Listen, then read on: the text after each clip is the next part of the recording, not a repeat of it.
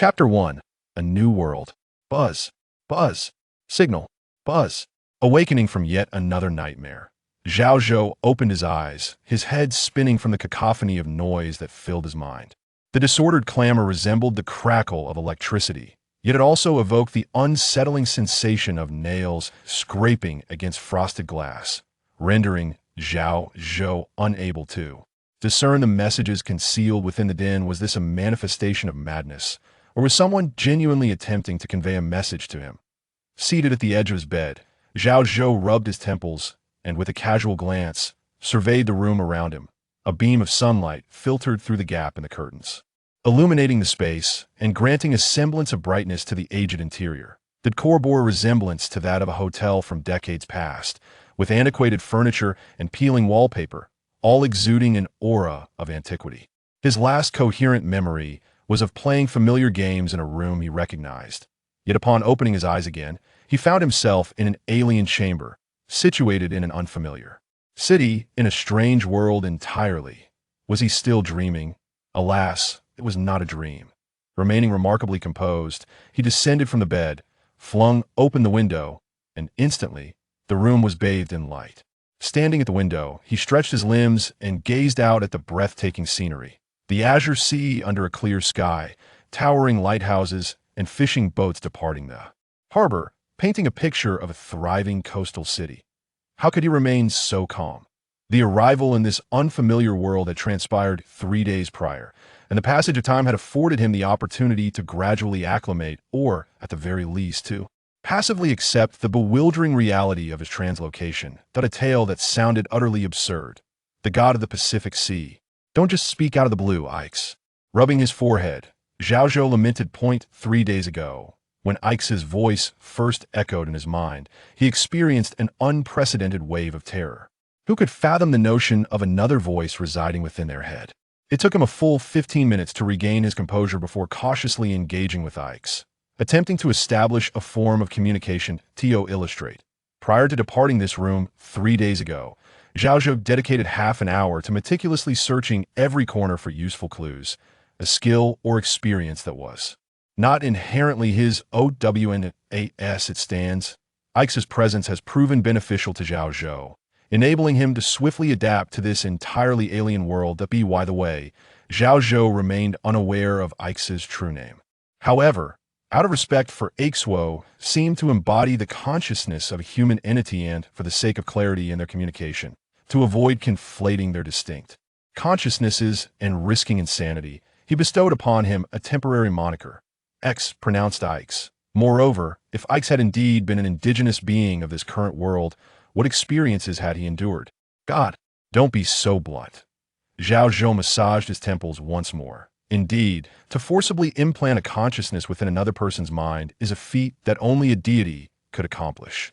Yet, as the individual at the center of this, Zhao Zhou was wholly uninterested in associating with such an entity, especially after learning the Empire's adage, do not trust any unfamiliar powers or existences. Surely, this conveyed some unsettling signal, right?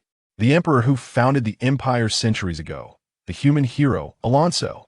Regrettably, Zhao Zhou suspected that he had been marked, and he even harbored suspicions that this presence was the very cause of his translocation. What a formidable entity, a god. With a sense of trepidation, Zhao Zhou made his way to the bathroom, turned on the faucet, and splashed water on his face. He then lifted his gaze to the mirror on the wall, where his reflection stared back. Black hair, dark eyes, and despite a somewhat pallid complexion that suggested fragility, was overall quite handsome. Regrettably, Ikes had informed him that this was a world that revered physical prowess. Not too shabby. Muttering to himself, Zhao Zhou glanced at his left hand, where a metallic shackle rested. Upon closer inspection, the black metal cuffs bore green protrusions the size of fingernails on either side, smooth to the touch, their composition unknown but crystal or gemstone. He recognized it as a psychic restraint, a precaution left by the police of Bailey Street to guard against any threats he might pose to the city. Knock, knock. Knocked at a knock resounded at the door. Zhao Zhou opened it to find a girl with dark red hair standing before him. She appeared to be around 17 or 18, her shoulder-length dark red hair framing features that were not particularly refined and even bore some freckles. Yet, upon prolonged observation, These imperfections cease to be flaws, resembling a Western European girl from Zhao Zhou's memories. "Good morning, Melissa." Zhao Zhou greeted her with a smile, and information about the girl suddenly flooded his mind. Melissa Beers, known as Missy in her youth, the only daughter of Leek Beers, the owner of the Sea Serpent's Tail Inn, born on August 18th, 186, currently 17 years old approximately. 5.3 feet tall, weighing between 95 to 105 pounds. Measurements. Ahem, that's quite enough, Ikes. Zhao Zhou pretended to cough to interrupt Ikes. He would swear to the heavens that he was not some sort of pervert. This was merely Ikes' instinctive scouting. Perhaps Ikes had once been involved in detective work during his human life. "John?" The girl regarded Zhao Zhou with a puzzled expression as he coughed into his fist, concern lacing her voice as she inquired, "Are you feeling unwell?" "No, I'm perfectly fine." Suppressing Ikes' instinct to probe, Zhao Zhou smiled and asked, "Do you have any good news?" John Q, a pseudonym Zhao Zhou had adopted based on his own name, as the common tongue of this world, Trier, could not accurately distinguish between Zhao and Zhou. Moreover, through his exchanges with Ikes, Zhao Zhou had preliminarily confirmed that Trier bore at least an 80 resemblance to the English he remembered. How astonishing! However, Zhao Zhou presently lacked the energy to delve into such explorations, for he was anxiously awaiting a piece of news that the girl nodded, a smile gracing her lips as she delivered some good news to Zhao Zhou. "That my father just received a call from the Bailey Street Police Department, stating that your blood test has passed. They welcome you to join them." "Congratulations, John. Thank you very much for relaying that." Zhao Zhou suppressed his excitement as he expressed gratitude to Melissa. Once he closed the door again, he clenched his fists in exhilaration. Yes, is applying to become a police officer truly such an exhilarating prospect? The answer is a resounding yes, for this world not only harbors deities, but also extraordinary individuals endowed with remarkable powers. Chapter 2. The Inn and the Bells family. 10 minutes later, having completed his morning routine, Zhao Zhou hurried out of his room. The Sea Serpent Inn is situated in the port district of Kinich, located on the thoroughfare leading to the docks, which is colloquially referred to as the Straight Street. Despite there being several routes to the harbor, this inn boasts a history of several decades, characterized by its 3.5-story structure. The ground floor serves primarily as a dining area and tavern, while the second and third floors are rented out to travelers, each accommodating approximately 7 or 8 rooms. Available for both long-term and short-term stays. Additionally, there is an attic where miscellaneous items are stored. 3 days prior, on a fateful morning, fishermen discovered a comatose Zhao Zhou by the seaside. After notifying the local police, they took the presumably shipwrecked Zhao Zhou to the Sea Serpent Inn, thus providing him with a semblance of shelter in this unfamiliar world. This act of kindness instilled in Zhao Zhou a profound appreciation for the innkeeper, Mr. Lek Bells. A man of rugged appearance and imposing stature, yet remarkably amiable. Mr. Bells graciously allowed Zhao Zhou to stay on credit, which offered him considerable convenience. Otherwise, he would have had to seek assistance from the local police. The clientele of the inn predominantly consists of local sailors and fishermen, which explains why it had yet to open for business at that hour. As Zhao Zhou made his way to the ground floor, the Bells family was preparing to enjoy breakfast under the dim glow of a few hanging electric lamps.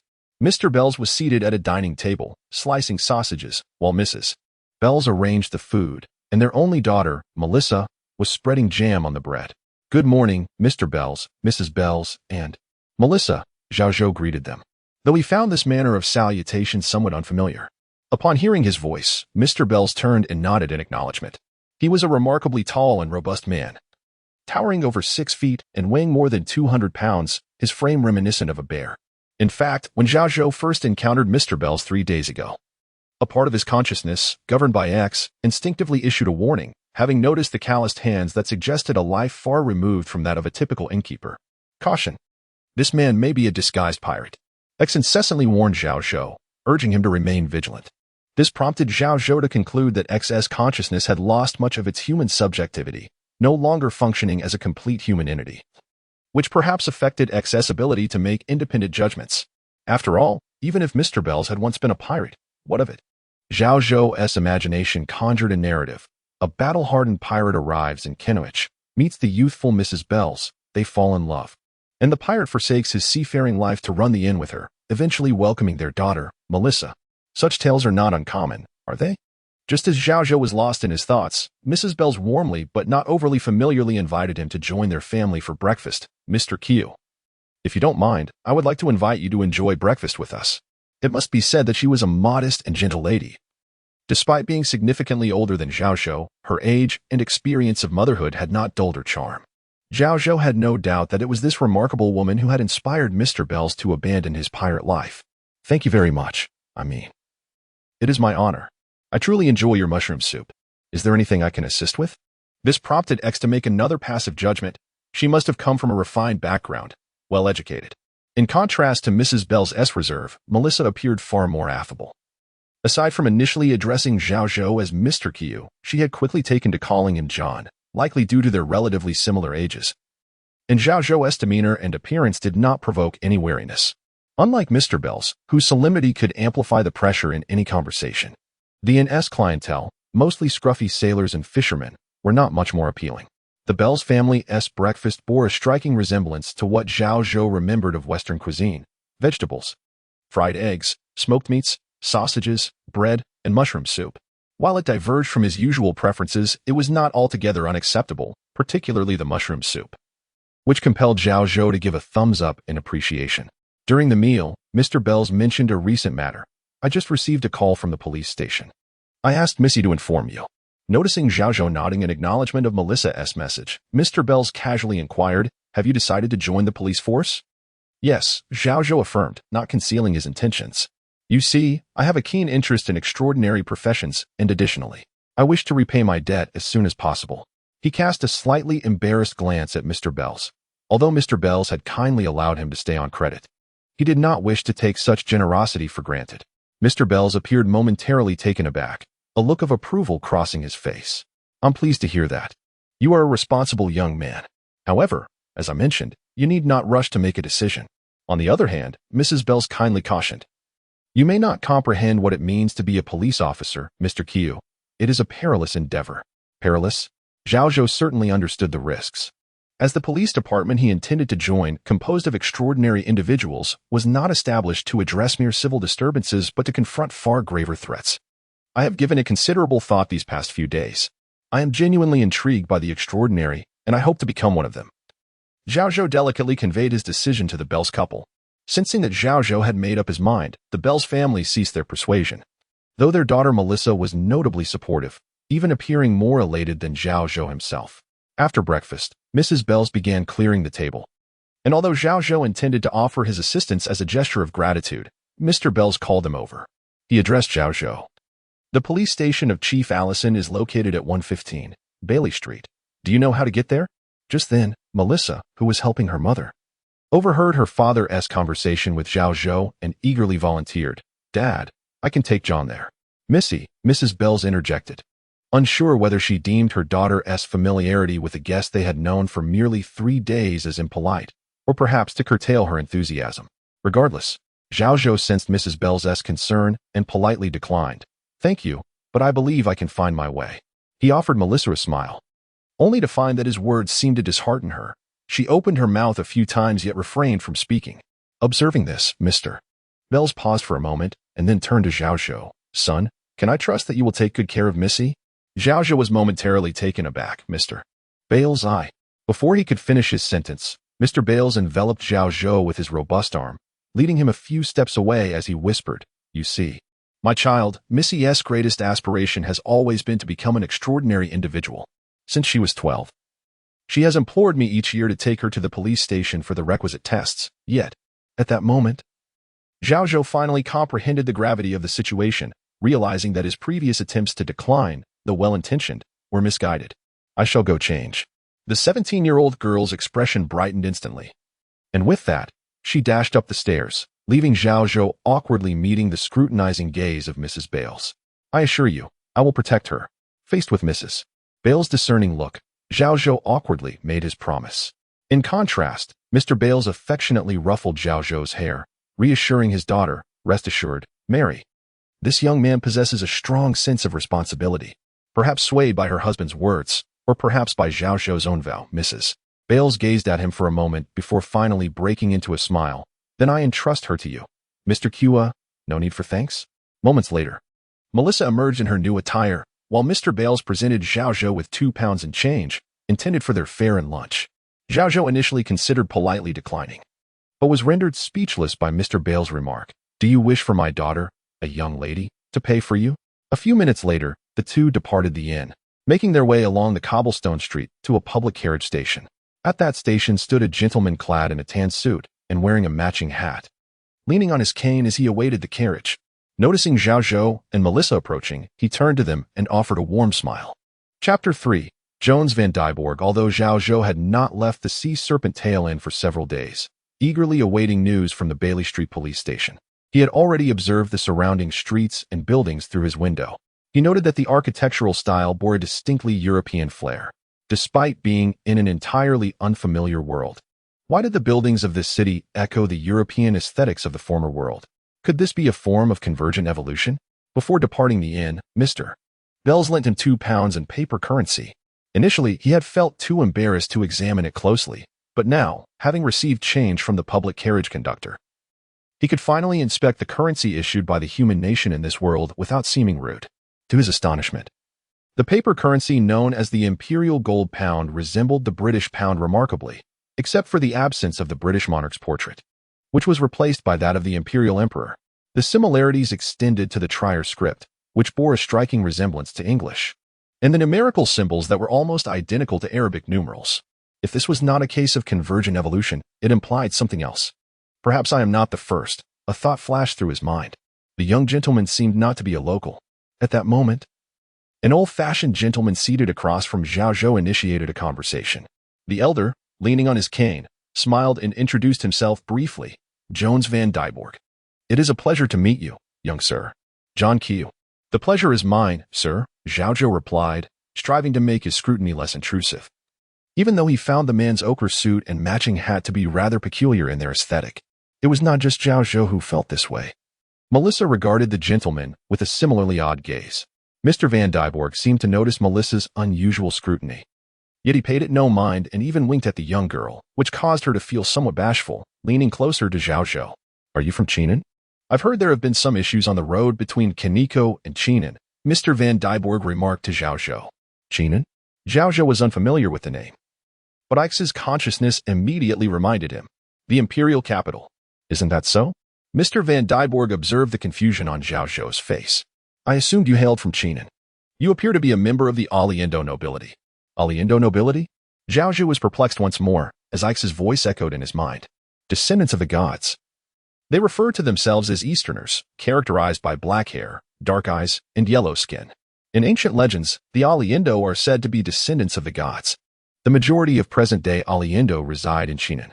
Descendants of the gods? Easterners? Zhao Zhou was taken aback and inquired of Ike's. "Are you referring to Alonso?" Indeed. Zhao Zhou was increasingly astonished. Previously, he had speculated that perhaps a predecessor from Europe had traversed to this world, likely the heroic figure Alonso, who introduced European culture here. Yet now, he learned that the descendants of the gods referred to themselves as Easterners. This was clearly contradictory. While it was true that, according to Ike's description, the imperial capital, Khan, was situated in the eastern continent, and it was not unreasonable for the locals to identify as Easterners. But, was it truly the case? Regrettably, Ike's had little knowledge about the Aliendo nobility, further confirming that Ike's was not omniscient. "My apologies," Zhao Zhou shook his head. "I should not be considered the Aliendo nobility you mentioned. My journey to this city is rather complicated. My ship unfortunately encountered a maritime disaster, and I was fortunate that local fishermen discovered and aided me while I was unconscious. Regrettably, I lost some of my memories as a result." Mr. Van Dyborg interrupted this line of conversation to express his sympathy. In the ensuing time, Zhao Zhou and Mr. Van Dyborg engaged in casual conversation. He discovered that Mr. Van Dyborg was a retired university professor who had resigned years earlier due to personal reasons. He had since formed a society dedicated to the study of archaeology and mystical knowledge with like-minded friends, assuming the role of president of this esoteric society. While Zhao Zhou understood archaeology, the concept of mysticism made him smirk slightly, only to subsequently find it reasonable. After all, this was a world inhabited by gods and supernatural beings. Could this not be deemed mysterious? His interest piqued. He could not help but inquire. "May I ask what your primary research focuses on?" "Of course," Mr. Van Dyborg said without hesitation, lowering his voice conspiratorially. We are studying gods. Gods? Zhao Zhou was momentarily taken aback, while Melissa's eyes widened in astonishment. Yes, gods, Mr. Van Dyborg exclaimed, his right hand gesturing animatedly in the air. We are aware of several gods currently known, such as Alonzo, the god of war, the radiant sun, the lost blazing sun, the god of technology and machinery, the mother of earth, and the god of storms, thunder, and the ocean. However, apart from Alonzo, humanity knows far too little about them. Where do they come from? What is the source of their power? Zhao Zhou was astounded, while Melissa covered her mouth in shock, inching closer to Zhao Zhou as if encountering a madman. Yet Mr. Van Dyborg was oblivious to their reactions, growing increasingly animated as he asked Zhao Zhou, "Are you not curious about how they were born and how they fell? For decades, my friends and I have unearthed numerous ancient texts. In these old documents, the names of gods such as the god of weaving, the god of art, the moon goddess, the goddess of wealth, the god of knowledge, the god of magic, the god of combat, and the goddess of night sometimes emerge, but they seem to have vanished entirely, existing only as shadows in ancient literature. Where have they gone? People seeking to uncover the origins of the gods. Is this not somewhat mad?" Just then, the carriage came to a gentle stop, and the conductor called out, "For the two at Bailey Street Police Station, we've arrived." "John, we are here," Melissa exclaimed, quickly standing and pulling Zhao Zhou as if eager to leave. Thus, Zhao Zhou politely bid farewell to Mr. Van Dyborg, saying, "Your research with your friends is truly astonishing. I hope to have the opportunity to inquire further in the future." What had initially been a courteous exchange took an unexpected turn when Mr. Van Dyborg handed him a business card. "I am equally pleased to meet a friend interested in this. Should you wish to join us, please contact me." Zhao Zhou glanced at the card, but before he could respond, Melissa tugged him down from the carriage. This is utterly insane. Once the public carriage had slowly departed, Melissa crossed her arms and shivered, then noticed Zhao Zhou intently examining the card. "Are you going to keep it?" she asked. "Father said it's best not to associate with such dangerous individuals." "He's not exactly a dangerous individual, is he? He is a university professor, after all." Zhao Zhou did not perceive any threat from Mr. Joris Van Dyborg. At least, the consciousness of X did not issue any warnings regarding him. The occult society. Joris Van Dyborg. However, prior to this, he aspired to become an extraordinary individual, to acquire wondrous powers, and to fulfill the dreams of his childhood. As he tucked the business card into the inner pocket of his coat, he lifted his gaze, and before him stood the police station at 115, Bailey Street. Chapter 4. Bailey Street Police Station. The Bailey Street Police Station, located at 115, Bailey Street, appears rather unremarkable, resembling a typical row of apartments. The mosque visible at the entrance seems to testify to the station's long-standing history. "So narrow," murmured Zhao Zhou as he stood before the station's entrance. He recalled that in his homeland, the doors of police buildings were generally wide, often featuring 4 or even 6 panels, conservatively measuring at least 5 or 6 meters in width. In contrast, the entrance before him consisted merely of a modest double door, made of wood and glazed, evoking the sensation of having stepped into 19th century Western Europe. Upon reflection, the architectural style of this city indeed bore resemblance to that bygone era. Notably, above the station's entrance, the word police was inscribed, striking a familiar chord with Zhao Zhou. It was evident that this was the term for the police department in Triran. Yet when compared to the English he remembered, it was not just similar, it was identical. "Shall we proceed inside?" Zhao Zhou called out to Melissa, gesturing for her to enter as he pushed open the police station's door. This gentlemanly act elicited a smile from Melissa, who stepped in without hesitation. Her curiosity piqued as she surveyed her surroundings. Behind the humble entrance lay a similarly narrow corridor, which opened into a spacious room just a few meters in. 2 female officers clad in deep blue uniforms sat behind a consultation desk. Upon noticing their approach, they looked up, and one of them stood to address them politely. "How may we assist you today?" Zhao Zhou stepped forward, retrieving the business card left for him by Chief Allison a few days prior from his inner pocket.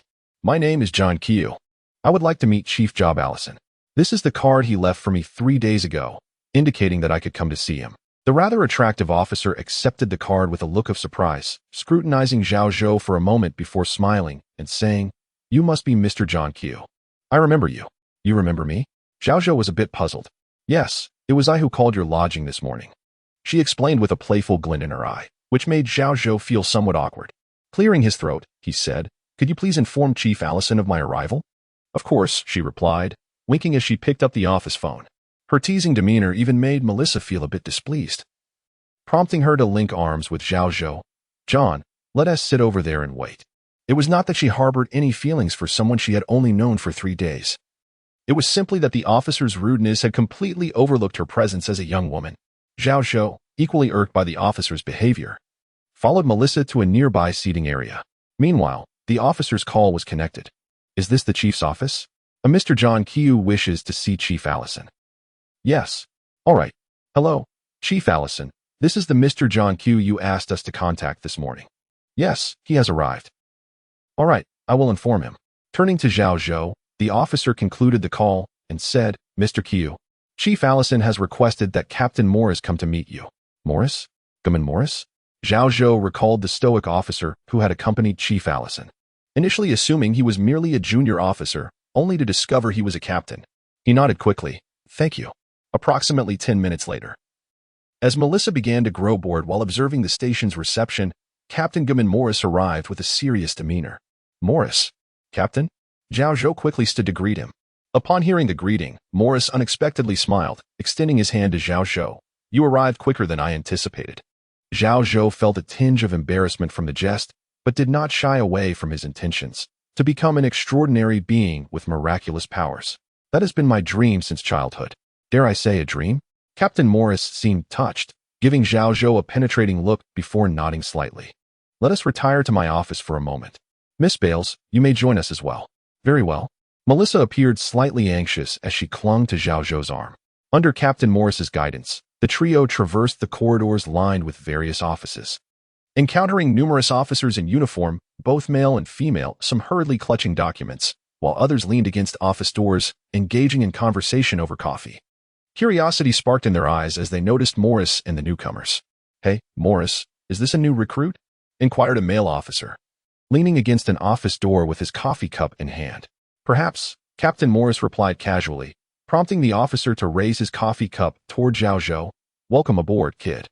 Moments later, Captain Morris led Zhao Zhou and Melissa to his office, marked by a sign bearing his name and title, Captain of the First Squad, KSOD, Gamin Morris. What does KSOD stand for? Zhao Zhou wondered, unable to suppress his curiosity. Noticing his inquisitive glance, Captain Morris, with his back turned, casually explained, Kennecott Special Operations Division, abbreviated as KSOD. "Please, come in, both of you." How did he notice? Zhao Zhou was astonished, wondering if Captain Morris had eyes in the back of his head.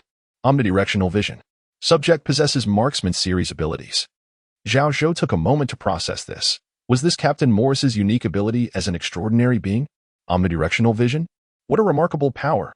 However, what was the marksman series?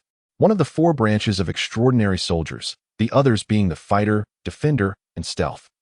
Mastering 2 series simultaneously allows one to attain a higher tier extraordinary profession. Currently known higher tier professions include hunter, or knight, blade dancer, assassin, and heavy armored soldier. I said, "Please take a seat." Captain Morris scrutinized Zhao Zhou, interrupting his silent exchange with X. "Oh right." Captain Morris then spread his hands nonchalantly, saying, "Just a minor ability of an extraordinary being. Coffee? No, thank you. I'll pass." Melissa shook her head, casting an envious look at Captain Morris. Noticing this, Captain Morris closed the office door and took a seat behind his desk. After instructing them to wait a moment, he began rummaging through a drawer. Seizing the opportunity, Zhao Zhou and Melissa began to survey the office. It was, by all accounts, a rather ordinary office, furnished with 2 metal filing cabinets, a desk cluttered with piles of documents, a coffee cup, a set of keys, and several scattered pens. Are we still in an age without computers? Zhao Zhou mused silently to himself. At last, Captain Morris discovered what he had been seeking, a slender file folder. He placed it upon the table, closed the drawer, and fixed his gaze intently upon Zhao Zhou. "Allow me to inquire once more. You wish to apply to join our precinct as an extraordinary individual, correct?" "Indeed," Zhao Zhou replied, nodding in confusion. "Is there another question?" "I believed I had already passed that test." In truth, 3 days prior, shortly after his awakening, Director Allison and Captain Morris had interrogated him at the Serpent's Tail, posing a multitude of inquiries regarding his origins and how he had arrived in Kennecott. At that time, Zhao Zhou was utterly at a loss for explanation, resorting to feigning amnesia from a shipwreck. Coincidentally, or perhaps it was no coincidence at all, on that very day, Witnesses had observed a colossal vessel mysteriously sinking into the fog-laden sea, which allowed Zhao Zhou to assume the identity of a shipwreck survivor. Nevertheless, Captain Morris had offered Zhao Zhou a form of assurance, in the form of the psychic restraint still affixed to his left wrist. Moreover, upon learning of the existence of extraordinary individuals, Zhao Zhou's application to join the Bailey Street Police Department had also been declined by Captain Morris, citing uncertainty regarding any potential threat he may pose. It was not until this morning, after receiving a call from the precinct, that the suspicions surrounding him were lifted. Yes, you have passed the blood test, and the results indicate that your body is free from contamination. Captain Morris, with a serious demeanor, allowed the faintest smile to emerge. I merely wish to inform you that the officers of Kennequot are divided into two categories. One comprises those who maintain the city's order. They do not recruit extraordinary individuals, nor are they responsible for training them. The other, as you observed on the sign at the entrance, is the KSOD, the Kennequot Special Operations Division. We welcome all those with extraordinary potential, nurturing and training them to undertake perilous missions. However, I must caution you that this line of work is exceedingly hazardous. Have you given it due consideration? Hazardous? For someone who may already have caught the eye of the divine and harbors another consciousness within his mind, this role is perilous? Zhao Zhou mused, contemplating that becoming an extraordinary individual might afford him some means of self-preservation. After a mere second of reflection, he met Captain Morris's piercing gaze. Yes, excellent. Captain Morris replied with a nod of satisfaction, sliding the slender file folder toward Zhao Zhou. Sign it, and you shall be a member of the KSOD. Chapter 5. Becoming Extraordinary. Zhao Zhou rose and picked up the thin file folder, effortlessly extracting a contract agreement from within. Unlike the convoluted and excessively lengthy contracts he had previously encountered, which seemed designed to confound the signatories, this agreement was refreshingly concise and clear, encapsulated in a few succinct points. Firstly, there was an unequivocal demand for obedience, to comply with the directives of the police department and the national deployment and scheduling, emphasizing that one must never abandon their responsibilities and missions regardless of the circumstances. Secondly, there was a stipulation regarding confidentiality, mandating that prior to employment, one must not breach the police departments and the Empire's secrecy protocols, nor disclose any confidential information. Post-employment, depending on the circumstances, additional confidentiality agreements may need to be signed. Additionally, there were several supplementary regulations, such as prohibiting the abuse of power to infringe upon the rights of ordinary citizens, forbidding unwarranted killings, and preventing the destruction of public property. Given the Empire's nomenclature, Zhao Zhou initially harbored a rather unfavorable impression of this human nation. However, upon reviewing the constraints imposed on extraordinary public servants, he found the Empire's regulations to be quite commendable.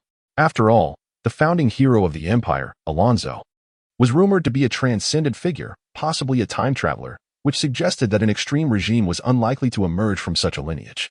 After a cursory examination, Zhao Zhou discerned no issues within the document. Following the constraints, the contract also delineated the treatment and remuneration of KSOD members, entailing an entry-level police officer's compensation of £10, along with additional allowances, including emergency deployment bonuses, hazardous task stipends, and disability benefits, even mentioning funeral assistance.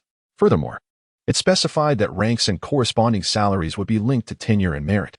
In summary, this was an exceptionally favorable contract, and after reviewing it several times without concern, Zhao Zhou utilized Captain Morris's pen to sign at the designated place, inscribing his name, John Chiu. Welcome to KSOD, Captain Morris stated, standing and extending his hand once more to shake Zhao Zhou's, officially welcoming him to the fold while collecting the signed contract. Thank you, Zhao Zhou expressed gratefully. His eagerness evident as he inquired, "Can we commence now? Am I to become an extraordinary being?" Seated beside him, Melissa shared in the excitement, as her primary intention for guiding Zhao Zhou that day was to witness the transformation of an individual into an extraordinary being firsthand. "Let us converse as we proceed," Captain Morris replied, his seemingly stern demeanor proving to be quite amiable.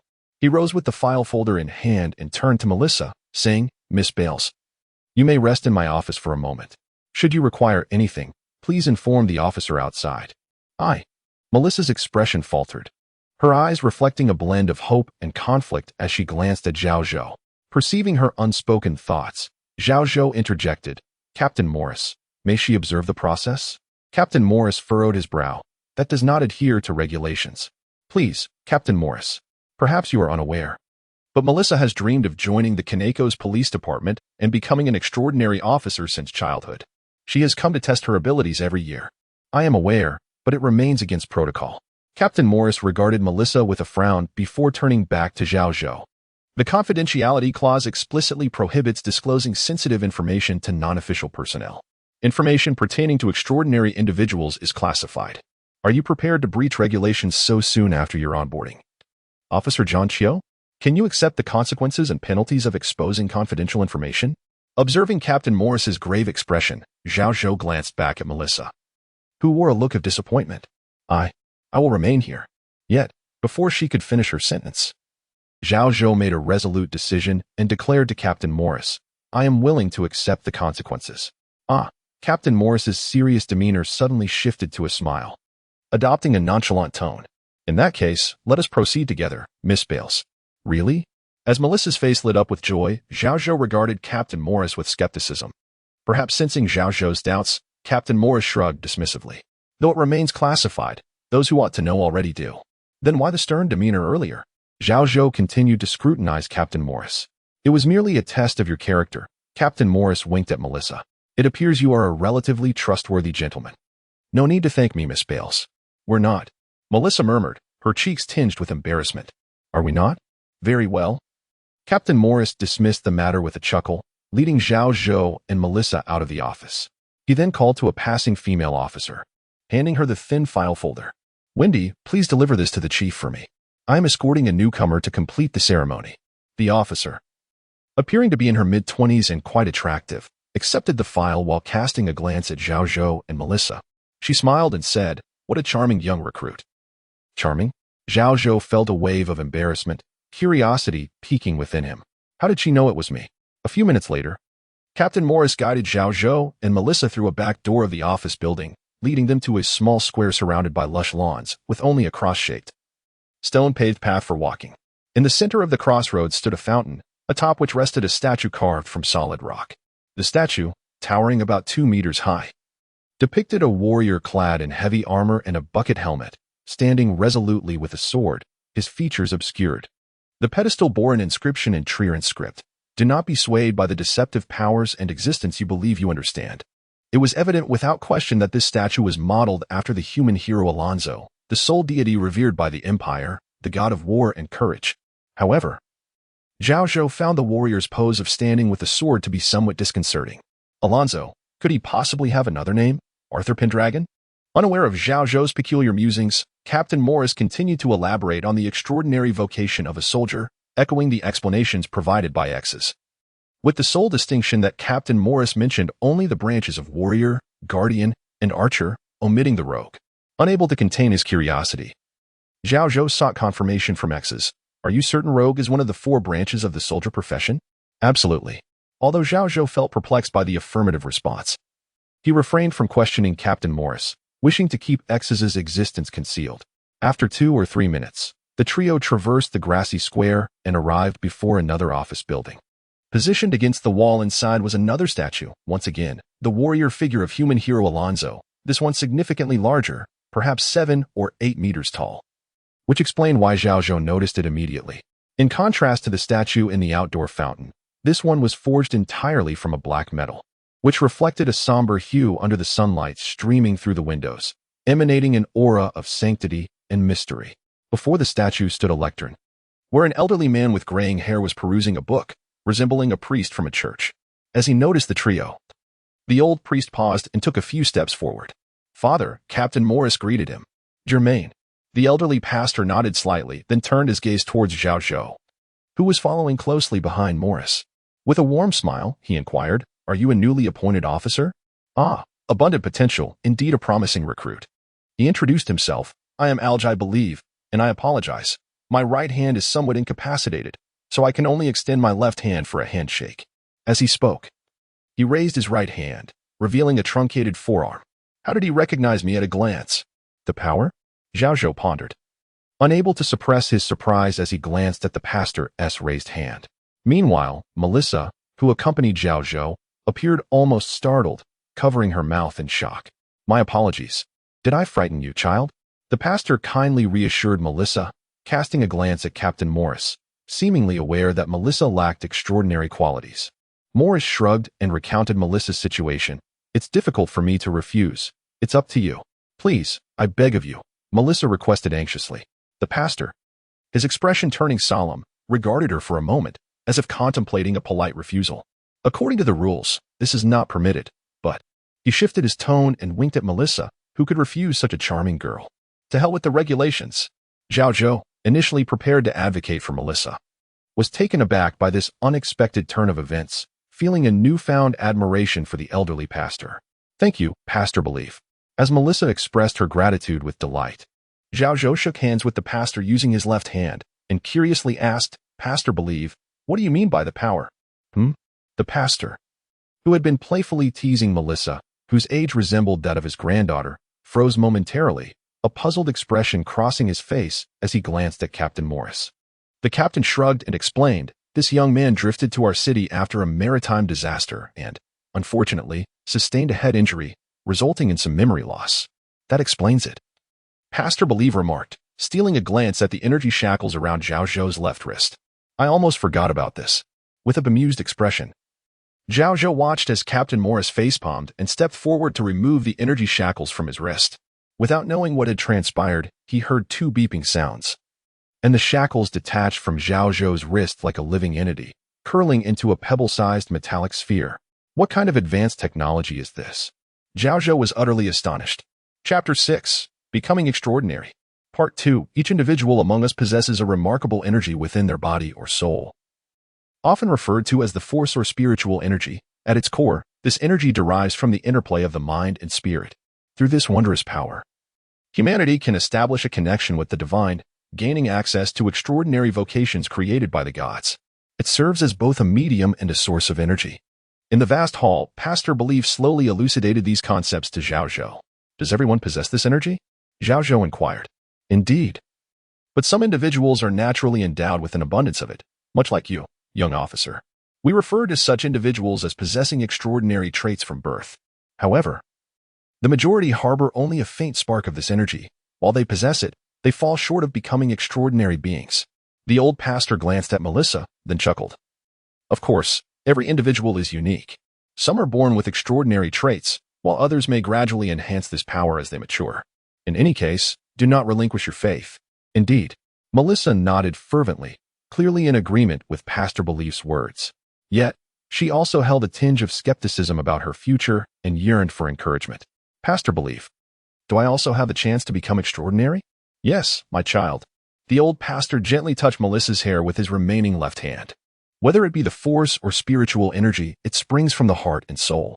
Not everyone is as fortunate as that young man beside you, who is innately endowed with extraordinary traits. Most individuals only unleash this power after enduring suffering and trials. Therefore, believe in yourself, and trust that one day the divine will recognize your perseverance." "Yes." Melissa nodded vigorously. At that moment, Zhao Zhou noticed a glimmer of pity and sympathy in Captain Morris's gaze directed at Melissa. When Morris realized Zhao Zhou was observing him, he averted his eyes. "What does this mean? Does Captain Morris disagree with Pastor Belief's assertion that extraordinary traits are solely innate?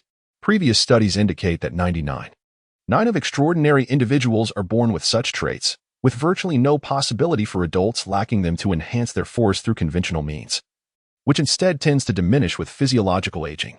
How could this be? Wait, conventional methods. Does this imply there are unconventional approaches? The use of prohibited substances strictly forbidden by the Empire. Prohibited substances? Just as Zhao Zhou was engaged in a clandestine exchange of consciousness with yaks, Pastor Belief had concluded his encouragement of Melissa and turned his attention to Zhao Zhou with a smile. "Now, let us begin, young officer. Please stand over here." "Oh, very well." Zhao Zhou promptly interrupted his interaction with yaks and complied with the old pastor's request, moving to stand before the imposing black metal statue. "What should I do?" "Place your palm upon it," the old pastor instructed, pointing to the sword held by the statue. "And then? Then you shall instinctively know what to do." The old pastor replied with a smile.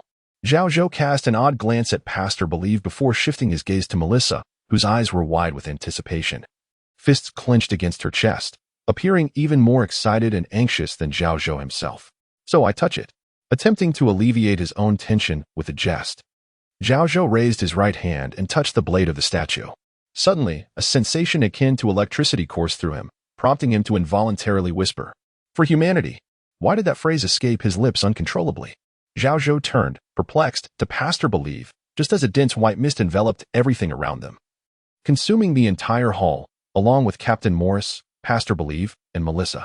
Before he could utter a sound of alarm, the surroundings transformed into a blank white expanse. Yaks. Yaks. This only heightened Zhao Zhou's anxiety. Although he had been startled by Yak's sudden emergence 3 days prior, the time spent together had granted him valuable insights into this world, somewhat assuaging his fear of the unfamiliar. Thus, he had gradually come to regard Yaks as a reliable ally or companion. Now, with this dependable presence abruptly vanished, a primal sense of dread gripped Zhao Zhou. At that moment, 3 figures materialized amidst the swirling white mist before him. As he instinctively assumed a defensive stance, the mist receded slightly, revealing the true forms of the 3 figures. They were 3 statues, each of a size comparable to his own, crafted from black metal, strikingly similar to the towering Alonzo statue that had brought him to this realm. From left to right, the 3 black iron statues represented a warrior wielding a great sword, a guardian adorned with a bucket helm and wielding a massive shield, and an archer bearing a crossbow with firearms slung across his back. Clearly, they corresponded to the warrior, guardian, and archer branches, with the rogue branch conspicuously absent. Why was there no rogue branch? Was it due to differing triggers? Zhao Zhou felt a pang of regret at being unable to consult Yak's consciousness for answers, contingent upon Yak's knowledge of the matter. As he surveyed the 3 black iron statues, a remarkable phenomenon occurred. Though they were immobile statues, as Zhao Zhou's gaze passed over them, they seemed to spring to life. First, the warrior statue brandished its great sword, demonstrating a powerful leap and a downward strike. Although the space was silent, the sheer force of the action was evident. It then roared, causing the great sword to split into 2, adopting a dual-wielding stance, and unleashed a flurry of slashes in all directions, culminating in a whirlwind of blades that showcased unparalleled offensive prowess. How about that? Zhao Zhou's lips twitched slightly. Heaven to the left, warrior to the right, huh? It was important to note that he was now in an entirely different and authentic world, where death likely meant an end without resurrection. Otherwise, Captain Morris wouldn't have warned him beforehand about the dangers he would face upon joining KSOD. Thus, selecting the first extraordinary vocation should ideally involve one that ensured survival. The warrior vocation seemed too perilous. Pass. Zhao Zhou then shifted his attention to the central guardian statue. As his gaze moved, the warrior statue fell silent, and the guardian statue came to life, adopting a defensive stance. It raised a massive rectangular shield that could cover most of its body, occasionally using the shield to deliver a heavy blow to an imaginary foe while wielding a one-handed sword in its right hand. How should one put it? Apart from the impressive heavy armor that Zhao Zhou found undeniably appealing, the guardian statue's display of attacks paled in comparison to that of the warrior statue. Nevertheless, it was evident that this vocation was undoubtedly the most survivable among the extraordinary professions. Notably, Zhao Zhou had learned from Yaks beforehand that the advancement criteria for the higher extraordinary vocation of War Knight required mastery of both the warrior and guardian skills, combining offense and defense. Although it lacked in ranged capabilities, it was deemed the most formidable humanoid beast on the surface of the earth. Certainly, the balanced warrior of war, as described by Eeks, is said to sacrifice a portion of the abilities of both the warrior and the guardian. For instance, in terms of warrior capabilities, one must relinquish the dual wielding of weapons, thus rendering the opportunity to engage in hand-to-hand combat nearly non-existent. However, Zhao Zhou does not particularly value this aspect. Following his focus on the guardian statue, Zhao Zhou turned his attention to the archer statue, which subsequently came to life with a vibrancy akin to that of a living being, demonstrating swift movement and rapid shooting, though it still lacked the brilliance of the warrior. Nevertheless, one should not underestimate the archer sequence, for, according to Eeks, it possesses the ability of omnidirectional vision. Zhao Zhou speculated that it likely also includes a form of long-range vision. Omnidirectional long-range vision. This is not merely an archer, but a sniper. Moreover, a sniper that is exceedingly difficult to ambush. In other words, this too is a profession that allows for survival. By the way, as Eeks noted, the archer sequence can also be paired with the guardian sequence to unlock the superior extraordinary heavy armored machines. As the name suggests, these are war machines bearing heavy weaponry, humanoid artillery. Eeks even revealed that, in light of the advancements in the Empire's firearms manufacturing over the past few decades, Heavy armored machines are gradually replacing the warrior knights as the mainstream choice of the Empire's elite forces. Although the truth of this remains uncertain, it does not deter Zhao Zhou from selecting the Guardian as his first extraordinary, primarily for its aesthetic appeal, and secondly, for its genuine potential for survival. So, how should one choose? Just as this question arose in Zhao Zhou's mind, the Guardian statue suddenly transformed into a stream of metallic light, merging into his body like a rainbow. John? Noticing Zhao Zhou's peculiar demeanor, Melissa quietly inquired, "Did you succeed?" "Ah." A fleeting glimmer of azure light, invisible to ordinary individuals, flashed in Zhao Zhou's eyes as he turned to Melissa. Amid the congratulatory smiles of Captain Morris and Priest Belief, he slowly nodded. "I succeeded." At last, he had become extraordinary. Chapter 7. Reshaping Cognition. John, how do you feel now? What is it like to become an extraordinary being? Melissa inquired eagerly. Her eyes filled with anticipation after receiving a confirming response from Zhao Zhou. What does it feel like? Zhao Zhou pondered quietly. It was not merely a figment of his imagination. After acquiring the extraordinary profession of guardian, he perceived a subtle enhancement in his strength, stamina, and reflexes. His formerly frail arms had oddly transformed, now taut and solid, the sensation of muscle tension palpable. Moreover, his vision had evolved. It became more vivid, colors more resplendent. At this moment, Zhao Zhou could even perceive shimmering streams of white, azure, and blue hues swirling around him, dazzling like an otherworldly rainbow. "What is that?" Zhao Zhou murmured, extending his hand to touch the enigmatic luminescence, only to find it eluded his grasp. "That is the energy in a transient state." The priest Belief elucidated before X could interject. "Our world is teeming with various energies, imperceptible to ordinary people, yet visible and tangible to the extraordinary. The reason I recognized you instantly lies in the potent primal force within you. At that time, however, you could not control it, allowing it to dissipate like a bonfire in the night." "Ah, I see," Zhao Zhou said, turning to glance at Melissa. Indeed. She too was surrounded by streams of luminescence in milky white, pale blue, and azure hues. Unlike the flowing ribbons in the air, her energy manifested as an irregular mass, reminiscent of a non-Newtonian fluid, constantly morphing in shape. Yet, no matter how it transformed, it remained tethered to her form. This must be the primal force, the spiritual energy, the innate extraordinary power each individual possesses. However, Melissa's energy was notably feeble, akin to a flickering azure flame, constantly wavering and dancing. Not to mention that particles appeared to be slowly leaking from it into the air. In contrast, the priest Belief and Captain Morris, as perceived by Zhao Zhou, exuded no such peculiar luminescence. This was likely due to their adept control over their inner primal forces, preventing them from leaking out. The subsequent affirmation from X confirmed Zhao Zhou's suspicions. Additionally, he could distinctly sense an unfamiliar presence within his own being. He was aware of its existence. Yet it remained beyond his control. That is the seed of extraordinary power known as Guardian. X explained almost simultaneously with Zhao Zhou's realization. It was not a testament to his intelligence, but rather, the entity embedded within him, referred to by X as the seed of extraordinary power, instinctively conveyed this information. Could it be that moment? Zhao Zhou's mind flashed back to the scene in the misty space. After making his choice, the Guardian statue had transformed into a stream of metallic light, merging with his body. Perhaps that entity had metamorphosed into this seed of power, small yet containing the essence of the Guardian profession. Why does it feel as if I downloaded a compressed file of Guardian onto a server? Zhao Zhou mused, glancing at the imposing black iron statue of Alonzo before him. While he contemplated this, the priest Belief approached him and softly remarked, "May you always uphold your convictions and never lose your way." "Thank you. I truly appreciate it," Zhao Zhou responded. A few minutes later, Captain Morris led Zhao Zhou and Melissa to bid farewell to the priest Belief and exited the hall. In comparison to the energy streams surrounding the Alonzo statue within the hall, the energy outside was somewhat diminished.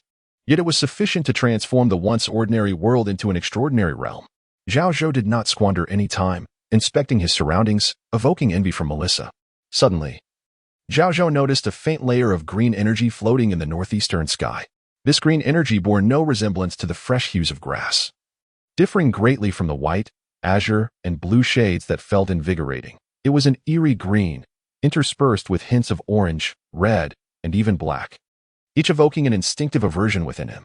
"What is that? That green, cloud-like substance?" Zhao Zhou inquired, pointing towards the distant northeastern horizon. "That's the pollution from the southern marshes," Morris explained, seemingly unperturbed by Zhao Zhou's repulsion. That area has suffered severe contamination, populated by numerous polluted creatures. Upon their natural or unnatural demise, their internal energies leak out, exacerbating the pollution of the entire marsh. It seems I need not remind you to be cautious of certain colors of energy. Beside them, Melissa strained to locate the green cloud they spoke of, yet to ordinary eyes, it appeared merely as a clear sky, devoid of any anomalies. A few minutes later, Captain Morris escorted Zhao Zhou and Melissa to the office of Director Allison on the second floor of the police station. Outside the office, a blonde female assistant was operating a typewriter with remarkable speed. "Is that a typewriter?" Zhao Zhou asked, glancing curiously before instinctively feeling a gaze upon him. Turning, he found Melissa watching him, her lips pursed in a slight pout. "Please, I was merely observing the typewriter," he defended silently. "Beth, is the director inside?" Morris inquired. "Yes, she is," Beth replied, smiling at Zhao Zhou. "This must be the new officer, John Keo. I'm Beth, assistant to Director Allison. Wendy was just here." "The director is awaiting you." No need," Melissa interjected, refraining from requesting to accompany them. Her intention had been solely to witness the transformation into an extraordinary being, fulfilling her curiosity. With that objective achieved, she naturally refrained from causing any inconvenience. With a creak, Morris opened the office door and led Zhao Zhou inside. Director Allison's office was bright and orderly, sunlight streaming through the window onto the carpet. For sofas were neatly arranged, and a glass coffee table in the center held a crystal-clear vase containing a flower of which Zhao Zhou could not name. Its verdant branches adorned with a pristine white bloom.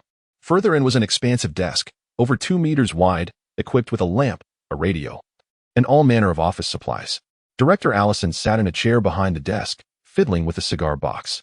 As Morris and Zhao Zhou entered the office, Director Allison rose, circled the desk, and offered the cigar box. "Thank you, but I'll pass," Zhao Zhou politely declined. Morris, however, was less reserved, extracting a cigar and sitting on the sofa, adeptly lighting it. "What is it like to become extraordinary?" Director Allison asked, not partaking in the cigar. He placed the box on the glass table, smiling as he gestured for Zhao Zhou to take a seat. After a moment of contemplation, Zhao Zhou honestly expressed his most profound impression. "It feels incredible, as if I have come to rediscover the world." "What a marvelous metaphor," Director Allison chuckled, glancing at Morris before addressing Zhao Zhou. "I trust that Gummin has conveyed everything necessary, so welcome to the Kenai Coast Police Department. I hope our time together is pleasant." "Thank you." Zhao Zhou politely grasped Director Allison's outstretched right hand, stating, "I shall fulfill my duties as an officer and cooperate with the precinct's efforts." Director Allison chuckled heartily, shaking his head as he replied, "I believe in you. But KSOD officers are unlike ordinary police. You need not concern yourself with typical law enforcement issues, especially since you have only recently become extraordinary. By the way, which branch have you chosen?" "Guardian," Zhao Zhou responded. "Ah, Guardian." Director Allison's expression suddenly shifted to one of subtle complexity, while Captain Morris merely shrugged. This left Zhao Zhou feeling inexplicably awkward, prompting him to sheepishly explain, "I really like that. Full heavy armor." In truth, the striking full heavy armor of the Guardian sequence was indeed his primary motivation for the choice. However, another significant reason lay in the fact that the Guardian profession offered the best chance for survival. Yet, in the presence of Director Allison, he felt reluctant to voice the truth. Perhaps noticing Zhao Zhou's discomfort, Director Allison chuckled and added, "A wise choice. The Guardian branch possesses great potential in the future. Whether paired with warrior or archer, one can become a formidable force. However, Guardians tend to be quite weak initially." As he spoke, he turned to Morris, "German, have you been in touch with Dana and the others these past few days?"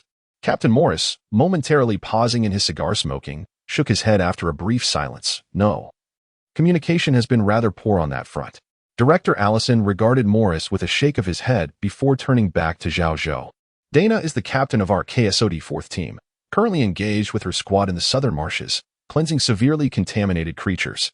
She is a resilient and courageous woman, as well as a warrior knight.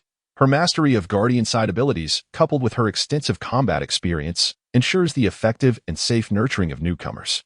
If you have no objections, I can transfer you to the 4th group. Trust me, she is an exceptional leader and mentor." The notion of an upper-tier extraordinary warrior knight, arguably the strongest humanoid beast on the surface? Zhao Zhou expressed a keen desire to witness it for himself. Chapter 8, The SP Factor. 20 minutes later, Zhao Zhou departed from Bailey Street Police Station with Melissa. As noon approached, They opted to dine on Bailey Street, given their financial constraints. They ultimately settled on a modestly priced establishment.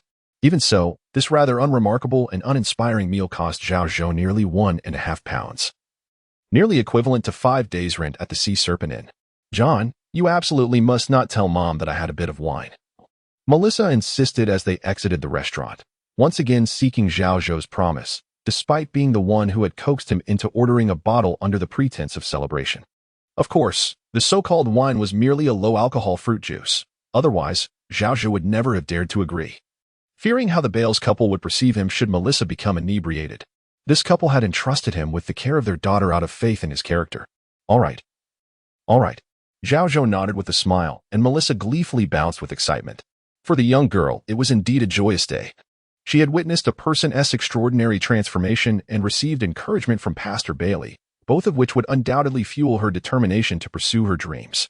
However, her cheerful spinning and running around Zhao Zhou, reminiscent of a child, made him feel somewhat awkward, particularly as the gazes of passers-by frequently fell upon him. Notably, on their way to the nearest public carriage station, Zhao Zhou spotted a car passing by. It seems there is a technological disparity in this world, he mused, recalling the shape-shifting psychic shackles, which must surely be far more complex to manufacture than a mere automobile. In his previous fervor to become extraordinary, he had overlooked the city around him. Now, he perceived that the architectural styles were reminiscent of the 19th century in the original world. Yet, the existence of the psychic shackles suggested an advanced technology beyond this era, leaving Zhao Zhou with a peculiar sense of dissonance. At that moment, although the Sea Serpent Inn had opened its doors, it was devoid of guests. Mr. Bales absent-mindedly wiped down the greasy counter, while Mrs. Bales busied herself in the kitchen, preparing for the dinner rush, which primarily consisted of workers, crew members, sailors, and fishermen from the nearby port. Thus, dinner was the busiest time for the inn, while other times were relatively quiet. Upon seeing Melissa, the previously burdened Mr. Bales broke into a smile and asked his daughter, "How was your day?" Melissa excitedly recounted her experiences of the past few hours. "I took John to the police station, where we met Captain Morris, who showed us the hall inside the station. And we met Pastor Bailey. Pastor Bailey might have lost his right hand due to some dreadful encounter, making him appear somewhat intimidating, but he is truly kind. He encouraged me." As she narrated her tale, Mrs. Bales emerged from the kitchen, drawn by her daughter's animated voice, eager to hear about how she had witnessed Zhao Zhou's extraordinary transformation. Naturally, the matter of the wine was conveniently omitted. It is worth noting that although neither Pastor Bailey nor Captain Morris had instructed Melissa to keep the transformation a secret, she nonetheless maintained her discretion, solemnly informing her parents, "Unfortunately, I cannot share the details of John's extraordinary transformation. It is a police secret." "That is quite unfortunate," Mr. Bales remarked, his smile betraying the insincerity of his disappointment. He then turned to Zhao Zhou, who stood behind Melissa, nodding in gratitude. "Thank you, young man, and congratulations." Zhao Zhou was somewhat taken aback by Mr. Bales' apparent lack of desire for the extraordinary. He smiled and replied, "Thank you. I should be thanking Melissa. Without her, I might have spent much more time locating the police station. May I head upstairs?" As he politely indicated his intention to depart, Mrs. Bales subtly expressed her gratitude in her own manner. "Tonight's main course is grilled steak, accompanied by Mr. Keogh's favorite mushroom soup. I look forward to it." Zhao Zhou replied courteously before bidding farewell to the family and ascending the staircase. Upon returning to his room on the 3rd floor, he quickly shut the door, shedding his coat before making his way to the washroom mirror. As expected, it was not merely an illusion. The physique that had appeared somewhat frail in the morning now exhibited the beginnings of muscle in his chest and arms, as if he had been diligently working out at the gym for 2 months. Although he was still far from resembling a bodybuilder, the initial signs were evident. Of course, these changes were merely superficial. The true marvel lay within him, the extraordinary seed of guardianship that had taken root. Indeed, it should be referred to as an extraordinary seed, for that force of exceptional power within him resembled a seed that had yet to germinate, requiring Zhao Zhou's engagement with something remarkable to flourish and become a towering tree. This extraordinary seed had already conveyed to him the essence of the skills it contained. It was neither a dream nor a jest. Zhao Zhou distinctly perceived the message being relayed to him. It was unequivocally akin to skill points, reminiscent of those found in games. Zhao Zhou was no stranger to the concept of earning skill points through leveling up. Why was this happening? In a tangible world, why was there a system resembling a game for upgrading skills? Was it possible that the heroic figure Alonso, the creator of the extraordinary profession, was merely a gaming enthusiast? Moreover, how had he achieved this? The prevailing academic consensus posits that skill points, alternatively known as SP factors, are a specific essence of energy condensed within an individual. They serve as a universal key, capable of activating and lifting the multi-layered restrictions that confine the extraordinary seed, thus granting individuals the divine extraordinary powers bestowed by God. This explanation is certainly more palatable than the notion of a game-like leveling system manifesting in the real world. At least Zhao Zhou found the logic coherent. Yet, he remained puzzled as to why Alonso had opted for such a peculiar and convoluted method. Would it not have been simpler to bestow all powers directly upon humanity? Was he not a hero for humankind? Was it because he was unable, or were there other reasons at play? As he pondered, an idea struck him. Hey, X, is Alonso still around? Is he alive?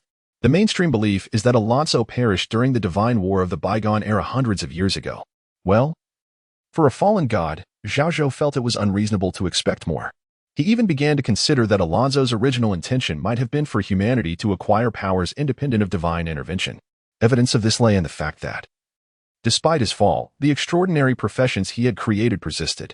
Even though he had learned this from his past gaming experiences, according to conventional logic, if a god fell, his followers and devotees should lose all their powers. Unless the powers possessed by the followers or devotees were not significantly tied to the deity, but rather, the latter merely provided a means to acquire strength. If this were true, Zhao Zhou felt that Alonso truly embodied a deity concerned for humanity. No wonder. Even centuries after his fall, he remains the sole god worshipped by the empire. After a moment of reflection, Zhao Zhou redirected his focus to the skill points, or rather, the SP factors. Following the information conveyed by the extraordinary seed, Zhao Zhou, seated by the bed, closed his eyes. It was indeed not unfamiliar. With a wry smile, Zhao Zhou suppressed his urge to critique and directed his will towards the peculiar black iron door adorned with strange patterns behind the statue. The door bore an illustration resembling a circular tree classification diagram commonly used in biology. In this depiction, the upper left, lower left, and lower right sectors appeared dim and lifeless, while the upper right sector displayed a more vibrant base color.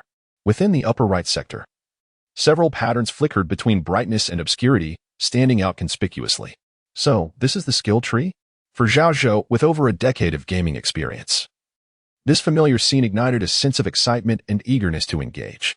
Chapter 9. A brief overview of Guardian abilities as a newcomer within the Extraordinary Circle. Zhao Zhou currently holds the rank of LV1 Guardian, possessing a singular SP factor, which translates to having one skill point. This grants him the opportunity to select an extraordinary skill from the upper right sector of the circular skill tree dedicated to Guardian abilities, a notion he comprehends almost instantaneously. However, exercising prudence, he refrained from further engaging with the skill tree and instead retrieved a special manual that Captain Morris had handed to him upon his departure from the Bailey Street Police Station. According to Captain Morris, this manual was issued by the Empire to local police stations, specifically designed for extraordinary officers to familiarize themselves with the three branches of the soldier profession and their corresponding extraordinary skills. For reasons unknown, Captain Morris had yet to mention the elusive Mick branch. Let me take a look. Reclining on his bed, Zhao Zhou opened the manual and briefly skimmed through the section pertaining to guardians. The soldier profession, having existed for centuries, has unsurprisingly had its branches thoroughly studied. And these studies now serve as Zhao Zhou's guide. According to this guide, the Guardian branch, akin to others, comprises a total of 15 levels, with corresponding professional ranks unlocking various skills at LV1, LV3, LV6, LV10, and LV15. Among these, LV1 represents the most rudimentary abilities, including shield proficiency, weapon proficiency, block, and shield bash. To put it simply, the first two are passive skills that enable an ordinary individual to adeptly wield a shield and weapon, while block and shield bash are active skills that provide a temporary enhancement during execution. What disheartened Zhao Zhou was the manual's explicit evaluation, stating that both actions can only be rated a mere 5 out of 10. Take shield bash as an example. Mastering shield proficiency allows one to proficiently execute various maneuvers with a shield. Why then is shield bash necessary? Merely for that slight temporary boost in speed? This was clearly articulated in the manual. However, it also mentioned that shield bash not only offers a momentary enhancement upon execution, but also provides relevant experience. enabling one to more precisely choose the timing to restrain an opponent. Yet, these combat experiences can also be cultivated over time, leading to an overall lackluster assessment. Block is similarly rated, transforming one into a master of defense in a short span, capable of protecting oneself under various circumstances. In contrast, the Guardian profession begins to reveal more significant capabilities at LV3, unlocking adrenaline and force field protection. The manual not only grants both a perfect score of 10 but also adds a remark: why is 10 the highest possible score? It fails to convey the true value of these abilities. Even Xiaozhou, after reading the descriptions of these skills, could not help but exclaim, divine techniques. First, adrenaline. As the name suggests, allows one to autonomously control the secretion of adrenaline. At LV3, it alleviates fear, counters dizziness and paralysis, and slightly enhances physical capabilities. At LV6, it fortifies the skill recovery, reducing negative effects while marginally enhancing healing and recovery abilities. At LV10, through stimulated response, it temporarily amplifies strength, speed, and reflexes during a brief surge of adrenaline. In simpler terms, this is a divine skill that amalgamates control, healing, and significant enhancement. Its only drawback being that repeated use can induce feelings of nausea, dizziness, and weakness for a certain duration. Fortunately, the Guardian can mitigate these negative effects through the LV6 enhancement skill, recovery. Notably, the manual states that both the warrior and archer branches also possess adrenaline, yet lack the recovery enhancement to withstand the repeated physical toll of its use. They cannot afford even the burdens of stimulated response, should they have it. As for force field protection, while adrenaline has some traceable aspects, force field protection appears almost as a mystical ability. According to the manual, it allows one to weaken or negate melee and ranged attacks by influencing and distorting the force field. At LV3, it can only envelop the entire body, capable of mitigating the impact of a regular crossbow bolt. Even if it cannot completely negate it, it can significantly delay and diminish external assaults. At LV6, by employing Area Shield, the protective radius expands, offering shelter to others within its vicinity, with enhanced effects that can counter the impact of a standard bullet. At LV10, through Inhibition Force, the strength and range of the force field are greatly amplified. The manual describes that a complete force field protection can extend its radius beyond 10 yards, entirely nullifying the impact from small caliber handguns, while substantially weakening the kinetic energy of larger caliber firearms and high-velocity machine gun bullets. Remarkably, it can even render bullets suspended in midair. Upon reaching this point, Xiaozhou suddenly realized that this Guardian was quite different from the typical meat shields he had envisioned. It was embodying a comprehensive resilience. However, is it truly feasible for a human to achieve such feats? In addition to adrenaline and force field protection, the Guardian at LV3 can also unlock several other abilities such as Battle Roar, Shield Throw, and Shield Charge. Compared to the first two divine skills, these seem rather unimpressive. The manual critiques the Guardian's Battle Roar as a diminished version of the Warrior S, which possesses an inspiring effect that can bolster the morale of allies, alleviate fear, and intimidate foes, whereas the Guardian's Battle Roar merely serves to frighten and drive away mindless beasts. In comparison, Shield Charge holds some merit, despite its name suggesting an impact. It is essentially a charge skill with notable mobility enhancement.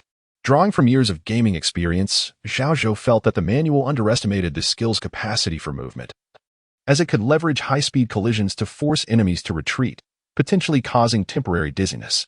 Is this not an excellent ability? Certainly. When compared to the warrior branches, Jump Slash, and Charge, it does appear somewhat average. Next comes LV6, where skills are divided into two categories: enhancements to the prior LV1 and LV3 abilities, such as Quick Block, which significantly increases the practicality of block, and enhancements to physical and mental attributes, such as strength augmentation, stamina enhancement, and the highly praised resilience. This rare fortification of willpower also alleviates the psychological burdens caused by injuries and bleeding, while somewhat overcoming fear, hypnosis, and other detrimental influences. Undoubtedly, this is an essential choice. If the previous LV1, LV3, and LV6 were merely enhancements of foundational abilities, then everything changes at LV10. This tier features abilities that intriguingly bear human names, such as Kilburn's combat skills and Boldero's combat skills. Who is Kilburn? Who is Boldero? Alonso's follower, the great warrior of humanity, explains X's. Indeed, The individuals featured in this tier of skills are valiant warriors who once unwaveringly followed the hero Alonso. According to the manual, these skills named after them represent a significant enhancement of all preceding abilities. For instance, Kilburn excels in wielding a shield and a mace, particularly showcasing exceptional expertise and techniques in the art of shield bash. His shield bash can render foes incapable of executing their attacks smoothly, inflicting great distress upon them. Unlocking Kilburn's combat mastery grants immediate access to the battle experience of this formidable warrior, including his knack for transforming perilous situations into safe outcomes. Furthermore, each of these great warriors possesses unique abilities that are not included in the skill tree. While these named skills do provide a slight augmentation to various attributes, it is undoubtedly the lifelong combat experience of these warriors, along with their distinctive skills, that holds the utmost value. It is no surprise that they occupy the 4th tier. Without a solid foundation of strength, one cannot wield them with finesse. It is worth noting that the manual does not assign numerical ratings to these named skills, but rather offers evaluations, predominantly praising their merits while subtly addressing any shortcomings. This is evidently a reflection of the author's respect for these great warriors. Lastly, at level 15, the Guardian profession culminates in 2 abilities, Iron Will and Rock Form. The former serves as a rare reinforcement of willpower, while the latter hardens the body to the toughness of rock, enhancing resilience against physical blows while mitigating adverse effects like bleeding and poisoning. It must be said that while the appearance of divine abilities such as adrenaline and force field protection in the 3rd tier is impressive, the introduction of combat techniques belonging to those valiant warriors who once accompanied Alonso in the 4th tier leaves Xiaozhou somewhat disappointed with the 5th tier's offerings. It is not that Iron Will and Rock Form are lacking. Indeed, they are highly rated and celebrated in the manual. However, their names evoke a sense of formidable strength, albeit lacking in any particularly astonishing attributes, merely 2 conventional skills. By contrast, the level 15 ability of the Archer branch is all-angle vision, which possesses a certain flair. Additionally, it is evident that the Guardian branch primarily focuses on defensive capabilities, leaving much to be desired in terms of offensive prowess. Fortunately, this is a world equipped with firearms, and upon commencing work at the police station tomorrow, he intends to promptly request a service pistol, the power of which would undoubtedly surpass that of shield bash. Before he knew it, evening had arrived, and Melissa ascended the stairs to knock on his door, her demeanor noticeably more amiable than before. "Mother asked me to inquire whether you will be dining on the 1st floor or in your room. I can bring your meal up." Xiaozhou understood the source of Melissa's affections, but did not feel he had done anything particularly praiseworthy. He smiled and replied, "No need. I shall dine on the 1st floor today." "Oh, then be prepared. It can be quite noisy down there." "Noisy? Ah, the crew members and sailors are indeed quite boisterous, especially when intoxicated." True enough, when Xiaozhou and Melissa arrived at the dining area on the 1st floor, it was filled with a cacophony of sounds. 2 or 3 dozen men were drinking, laughing, and even singing, their melodies leaving much to be desired. Suddenly, Xiaozhou noticed a table occupied by several individuals clad in diving suits. Are they still salvaging that sunken ship? He pondered, recalling the vessel that was said to have sunk amidst the fog when he was swept ashore by the waves. Having not witnessed it firsthand, he could not ascertain whether it was indeed the ship he had encountered in his nightmares. If it were, it might harbor something of significant importance to him. Chapter 10. A Night of Chaos. Mr. Bales. After glancing at the men clad in diving suits, Xiaozhou approached the counter and pulled up a high stool to sit. "What do you need, John?" Mr. Bales, who had a favorable impression of Xiaozhou for taking care of his daughter, wiped a small cloth and smiled. "How about a drink to celebrate your new job? It's on the house." No thanks." Xiaozhou politely declined Mr. Bales' kind offer, then leaned over and quietly asked, pointing to a nearby table of divers, "Mr. Bales, I heard a group of people is salvaging that sunken ship from a few days ago. Are they part of that crew?" Mr. Bales glanced at Xiaozhou and suddenly called out, "Dylan, come over here." To Xiaozhou's surprise, one of the divers turned and, seeing Mr. Bales beckoning him, left his companions and approached, leaning on the counter with a grin. "Hey, boss. Xiaozhou was taken aback, clearly hearing the young man named Dylan refer to Mr. Bales as boss. "This is John, the one who went down in the shipwreck 3 days ago, Mr. Bales introduced Xiaozhou. "Oh," Dylan exclaimed, patting Xiaozhou on the back. "I know you, man." Before he could finish his sentence, Mr. Bales interjected, "Cut that out, Dylan. John is a newly appointed officer with KSOD, and if you don't want trouble..." "Wow," Xiaozhou chuckled. indicating that he was not offended by the earlier remark. Well, that is hard to say. Dylan looked at Zhao Zhou with a quizzical expression. Are you sure you were on that ship? Actually, I'm not entirely certain. Zhao Zhou silently thought and countered. Why do you ask? Dylan shrugged. I mean no harm, really, but we searched the entire ship and found no one. No bodies either. So, are you sure you were on that ship? What happened there? You're asking me? I want to know too. Were there any other findings? Other findings? Dylan took a large gulp of beer, scratching his chin as he spoke. We discovered a massive pattern drawn in human blood in the cabin, like an evil sigil. It was damaged by seawater, yet it still instilled fear.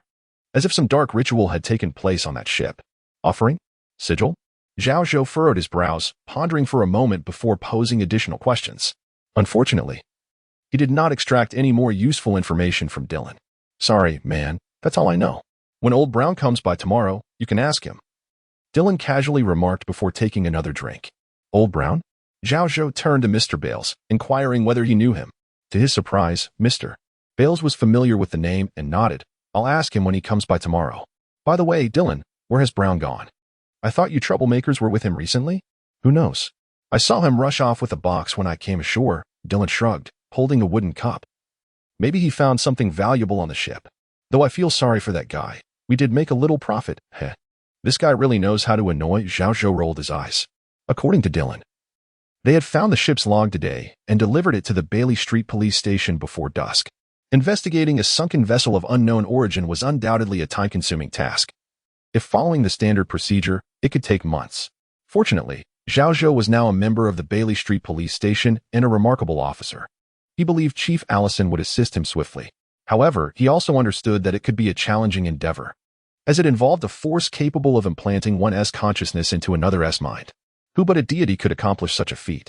Yet, which deity was it? Wait. He suddenly recalled his encounter earlier that day with Jones Van Dyke, the peculiar retired professor who had rambled on about various divine names, including the radiant sun and the lost blazing sun, none of which resonated with Zhao Zhou except for Alonso, the god of war. A self-proclaimed scholar of the divine for decades, Zhao Zhou found it hard to believe he had not heard of the god of the Pacific Sea, especially since Yax was aware of it. Could the god of the Pacific Sea be the god of storms, thunder, and the ocean? No. The god of the Pacific Sea is an ancient, evil deity destined to destroy the world, a nemesis to the god of storms, thunder, and the ocean. All right. Rubbing his stiffened face, Zhao Zhou inhaled slowly, attempting to calm his racing thoughts. It was not a big deal, in essence. He might have merely faced an evil god in a nightmare. Nothing catastrophic. After all, he was still alive. Yet, despite his reassurances, an inexplicable fear crept in, for he suddenly entertained the thought. Thus far, the only deity he might have encountered was that evil god. Was this deity the one responsible for implanting Yak's consciousness into his mind? What did it want from him? Though he had become an extraordinary being in the eyes of ordinary people, Zhao Zhou felt a twinge of panic, as he could not calm down even after splashing cold water on his face repeatedly in the restroom. What offered him some relief was that when he observed himself with spiritual sight, he found no traces of pollution, none of that unsettling aura. Of course, such observation could not guarantee absolute certainty, as the entity was a god, a presence he could not fully comprehend. Minutes passed, and gradually, the dread in Zhao Zhou dissipated as he lay on his bed, organizing his thoughts. Regardless of whether his crossing and Yak's matters were related to that evil god, he knew he could not disclose this to anyone. Otherwise, he might end up like a witch in the Middle Ages, burned alive.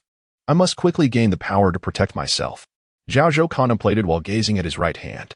Merely being a guard was evidently insufficient before a god. But if he could become a higher-tier extraordinary being, perhaps he could enhance his self-preservation capabilities? At least it would be better than being a level 1 guard. Captain Dana of the 4th Squad, a higher-tier extraordinary war knight. What kind of person was she? As Zhao Zhou lay on his bed, lost in thought, a sudden loud bang resounded outside. Gunfire?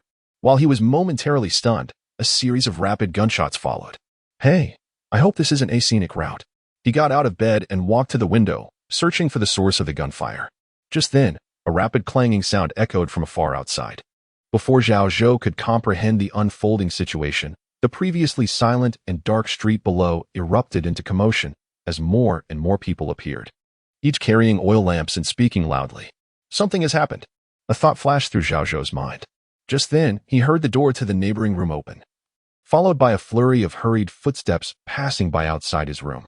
He quickly opened the door and called out to a resident who was about to head downstairs. The guest was seen hastily dressing, preparing to rush downstairs, grasping an antiquated pistol that made Zhao Zhou's pupils constrict slightly. "What is happening?" he inquired, laced with a hint of caution. Zhao Zhou frowned as he observed the figure vanish at the staircase, followed by the ominous clang of a warning bell. Were the officers stationed at the lighthouse? After a brief contemplation, he hastened down the stairs, making his way to the first floor. Had it been merely 2 days prior, even at this hour, drunken patrons familiar to the Bales family would still be found imbibing on the ground floor. Yet today, upon Zhao Zhou's arrival, he was greeted by a chaotic scene. A throng of individuals was busily moving tables and chairs from the dining area onto the street. Upon closer inspection, it was evident that these were the same sailors who often lingered late into the night at the bar. Turning his gaze, he spotted Mr. Bales standing solemnly at the counter, loading several shotguns with ammunition. Behind him, Mrs. Bales cradled Melissa in her arms, and the family made no attempt to thwart the sailors' actions of clearing the furniture. "Mr. Bales, what has transpired?" "A sea monster," Mr. Bales replied, his brow furrowed as he continued to load shells. "A horde of creatures from the ocean has come ashore in vast numbers. Only 3 KSOD officers are stationed at the lighthouse, and they cannot fend off so many sea beasts. Lend a hand, John." With that, he handed Zhao Zhou a double-barreled shotgun along with a bag of bullets and beckoned him to follow outside. Confused yet compelled, Zhao Zhou trailed behind, and upon reaching the street outside the inn, he discovered that the sailors who had previously been drinking were now barricading themselves with the tables and chairs from the first floor. They were standing and crouching behind the makeshift defense, rifles aimed toward the harbor. At that moment, from the direction of the port, sounds of panic and screams mingled with what unmistakably resembled the shrieks of monsters, growing increasingly nearer. After an agonizing wait, Zhao Zhou finally laid eyes on the creatures referred to as sea monsters. A dozen of them were in pursuit of several frantic men. They tackled one to the ground, swarming over him to feast. Even from 30 meters away, Zhao Zhou could hear the grotesque sounds of flesh being torn and bones being crunched. "Fire!" with Mr. Bale's command. The air erupted with gunfire in front of the Sea Serpent Inn. Chapter 11, The Night of Chaos, Part 2. What manner of monstrosity is this? Its head resembles a bald, deformed mass of flesh, devoid of eyes, save for a grotesque mouth filled with sharp fangs. Its body mirrors this repulsiveness, a grotesque, hairless sphere, lacking arms and bearing only 7 or 8 spindly legs. At first glance, one might assume it would be soft, but it possesses the strength to pierce through a human chest. Such an abhorrent creature truly lives up to its name of monster. Bang! After Mr. Bales urged everyone to fire, Zhao Zhou raised his gun, aiming at a sea beast, and pulled the trigger, accurately striking its hideous head. Regrettably, the creature did not succumb to a single shot. Instead, it merely used green fluid from its wounded head. After snarling at Zhao Zhou, it leaped, moving swiftly along the walls of the buildings flanking the street as if defying the very laws of gravity. "Bring it down. It's above us." Several sailors noticed the creature scuttling along the wall and fired at it. Some shots missed, yet others found their mark, leaving bullet scars on its grotesque body as green liquid seeped forth. "Is it coming for me?"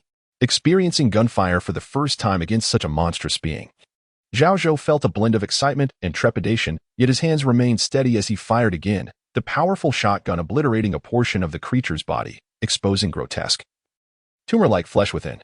At last, the beast fell, crashing to the ground, unable to move swiftly any longer, and was quickly subjected to a hail of gunfire from several sailors, reducing it to a mere sieve. "Well done, lad," one sailor exclaimed, turning to commend Zhao Zhou. "You are truly a sharpshooter." "A sharpshooter?" Zhao Zhou felt a twinge of guilt, for he had no prior experience with firearms or any relevant training. Under normal circumstances, a novice like him would be lucky to avoid injuring a comrade. Fortunately, aided by his instincts, he had managed to hit twice with precision. Is it possible such creatures truly exist? As he reloaded, Zhao Zhou scrutinized the now lifeless sea beast, initially incredulous when Mr. Bale spoke of monsters.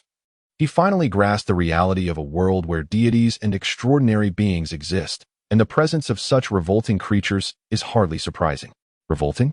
In the next moment, a faint azure glow, imperceptible to ordinary eyes, flickered before Zhao Zhou. In this heightened state of perception, he discerned the source of the creature's repulsiveness, a swirling aura enveloping its form, a deep blue intertwined with eerie green strands. Wait, is that energy disintegrating? To his astonishment, Zhao Zhou observed the very energy coiling around the creature, gradually breaking down into luminescent particles that dissipated into the air. A portion of it, however, was drawn toward him. Instinctively, he waved his hand to disperse it, yet the shimmering particles passed through him, merging with his body. Does this count as contamination? He quickly examined himself, only to find that the energy within him remained refreshing azure, devoid of any deep blue or ominous green hues. An illusion? No. Zhao Zhou could swear he felt something integrating with his being. Experience particles, acquired through slaying extraordinary beings, serving as nutrients to enhance spiritual energy and SP factors. A voice, presumably Ike's, elucidated this phenomenon. Very well. If extraordinary beings possess occupational levels, it is only natural that exterminating monsters leads to advancement. Alonso certainly invested considerable thought into creating the soldier profession. But how did he accomplish this? Just as he triggered human ascension to extraordinary professions with his own statue, could there be some form of incomprehensible advanced technology involved? Or is this world inherently bizarre? In that moment, a multitude of questions overwhelmed Zhao Zhou, yet they were far too profound, even beyond Ike's comprehension, and this was hardly the time for such contemplations. Bang! Bang! Bang! Amidst the relentless gunfire from the line of over 20 men, the tide of incoming sea monsters seemed inexhaustible. Suddenly, one creature leaped to evade bullets, crashing through a window and invading the inn, followed by the piercing scream of Melissa. Missy! Mr. Bales, startled, turned to rush into the inn, only to be bitten on the arm by another sea beast. Zhao Zhou, closest to the inn's entrance, dashed inside with his shotgun after hearing Melissa's shriek. There, he spotted Mrs. Bales, panic-stricken, clutching a terrified Melissa in a corner, while the hideous sea creature leapt toward them. Get away! Recalling the kindness the Bales family had shown him over the past few days, Zhao Zhou charged at the beast without hesitation. To his astonishment, the creature was lighter than he had imagined, no more than the weight of a young man, leading to an unfortunate miscalculation that sent him crashing against the counter, breaking it in part. As he regained his senses, he found the creature atop him, its spindly limbs clawing at his arms, fangs bared as it lunged for his flesh. Ah! Melissa screamed in terror. In the next instant, Zhao Zhou felt a sharp pain as something pierced his arm, an overwhelming agony flooding his mind.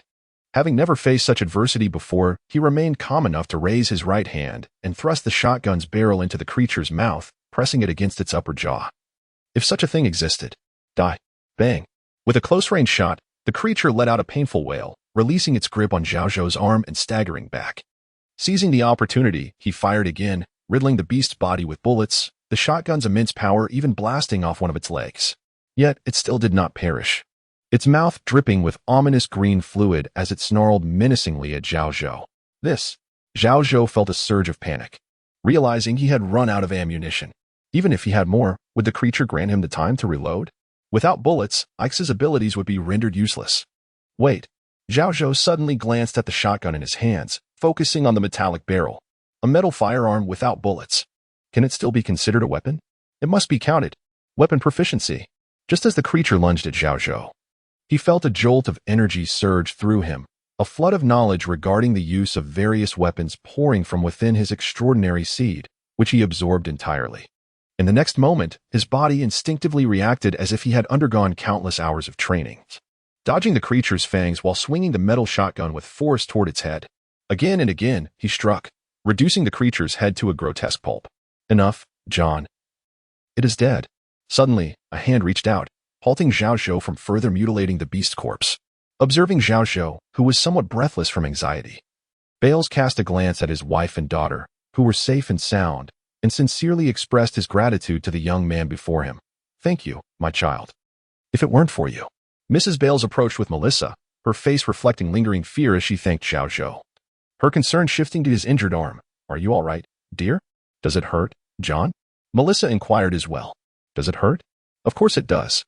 Zhao Zhou suspected that the creature's bite might have pierced his arm, but upon inspecting his injury, he discovered that although 2 rows of puncture wounds appeared alarming, the bleeding had ceased. Moving his arm slightly, he felt pain but no significant obstruction to his movements. Was this the resilience of an extraordinary being? Or perhaps the recovery ability of a guardian? Regardless, it was ultimately a positive outcome. I'm fine. Just as Zhao Zhou shook his head to reassure Mrs. Bales and Melissa, a cheer erupted from the inn. They've arrived. The police department has come to assist. Those wretched fellows had finally shown up. I must file a complaint. The police department? Could it be the Bailey Street precinct? Perhaps Captain Morris and his team? Ignoring the protest of Mrs. Bales and Melissa, Zhao Zhou followed Mr. Bales outside the inn. As they passed through the entrance, he noticed a sea monster's carcass lying at the door, one side charred to a cinder. Is that the one that bit him? Zhao Zhou's mind conjured the image of Mr. Bales, worried for his wife and daughter. Rushing to the inn's entrance with the creature's body in hand. Stealthily glancing at Mr. Bales, he was soon captivated by the slaughter unfolding outside the inn.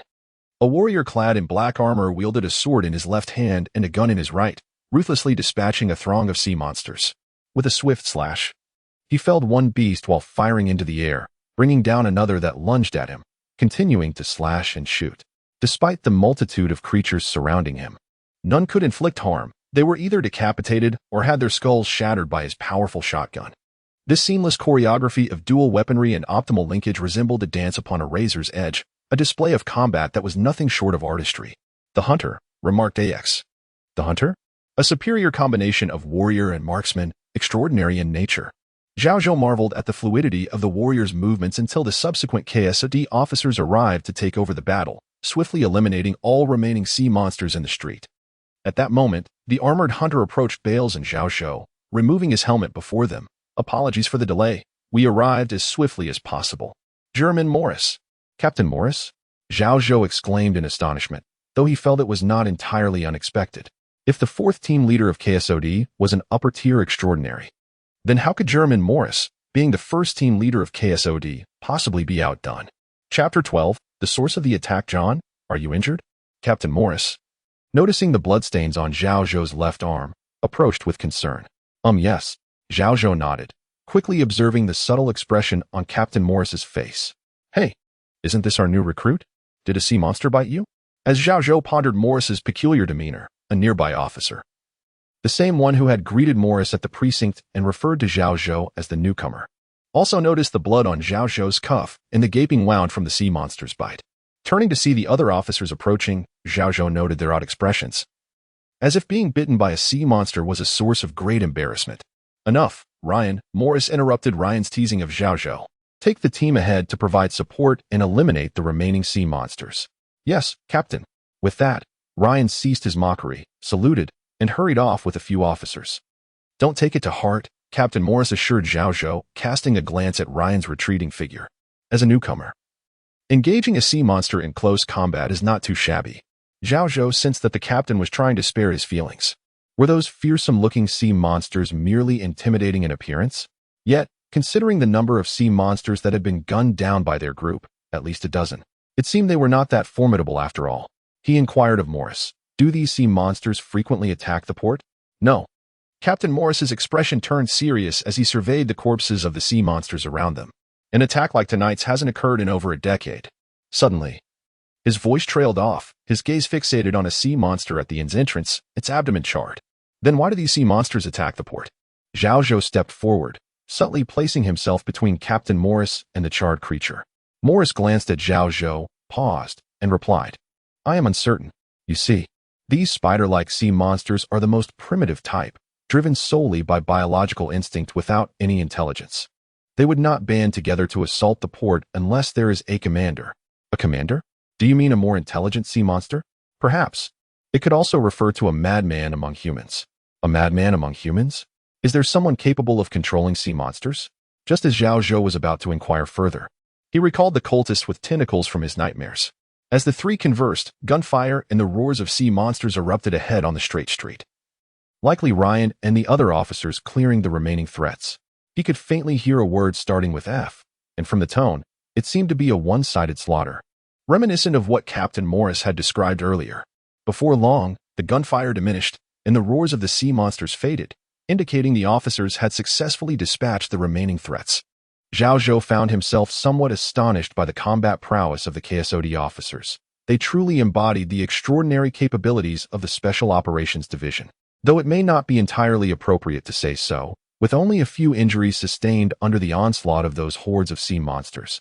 Even Zhao Zhou began to agree that those creatures were indeed not formidable.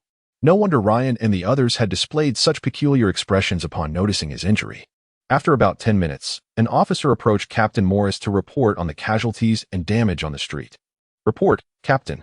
The sea monsters that came ashore have been mostly eliminated. What about the casualties? 5 male bodies have been discovered, all confirmed dead. Among the other casualties, we currently have confirmed a couple who were killed by a sea monster that broke in through their window, along with their 2 children, aged 7 to 8. The officer's tone was filled with sympathy. His report plunged the dining area on the first floor into silence. "It is all your fault, you damned fools," shouted a crew member who had lost 3 fingers to a sea monster, directing his anger at Captain Morris, but he was quickly restrained by those nearby. Captain Morris ignored the crew member's outburst, frowning as he asked the officer, "Have we found any sign of the commander?" The officer shook his head. No. Not only did Morris's brow furrow, but Mr. Bales also wore an expression of disbelief. "Is that unusual?" Zhao Zhou whispered. Captain Morris frowned as he explained. "There have been instances of sea monsters coming ashore to attack humans before, but they are rare, and the numbers are few, typically solitary individuals driven by hunger. As I mentioned earlier, these low-intelligence creatures do not attack in groups unless compelled by hunger, which is why only 3 officers have been stationed at the lighthouse." Turning to Mr. Bales, he asked, "What is your opinion, Mr. Bales?" Mr. Bales frowned slightly, saying, "This does not align with the usual behavior of those madmen. If they intended to act, they would not wait until now to show themselves. If there truly is no higher commander among the monsters, then I suspect they were likely drawn here by something. Could it be that the god of Pacifica sent them to destroy humanity?" Melissa, cradled in Mrs. Bales's arms, quietly suggested her theory. As soon as she finished speaking, Zhao Zhou heard the officer who had come to report snicker dismissively, as if mocking, "Destroy humanity? With those lowly sea monsters?" However, Zhao Zhou could not muster a smile, for he had sensed that the city of Kanekos possessed considerable extraordinary power. After all, in that nightmare, he had faced the god of the Pacific Sea directly. Could it be that these low-intelligence sea monsters were seeking him out? Yet, upon reflection, that did not seem right. He had arrived in this city not today, but 3 days prior. If those sea monsters were drawn to him, they should have come 3 days ago. It could not be merely because he became extraordinary today, could it? Could it be the object on the ship? Was that object truly real? A vivid image flashed through Zhao Zhou's mind, a crystal-clear glass bottle, half filled with a liquid resembling blood. Alongside a sea-blue gemstone the size of a soybean, its hue as beautiful and profound as the ocean, captivating his gaze. "I am not entirely sure. We had an agreement, Bales. I know, but I genuinely do not understand this matter. I thought it was merely an unfortunate ship that encountered a maritime disaster, perhaps leaving behind traces of those madmen. But the ship has sunk, and there is not a soul aboard. Give me a few days, and I will investigate this matter thoroughly." "That would be best." Captain Morris nodded, turning back to Zhao Zhou. "John, have you recalled anything about that ship?" I apologize, Captain." Zhao Zhou shook his head, refraining from disclosing the suspicions swirling in his mind. How could he explain? That he did not suffer from amnesia but was not of this world? That his knowledge of certain events aboard the ship stemmed from the consciousness of another person residing within him? This individual was likely one of the passengers? Director Allison and Captain Morris had only begun to trust him due to the absence of any contaminating elements in his blood. If he were to voice these seemingly mad claims, who could guarantee he would not be mistaken for an imagined lunatic, or even a conspirator with those cultists? Moreover, his attention was particularly drawn to the cerulean gemstone, which he instinctively believed to be an object of immense value. However, he remained uncertain whether the gemstone had indeed been retrieved by the sailors from a sunken ship and brought ashore, or if it was truly the catalyst for summoning the sea monsters. Unless he could ascertain that the sailors had indeed salvaged the gemstone and that it possessed some extraordinary power, he felt it prudent to refrain from complicating matters further. Given that Captain Morris had already expressed suspicion regarding the sailors potentially bringing dangerous artifacts ashore, it was only logical that an investigation would ensue. Why should he invite trouble upon himself? Captain Morris nodded, choosing not to press further, and delegated the task of contacting the sailors to investigate the suspicious salvage to Beals. Before departing with the officer to address the remains of the sea monsters strewn across the street. As a newly appointed officer, Zhao Zhou accompanied them. However, due to his injury to the left arm, Captain Morris did not permit him to assist in the grim undertaking of clearing the monster carcasses, assigning him instead to stand guard at the roadside. By approximately 2 o'clock in the morning, the corpses of the sea monsters had nearly all been transported by the KSOD officers to the seaside, where they were prepared for incineration atop piles of firewood. During this time, Zhao Zhou received a relatively accurate report of casualties. As he had surmised, none of the deployed KSD officers had suffered injuries. Not even the 3 stationed at the lighthouse, who had merely been cornered by a horde of sea monsters. By the time Officer Ryan arrived with reinforcements, those 3 officers had not only remained unscathed but had also managed to slay nearly 30 sea monsters, which left Zhao Zhou marveling once more at the prowess of these extraordinary agents. However, the mood grew somber as, despite the extraordinary officers escaping unscathed, numerous ordinary citizens in the port area had perished that night due to the onslaught of the sea monsters.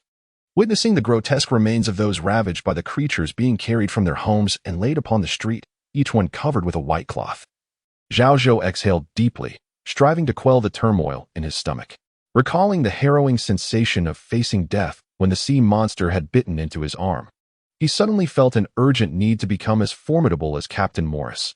Otherwise, he feared that one day he too might find himself beneath a white shroud, just like those unfortunate souls. "Captain, when can I transfer to the 4th group and train under Captain Dana?" he inquired earnestly. "When do you wish for that to happen?" Captain Morris replied casually, crouching down to cover a victim with a cloth. "I hope, after dawn." As Captain Morris stood and glanced at Zhao Zhou, he offered a slight nod. "Understood. Be in my office by 9. "Yes, sir." Chapter 13. Another divine creation at 7:30 in the morning. Before the alarm clock had a chance to ring, a series of persistent knocks echoed from outside the room. Zhao Zhou, initially believing it to be from the neighboring room, groggily opened one eye to glance at the clock. It was then he heard Melissa's voice calling out, "John? John?"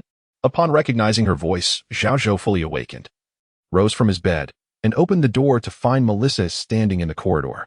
Even after becoming an extraordinary being, "You still haven't shaken off the habit of sleeping in," she teased, scrunching her nose adorably. "I only slept for 2.5 hours myself." Melissa blinked, adding, "I'm just an ordinary person, but you are an extraordinary being." To his surprise, the Bales family had been waiting for him in the lobby of the inn. The reason for their presence was that Melissa had yet to express her gratitude before Zhao Zhou had followed Captain Morris to deal with the carcass of the sea monster. Then, Melissa embraced Zhao Zhou and graciously thanked him, though it lacked the romantic allure often associated with heroic rescues. There was no denying that the Bales family's demeanor towards him had grown much warmer. For instance, Melissa now spoke to Zhao Zhou in a most affectionate tone. "Knowing that you would be temporarily leaving the city this morning, my mother woke up early to prepare breakfast for you." As she spoke, she gently nudged him towards the washroom. With a shrug, Zhao Zhou made his way to the washroom to splash some water on his face. However, upon catching a glimpse of himself in the mirror, memories of the ordinary residents who had perished at the hands of the sea monster flooded his mind, their terrified faces haunting him until interrupted by Melissa's voice. "John, haven't you considered buying a few suitable outfits these past few days? You ought to request an advance on your weekly pay from the police department." Curious, Zhao Zhou peeked his head out to find Melissa sorting through his clothes. It dawned on him that the garments he had been wearing were borrowed from Mr. Bales, remnants left behind by previous guests. Although they were ill-fitting, he had yet to receive his first paycheck. "When you do get paid, I can assist you in selecting some clothes. How about a cake as payment? Mrs. Roth's baking is exquisite, and I had intended to bring you along," she proposed cheerfully. "What do you say, officer?" What could Zhao Zhou respond? "Deal," he replied. With a playful wrinkle of her nose, Melissa frowned in thought, muttering to herself, "Did Dad only give you these few pieces? Let me search for more." Without heeding Zhao Zhou's protests, she departed, reminding him, "Keep the clothes untouched. I'll fetch a suitcase, so you go downstairs and have breakfast. I'll bring everything down once I'm done packing." Scratching his head, Zhao Zhou ultimately decided to accept Melissa's kindness and made his way downstairs. Once again, he found himself in a different role, this time as a child, the only distinction being that he had selflessly rescued his daughter. "Shall I help?" Zhao Zhou offered. Feeling awkward waiting for breakfast, he proposed to assist Mr. Bales in slicing the bread. Had this been a few days prior, Mr. Bales would likely have politely but distantly declined. Yet today, he handed the knife to Zhao Zhou without hesitation, sitting back to smoke a cigar while casually inquiring, "Are you familiar with the situation in the southern marshes?" Zhao Zhou was not taken aback by Mr. Bales' mention of the southern marshes, as he had discussed it with the family that morning. "I've heard Captain Morris mention it. It seems to be a polluted swamp," he replied while slicing the bread. "Yes. The roads? Are they connections to other cities?" "Indeed," Mr. Bales replied, puffing on his cigar. "Kennecott's lies in the southern part of the empire. with most cities located to our north. In the past, Kennecott's engaged in frequent trade with other cities, until the pollution of the southern marshes escalated over the last decade, leading to repeated attacks on caravans by contaminated creatures. In recent years, the Empire has ordered all cities to establish checkpoints along major roads, deploying special officers akin to KSOD. However, the situation remains dire, primarily due to a shortage of personnel. The fourth group you are to join, as far as I know, consists of barely a dozen individuals, while the southern marshes are at least the size of several Kennecotts combined. As he spoke, Mrs. Bales emerged from the kitchen, wearing gloves and carrying a bowl of soup. Seeing Zhao Zhou slicing bread while her husband lounged with a cigar, she shot a disapproving glance at her husband. "Allow me, child." For the first time, Mr. Bales gently embraced Zhao Zhou before taking the knife from him. Although Mrs. Bales evoked a maternal warmth, their acquaintance had lasted less than 3 days, leaving Zhao Zhou feeling somewhat awkward. "Have a seat, child."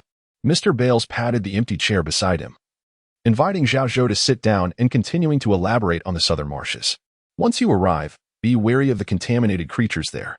The sea monster you encountered yesterday is merely a lowly creature from the Pacific Ocean. The southern marshes harbor an entire ecosystem of monsters, ranging from feeble to formidable. 2 additional points are of utmost importance. First, do not venture too deep without proper preparation. If you lose your way, it could spell disaster. Second, bring sufficient food and water, avoiding anything from the swamp, regardless of its appearance. Everything there is tainted. These are reminders that the team accompanying you will likely reiterate. If they do not, remember my words." "I will remember," Zhao Zhou replied, nodding earnestly, considering Captain Morris's subtle warning to Mr. Bales the previous night. Zhao Zhou wondered whether Mr. Bales possessed extraordinary powers himself, or if there existed other extraordinary professions that were simply unrecognized by the Empire. Yet, with Mrs. Bales present, he refrained from probing further, deciding to wait for another opportunity to inquire. Minutes later, Melissa returned, having packed Zhao Zhou's clothes into an old suitcase. And together they enjoyed a sumptuous breakfast. The experience was undeniably pleasant, alleviating Zhao Zhou's feelings of solitude in this unfamiliar world. After breakfast, Zhao Zhou grasped the suitcase to bid farewell to the Bales family, preparing to take a public carriage to the police station. Ultimately, it was Mr. Bales who lifted Zhao Zhou's suitcase. "Let me accompany you, John, just to the station." Since he had explicitly stated he would only take Zhao Zhou to the station, Zhao Zhou felt it would be impolite to refuse. Moreover, he sensed that Mr. Bales seemed inclined to share something with him. Melissa, however, appeared somewhat displeased, reluctant to defy her mother as she sulkily helped clear the table. "I can manage," Zhao Zhou insisted once outside the inn, accepting the suitcase from Mr. Bales. Mr. Bales did not press the matter further. After handing the suitcase to Zhao Zhou, he asked, "Is there something you wish to inquire about?" Zhao Zhou hesitated before finally voicing his lingering curiosity. "You are also an extraordinary being, aren't you?" "Don't let Mary and Missy know," Mr. Bales replied, indirectly confirming Zhao Zhou's suspicion. Zhao Zhou nodded in agreement, unable to suppress the urge to ask, "May I inquire what sort of extraordinary being you are?" Mr. Bales suddenly smirked with a hint of mischief, leaning closer to Zhao Zhou, and whispered, "I was once the freest sailor upon the seas." "The freest sailor upon the seas?" Zhao Zhou's expression shifted, looking up at Mr. Bales in astonishment. "Are you implying you were a pirate?" Indeed, with Mr. Bales's robust physique and bushy beard, if clad in pirate attire, he would undoubtedly resemble a genuine pirate. Zhao Zhou realized that X's warning might not have been unfounded. Mr. Bales could very well be a dangerous man, at least he once was. As Zhao Zhou was lost in thought, Mr. Bales suddenly whispered a phrase, "Storm Warrior." "What?" Zhao Zhou paused for a moment before comprehending the words. "Storm Warrior? Is this Mr. Bales' extraordinary profession? What does it entail?" he inquired with curiosity. However, Mr. Bales merely pointed to Zhao Zhou's back and remarked, "Your carriage has arrived." Realizing he had been deceived, Zhao Zhou could only smile helplessly. Yet, he understood, after all. It was evident that Mr. Bales was concealing his extraordinary powers while residing in Kanekos. He may have reached an agreement with the city's police department, possibly entailing restrictions on the casual use of his supernatural abilities. This might explain why Captain Morris had a rather grim expression upon encountering the charred sea monster. He likely refrained from commenting due to the unusual circumstances. God of storms, thunder, and the ocean. Wow, a deity of 3 powers. Zhao Zhou raised an eyebrow, and his expression shifted to one of subtle intrigue. If memory served him correctly, the suspected deity of the Pacific, who had seemingly set his sights on him and desired him to undertake a certain task, was rumored to be a rival of this god of storms, thunder, and the ocean. With this thought, Zhao Zhou's yearning to grow stronger intensified. Chapter 14. The Divine Golden Weapons. As the clock approached 9 in the morning, Zhao Zhou arrived at the Bailey Street police station, carrying a suitcase and riding on a public carriage. The working hours for the Kaneko Police Department are from 9 in the morning until 5 in the afternoon, and the Bailey Street police station follows suit. However, many officers often arrive a few minutes early to sip coffee, organize documents on their desks, or engage in lighthearted conversations, filling the air with laughter. Today, however, was an exception. Upon entering the station, Zhao Zhou noticed the early arrivals, serious-faced, cradling their coffees as they discussed last night's monstrous attack in the Port District. He caught snippets of phrases like trouble, complaints, and reprimands. It was no surprise, considering the attack had resulted in the tragic loss of dozens of innocent lives. As the police station responsible for the port area, Bailey Street was bound to face accountability. "Hey, newcomer," one officer called out, raising his coffee cup in greeting. Zhao Zhou vaguely recognized him as one of the special officers who had assisted Captain Morris in the Port District the previous night, though he did not know his name. He responded with a simple good morning. As he passed by the officers, he noticed the special officer quietly muttering something, which prompted a few others to stifle their laughter. As a guard, it was somewhat embarrassing to be bitten by a lowly sea creature, and Zhao Zhou could guess the subject of their amusement. Admittedly, even he felt a tinge of awkwardness upon learning of the monster's true nature. However, not everyone found it amusing. At least the regular officers could only envy the special ones. 2 minutes later, Zhao Zhou arrived outside Captain Morris's office. Through the gap in the curtains of the glass window, he could see Morris seated behind his desk, poring over some documents. He knocked 3 times on the door. Moments later, Captain Morris's voice beckoned from within, "Come in." As Zhao Zhou opened the door, a strong scent of smoke enveloped him, reminiscent of a smokehouse. Glancing at the overflowing ashtray on the desk, he noticed it brimming with cigarette butts and remnants of cigars. "Ah," Captain Morris nodded, standing to indicate a seat for Zhao Zhou while calling out to a female officer outside. "Wendy, could you bring in 2 cups of coffee?" At that moment, Zhao Zhou noticed that what Morris had been reviewing was not merely a document, but rather a journal. Unable to contain his curiosity, he inquired, "Is that the Coral Reef voyage log? Have you discovered anything?" Perhaps due to a sleepless night or the lack of useful leads, Captain Morris appeared somewhat deflated.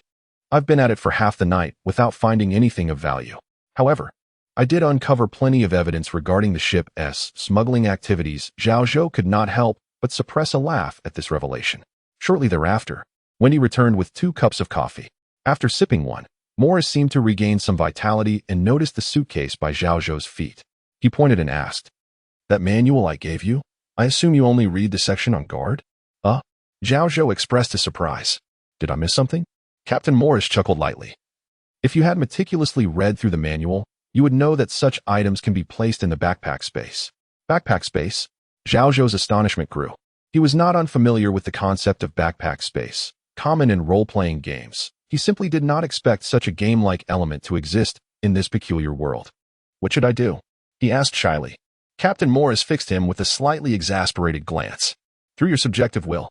"Subjective will," Zhao Zhou silently repeated, placing his hand above the suitcase. With a mere thought, the suitcase vanished into thin air. Simultaneously, he sensed the suitcase resting alone in a dimension connected to his will. "Shall I try to retrieve it?" he pondered, and as if in response to his thought, the suitcase reappeared at his feet. "Wow," Zhao Zhou marveled, repeating the process several times, while Captain Morris observed, sipping his coffee with a hint of scrutiny. "Apologies, Captain." Zhao Zhou finally realized his oversight after several attempts and awkwardly offered his apology. However, Morris bore no ill will, finishing his last sip of coffee before standing up. "Follow me." "To where?" "To the armory." Moments later, Captain Morris led Zhao Zhou to a secluded room deep within the building, marked by a sign reading Armory. Morris opened the door, ushering Zhao Zhou inside. The room was divided by locked iron bars. One side housed a small office with only 2 desks, likely manned by 2 officers, while the other side displayed rows of tiered cabinets filled with various weapons and firearms.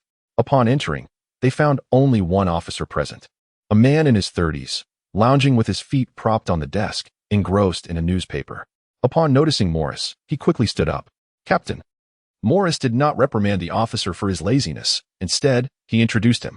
This is Beth, the officer on duty at the armory. This is Zhao Zhou, our new recruit. I'm bringing him to apply for a sidearm and to acquire some equipment. The officer named Beth nodded, shook hands with Zhao Zhou, and retrieved a key from his belt to unlock the iron bars. Excited, Zhao Zhou stepped inside, gazing around at the cabinets brimming with an array of weapons. From handguns to larger caliber firearms, and even grenades. What struck Zhao Zhou as particularly bizarre was the presence of ammunition boxes alongside the firearms. Unable to contain his concern, he asked, "Isn't it unsafe to store the weapons and ammunition together? What if a superhuman were to raid this place?" Beth shrugged and chuckled. "We'll cross that bridge when we come to it," Zhao Zhou considered Beth's confidence. After all, this was the Bailey Street Police Station, home to at least several dozen special officers. If this place were compromised, the entire city would likely be in peril. At that moment, Beth retrieved a handgun from one of the boxes and handed it to Zhao Zhou, continuing, "Additionally, these are merely standard firearms. They may pose a threat to ordinary individuals or creatures, but they are not particularly effective against extraordinary professions or beings. This is a standard sidearm, 9mm caliber, with a magazine capacity of 15 rounds and an effective range of 60 yards. You can use it to intimidate the local thugs or perhaps hunt rabbits in the wild. But don't rely on it in dangerous situations." "That doesn't sound very reliable." Zhao Zhou's initial enthusiasm waned at Beth's words. He glanced around before his gaze landed on a box of long guns. "Can I only apply for a handgun?" "That depends on your extraordinary profession." "What is it?" "Guard." "Then that's unfortunate." Beth shrugged. "There are regulations in place. Only marksman professions can qualify for various firearms after passing a shooting assessment. For other professions, applications are extremely challenging. The repercussions of accidentally harming a civilian can be quite troublesome." "All right then." Though tinged with regret, Zhao Zhou could only acquiesce. To his surprise, Captain Morris abruptly inquired, "John, do you possess a certain confidence in utilizing firearms? I recall you dispatched 4 or 5 sea monsters last night."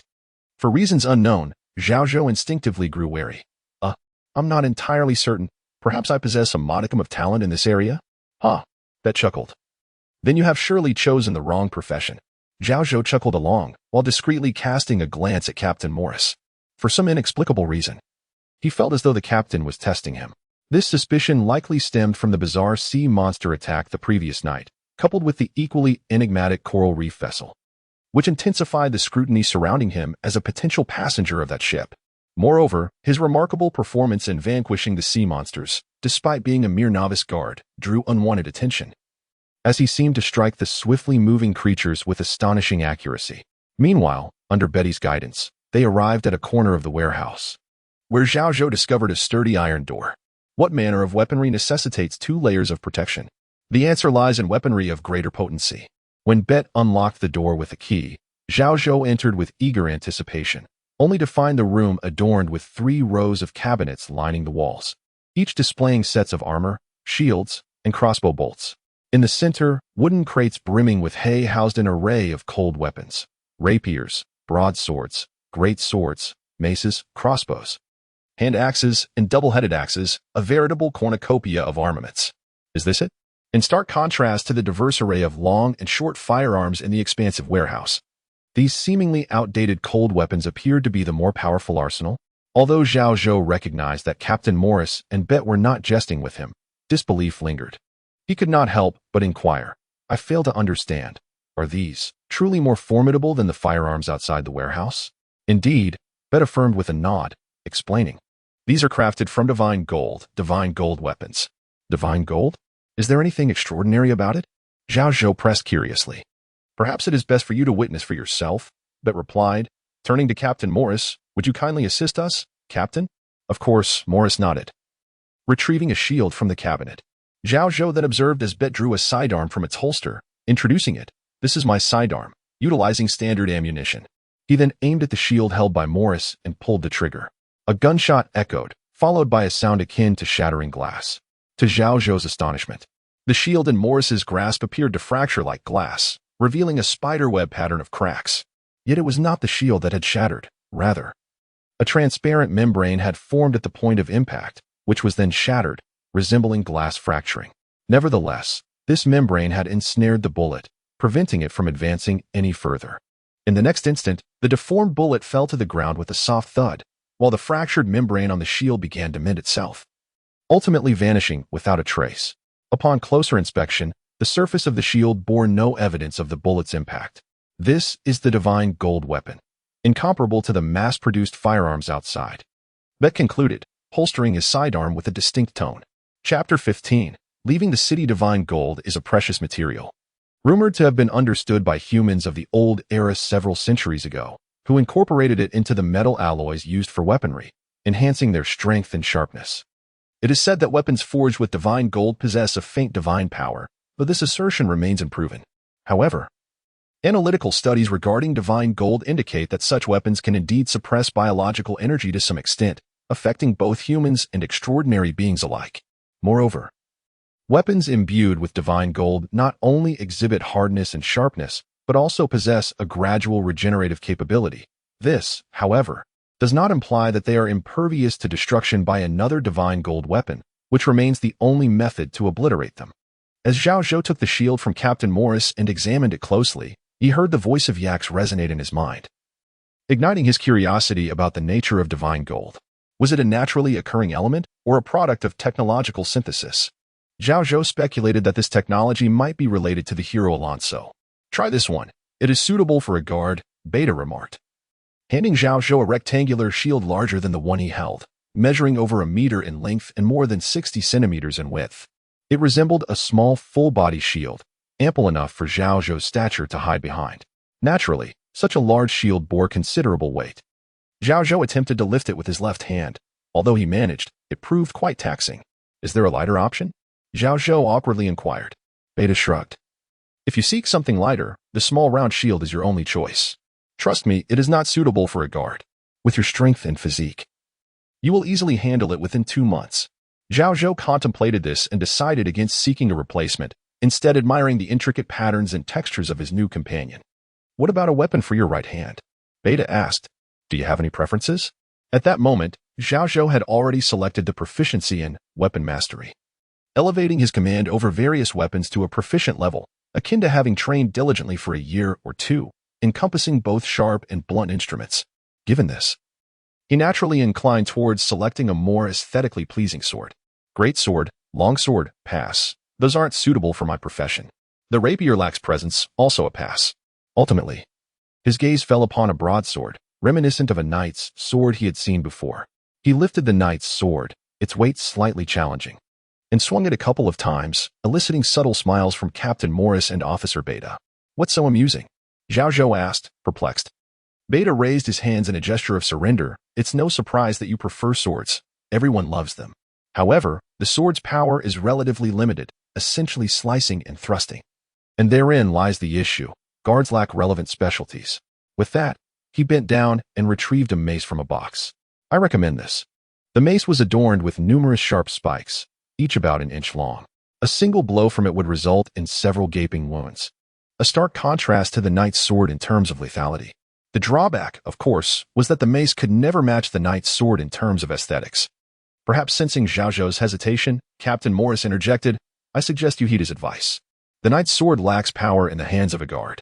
If you are fond of swords, you may consider becoming a warrior in the future. It will be easy to switch to your preferred weapon then.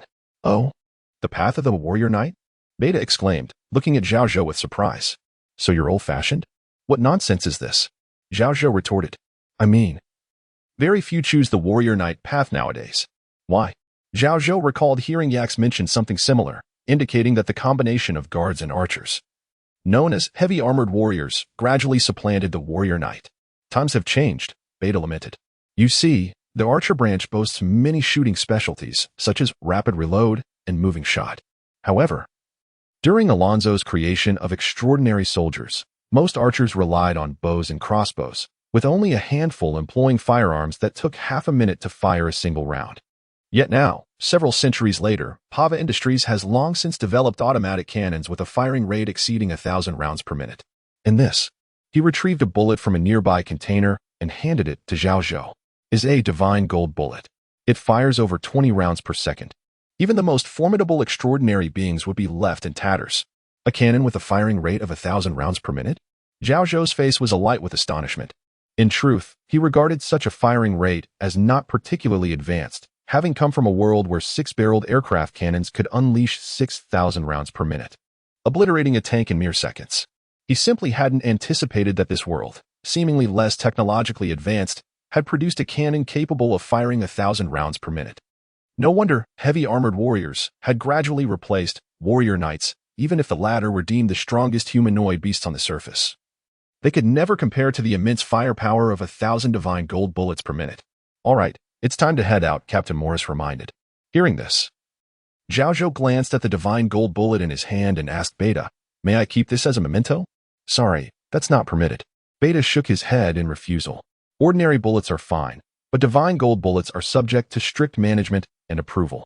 If you wish to apply, it must be signed by Director Allison. You see, these bullets could potentially take down extraordinary beings, and we're no exception." "Very well." Just as they prepared to depart, Zhao Zhou's gaze fell upon several suits of armor on the container. "May I apply for these armors?" "Old-fashioned indeed, but rather greedy for a newcomer," Beta jested. "Normally, applying for these divine gold weapons is not an easy feat. Generally, only officers with at least a year of service qualify, and it also depends on corresponding merits." "And I?" Zhao Zhou ventured, uncertainty flickering in his mind as he cast a glance at Captain Morris. Yet, Captain Morris remained calm, stating, "Consider it a reward for your outstanding performance last night. Although they were merely low-level sea monsters, your display as a newcomer was commendable, and Director Allison praised you. As for the armor, apply again when you are capable of donning it." "That makes sense." Zhao Zhou nodded, slightly embarrassed.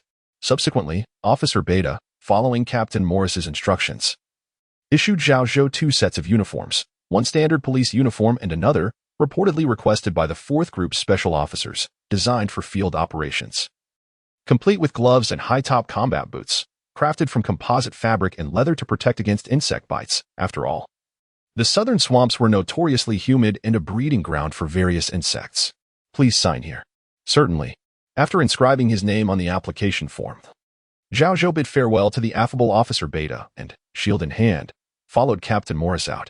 "Are you certain you wish to carry it this way?" Captain Morris questioned, his expression peculiar. In truth, Zhao Zhou was lost in thought. Upon hearing Captain Morris's words, he looked up and sincerely expressed his gratitude. "Thank you, Captain." Captain Morris paused for a moment, his gaze softening slightly as he nodded. "Put your things away." "Yes." Zhao Zhou distinctly felt that his expression of gratitude had elicited a hint of warmth from Captain Morris. "Captain, may I pose a question?" "Go ahead." "Since divine weapons can also be stored in one's backpack, why did you perform that gesture of removing the helmet last night? Why not simply stow it away?" As Zhao Zhou observed the sudden silence enveloping Captain Morris, he realized he might have ventured into forbidden territory with his inquiry. Following that moment, the departure from the city to rendezvous with Captain Dana's 4th Squad ensued. Initially, Zhao Zhou pondered the mode of transportation, whether to take a carriage, until Captain Morris led him to the garage at the side of the building.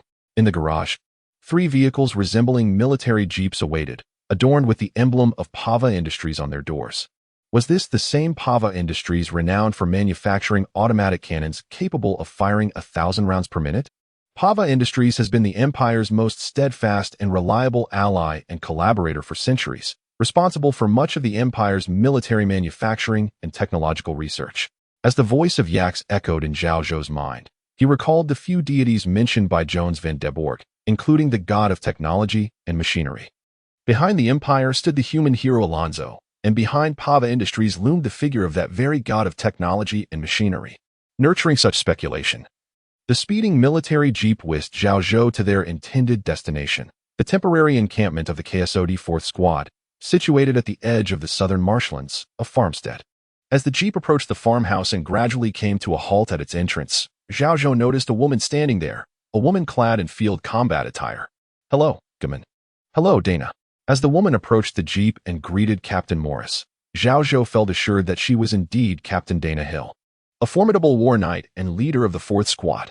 Chapter 16, the 4th Special Operations Group. This is the newcomer I mentioned during our communication, John Chio.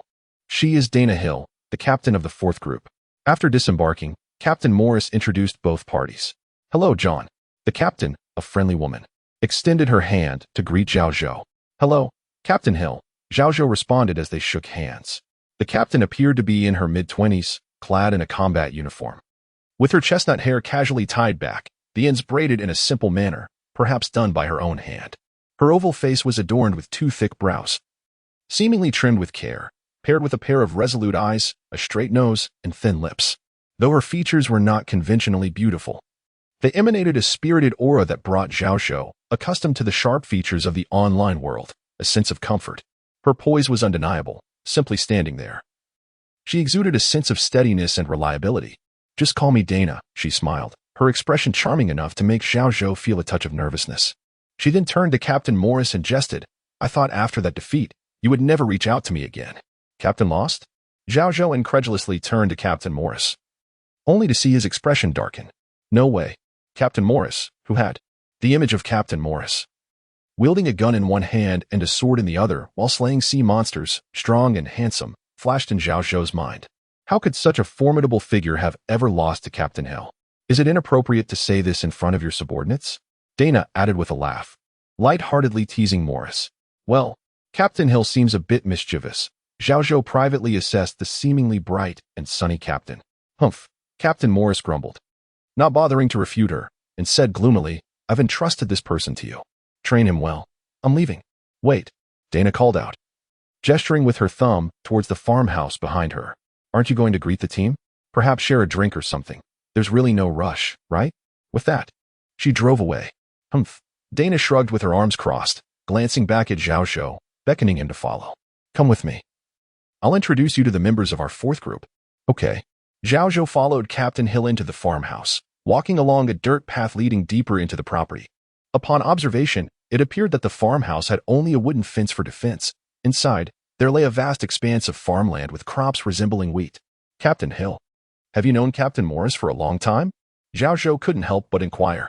"Not really. I just found it strange how familiar you both seemed." Xiaozhou shook his head, realizing he had no standing to defend Captain Morris's reputation to a war knight. "Excessive. There was no prior contact. And this morning I was abruptly awakened by a call to bring the team here to wait for him." "Why should I?" Dana raised an eyebrow, revealing her intent to provoke Captain Morris. Upon hearing this, Xiaozhou felt a bit embarrassed and apologized, as the situation was largely his fault. However, Dana dismissed his apology nonchalantly. "It has nothing to do with you, boy. That guy has always had a commanding demeanor since childhood." "Boy? What is that supposed to mean?" Xiaozhou's expression was peculiar, as he perceived Dana to be only a few years older than himself. Yet her tone implied a sense of elder authority, giving off a vibe that contrasted with her otherwise steady and reliable demeanor. "Captain Hill, call me Dana. I'm not yet at an age to be addressed as captain." "What does age have to do with the position of captain?" Xiaozhou's expression grew even more strange. Subsequently, Dana inquired about Xiaozhou's background, such as where he was from, his age, and what extraordinary profession he pursued. "What are your future plans?" "Future?" Xiaozhou pondered for a moment, then replied, "For now, I lean towards becoming a war knight." Dana suddenly halted, her expression one of surprise and confusion as she looked at Xiaozhou. "Has no one informed you? The path of the war knight has become obsolete. Now the armored soldier is far superior." "I know," Xiaozhou scratched his head, recalling what Officer Bert from the armory had explained to him. "But I believe the armored soldier path relies too heavily on external forces, requiring powerful firearms and boundless ammunition to maximize its potential. Once the weapon is damaged or ammunition runs out, it becomes ineffective. In contrast, the war knight's strength is more stable and less dependent on weaponry." An intriguing perspective. Dana contemplated Xiaozhou's viewpoint, seemingly pleased by his words, even without voicing her approval.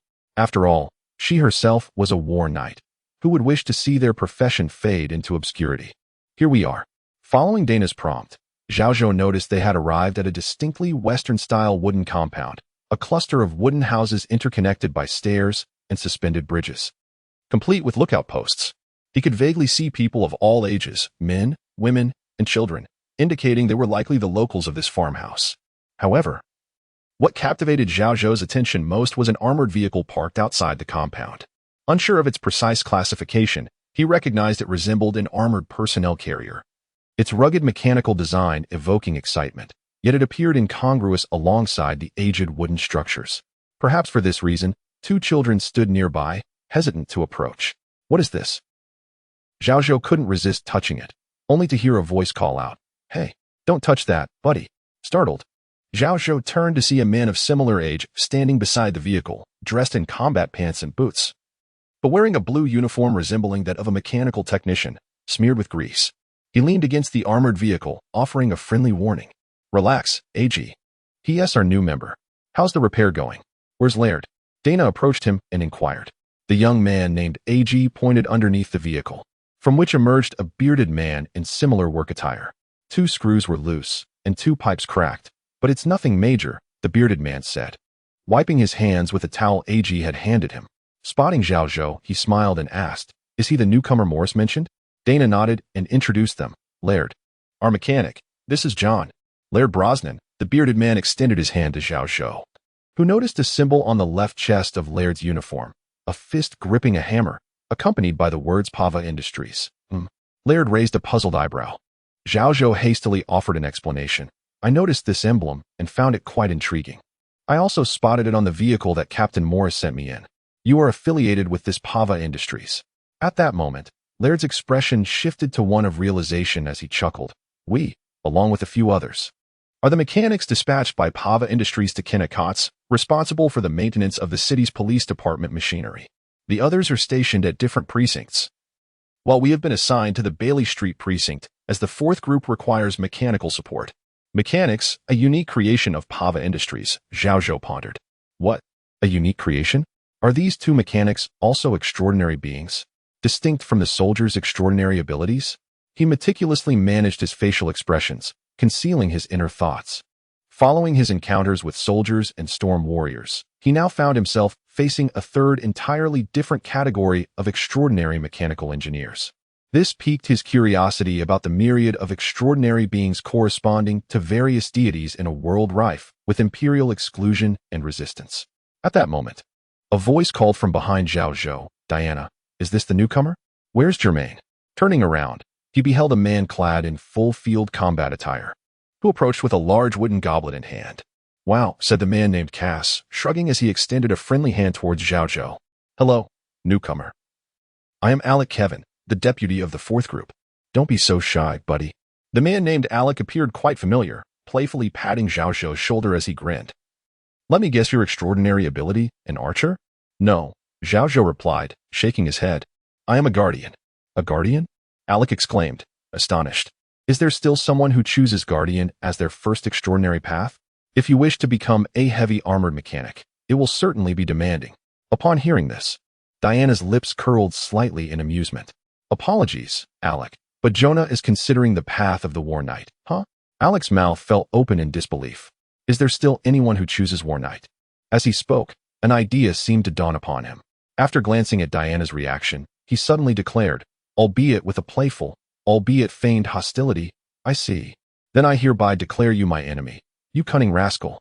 What on earth is happening? How could we be enemies upon first meeting?" Zhao Zhou felt utterly perplexed until he caught a glimpse of Diana beside him, who was facepalming in exasperation. It dawned on him that perhaps this deputy captain had misunderstood something. Yet, it could also be.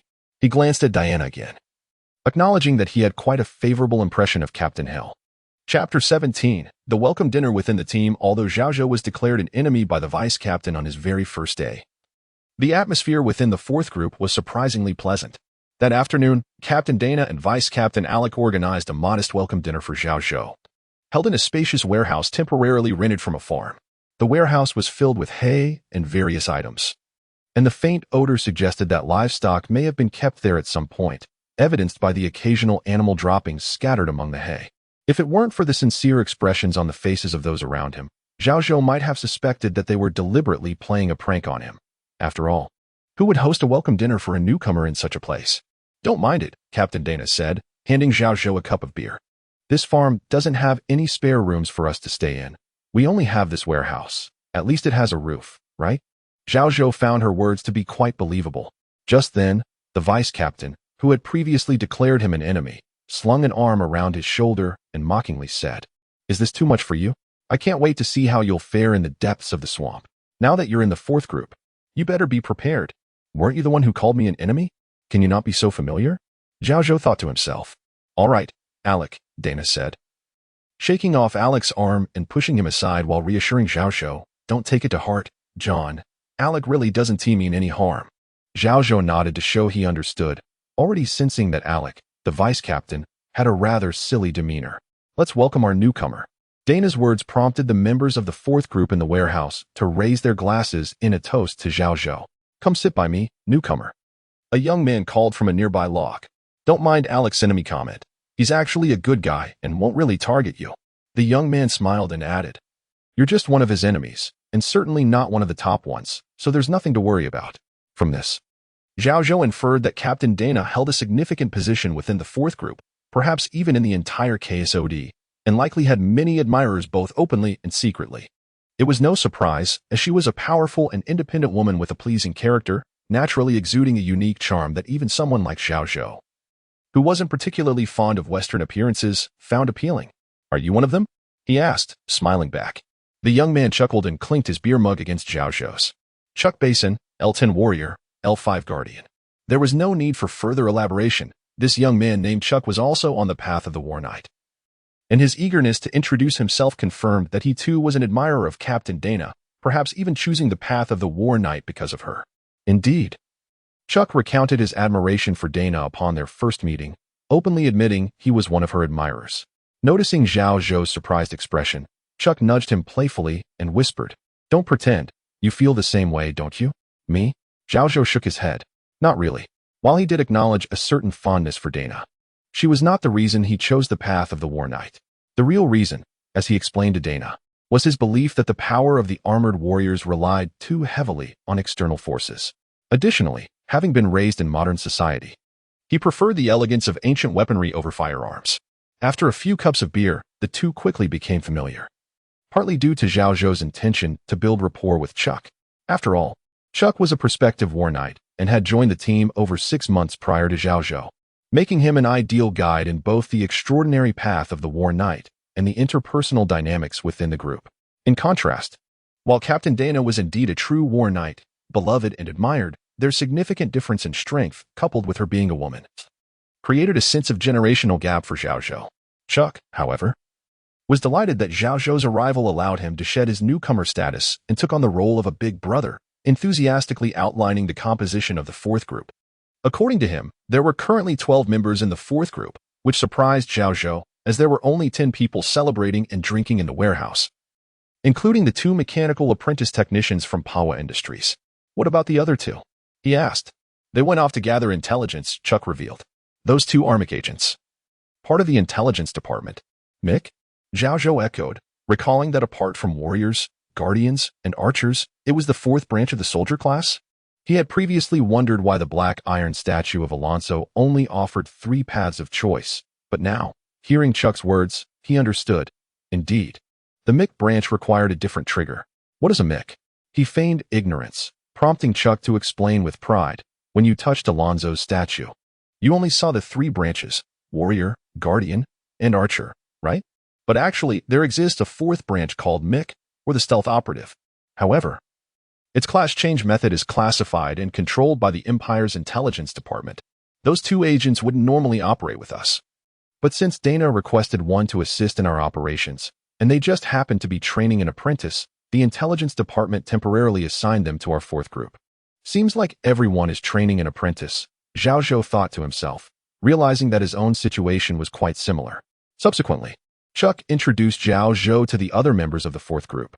8 of them were main combatants, and Zhao Zhou learned that aside from Captain Dana, who was a genuine upper-tier extraordinary War Knight, the Vice Captain Alec Kevin and his brother Sis Kevin were also upper-tier extraordinary beings, though they were not War Knights. Instead, they represented the most popular combination of armored warriors, guardians, and archers in the Empire, boasting both defensive and formidable firepower. Additionally, the team included 2 armored warriors, Elmerode and Ollie Kellio, as well as 2 female hunters, Swaifa Bestman and Annie Charts. However, these 4 were in a similar situation to Chuck. They had just begun their paths as armored warriors and hunters, but had yet to reach the dual L15 standard required for upper-tier extraordinary status.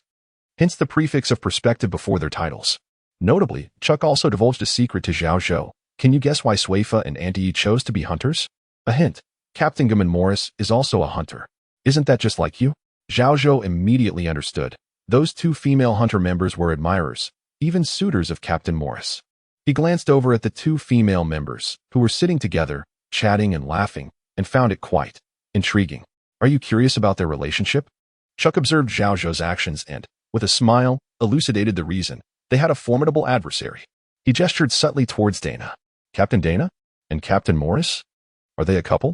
Zhao Zhou felt a twinge of surprise, yet upon reflection, it did not seem so unexpected. After all, he had sensed an unusual rapport between them during their previous encounter outside the farm.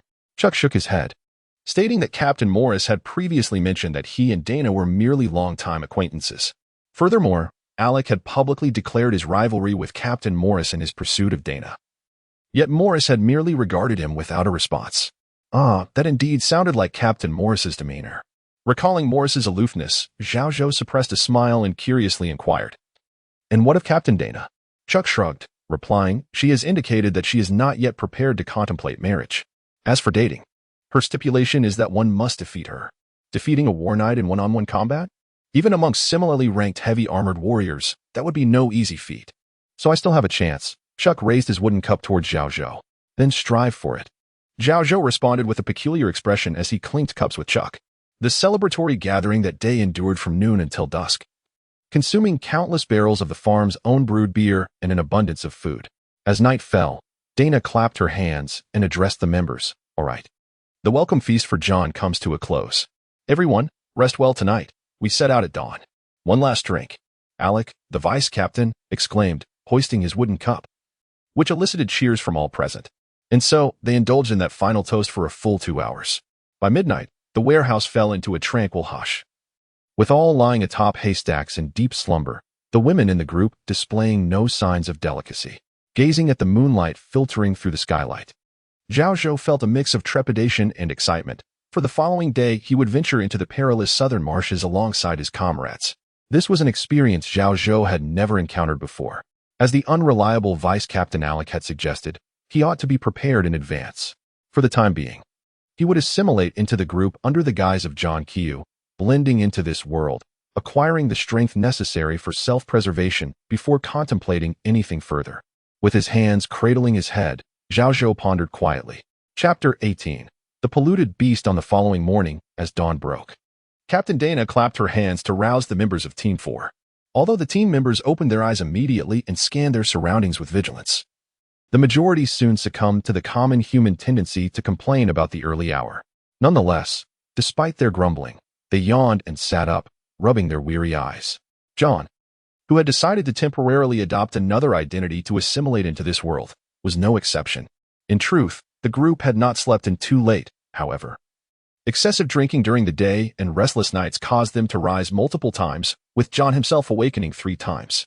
As the complaints echoed around him, John suddenly sensed a subtle change in his body, marked by an enhanced acuity of his senses. Could it be? He immediately checked the statue within his soul space and discovered that the text, which had been at level 1 yesterday, had now ascended to level 2. Indeed, he had leveled up. Although discussing upgrades in a tangible world felt somewhat absurd, it was an undeniable reality. Yet, what had he done yesterday to warrant such an upgrade? "Chuck, I've leveled up," he informed Chuck, who appeared thoroughly perplexed. "Level up? What do you mean?" It was only after John explained the situation that Chuck grasped the concept. "So, your extraordinary capabilities have improved? Congratulations, brother. Improvement? Is this how people in this world describe leveling up?" John noted this interpretation but clarified to Chuck, "Thank you, but that's not what I meant. I don't understand. I didn't do anything yesterday. Didn't you slay several sea monsters?" Chuck recalled John's earlier words and elaborated. "Although I'm not entirely certain, I heard Alec mention that the enhancement of spiritual energy is a process of absorption and seizure. Sea monsters are extraordinary creatures. By defeating them, you seized a portion of their primordial energy. But that was the night before last, and I felt no difference until today. Don't rush. My friend, let me finish." Chuck nodded and continued. "Absorption and seizure don't only occur when you kill extraordinary beings. Even in your breathing, you absorb particles from the air, what I believe are called EXP particles." John was taken aback. "So, according to you, even if I do nothing, I could gradually enhance my extraordinary capabilities and amplify my primordial energy?" "Of course," Chuck shrugged. "It's just that this process is far slower than hunting extraordinary beings." "So?" John nodded in realization, finally understanding that his upgrade was not arbitrary. In fact, he had been on the brink of leveling up since the night before last after defeating those sea monsters. He shared his insight with Chuck, only to find that Chuck had no desire to delve further into the discussion. Wide-eyed as he remarked, "You're asking me? I'm no expert in this area, mate." "Well then," John sighed, concluding the topic. In contrast to the previous day's feast, breakfast today was quite modest: bread, smoked sausage, vegetables, and a pot of pea soup. John ate a few bites but soon lost his appetite, ultimately settling for some bread and vegetables to satiate his hunger. Perhaps noticing his demeanor, the other members of Team 4 exchanged subtle glances. John could surmise their thoughts. This won't end well for him. Let us see how he fares in the southern marshes. This was to be expected, regardless of the setting. Veterans often regard newcomers with a degree of disdain and distrust until the latter prove themselves worthy of respect. Fortunately, the members of Team 4 displayed commendable restraint, refraining from mockery.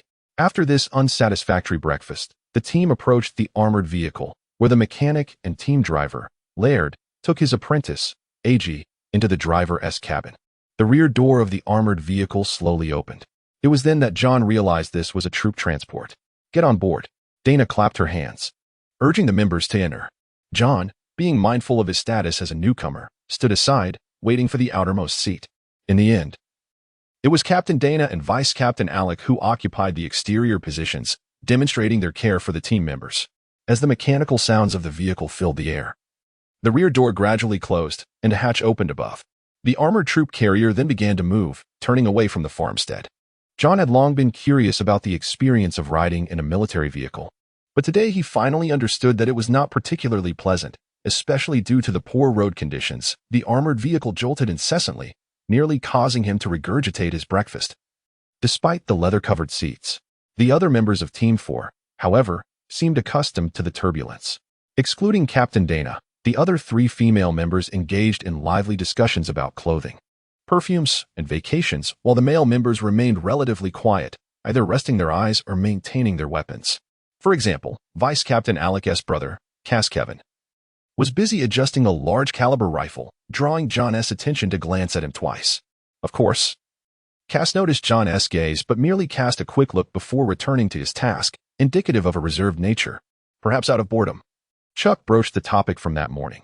This morning, John mentioned that he believes primordial energy may not disappear or diminish. Instead, it transitions between extraordinary beings and mediums, transforming from one form to another, what he referred to as energy conservation.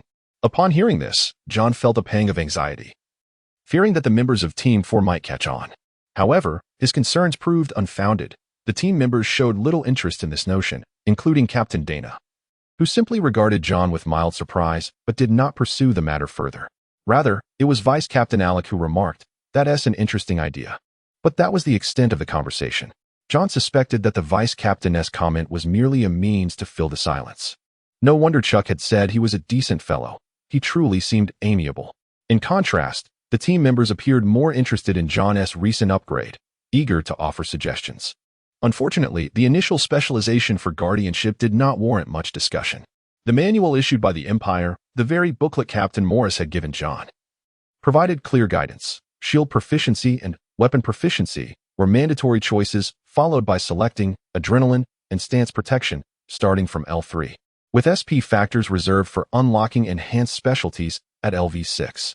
The mainstream path for Guardians generally followed this route. It wasn't until L10 that significant divergences in various combat skills emerged. Some individuals even opted for dual specializations at that juncture, much like Chuck, who had taken on the Guardian role at L10, sacrificing the timing of acquiring warrior specialties to bolster the defensive capabilities that warriors lacked. Thus, at this moment, John need not contemplate further. Having chosen shield proficiency with his newly acquired SP factor, he settled back in the vehicle, closing his eyes to meditate and absorb the knowledge imparted by this newfound specialization. Suddenly, the cabin was filled with the piercing sound of alarms, and the small lights near the sunroof flickered to life with a crimson glow as the vehicle gradually came to a halt. Laird swiftly grabbed the intercom, while his companion, Alec, rose to his feet, hands gripping the sunroof as he gazed outside. 50 yards ahead, 3 canine-shaped beasts of contamination came into view. Laird's voice crackled through the intercom. Dina nodded in acknowledgement. Received. Alec, Just as his voice faded, Alec's response echoed in the cabin. I see them. Aberrant Entity 2. Crystalline Entity 1. Aberrant Entity? Crystalline Entity? Curiosity flickered across John's face, while Kars, seated diagonally opposite him, rose with a heavy firearm in hand. Wait a moment, Kars. Dina called out, glancing at John before continuing. You take down that crystalline entity. The other two, one goes to Chuck, and the remaining. John, would you like to give it a try? John understood this as a rather polite command. Yes. As he nodded, Kars shot him a sidelong glance, then single-handedly pushed open the sunroof and vaulted onto the vehicle's roof, positioning his firearm. The rear door slowly swung open, and Chuck and John disembarked in succession, followed by Dina and Alec. No need to be tense, mate, Chuck reassured John with an air of ease. Though the canine entities are swift and powerful, if it's just one, it won't harm you, especially with your proficiency in shield mastery. John nodded in understanding. In truth, he felt no anxiety. The presence of Dina and Alec accompanying him reassured him that the leaders would surely keep a watchful eye, rendering the situation far from perilous. Ultimately, this was merely an opportunity for him to hone his skills. Comparatively, he was more intrigued by the nature of the aberrant and crystalline entities. He lifted his gaze to the distance, spotting three beasts that resembled wolves, yet bore canine features, gathered approximately 50 to 60 meters away, voraciously consuming something.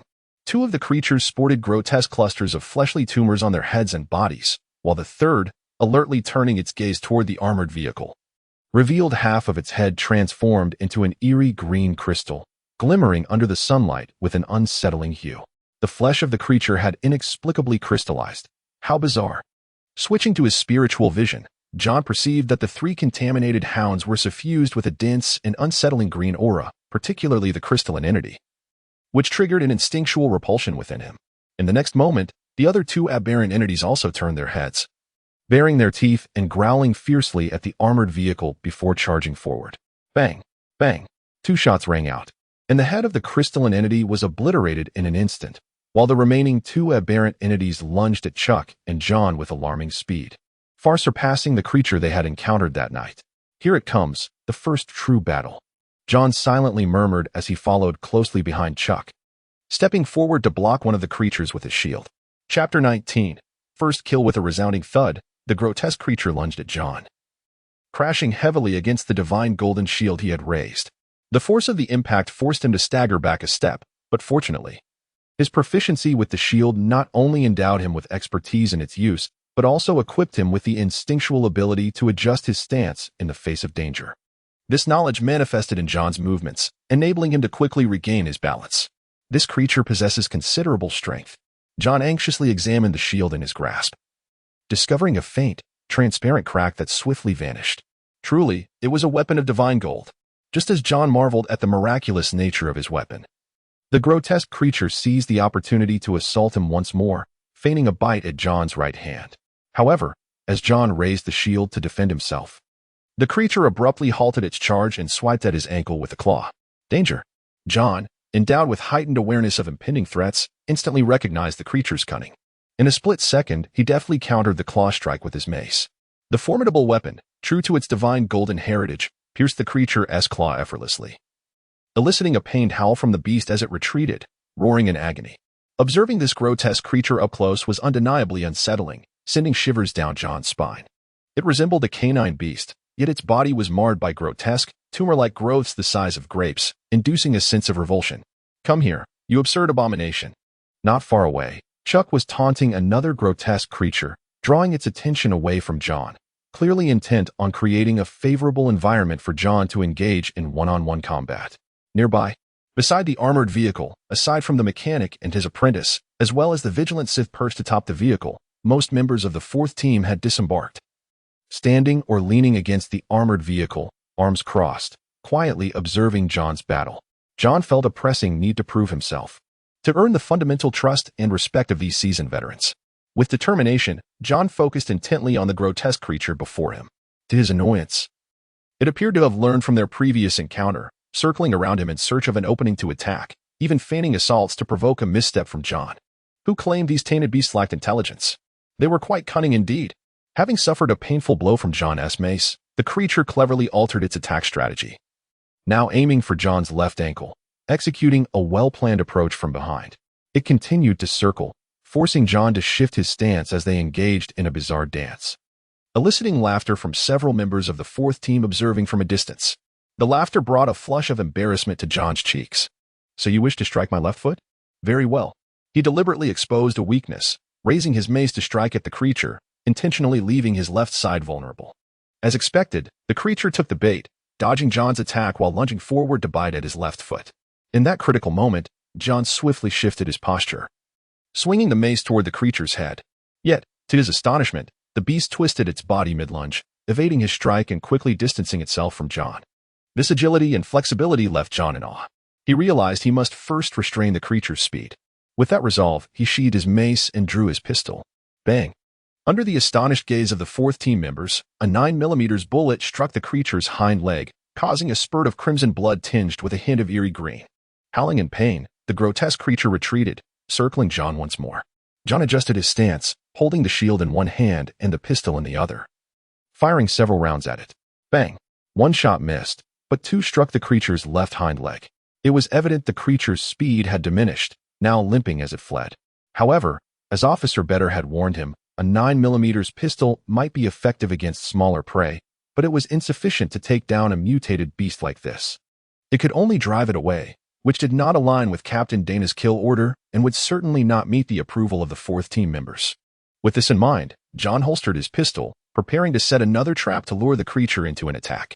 Just then, a pained howl echoed nearby. It was Chuck, having cleanly struck another grotesque creature's neck with his axe.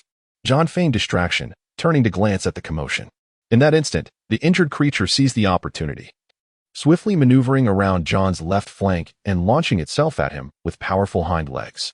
John was ready, seizing the moment to swing his mace at the creature's head. With a sickening thud, the mace connected, deforming the creature's skull, and a mixture of crimson and eerie green blood splattered as John withdrew the weapon. The sight shocked Xiao Zhou, who recoiled several steps not out of fear, but sheer disgust. With a final, pitiful cry, the creature's body was sent sprawling over a meter away, struggling briefly before lying still. Indeed, John's merciless mace had left numerous deep indentations. Even the most resilient of extraordinary beings could not withstand such a blow. Applause erupted from the fourth team members in the distance, with Elmer Ode even whistling in approval. A clear indication of their recognition of John's feat in slaying a polluted beast alone.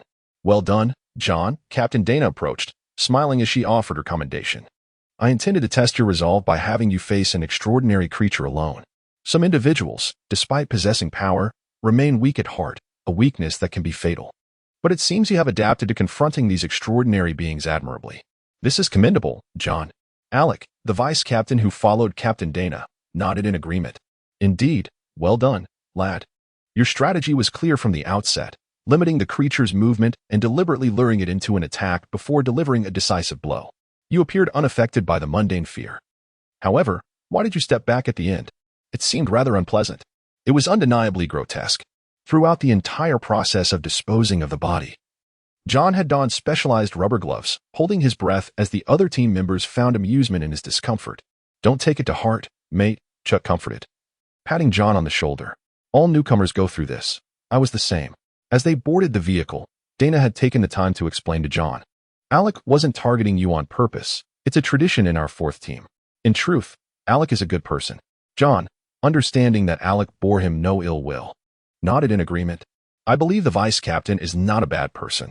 Upon hearing these words, Alec couldn't help but laugh, then pretended to glare menacingly at John, saying, "Flattering me is futile, newcomer. I shall still regard you as an adversary." This absurd vice captain. While John felt utterly speechless, Dana facepalmed, and the armored vehicle once again rolled towards the horizon amidst the members' jovial banter. Compared to before, John distinctly sensed a shift in the attitude of the fourth group members. Some had begun to engage him in conversation, indicating that John had earned their fundamental trust and had genuinely integrated into this circle. Among them was the seemingly taciturn Sis Kevin, who, while adjusting the massive firearm capable of obliterating crystallized mutants, drew John's gaze once more to the weapon in his hands. To John's surprise, Sis initiated a conversation. "Why did you choose the Guardian role?" "What?" John replied, somewhat bewildered. Sis calmly remarked, "I observed your shooting earlier. You fired 4 shots, 3 of which struck the rear leg of that mutant. As a Guardian lacking any marksman expertise, you exhibit considerable talent. Furthermore, This marks the second time you have glanced at my weapon. I am curious as to why you did not opt for the shooter role. I prefer heavy armor that envelopes the entire body over firearms. Why? Sis appeared perplexed. Personal preference, I suppose. John scratched his face, and I feel that heavy armor provides a greater sense of security. Sis nodded, then replied calmly, I shall refrain from judging personal preferences. Security. Is not firearms inherently more secure than armor? Defense and safety are not synonymous. True safety lies in eliminating the threats against you. Would you like to take a look? Saying this, he extended the enormous firearm to John, who was momentarily taken aback by the unexpected offer. Thank you. John hesitated but ultimately accepted, under the amused gazes of several female members who stifled their laughter. Including John, the members of the fourth group, in this harmonious atmosphere, gradually made their way towards the distance until they encountered a roving contaminated beast once more. Chapter 20. The polluted beasts in a mere 30 minutes of travel. The armored vehicles of the fourth squad encountered another small pack of polluted beasts. These creatures, resembling dogs, numbered 4 in total, with the largest displaying notable crystallization on its head and body. Dana clapped her hands to issue commands. As before, Sis was to eliminate the crystallized individual, while Chuck and John would handle the remaining aberrant creatures, swiftly dispatching them. As Sis fired 2 shots to bring down the crystallized beast, John engaged in combat with one of the aberrant beasts. Having gained experience from previous battles, John adeptly employed his old tactics, wounding the monster's hind leg with several shots before deliberately exposing a weakness. With a single, devastating strike from his mace, he concluded the encounter with efficiency. However, even with this, his effectiveness paled in comparison to Chuck, the L10 warrior and L8 guardian, who effortlessly dispatched one beast with a single charge and eliminated another with a thrown axe, all within a span of less than 10 seconds. Leaving John in awe of what it truly meant to be a warrior. Notably, while collecting the carcasses of the polluted beasts, John observed that the crystallized individual differed from the previous crystallized mutant they had encountered. The most significant distinction lay in the color of the crystals. The earlier variant exhibited an eerie green hue, whereas this one had portions that were blue, with a small segment so intensely blue it appeared black. Transitioning to a spiritual vision state revealed that this crystallized creature still emitted a lingering aura of primal energy. This raised questions. Was this a different mutation, or did it stem from a distinct source of pollution? However, Yax provided no further clarification on the matter, even when John inquired again, indicating his lack of understanding in this regard. Upon returning to the vehicle, John sought information from Captain Dana regarding the aberrant creature. That monster was indeed perilous, he remarked. Lieutenant Alex interjected smugly. Unfortunately for it, it encountered us, and we obliterated it. According to Dana and Alex, this type of aberration posed a greater threat than other polluted beasts, not only due to their violent nature, but also because of the unpredictable special abilities they might possess. Take, for instance, the spore creature that was half plant and half animal. The entire team had been affected to varying degrees during that encounter. Ultimately, it was Dana, Alex, and Sis, the 3 upper-tier transcendent beings who, utilizing their adrenaline to enhance their detoxification abilities, braved the toxic spores in the air to eliminate the creature. Without these 3 ordinary individuals, or even other members lacking the adrenaline specialization, would likely have met a grim fate. Following that incident, aside from those who idolized Captain Morris, Sway F.A., and Andy, Chuck, Elmer, and Ollie opted to delay acquiring their upper-tier specializations, instead taking on the role of guardians to bolster their defensive capabilities. This narrative once again illuminated for John the sheer danger posed by the polluted beasts of the southern marshes, where even those endowed with extraordinary powers could face dire consequences. What about the polluted energy? Are there various types? He inquired. Indeed, came the response. And the Blood Oath sect? John asked, intrigued. Murder? His expression shifted. He was not yet mentally prepared for such concepts. Perhaps noticing John's hesitation, Alex adopted a serious tone for the first time, stating, if you do not kill them, they will kill you. These wretched creatures are beyond communication. Taking one down equates to safeguarding dozens of innocents. Enough, Alex, Dana interjected, addressing John. Do not feel burdened. There have been no reports of Blood Oath sect members here in Kaneko. Should you encounter anything similar in the future, report it immediately, and do not confront them alone. They are dangerous, extremely dangerous. Are you implying that they also have transcendent beings? John's face reflected astonishment. He understood that the power of transcendent beings stemmed from their divinely bestowed professions, thus known as divine creations. If the Blood Oath sect harbored transcendent professions, it suggested the presence of a deity behind them. In essence, each member was a transcendent being. Which malevolent deity? John pondered, not perceiving any connection between the dark god behind the Blood Oath sect and the one that seemed to be watching him, the god of the Sea of Pacify. Yet, this did not quell his curiosity regarding the sinister entity behind the cult. Observing Dana's sigh, John found himself at a loss for words. Discussions about deities weighed heavily on him. Suddenly, a horde of enormous rats, nearly the size of a person, emerged, their sharp teeth capable of gnawing through tree trunks. Worse still, they were swifter than polluted dogs and traveled in packs of at least 20. Among them was an aberrant creature, its body heavily crystallized, yet distinctly a rat, sporting a jet-black horn atop its head that shimmered like obsidian in the sunlight. Given its speed, John harbored grave doubts about whether his divine golden shield could withstand it. For the minions of powerful transcendent beings could rival even divine weapons. Prepare for battle. Dana's voice rang out as she donned a suit of gleaming silver armor, reminiscent of a knight's, captivating John's attention. The other squad members swiftly armed themselves, following Dana's orders. I will handle the leader, Sis. Target the crystallized creature, Alex. Provide support for the team, John. Watch out for yourself. With a furious roar, the horn-polluted rat leader charged forward, rallying its fellow beasts. One rat rushed towards Dana with alarming speed, revealing its rodent fangs. Yet, Dana remained unfazed, striding directly toward the beast. John was astonished to witness the creature collide with a transparent barrier before Dana, leaving a mark reminiscent of shattered glass, akin to how John's divine shield repelled external attacks. In the next instant, seizing the opportunity as the polluted beast's momentum was hindered by the barrier, Dana wielded a two-handed sword and plunged it into the creature's throat, the blade piercing cleanly through its body. A single strike, and it was dispatched. Watching his commanding officer unapologetically drenched in the creature's blood as she swiftly withdrew her sword to behead another charging rat, John couldn't help but exclaim, "Incredible! So brave!" However, he regrettably had no time to admire Captain Dana's combat prowess, for the swarm of enormous rats had now closed in on them. "Dispatch them," commanded Lieutenant Alex in a resolute tone, marking John's first experience in a concerted battle alongside the entire 4th Squad. Chapter 21. Camping in less than 10 minutes. The battle concluded, with over 20 mutated rats and their transformed leader ruthlessly vanquished by the members of Team 4. This outcome left John reflective. In comparison to these extraordinary creatures, it was evident that the exceptional professions created by the divine were far superior. "How does it feel to collaborate with the team for the first time?" came Dana's voice from behind him. John turned to see the valiant female captain, her gleaming silver armor stained with blood, shredded flesh, and rat fur, which churned his stomach. I'm not quite sure what to say. I feel like I didn't contribute much," John admitted, a hint of embarrassment creeping in, as he realized he had failed to slay even a single mutated rat during their joint operation and had merely distracted a few, only to have the kills snatched away by his teammates. "Don't be so hard on yourself, John.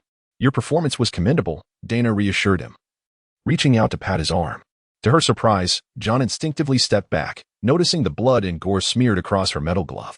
Dana, aware of his reaction, deliberately stepped closer, arms wide open. "How about a hug to celebrate our first successful mission together?" "Maybe not," John replied, retreating another couple of steps, his gaze fixed on the bloodstains on her armor. Just then, the vice captain, Alec, rushed over, arms outstretched. I need that hug." Unfortunately for Alec, Dana, ever the playful captain, merely pushed him away, eliciting knowing laughter from the other members, clearly accustomed to such antics. Given the abundance of mutated rat corpses and the encroaching dusk, Dana decided to incinerate the remains on site and camp for the night. Burning the remains of these extraordinary creatures was essential, as Chuck explained to John. If left unattended, the carcasses could be consumed by other creatures, leading to the spread of contagion and even the emergence of new aberrations, even if no other creatures came to feast. The decaying bodies would release residual corrupting energy, further polluting the land, impacting local vegetation, and indirectly infecting herbivores and omnivores, ultimately disturbing the entire ecosystem of the southern marshes. "Thank you for your hard work," Dana remarked, observing Alec's eager gaze toward the departing women before he finally began to assign tasks. As a newcomer, it was only natural that John was tasked with disposing of the corpses. Due to the sheer number, Chuck was assigned to assist him, while Alec, Sis, and Elmer busied themselves gathering firewood. The only ones relatively unoccupied were the driver and mechanic, Leard, along with his apprentice, AG, who, being from Power Industries, provided technical support to Team 4 and were not technically part of the Kinnick Special Operations. Thus, neither Dana nor Alec had the authority to command them. Nonetheless, the duo willingly helped set up the campsite, assembling a barbecue grill a short distance from the armored vehicle. However, John found it perplexing to be burning the bodies of the extraordinary creatures while simultaneously grilling. Yet, Alec and the others seemed to agree with the idea. Half an hour later, the team constructed a wooden frame, igniting a fire that gradually consumed the corpses of the mutated creatures. Meanwhile, Leard and his apprentice began grilling meat.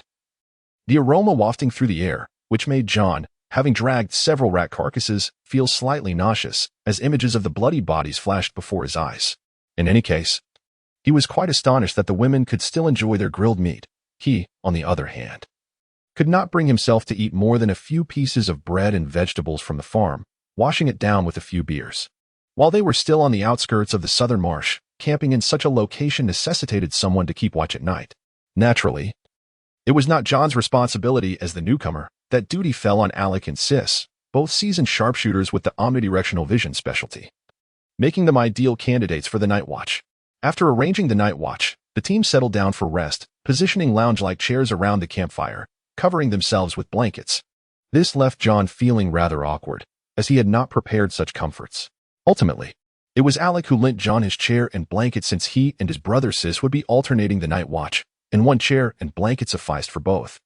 Around 8 in the evening, apart from Sis, who remained vigilant atop the armored vehicle, the others wrapped in blankets fell asleep, with Alec and Mechanic Lear dozing off first, their snores prompting mild complaints from the nearby women.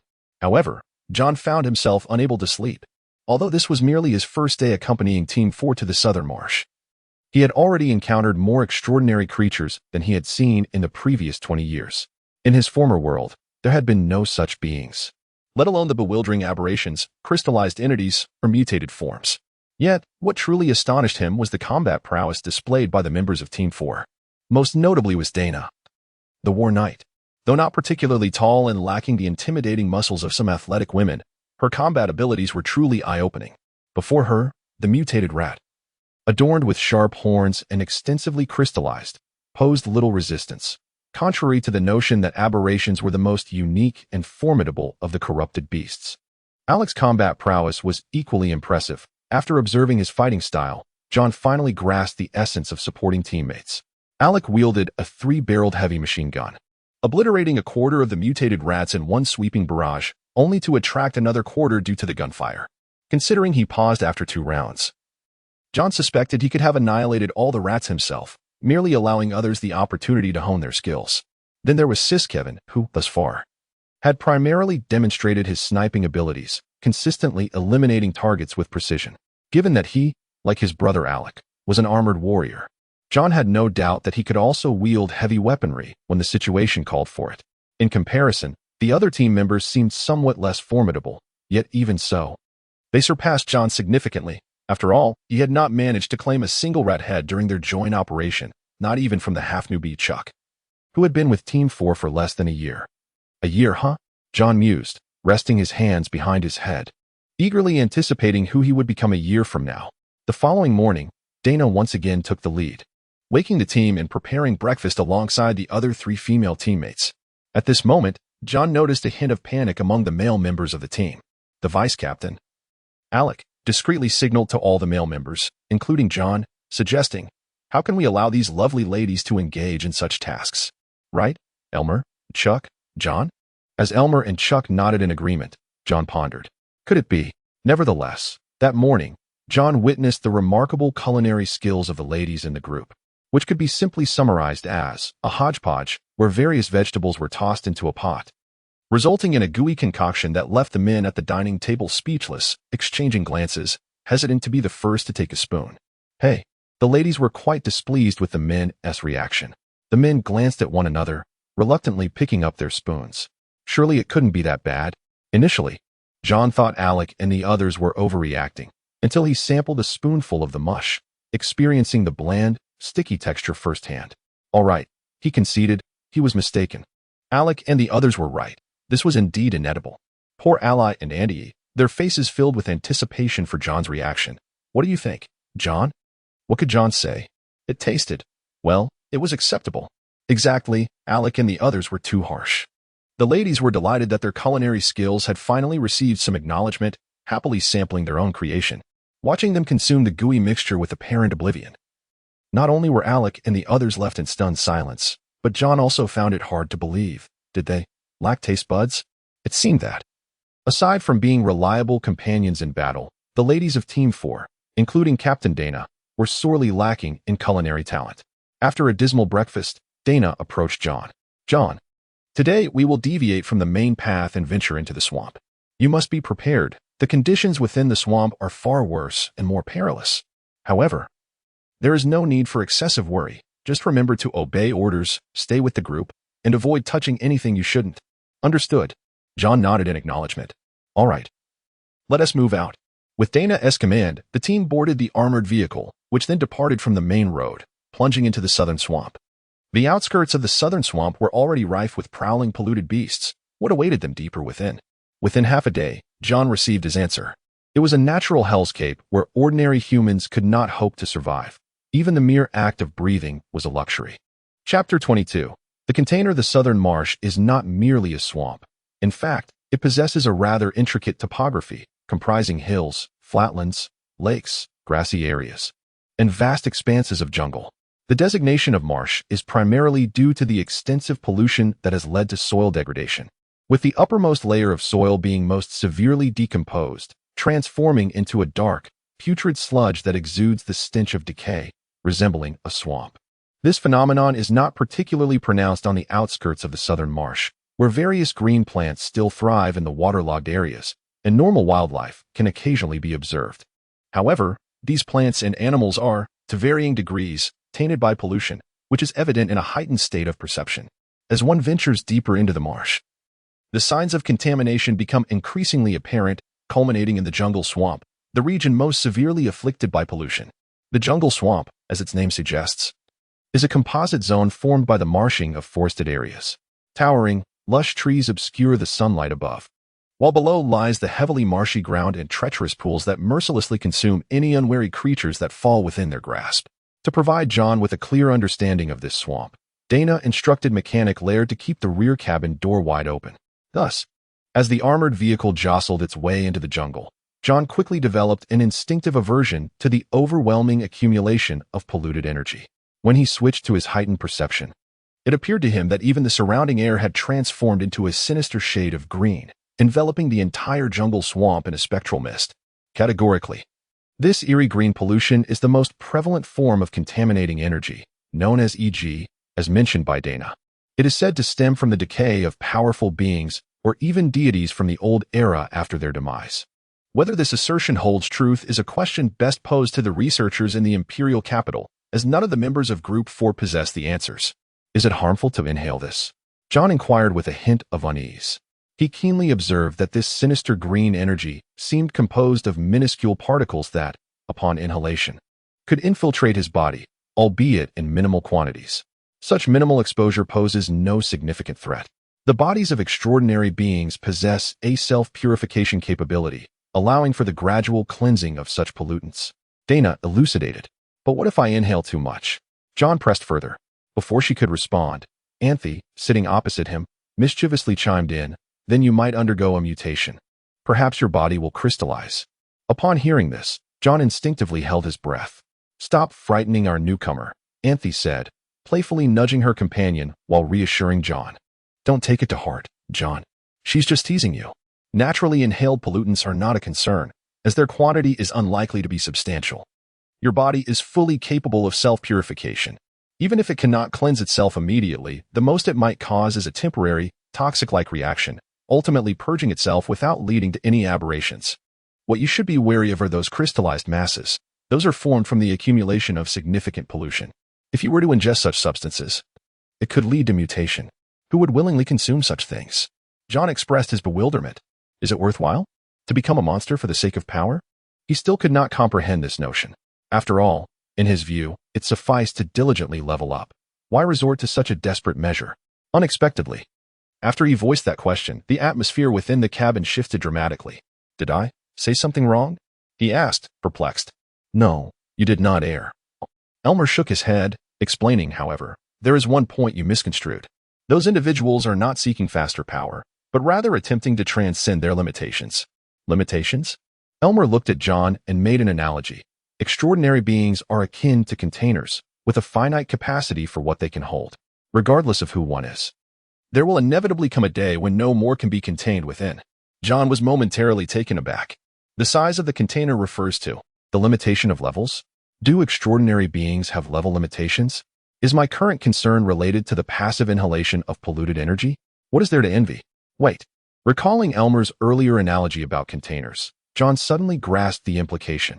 Elmer meant that he, as a container, had reached saturation, and his body could no longer accommodate additional primal energy. Hence, he would not passively absorb polluted energy any longer. If I recall correctly, he is only an L10 marksman and L9 guardian.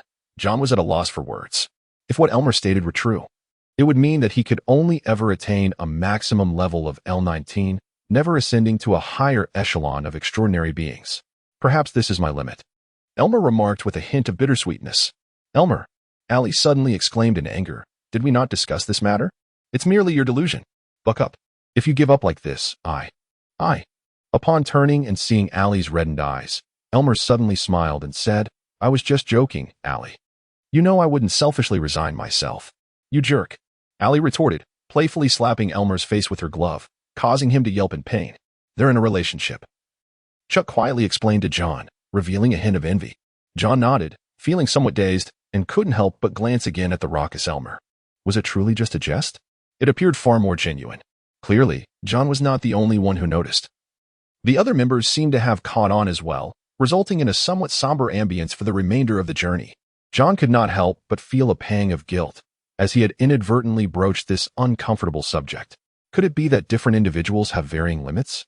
Although John was eager to clarify this matter, he hesitated to inquire, as it was evident that this topic was deeply unsettling for all the members. Fortunately, he had Exus's consciousness to provide him with answers. Indeed, each individual's limit differs, typically ranging from L10 to L40. L40? Is that the limit? Is there nothing higher? Throughout recorded human history, no individual has surpassed L40. Some believe this to be the utmost limit humanity can achieve. L40 is humanity's ultimate limit? John suddenly felt a sense of bewilderment, while simultaneously empathizing with the other team members' disquiet. Just how far can one go? At that moment, the armored vehicle unexpectedly lurched forward, followed by Laird's resigned yet awkward voice crackling through the intercom. Dana, I think the vehicle may be stuck in the mud. Saying this, she was the first to leap from the vehicle, splashing water in her wake. John turned to discover that the armored vehicle was, unbeknownst to him, traversing a waterlogged area that submerged the tires. The water was murky, strewn with algae, leaves, and twigs, and occasionally, small creatures could be seen swimming by, creating ripples. Do we really have to get out? While not overly afraid, John felt that the water appeared particularly filthy. There could very well be snakes or insects lurking beneath the surface. John, Dana, who had already stepped into the water, raised her hands in a playful gesture, amused by John's conflicted expression. All right. John took a deep breath, preparing to exit the vehicle, only to have Zeiss call out to him suddenly. Wait, John, take this. With your abilities, you should be able to wield it effectively. Here, the circumstances differ from those outside. Sis handed the gun to John, along with a box of ammunition.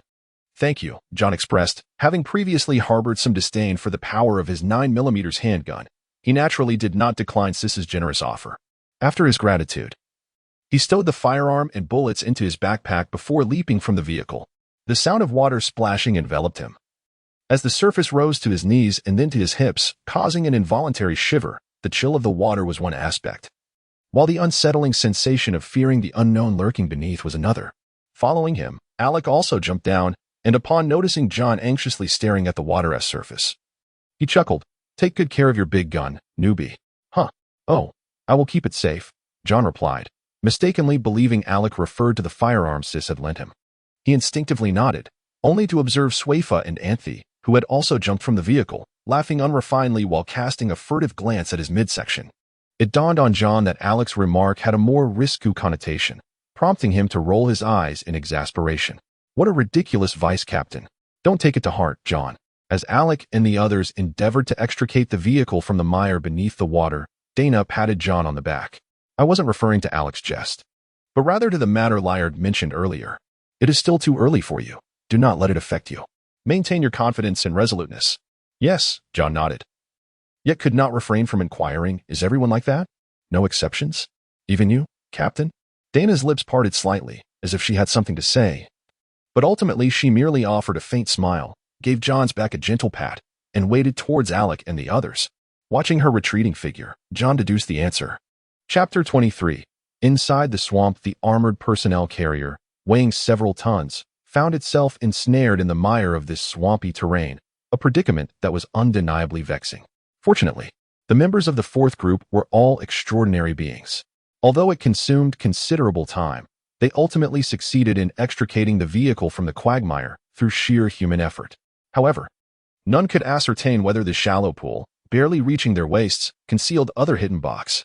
To prevent the armored vehicle from sinking again, Dana commanded her team to escort it, using their bodies to probe the depths of the swamp.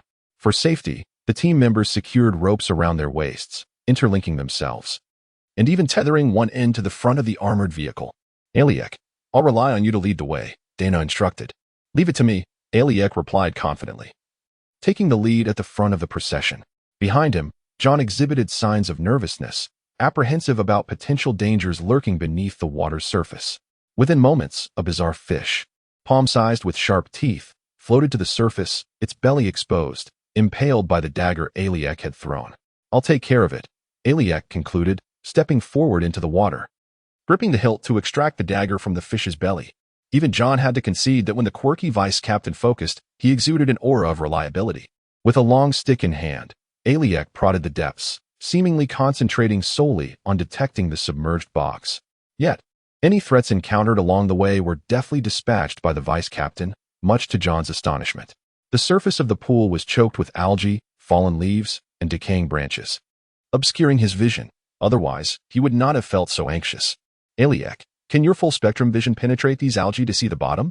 He inquired, unable to suppress his curiosity. Oh, quite diligent of you to know about the archer's abilities.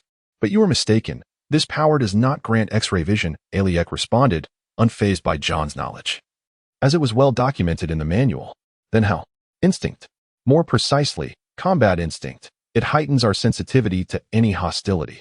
Although the archer branch lacks the specialized skills to enhance instinct like the warrior branch, the process of augmenting one's source quality does confer some enhancement to our instincts.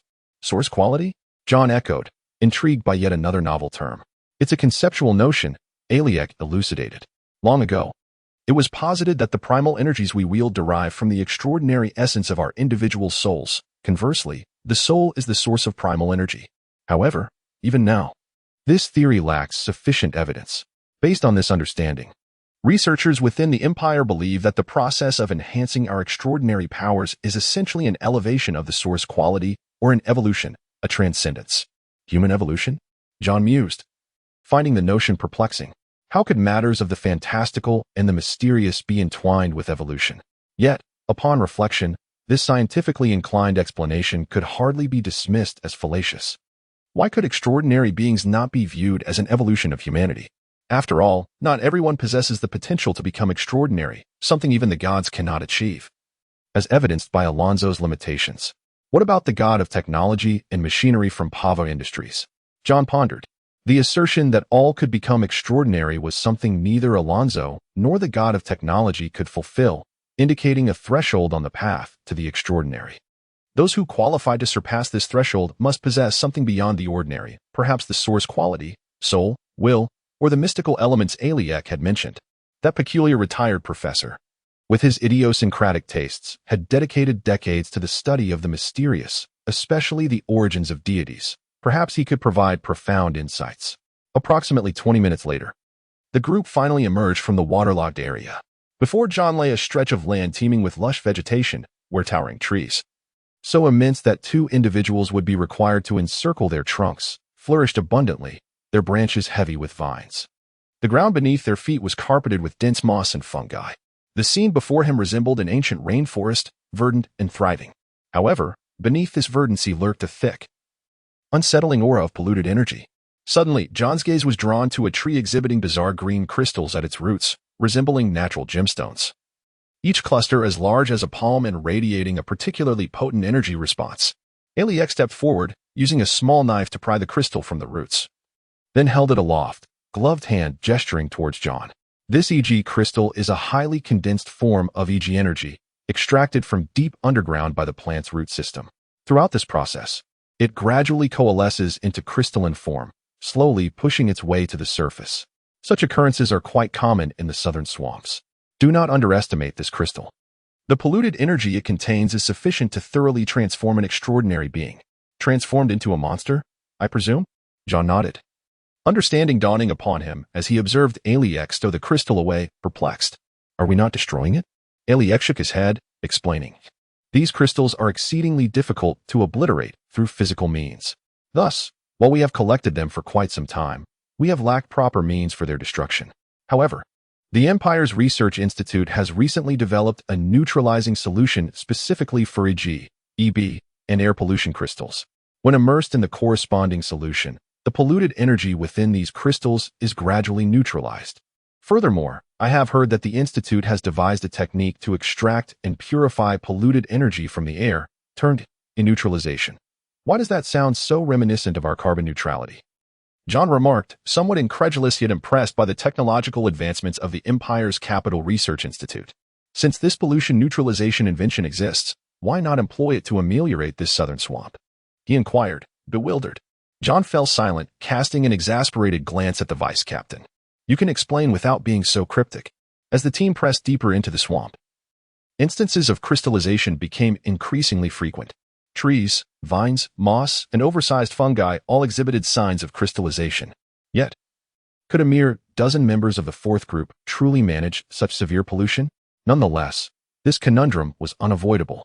Only extraordinary beings possessed the ability for self-purification. Were ordinary individuals to venture into this swamp, they would inevitably succumb to the pervasive polluted energy in the air, which would gradually erode their bodies, ultimately transforming them into another form of life, akin to the pollution beasts that roamed freely.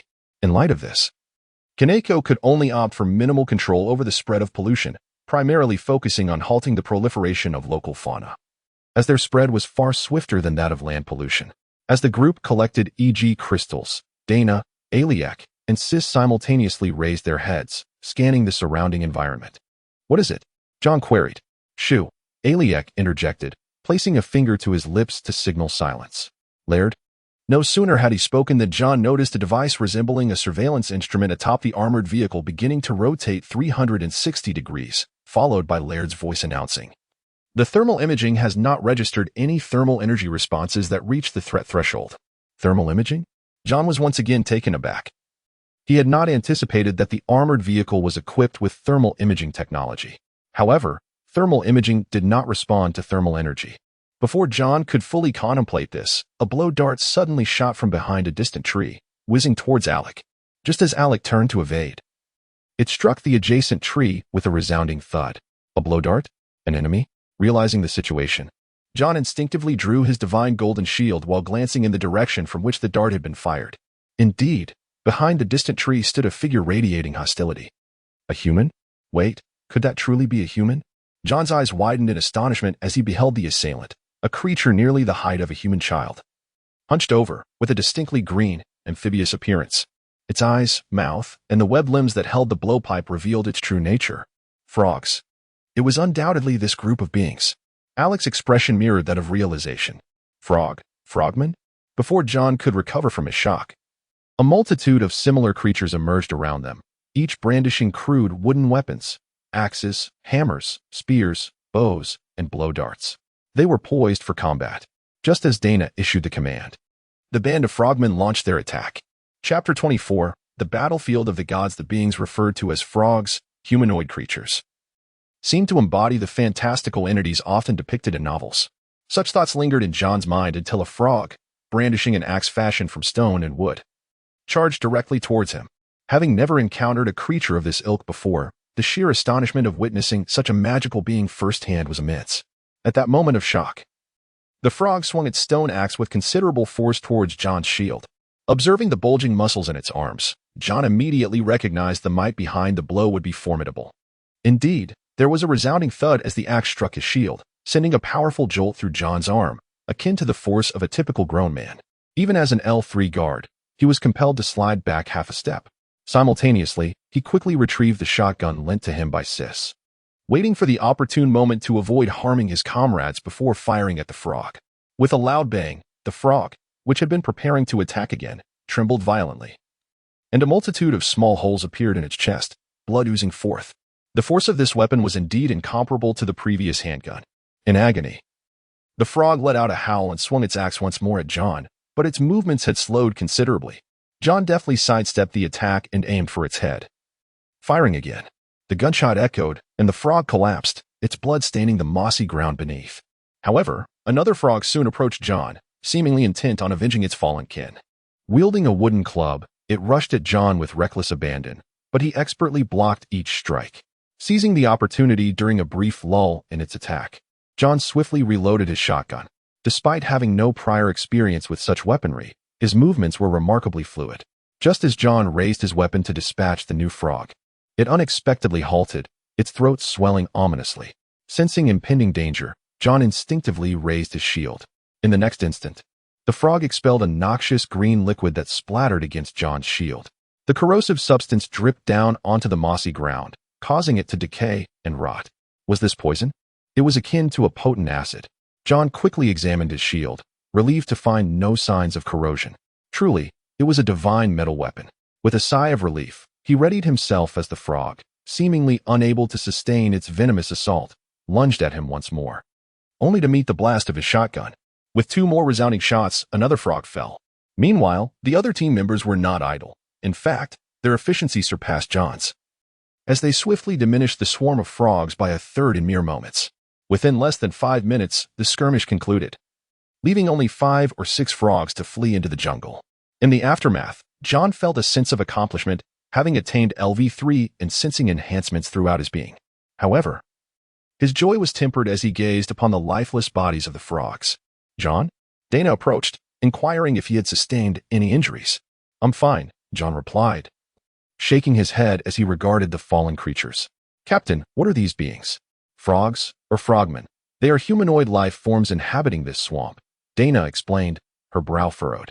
We do not know when they first appeared here, but according to research from the Capital Institute, these frogmen are likely a mutated form of a large frog species that thrived in the southern swamps 2 centuries ago, when severe EG pollution emerged in the southern marshes. These large frogs were affected, and EG fundamentally altered them. It is not solely EG that influences them, interjected Alec, who had come closer.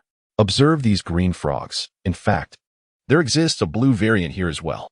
Research indicates that the blue frogs underwent secondary mutation due to further pollution. They shifted from ordinary giant frogs to EG entities and subsequently transformed into EB entities due to EB pollution. Is it truly possible? John expressed his astonishment. Alec shrugged. Once we reach the EB zone, you will have the opportunity to witness them. The EB zone? John questioned, somewhat perplexed. Sensing John's confusion, Dana elaborated. Legend has it that in the old era, the southern swamps were once a battlefield for deities. One side comprised unknown gods, while the other was a deity from the ocean. Indeed, that is the tale, Dana affirmed John's speculation, continuing in that divine conflict. The gods of the Pacify Sea unleashed waves that surged from the sea onto the land. The energy-rich seawater did not entirely dissipate and some remnants remained in the swamp. Since then, the southern marshes have transformed into 2 distinct polluted zones, the northern EG zone and the southern EB zone. She described the EB zone to John, painting a vivid picture of the lush jungles. Trees, moss, vines, fungi, and all manner of vegetation, alongside the animals inhabiting that region, all tainted with the hues of the sea, as if from another realm. The air there was saturated with rich EB particles, while the ominously green EG particles appeared sparse. Setting pollution aside, it is quite beautiful, she remarked, perhaps sensing John's curiosity. Dana smiled. You shall see it. But for now, we must regroup with our 2 companions from the 4th team, who are to the north. Only then did John recall that 2 of their companions remained. As they traversed the jungle, John gradually encountered the life forms inhabiting the EG zone, massive carnivorous plants, centipede-like creatures stretching over 10 meters, insects the size of pigeons, and reptiles as large as basins, even catching glimpses of avian-like creatures. Notably, They also encountered the indigenous green frogs, a group seemingly possessing early intelligence and primitive social structures. He witnessed these green frogs hunting a colossal serpent. Strikingly, this was the only instance where the frogs refrained from attacking them, unlike the other green frogmen, who would launch assaults upon sight, as they did with other beings in this territory. Among the more disconcerting sights were swarms of large insects, each possessing sharp mandibles and capable of expelling venom. Both Dana and Alec were keen to avoid confrontation with these creatures, tossing a few carcasses of slain beasts as bait and hastily departing. Nevertheless, the fourth group found themselves compelled to engage in battle with a horde resembling giant horseshoe crabs or massive scythe insects. The skirmish concluded swiftly, as Alec and Sis unleashed their heavy machine guns, while Laird, the mechanic, and his apprentice also operated the machine guns mounted on their armored vehicle. A dense barrage of firepower quickly decimated the insect swarm. It was only then that John noticed the armored vehicle was equipped with machine guns. Yet even in victory, the terrifying sight of the insect horde spewing corrosive acid towards them left him profoundly shaken. Observing the pockmarked exterior of the armored vehicle, it is not difficult to surmise that this is an unequivocally lethal toxin. Should an ordinary individual be exposed, it is likely that their very bones would dissolve. At this juncture, one cannot help but commend the divine metal weaponry. In the face of such a highly corrosive venom, John's divine metal shield remains utterly unscathed. While he himself exhibits symptoms of poisoning after inhaling an excessive amount of toxic fumes, this situation does not even involve a deep venture into the southern marshes, at best. They have only penetrated 1/5 of the distance.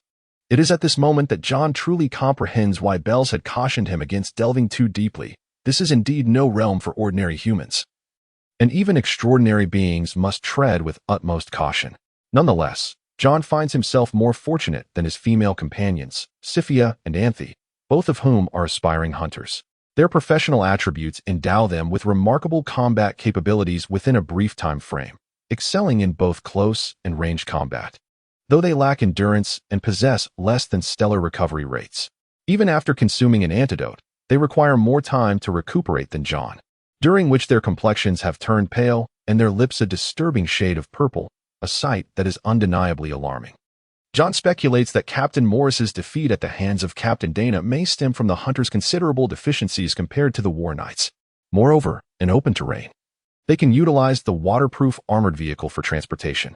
In an effort to reunite with the remaining 2 members, the entire team spends the night napping within the armored vehicle, with Laird and his apprentice, A.G., taking turns at the wheel.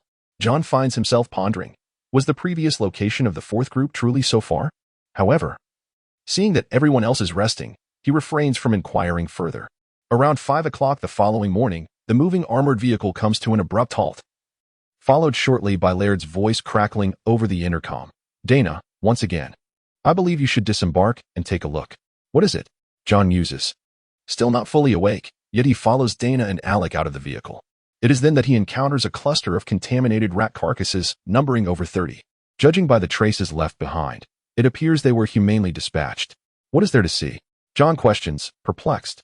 As he observes Dana and Alec crouched beside one of the contaminated rats, their expressions grave. Are there stationed officers nearby? Upon hearing his inquiry, Elmer, standing beside him, shakes his head. Not from our side. We would have taken the bodies with us or incinerated them before leaving. Look at those crystallized specimens. Their crystals have been removed. This is the work of poachers. What use is there in poaching such a creature? To consume it and become a monster? John scoffs. To manufacture illicit drugs. Whether it be EG crystals or EB crystals, they serve as primary materials for producing banned substances. Banned substances? John momentarily falters, recalling that Aches had indeed mentioned something along those lines. Chapter 25, Forbidden Drugs and Poaching Forbidden Drugs. On the day John became extraordinary, he recalled Alex mentioning forbidden drugs, said to enable ordinary individuals devoid of extraordinary traits to attain the status of the extraordinary. To his astonishment, he discovered that EG and EB crystals were the primary ingredients for manufacturing these illicit substances. What are forbidden drugs? John inquired with a feigned ignorance, prompting Elmer to respond. Forbidden drugs are essentially prohibited magical potions. With a shrug, Elmer played a word game before continuing. If you are asking about their effects, they can endow an ordinary person with extraordinary traits and enhance the source quality of an extraordinary individual. John understood that enhancing the source quality meant raising the upper limit of one's level. Are there severe side effects? John asked cautiously, aware that Elmer was currently troubled by the limitations of his level. Isn't that an obvious question? Elmer remarked, gazing at the corpses of the contaminated rats. Both EGB possess a highly potent contaminating nature, capable of transforming one creature into another, while simultaneously affecting their personality and mentality. Although the activity of EGB is restricted by other supplementary materials, fundamentally, nothing has changed. An ordinary person who seeks to become extraordinary through these drugs will gradually have their personality distorted, becoming impulsive, ferocious, and tyrannical. Likewise, extraordinary individuals attempting to elevate their source quality will also undergo similar transformations. What use are these forbidden drugs then? Who would dare to consume them? John pressed further. Some do. Elmer replied solemnly. There are those willing to pay any price to become extraordinary, and those driven mad by their container size. John hesitated to ask more. Sensing that Elmer's mood was somewhat off, perhaps noticing his expression, Elmer glanced at him and said irritably, "What kind of strange face is that? Do you think I am one of those lunatics?" No, John hastily denied, secretly relieved. Though his time in Group 4 had not been extensive, he had grown fond of his teammates and was loath to see anyone stray down a misguided path. Meanwhile, Dana, Alec, and Zeiss were meticulously examining the wounds on the contaminated beasts and the traces of battle left on the ground to ascertain the identity of the poachers and the weapons they carried, thereby assessing the potential threat posed by this group. From their conversation, John overheard the term freeman. According to Elmer, this referred to wanderers, mercenaries, and bounty hunters, free extraordinary individuals without fixed employment. Freeman? John had assumed that the Empire maintained strict control over extraordinary beings, like him, who was promptly recruited into the Kinnick Police Department upon the discovery of his extraordinary traits. However, Elmer informed him that many extraordinary individuals within the Empire refused to cooperate with governmental agencies, some registered with city police departments, while others remained unregistered. As for why one would choose to be unregistered, one could infer from Mr. Bell's reluctance to openly utilize his abilities that he wished to avoid regulation and constraints. Are they part of the same group? Elmer inquired, stepping forward. Alec shook his head. 30 minutes later, the members of Group 4 incinerated the corpses of the contaminated rats and resumed their journey northward. Observing that his teammates were discussing the poachers, John could not help but ask Elmer, does the Empire have any corresponding measures in place? Earlier, John had complained about the meager size of his backpack, which could scarcely hold a cubic meter of space. Aside from weapons and armor, there was hardly room for anything else, leading him to question Alonso's intentions. However, it now appeared that Alonso had evidently considered this matter thoroughly. Alas, even so, he could not prevent the greed that festered within humanity. What would happen if we encountered those poachers? Would there be a conflict? He queried further. Would we kill them? John was slightly taken aback, as that implied a clash between extraordinary beings and, ultimately, murder. Did the members of Group 4? Swallowing hard, he whispered, have you encountered this before? Certainly. Killing others too. Do you not sound as if you have taken a life? John rolled his eyes in disbelief, his gaze inadvertently drifting to the indifferent, meditative Zeiss. A flicker of thought crossed his mind as he glanced back at Dana and Alec, only to find the two leaders deep in contemplation, their expressions grave. Perhaps these three. John mused, but he hesitated to confirm his suspicions.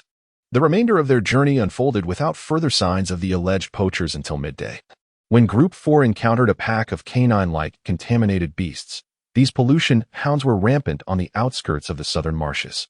Laird, who was driving the vehicle, promptly issued a warning to the cabin and summarized the number of contaminated hounds. There are 5 crystallized beasts and approximately 7 deformed beasts, with no sign of transformed beasts. Transformed beasts typically possess strength surpassing that of crystallized beasts and often assume leadership roles within such groups, while crystallized beasts are akin to elite members.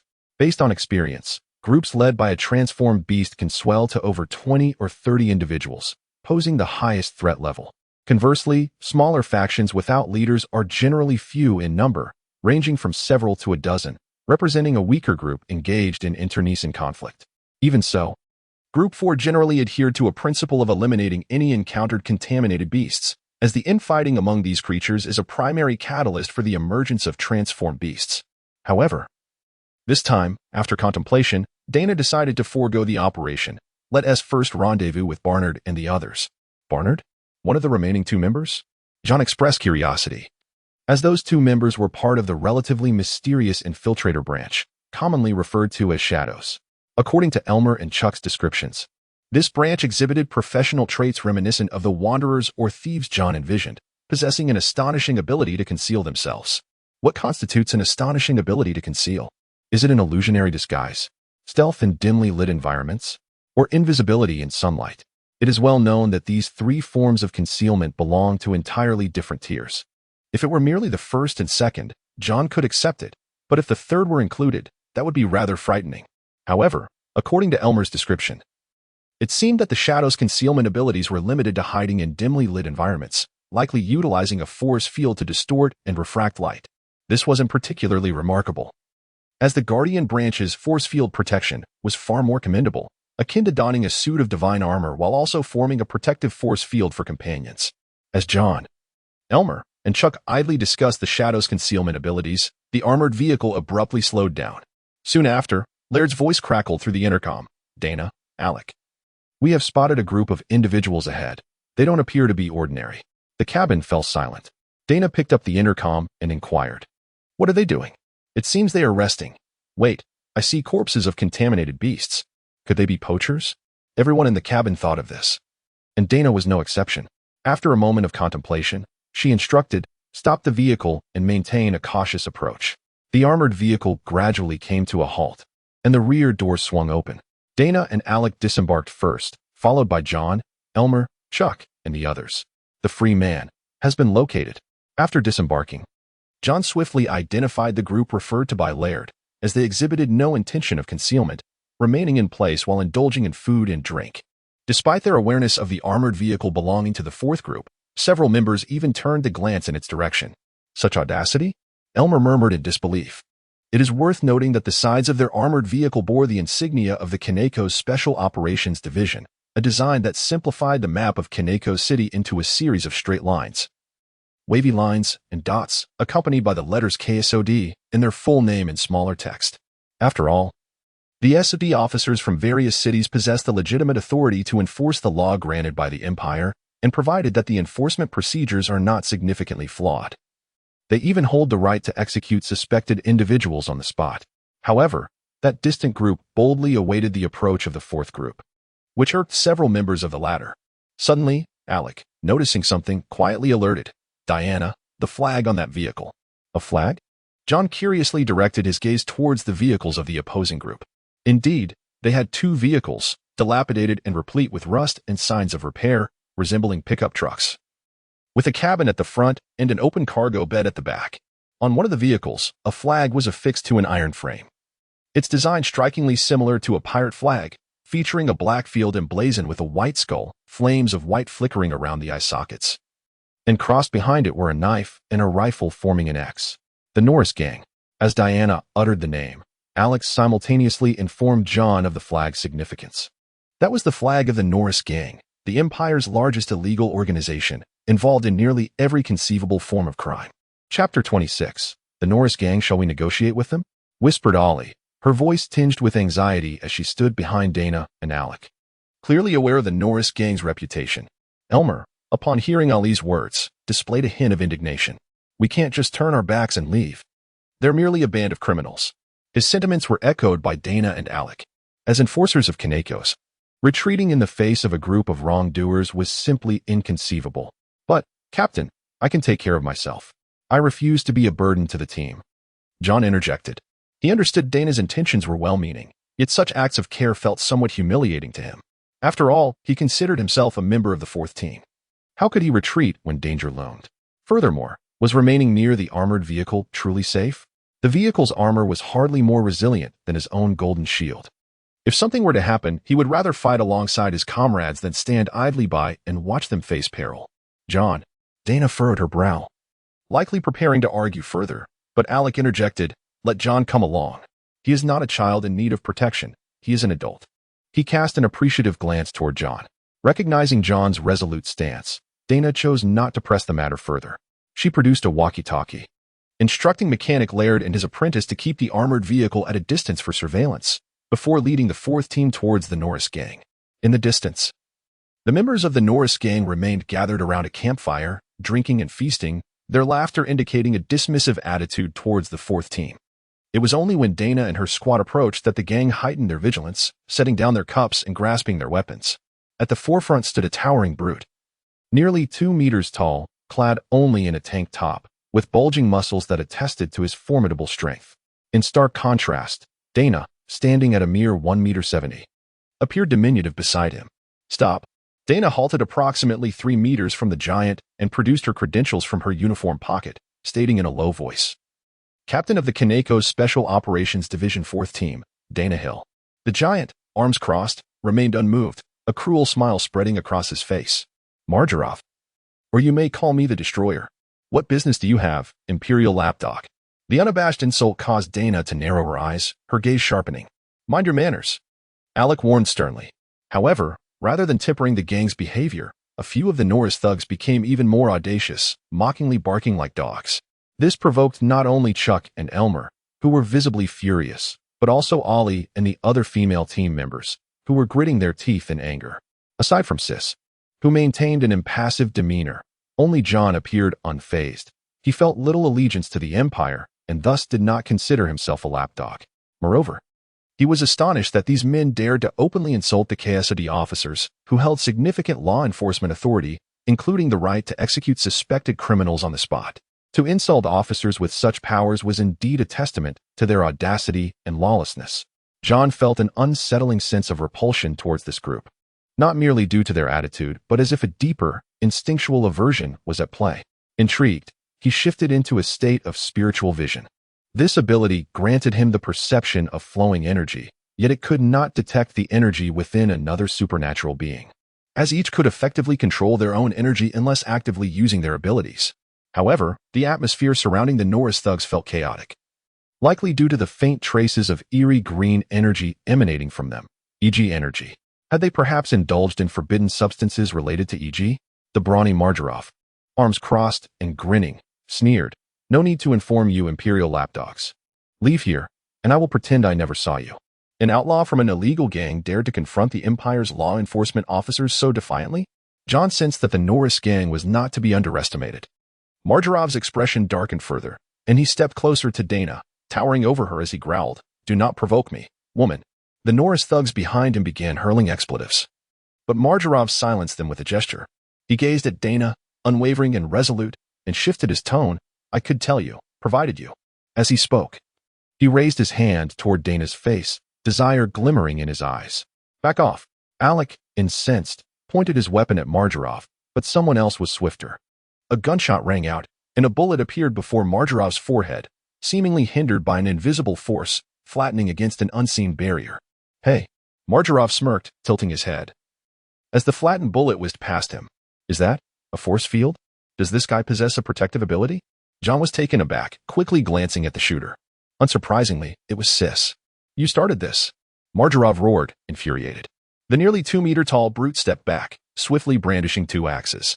With a mighty roar, he lunged at Alec, swinging his massive axe with ferocity.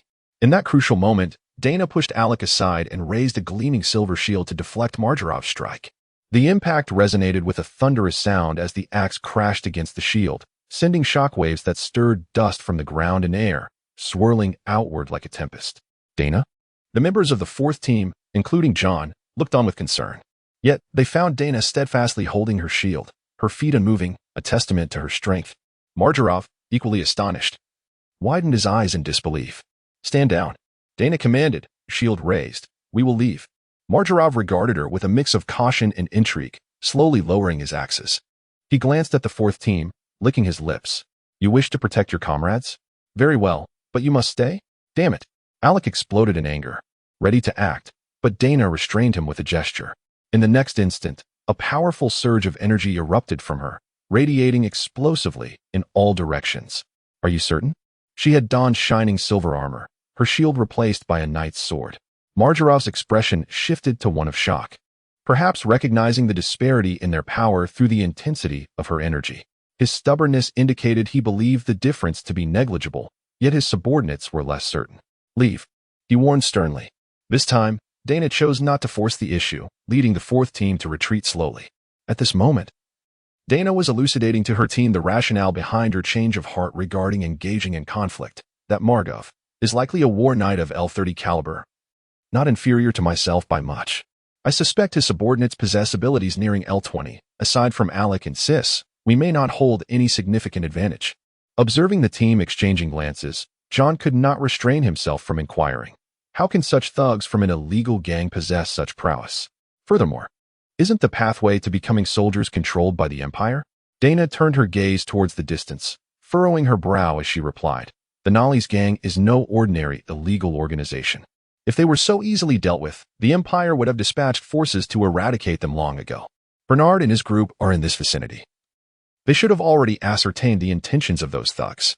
We must first rendezvous with them to clarify the objectives of that group before making any decisions. Understood. The team exchanged glances and complied with Dana's directive, boarding the vehicle. Before it was John's turn, he kept a distant watch on the direction of the Nolly's gang thugs. Although today's confrontation was halted by Dana, he sensed that this matter was far from over. A battle among the extraordinary, perhaps? Contemplating this, John too boarded the vehicle.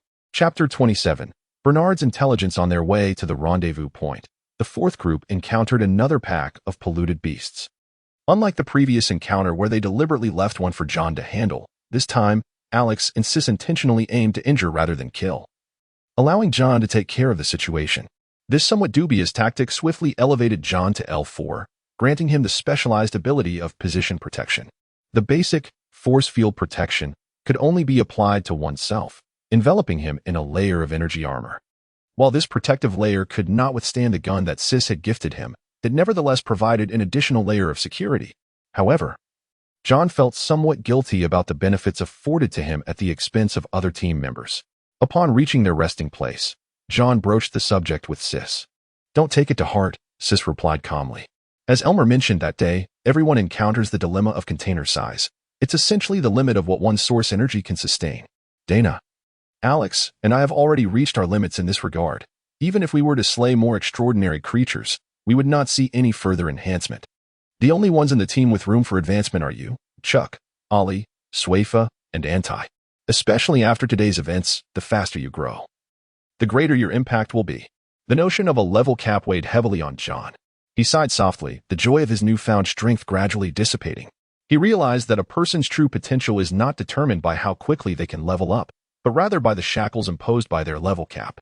While Dana, Alex, and Sis possessed strength exceeding L30, Elmer was confined to L19. Despite the encouragement from the team and Elmer's own perseverance, could he truly break free from the constraints of his level cap? John remained skeptical. In the harsh truths revealed by X, examples of breaking through such shackles were exceedingly rare. Moreover, there was no assurance that those who had supposedly broken through were not merely victims of a fortunate misunderstanding, who could validate that they had genuinely reached their limits, rather than being temporarily unable to absorb experience due to other reasons. What are the EXP particles? Eventually, he would have to confront this question. Is there truly no method to elevate the upper limits? I mean, to enhance one's source energy? John inquired of Sis. Using forbidden drugs? Sis turned to John. Given their days of interaction, John understood that Sis was jesting, but he found little humor in it. Although the group of thugs from the Norley's gang appeared to be using drugs made from EG crystals without apparent issues, he sensed a chaotic energy emanating from them. Considering the primary components of EG-type drugs, EG crystals and corresponding suppressants, it was not difficult for John to deduce the cause of the tumultuous energy within those individuals. Their bodies were filled with EG pollution energy, which sought to alter their forms and distort their minds, while simultaneously being restrained by suppressants. This resulted in a chaotic clash between their pure native energy and the foreign EG pollution energy, each side rejecting the other, leading to inevitable complications.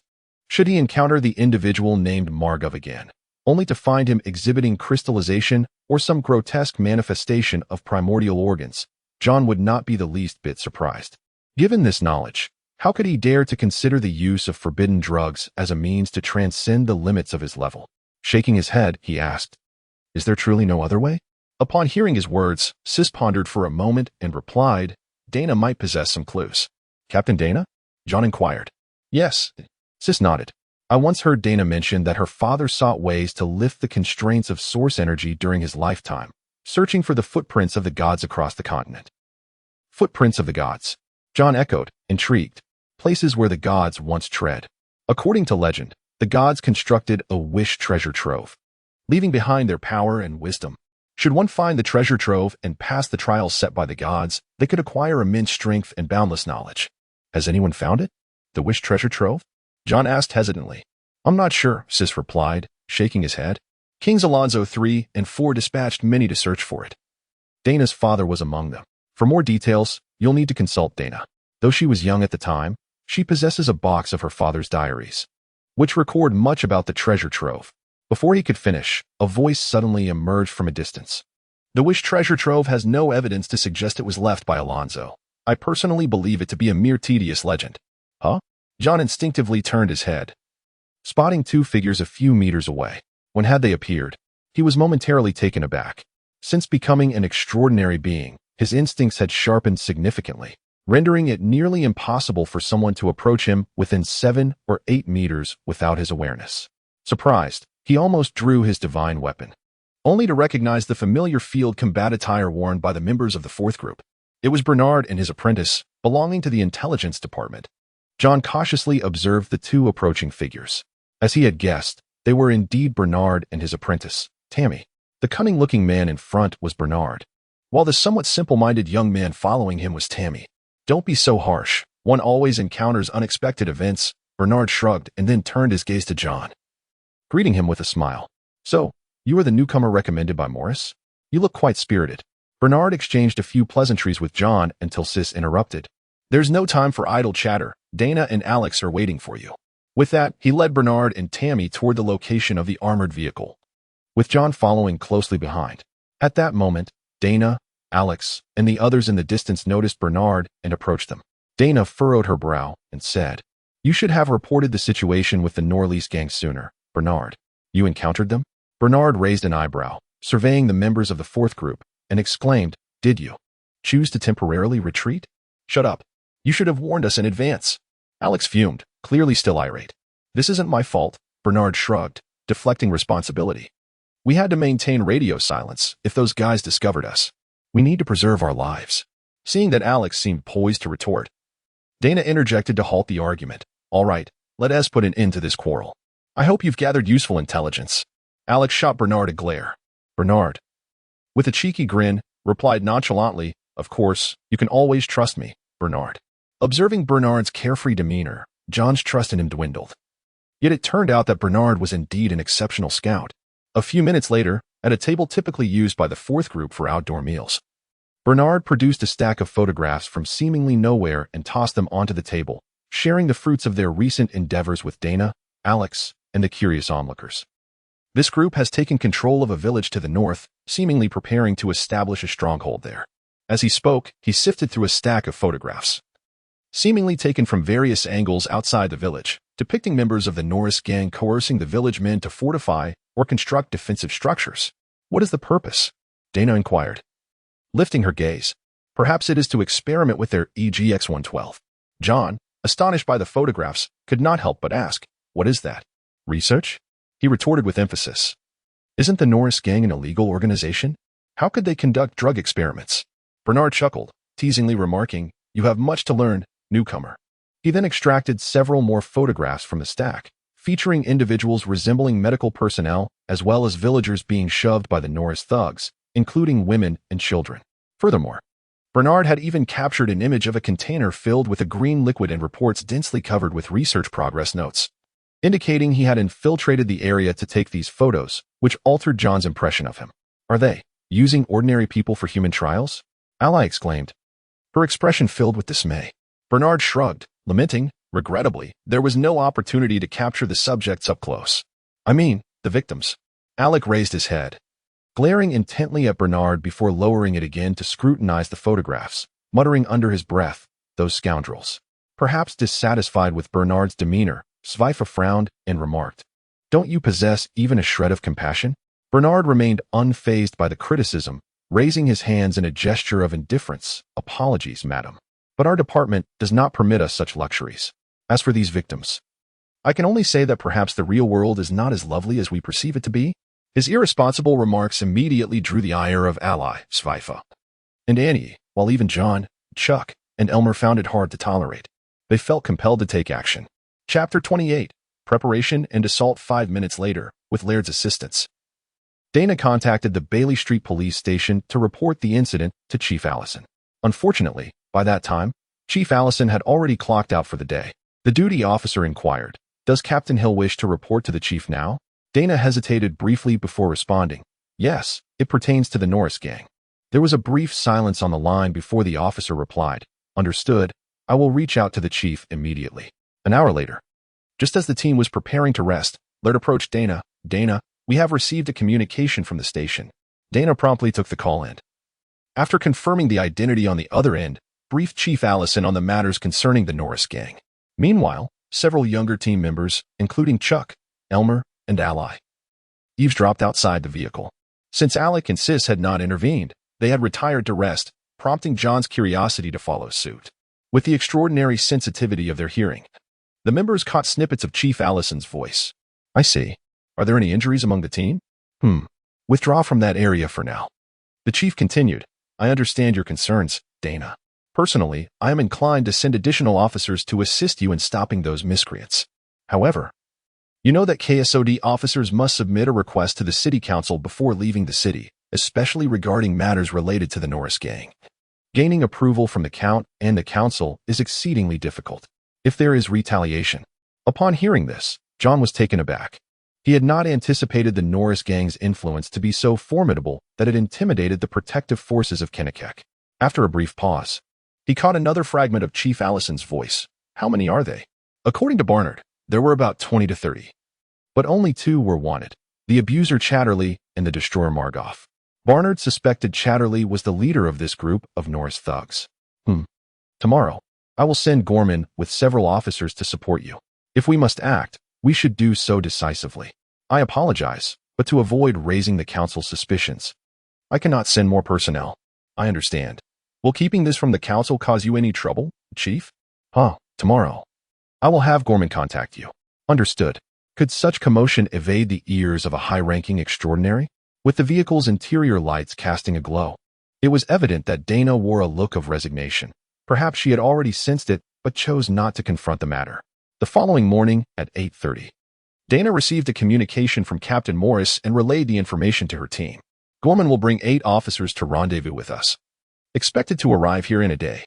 Presently, the 4th group comprised 13 members, however, excluding Laird, A.G., Barnard, and Tammy, who were affiliated with Pava Industries and the Imperial Intelligence Department, respectively. Dana lacked the authority to command them. Thus, the remaining 9, combined with the 9 officers led by Captain Morris, would total 18. Although Barnard's intelligence indicated that the Norris thugs numbered approximately 20 to 30 in terms of combat capability, they still held the advantage. After all, KSOD members were naturally endowed with extraordinary traits, whereas the Norris gang was rife with individuals who had resorted to illicit substances to reach extraordinary standards. Moreover, in terms of armament, even newcomers like John possessed 2 pieces of divine weaponry, a feat beyond the capabilities of the Norris gang. The only potential weakness lay with John, who had yet to fully mature in his abilities. Upon learning that Chief Allison had tacitly permitted them to confront the Norris thugs and rescue the ordinary people of the besieged village, the majority of the team was eager to proceed. Notably, Mechanic Laird also expressed his desire to join the fray, even requesting to take on the role of the primary attacker, which surprised John. Was it not said that the mechanic profession was ill-suited for combat? Perhaps influenced by Laird's enthusiasm, Barnard ultimately agreed to lend his assistance, although his contribution would be to eliminate the last fleeing Norris thugs. Striving to fulfill Chief Allison's implied request to eliminate the gang cleanly to prevent retaliation against Kennecott. After the meeting, Dana called John aside and asked, "John, are you certain you wish to participate in this battle? If others do not harbor any opinions about your involvement." John, fully aware of what Dana was implying, resolutely responded, "I know I may not contribute much, but I am willing to do my utmost to support the others." Sis chimed in, "John has a natural talent for shooting. I believe we could have him assist Laird in operating the vehicle-mounted machine gun, providing us with rear fire support." This was indeed a splendid idea. Dana and Alec immediately expressed their agreement. Although John was clearly at a disadvantage compared to the Norris thugs, the firearms developed and manufactured by Pava Industries could bridge the gap caused by the disparity in individual extraordinary levels, or even surpass it. John himself held no objections. as he sensed that AX should possess sharpshooting capabilities, potentially having been a high-ranking extraordinary in life, which would allow his abilities to manifest in John. That day, Dana assigned Barnard and his apprentice Tammy to continue monitoring the Norris gang in the village while hastily hunting down the polluted beasts. However, this time, the goal was not to curb the spread of pollution, but rather to enhance the team's strength. This was especially crucial for John, as being the lowest-ranked member. His potential for growth was the greatest. Even a single level increase would yield significant differences. The unfortunate news was that Suifa and Anti seemed to have sensed the limits of their source material, quietly delegating the finishing work to John, Chuck, and Ally. As the group finished collecting the remains of the polluted beasts and prepared to advance to the next location, John noticed that Suifa and Anti's eyes appeared slightly red, their expressions somewhat out of sorts, as if they had been silently crying. As Elmer had self-deprecatingly remarked that day, not everyone possessed the qualifications to become a high-ranking extraordinary. Most people ultimately found themselves trapped between levels 20 and 30, a common occurrence among past extraordinary individuals. In the end, aside from Dana comforting the two women, the other team members tactfully refrained from mentioning it, particularly Ally, who, apart from being Elmer's partner, shared a close bond with Suifa and Anti. With the sudden realization that only those with room for improvement remained, she was particularly cautious, fearing she might inadvertently provoke the other three.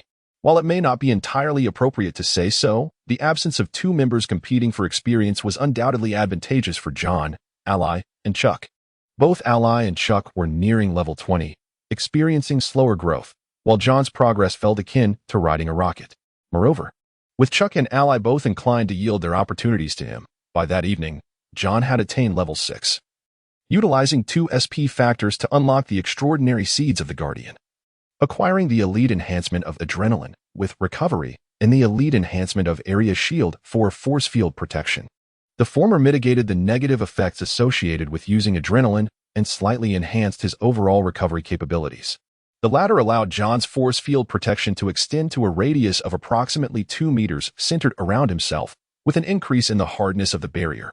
Had it not been for his concern about upsetting Suifa and Anti, he would have eagerly sought someone to test the capabilities of his force field protection. To celebrate John reaching level 6, let us have a barbecue tonight. Unsurprisingly, his suggestion was met with reproach from several ladies within the team. And even Dana appeared slightly displeased. What is this? What opinions do we have regarding their culinary skills? Amidst the lively chatter of the crowd, John cautiously suggested, "How about I give it a try tonight?" A sudden hush fell over the vehicle as everyone turned in astonishment to gaze at John. "You can cook?" Although John regarded his own culinary prowess as rather mediocre, the team members were taken aback after sampling his dishes, despite their initial hesitations. "I can't believe my eyes," Alec exclaimed, gripping John's shoulder with excitement. "I hereby declare you the acting chef of our 4th group. Weren't we supposed to be enemies?" After spending a few days together, John felt emboldened to jest with the vice captain. The others echoed Alec's enthusiasm. Dana, Ollie, Sweeney, and Auntie exchanged glances, and though reluctant, they had to concede that their skills paled in comparison to John's. Thus, amidst the cheers of Alec, Elmer, and Chuck, John, whose culinary abilities were merely average, was overwhelmingly voted as the chef for the 4th group, tasked with preparing meals for the members. Although this was a rather demanding responsibility, John did not shy away from it, feeling a deep gratitude for the support his teammates had extended to him, just as everyone was enjoying a delightful dinner together. A sudden alert resonated within John's mind. The other team members evidently sensed something amiss, turning their gazes toward the distant darkness, as if something lurked there. In the next moment, a series of gunshots rang out, bullets whizzing toward the dining table, only to be thwarted by layers of protective barriers. Almost immediately, the marauder Mardov and approximately 20 of his men appeared before the 4th group. "Mardov, what do you intend to do?" Dana questioned in a low voice. No sooner had her words left her mouth than the thugs from the Norris gang hurled something toward the 4th group. "Explosives," Alec shouted, prompting the 4th group members to scatter. Those equipped with divine golden shields promptly drew them, while the others sought refuge behind the armored vehicle. The sound of explosions erupted, bang, bang, bang, as the dining table and John's meticulously prepared dishes were obliterated. Witnessing the Norris gang members charging towards them with fervor, Dana and Alec realized that their adversaries were indeed serious. Prepare for battle. Chapter 29. The battle between the extraordinary. What does a battle between the extraordinary entail? Upon learning that the fourth group would launch an operation against a small faction of the Norris gang, John found himself repeatedly imagining the nature of such supernatural confrontations. Yet he lacked a clear understanding until that very moment. Boom. The explosive detonation of several bundles of dynamite seemed to signal the commencement of hostilities for both sides.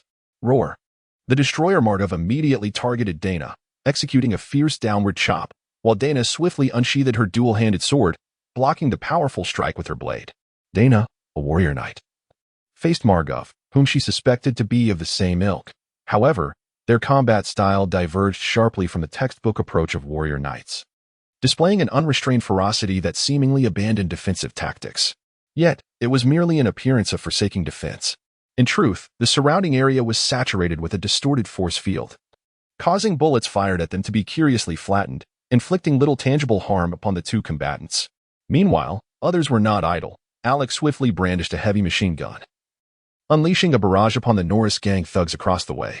The thugs, armed with outdated rifles, were forced to cower under the relentless fire, with one Norris gang member attempting to throw explosives being riddled with bullets, blood spurting from his wounds, rendering him nearly indistinguishable from an ordinary person. Under heavy suppression, the Norris gang gunmen retaliated fiercely, focusing their fire on Alec. Bullets rained down upon him, yet they were thwarted by the protective force field enveloping him, crushed into ineffectiveness. Even those attempting to close the distance for melee combat found themselves hindered by Alec's dominance. His fierce performance aptly justified the contemporary acclaim for the heavy armored soldiers, embodying the essence of a human artillery platform. Regrettably, the Norris gang thugs were no ordinary foes, despite signs indicating that most among them were marksmen or warriors with little emphasis on defense. Their extraordinary professions endowed them with speed and reflexes far beyond those of average individuals. They quickly devised a strategy to breach Alec's firepower suppression by launching a surprise attack while he focused on suppressing others. This process transpired in a mere 6 or 7 seconds. Fortunately, Alec was not alone. He had allies in Chuck, Elmer, Ollie, Swifa, and Auntie. Among them, Chuck shone the brightest, leaping to the forefront as a quasi-warrior knight, employing traditional knightly combat techniques to intercept several Norris gang assailants. Despite facing 3 adversaries, Chuck, as an L10 warrior and L9 guardian, maintained a steady demeanor, frustrating the trio of attackers who found themselves unable to gain the upper hand. This success was further bolstered by the support of Elmer and Ollie, who, as both lovers and fellow quasi-heavy armored soldiers, coordinated flawlessly to assist Alec in fire suppression. Meanwhile, Swifa and Andy, adept in both melee and ranged combat as hunters, provided invaluable support to Chuck, relieving him of significant pressure. In contrast, John found himself momentarily adrift, hesitant to utilize the shotgun lent to him by Sis amidst the chaos, resorting instead to firing a few shots with his pistol, which posed little threat to the Norris gang thugs. Just then, he heard Sis call out to him, "John, come here." Turning, John spotted Sis perched atop an armored vehicle, resembling a sniper occupying an elevated position. At the front of the vehicle, the mechanic Liard was maneuvering the mounted machine gun toward the Norris thugs while beckoning John. "Ah, right, assist Liard." John quickly recalled the combat position assigned to him by Dana and the others, and, shielded by his teammates, scrambled up to the front of the vehicle to join Liard. "You're on ammunition duty, understood?" Liard instructed, pointing to a box of ammo nearby. "Understood." John nodded, and as Liard squeezed the trigger, a cacophony of gunfire erupted from the mounted machine gun, instantly turning a Norris thug within 2 meters of Chuck into a perforated wreck. "Hey, no joking around." Liard laughed heartily, expertly directing the machine gun with surprising precision that astonished John. "Weren't mechanics supposed to be inept in combat? Wait a moment. Liard, are you a sharpshooter on the side?" John couldn't help but inquire. "Huh." Liard chuckled, winking as he urged, "Just keep the ammo steady, young man." His veiled admission piqued John's curiosity about the intriguing combination of a mechanic and a sharpshooter, as anticipated in the pre-battle meeting. Although the number of Norris gang thugs approached double that of the fourth group, the disparity in weaponry and equipment rendered their combat effectiveness wholly unequal. With Dana restraining the strongest opponent, Alec and Liard providing formidable firepower, and Sis targeting specific foes, the dynamics of the battle were overwhelmingly in their favor. Within mere minutes, 4 or 5 Norris gang thugs were eliminated, while the fourth group sustained no casualties. Mardov, realizing the unfavorable situation, found himself ensnared by Dana. Suddenly, he let out a roar, experiencing a strange surge in power and speed, forcing Dana to retreat before swiftly darting toward Alec with the agility of a leopard. Bringing his axe down upon him, Alec, possessing the unique ability of the marksman profession known as 360-degree awareness, immediately sensed Margov's approach. However, he could not match Margov's swiftness.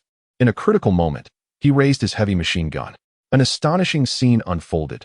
Despite the alloy construction of the machine gun, it could not withstand the force of Margov's axe, which cleaved downward with terrifying force, poised to strike Alec. In a split second, Alec's actions inexplicably accelerated. He abandoned the machine gun and drew his shield. Clang! A resounding impact echoed as Margov's axe struck Alec's shield, the immense force propelling Alec backward by more than a yard. Notably, the unique invisible barrier of the divine shield shattered, leaving a distinct gash across its surface. Yet, Alec remained unperturbed, with his left hand brandishing the shield. His right hand swiftly produced a light machine gun, unleashing a volley of bullets toward Margov. Regrettably, the low-caliber weaponry proved insufficient to penetrate the force field surrounding Margov, rendering the bullets ineffective as they were flattened without even causing him to falter. Just then, Margov's pupils constricted. A large-caliber bullet had abruptly halted within his force field. Although it seemed to linger, the process likely took no more than 0.1 seconds before it zipped toward Margov's left eye at a speed imperceptible to the naked eye. However, for someone of Margov's caliber, even 0.1 seconds was ample time to react. He swiftly turned his head, and the bullet, unaltered by the force field, grazed his face, leaving a trail of blood. Margov glared menacingly at Sis, who was crouched atop the armored vehicle. It was evident that the near-fatal sniper shot had originated from Sis's hand. Divine bullet? John quietly inquired of Sis. Having noticed that the bullet had not been distorted or deformed by Margov's force field as a typical bullet would. Instead, it had merely lingered momentarily within the confines of the opposing force field, experiencing a slight deceleration.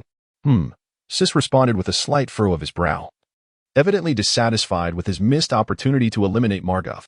His admission further clarified for John a pivotal truth. The divine gold bullet could indeed slay an extraordinary being, even those of higher echelon like Diana, Alec, Sis, and Margov.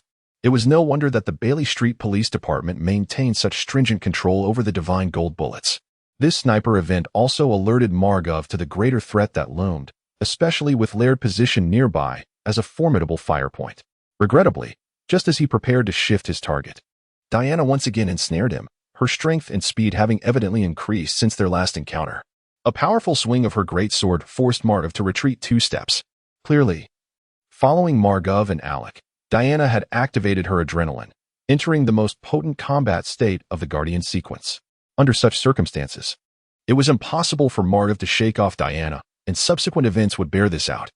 Despite Margov's efforts to rid himself of this opponent whom he could not defeat in the short term, Diana clung to him like stubborn toffee, preventing him from posing any threat to the other members of Group 4.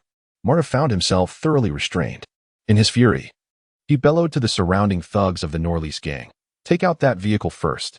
Under his command, the Norlease gunners swiftly redirected their fire towards John, Laird, and Sis atop the armored vehicle. Although the reasons remained unclear, Alec's force field protection appeared weaker than that of Diana or Margov, and Sis was no exception. Faced with a barrage of bullets, Sis was compelled to crouch down to evade them. "John, protect Laird."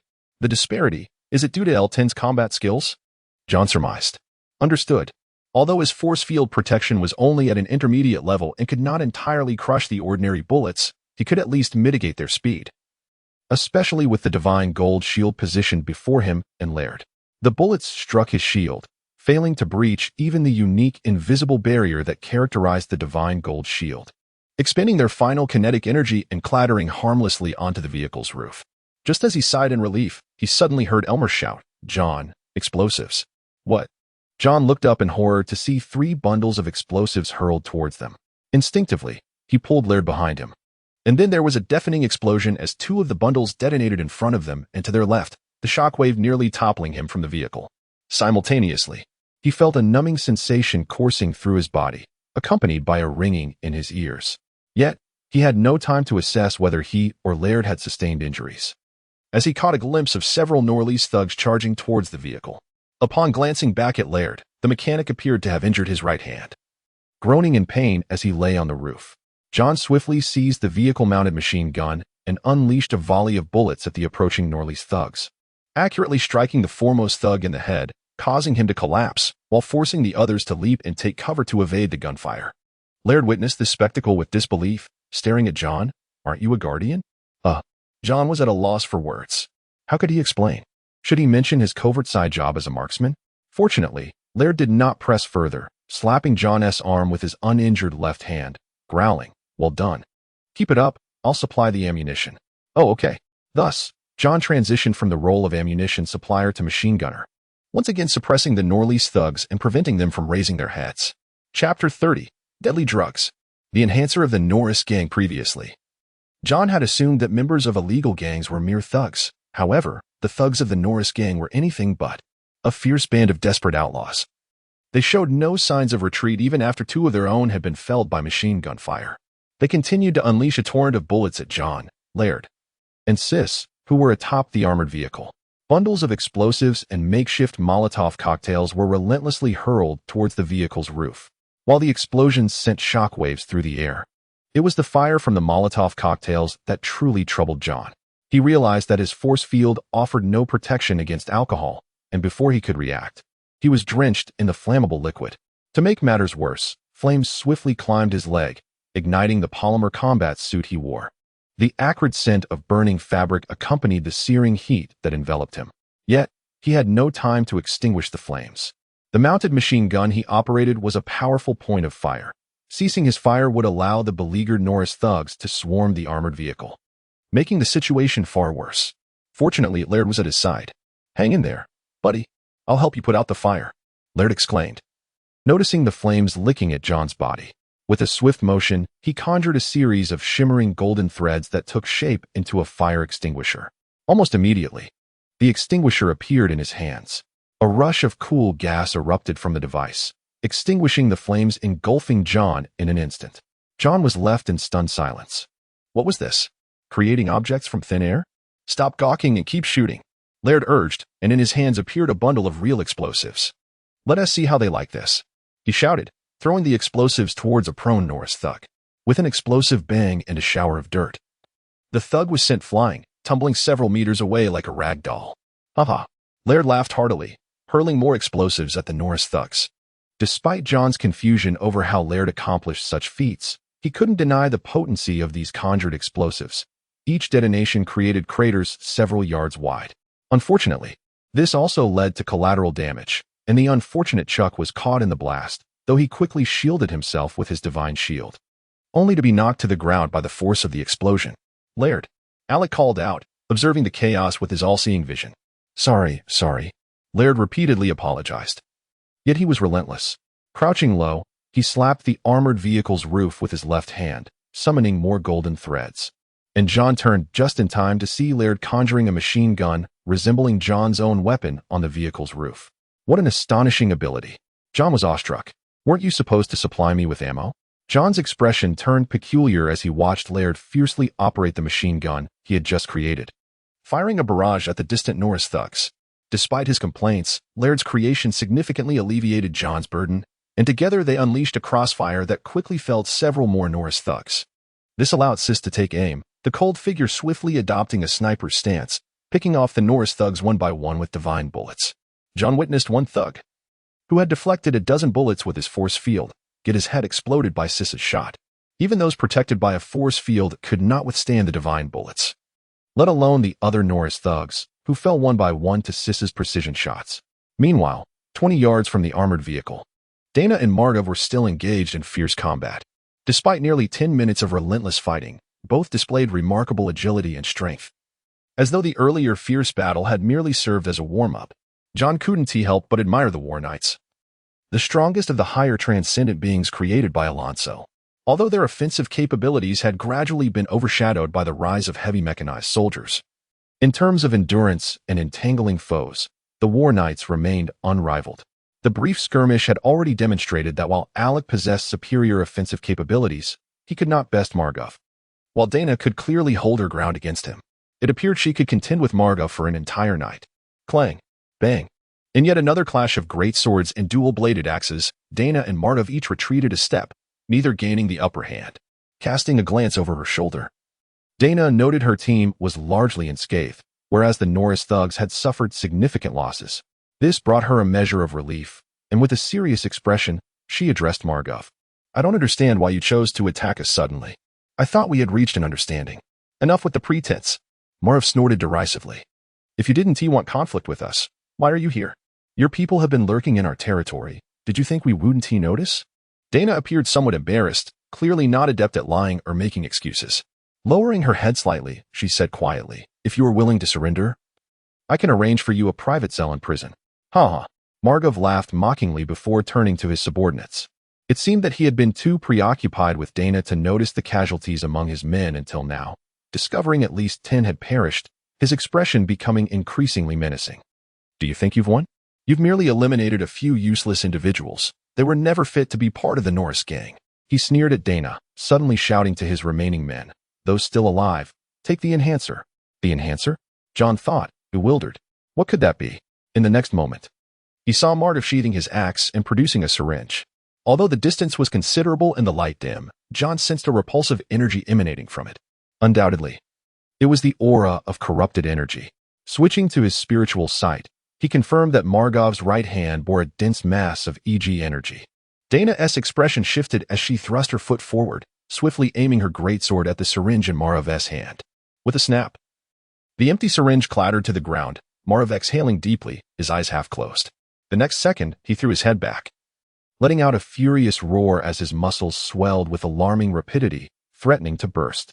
Veins and arteries bulged on his exposed skin, resembling writhing worms, eliciting both fear and disgust.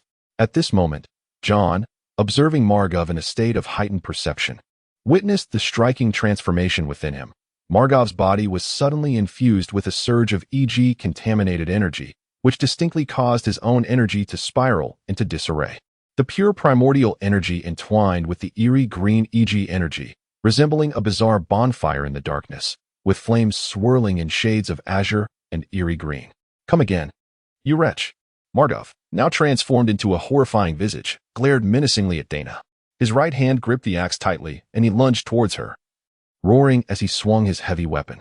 In an instant, Dana raised her sword to defend herself. Despite their previous equal strengths, this time, Margov's might sent her flying. And even as she adjusted her landing, plunging the sword into the ground, the immense force propelled her back a full 4 yards, leaving a long scar upon the earth. Yet, she remained unperturbed. Perhaps she had witnessed similar events before. Once she steadied herself, she quickly lifted her gaze towards Margov. However, Margov's speed had surpassed her expectations.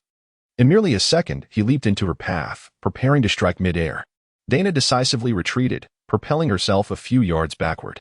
Simultaneously, Margov's double-bladed axe crashed violently into the ground, embedding itself halfway, and unleashed a torrent of earth in an explosive manner. Suddenly, a bullet, unexpected and fierce, shot towards Margov's head, colliding violently with his energy field. Though it screeched ominously, there was no sign of it being crushed, indicating it was a divine gold bullet, crafted by scythes. Incredibly, the divine gold bullet bizarrely came to a halt, suspended for a full second without breaching Margov's energy barrier. With a deafening roar, Marv seemed to manipulate the bullet's trajectory. It ricocheted off with a sharp sound, burrowing into the ground 3 yards away from him. When Margov, his face contorted with bulging veins, looked towards Scythes with an expression of triumph and ferocity, Scythes appeared equally astonished. Disbelief etched across his face. Just as everyone was taken aback by Margov's terrifying prowess, several cries of pain echoed around them.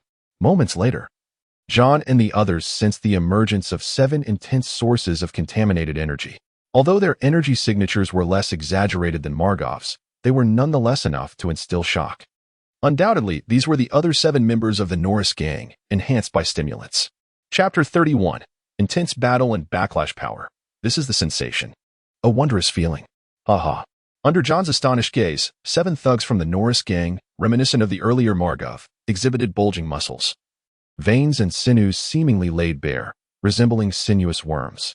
Their grotesque, near-human forms instilled a chilling fear. Yet, these individuals remained oblivious. Seemingly intoxicated by the abundant strength granted by their enhancers, their rapture echoing that of certain drug addicts. Abruptly, one of them tilted his head towards Chuck, raising a finger to the bloodstain on his forehead. Was it you just now? Upon hearing this, Chuck instantly realized retribution was imminent, promptly adopting a combat stance. Concurrently, the Norris thug lunged forward, swinging his single-bladed axe towards Chuck with such swiftness that astonishment flickered across Chuck's face. Clang! The axe struck forcefully against Chuck's divine golden shield, shattering the unique barrier it provided and delivering a heavy blow to the shield's surface. However, unlike the earlier instance with Margov's double-headed axe embedding into Diana's gleaming silver shield, Chuck's shield only suffered a slight dent. This indicated that the single-bladed axe wielded by his adversary was not a divine golden weapon and lacked the power to obliterate similar armaments. Staggered by the impact, Chuck retreated, struggling to regain his balance when he saw the thug charge at him once more. He quickly adjusted the angle of his shield in an attempt to block the assault.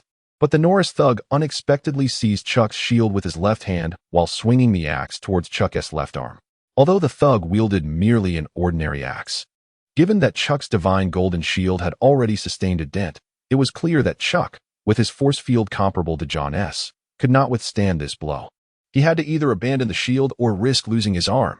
The ancient martial techniques of the warrior branch bestowed upon him a temporary augmentation of strength and speed. Even though the Norris thug had enhanced his physical attributes significantly, he could not withstand this ancient technique, as Chuck shoved him back with his shield, leaving deep marks on the ground. Suddenly, Chuck's momentum faltered. The Norris thug had halted his advance with sheer brute force. Chuck's wide-eyed expression of disbelief suggested he wanted to exclaim, "How is this possible?" Yet, the reality was undeniable. The thug had indeed arrested Chuck's charge with raw strength. "Hey!" With a mocking laugh, the Norris thug grasped Chuck's throat with his left hand. Chuck, Alec, Elmer, and Ollie looked on in horror. Aside from Sis, who was perched atop the vehicle and fired a shot in an attempt to assist Chuck, the others found themselves lacking suitable angles for a clear shot, fearing to accidentally harm Chuck. Bang! Sis' shot struck the thug's neck with precision, causing blood to spurt out and momentarily unsteady him. Naturally, Chuck seized this opportunity, raising his right hand to bring down the spiked hammer, which bore a resemblance to John's, onto the thug's forehead. If it connected, it would surely create 7 or 8 holes. Even with the enhancer, the thug would undoubtedly perish. Unfortunately, the thug reacted instantly, releasing the axe with his right hand and seizing Chuck's right wrist, thwarting the blow. Even more alarmingly, the grievous injury to his neck seemed to incite a primal rage as he bellowed and lifted Chuck off the ground, swinging him around before violently hurling him away. Crash! In the next instant, Chuck's back collided forcefully with the left side of the armored vehicle, leaving a noticeable dent in the armor upon his fall. "Chuck!" Alec rushed to Chuck's side, inquiring about his injuries. "I'm fine," Chuck replied, though his pallid complexion and the blood at the corner of his mouth hinted at internal damage, possibly even ruptured organs. Fortunately, his second extraordinary ability as a guardian, particularly the adrenaline branch, endowed him with recovery capabilities surpassing those of ordinary individuals or even other extraordinary professions. Alec evidently understood this, refraining from further inquiries as he helped Chuck to his feet, stating gravely, "Do not underestimate them. These individuals have transformed entirely." Chuck nodded, his gaze sweeping over the other 6 Norris thugs, all equally under the influence of enhancers. The silver lining was that Diana had managed to draw away the most troublesome Margov to prevent collateral damage to her teammates. The grim news was that the thug who had nearly overwhelmed Chuck was one of 7. Worse still, the other 6 Norris thugs were gradually shaking off the euphoric effects of their enhancements, one by one advancing toward them. Rat-a-tat-tat. John maneuvered the mounted machine gun, unleashing a volley of bullets at one of them. Fortune favored him, as the chosen target was not a guardian and lacked the ability to distort the force field. The bullets penetrated his chest with a series of thuds. Yet, an eerie spectacle ensued. The Norris thug swiftly regained his balance from the gunfire, tilting his head grotesquely towards John with a malevolent grin, as the bullets lodged within his body began to be expelled, clattering to the ground. Is this person even human? Has he mutated? Even John, typically composed, was rendered speechless by this bizarre scene. 1, 2, 3, 4, 5, 6, 7. This is troublesome. In truth, by the time he voiced his concern, Sis had already leaped down from the vehicle's roof. There was no option. This was not the moment for him to remain in the rear as a sniper. Given Chuck and the L10 warriors could barely restrain a single thug, he and Alec had to step forward as vanguards, lest the others be overwhelmed by the enhanced Norris thugs. The dire reality was that even with this strategy, Elmer, Ollie, Sveifa, and Auntie each needed to contend with one thug. He had not factored John into the equation, for with John's L6 status, he remained a complete novice. Entirely unfit for such a confrontation, it would be tantamount to a death sentence. Elmer, Ollie, Sveifa, Auntie, ensure your safety and buy time for me and Sis. Alec quietly instructed his teammates, particularly emphasizing Sveifa and Auntie. Elmer and Ollie were on the path of heavy mechanized warriors, possessing some degree of guardian abilities, allowing them to leverage their adrenaline to enhance recovery even when injured. However, Sveifa and Andy were pursuing the hunter path, characterized by melee and ranged capabilities, yet possessing notably weaker defenses. The damage Chuck could endure, these two ladies might not withstand. Understood. Sveifa and Andy nodded, suppressing their underlying panic and fear. Kill them. My brothers. With a roar, the thug wounded by Sis rallied his comrades, and the other 6 Norris thugs surged forward in a frenzied rush. Scatter, Alex shouted. Raising his shield and charging forward, wielding a double-barreled long gun equipped with a bayonet in his right hand. At his command, Sis and the others dispersed. The Norris thugs, perhaps overly confident in their newfound strength or simply lacking any notion of unity, also scattered, opting for one-on-one confrontations with Sis and the others. It is worth mentioning that the previously injured thug did not follow this time, signifying that Sveifa and Anti could join forces against the remaining one. Sveifa could not help but feel fortunate. What luck! However, it soon became evident that, compared to the graceful combat skills of the hunter, the defensive capabilities of this extraordinary profession were woefully inadequate, while their adversary was a creature seemingly impervious to pain, even when struck by bullets. In a mere 30 seconds, Sveifa was injured in the thigh by the Norrish thug wielding a warhammer, causing her to limp and severely impairing her mobility. As she watched the thug relentlessly assault her, forcing her to reluctantly sheath her weapon and raise a shield in desperate defense, Anti rushed forward to provide assistance, only to be met with a brutal counterattack from the thug, who swung the heavy hammer into her abdomen, sending her crashing 3 to 4 yards away, curled in agony. Unable to rise, Anti, observing the Norrish thug's sinister grin as he advanced towards Anti, Sveifa's eyes welled with tears, and she hobbled forward to help. Fortunately, having witnessed Anti being struck away, John realized the peril and quickly jumped from the top of the vehicle, sprinting towards where Anti lay. Just as the Norrish thug raised his warhammer to strike down on Anti's head, John collided with him, producing a resounding thud. However, the impact felt akin to crashing against a wall. The thug merely staggered slightly, while John's left hand went numb from the shock. The disparity in strength was unmistakable. In the midst of John's silent lament, the Norrish thug seemed to recognize the imbalance, a contemptuous smile spreading across his face. He then raised his warhammer and brought it crashing down onto John's shield. The sound reverberated with a deafening boom, an unrelenting force emanating from the shield, rendering John's left hand nearly senseless. More infuriatingly, the Norrish thug, having discerned the gap in their strengths, pressed down heavily on the hammer, applying brute force to overpower John. This immense pressure gradually contorted John's stance, his bent left leg nearing the ground, as if his bones were on the verge of shattering, emitting a series of cracking sounds. The thug seemed to relish the noise, a twisted smile gracing his face as he savored the torment he inflicted upon others. John, Sveifa cried out in desperation, firing several shots that struck the thug's chest, yet he appeared unaffected, his cruel and eerie grin still intact as he continued to dominate John. I'm going to die. I'm going to die. Sensing his strength waning, a wave of terror enveloped John's heart, akin to an invisible hand gripping his very core, constricting it and causing sharp pangs, while his chest struggled to draw in air, as if suffocating. Adrenaline, John decisively activated his ability, and in an instant, the fear dissipated. His breathing returned to normal, and his previously numb left hand regained its vitality, even feeling more robust than before. Concurrently, an unseen energy surged through his entire being, enabling John to withstand the thug's oppressive force. I can hold on. You must take Anti and leave, he gasped, asserting that if it merely required defense until Alec and Sis could dispatch their respective foes and rush to aid him, he believed himself more suited than Sveifa and Anti. The exchange between the two provoked the Norrish thug, his expression morphing into a more grotesque snarl. I will crush each of your bones, he bellowed. Just as he prepared to exert his strength once more to utterly obliterate John, a distant, agonizing scream pierced the air, a cry of torment that clawed at the heart. The thug was momentarily distracted, turning to face the source of the wretched sound. Seizing this rare opportunity, John gritted his teeth and summoned all his strength to deflect the thug's warhammer. Simultaneously retrieving a spiked mace head from his backpack, and delivering a crushing blow to the thug's skull. The spikes, forged from divine metal, pierced through the thug's cranium as if shattering a watermelon. As he withdrew, a mixture of crimson and ivory substance splattered across John's face. Ugh! John nearly retched, retreating a few steps, gasping as he fought to suppress the upheaval in his stomach. It was then that he turned towards the source of the scream, only to witness the Norrish thug, previously shot in the neck by Sis, clutching his head in agony and howling in distress. What?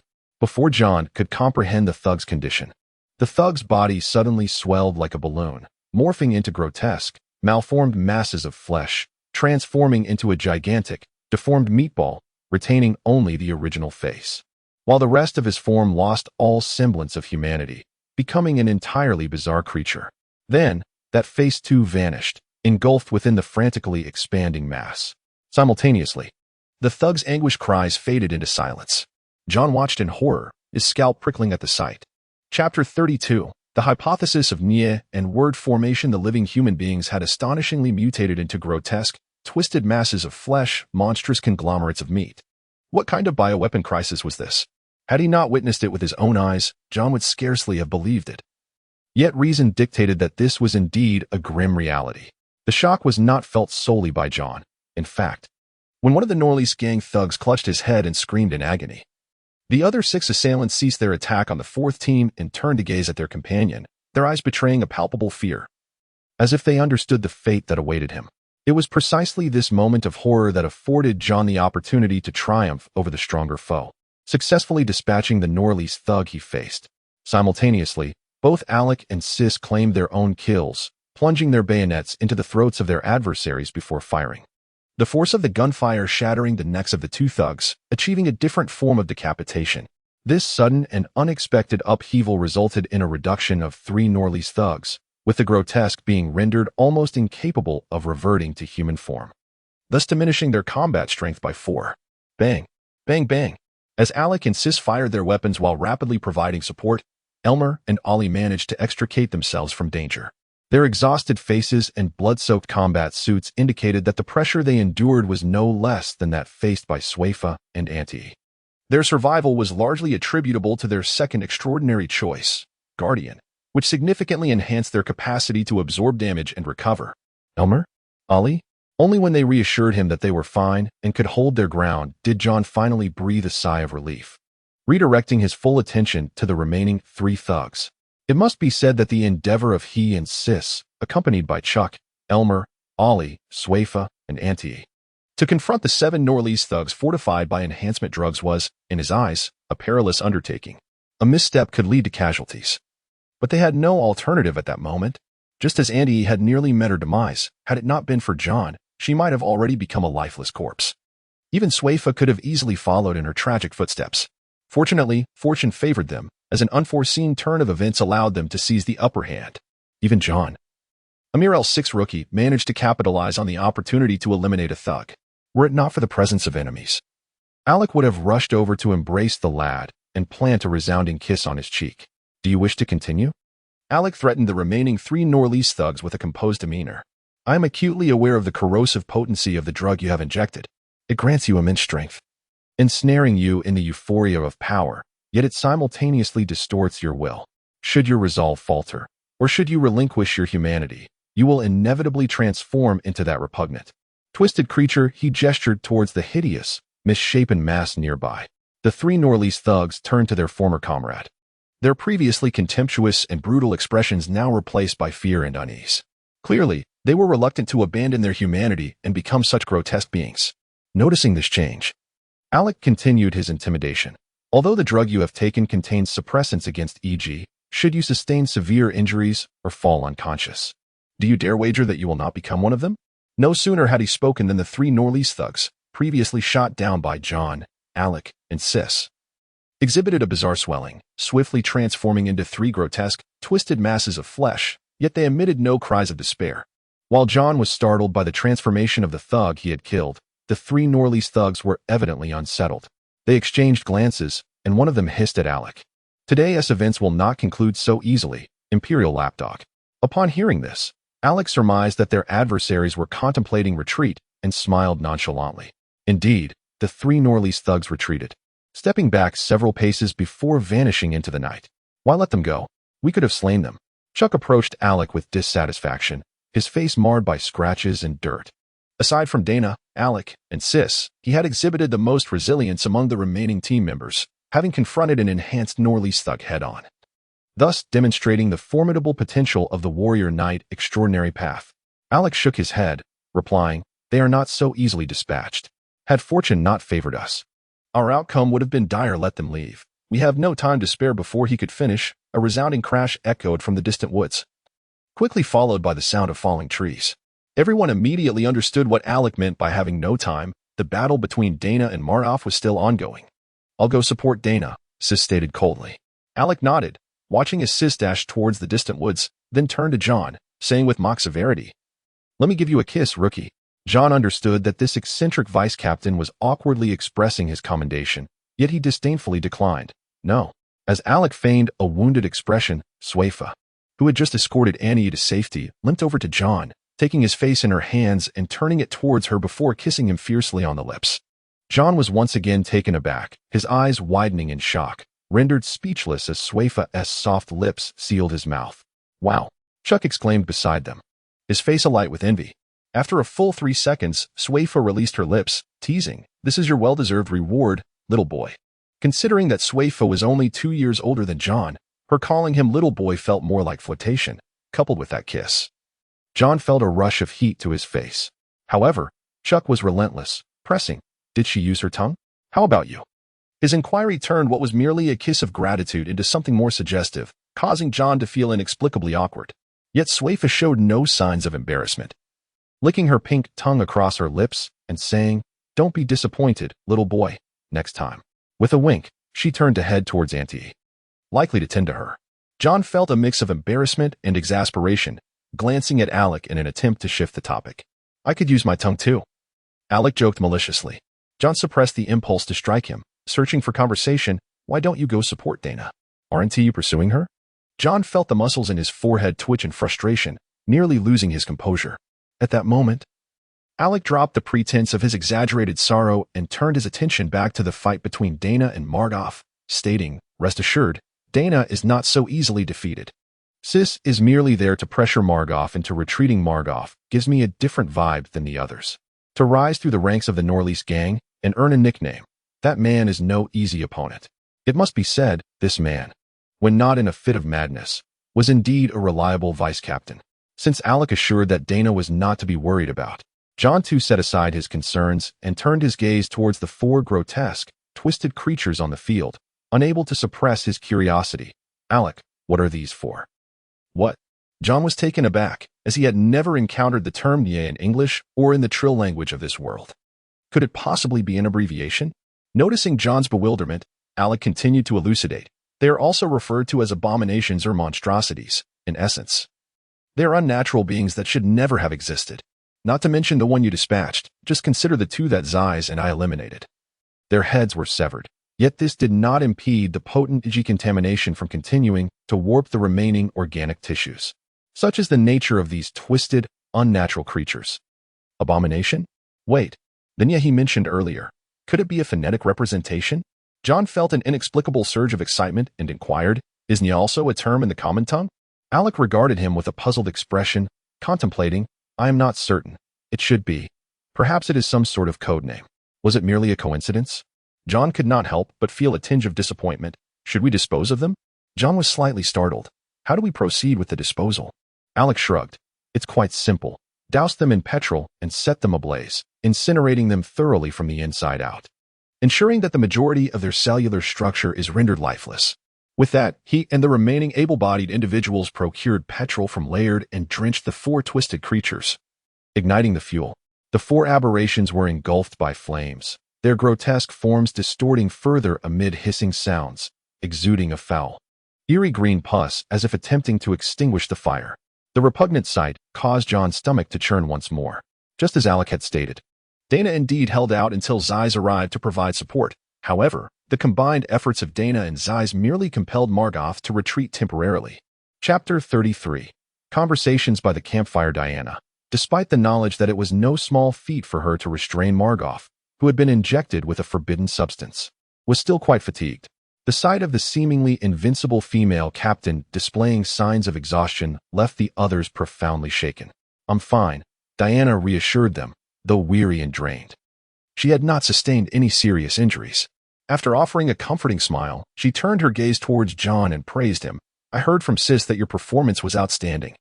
John, I take great pride in having such a brave and reliable member in our fourth group. Indeed, this lad was the best performer today, and above all, brave and dependable." The mechanic, Laird, patted John on the back, continuously showering him with compliments. John felt somewhat embarrassed by the praise and quickly replied, No, I was just lucky. Not to mention Diana, Alec, and Sis. Even considering Chuck, he dared not claim to have outperformed Chuck, who had faced a drug-enhanced thug from the Norris gang head-on. He had only managed to eliminate a thug due to the latter's momentary lapse in focus during the battle. Unfortunately, his humble explanation did little to diminish Chuck's envy towards him. John had already received his accolades, and might even obtain something better. Well, in comparison to the praise, Chuck, a young man of similar age to John, was evidently more envious of the kiss Sis had bestowed upon John. Upon hearing his words, the men in the group, excluding Sis, wore subtle smiles, while Ollie smiled at Sis, observing the latter throw a flirtatious glance at John. Only John felt quite embarrassed, as he was still unaccustomed to such an overtly Western style of openness. Diana, perceptively sensing the situation, smiled slightly and shifted the topic, asking Sis, "How is Auntie?" "Resting over there. A few ribs are broken, but it's not too serious," Sis replied, detailing Annie's injuries. From a distance, the sound of Auntie affirming that she was fine could also be heard, albeit her voice was somewhat weak. "I'll go check on her," Diana said as she headed in Auntie's direction, with Sis following suit, while the others continued to observe the four grotesque creatures charred by flames. Watching these distorted beings accelerate their own aberration, continuously generating new flesh masses to replace the burnt skin in a desperate instinct for survival, John felt a chill run down his spine at the sheer vitality they exhibited. What shall we do with the bodies? He averted his gaze towards the previously slain thugs of the Norris gang. Alec pondered for a moment and said, "Let us gather them together. We can deal with the rest once dawn breaks." John nodded in agreement, just as he was about to assist his teammates in moving the corpses. Alec placed a hand on his chest, saying, "Consider this a special favor for you, hero. Go rest. Chuck, Elmer, you should rest as well. Let Sis and me handle this." Though intended as a gesture of kindness, his teasing tone was somewhat irksome, at least to John. 5 minutes later, John, along with Chuck, Elmer, and Laird, arranged a campfire beside the armored vehicle, sitting in a circle as they began discussing the grotesque creatures. John felt perplexed, since those thugs who had been injected with EG energy transmuted into twisted beings known as the Abomination upon losing their life signs. Why hadn't the polluted beasts they encountered previously experienced the same fate? Perhaps it's due to different concentrations. Laird, who had been protected by John during the battle, explained. Although they all carry EG energy, the polluted beasts in the southern marshes were merely passively contaminated. Once they lose their life signs, the minimal EG energy within them dissipates rapidly. In contrast, that group of thugs injected with an excessive amount of high-concentration EG energy does not lose it immediately upon death, which is why they undergo mutation. Additionally, there is a certain relationship with the suppressants in their drugs. John nodded in realization and couldn't help but ask, "Why does the Norris gang possess the technology to manufacture forbidden substances?"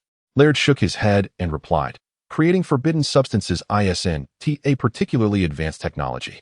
Even our Pava Industries can produce them." Noting John's astonishment, he continued with a smile. "Didn't Alec mention before that the Empire's Research Institute invented the neutralization technology? That's a collaborative project between the Empire and our Pava Industries." John recalled that Alec indeed had brought this up and nodded, saying, "All right, but doesn't the Empire intervene?" "It's not that they don't intervene. It's just very difficult. Of course, they would intervene, but it's challenging." "Why?" John expressed his misunderstanding, for he viewed the Norris gang as merely an illegal faction, unable to contend with an empire that possessed a military force. In a hushed tone, Alec responded, "The Norris gang, they once occupied a city. And to be precise, that city remains under their control even now." So, John felt even more bewildered. Did the possession of a city render the empire hesitant to act? "Think again." Alec gestured towards his head, indicating for John to engage his mind. "Correct," John exclaimed in surprise. He had previously noted that among the thugs of the Norris gang were also extraordinary beings of soldier rank, aside from the mics, all branches including warriors, guardians, and archers were present, including their higher combinations. At that moment, he had assumed these individuals were free men, wishing to escape the constraints of Empire law. Now he realized that they were not free at all, but rather a product of the Norris gang's ability to produce extraordinary beings, with the capability to create soldiers endowed with extraordinary traits via the Alonzo Black Iron statue and the means to develop forbidden substances to elevate ordinary individuals to extraordinary standards. Didn't that imply the Norris gang could continuously manufacture extraordinary beings? Wait, regarding the Alonzo Black Iron statue, isn't there a safety mechanism? John inquired, puzzled. You're referring to the Blood Oath cult, aren't you? Laird interjected, nodding. That's also accurate. The Norris gang is at most a group of scoundrels. The Blood Oath cult, however, comprises heretics who have forsaken their humanity, all of whom are lunatics. Upon hearing this, John gained a clearer understanding of the two major illegal organizations, the Norris gang and the Blood Oath cult. As Alec put it, the thugs of the Norris gang deserve their fate, but the lunatics of the Blood Oath cult deserved it even more. Afterward, the group engaged in light conversation until John recalled Laird's remarkable performance during the battle. Unable to suppress his curiosity, he gestured and asked, Laird, about your ability to conjure explosives and machine guns earlier, what was that? Are you referring to material projection? It allows for the creation of any object, Laird explained. Can you make something larger? Like a vehicle? Chuck inquired with newfound interest. How long would it take to project? Elmer chimed in. Approximately 2 to 3 minutes. Laird replied after some contemplation. To spend 2 minutes projecting a vehicle that would only last for 2 minutes? As silence enveloped the group, Chuck said, Then your ability is quite useless? Hey, Laird retorted, displeased. We mainly use material projection to assist in experiments, eliminating the need to fabricate various experimental tools and components. Those things can last much longer. Who would genuinely use energy projection to create a vehicle? We have other means to build a vehicle using equivalent exchange, provided we have sufficient corresponding material elements. Even if I explain, you wouldn't comprehend, so why should I elaborate so much? Are you aware of the intrinsic nature of matter, its decomposition and reconstruction? Do you understand molecules and atoms? Chuck, overwhelmed, dared not utter a word, meekly enduring the scornful disdain of Laird, who wielded knowledge and technology like a crushing force, repeatedly apologizing. In contrast, John listened in astonishment, subtly sensing that the technological prowess of Pava Industries might surpass his expectations. Just before sleep, Laird seemed to have a sudden inspiration, patting John on the shoulder and saying, John, hand me your shotgun. I shall enhance it for you. Huh? That belongs to Sis. John's words trailed off as he observed Sis, reclining in a chair with eyes closed, who, without opening them, interjected, It's yours now. Upon hearing this, John surrendered the weapon to Laird. Any specific requests? Laird inquired while analyzing the gun. An automatic feed would be nice, John pondered, considering that while the shotgun gifted by Sis had great power, reloading it was quite cumbersome. Understood, Laird nodded and proceeded toward the armored vehicle. The following morning, as John prepared to whip up a simple breakfast with his teammates, Laird called him over and tossed him a formidable firearm. It's modified as per your request, automatic, rapid fire, high velocity, mechanical loading, equipped with a 30-round magazine. John stood in stunned silence, gazing at the weapon in his hands. It was important to note that the firearm he had given to Laird the previous night was a double-barreled shotgun. Yet today Laird returned to him a single-barreled gun that weighed nearly twice as much, its menacing design unmistakably indicative of its lethal capabilities. Was this an enhancement? It felt more akin to an outright replacement. Chapter 34. The Tormentor Chartley around 8:20, accompanied by the distinct sound of horns. 2 military vehicles emblazoned with the Kennecott's and KSOD insignias arrived at the 4th Group's encampment. It was Captain Morris, accompanied by 8 KSOD officers.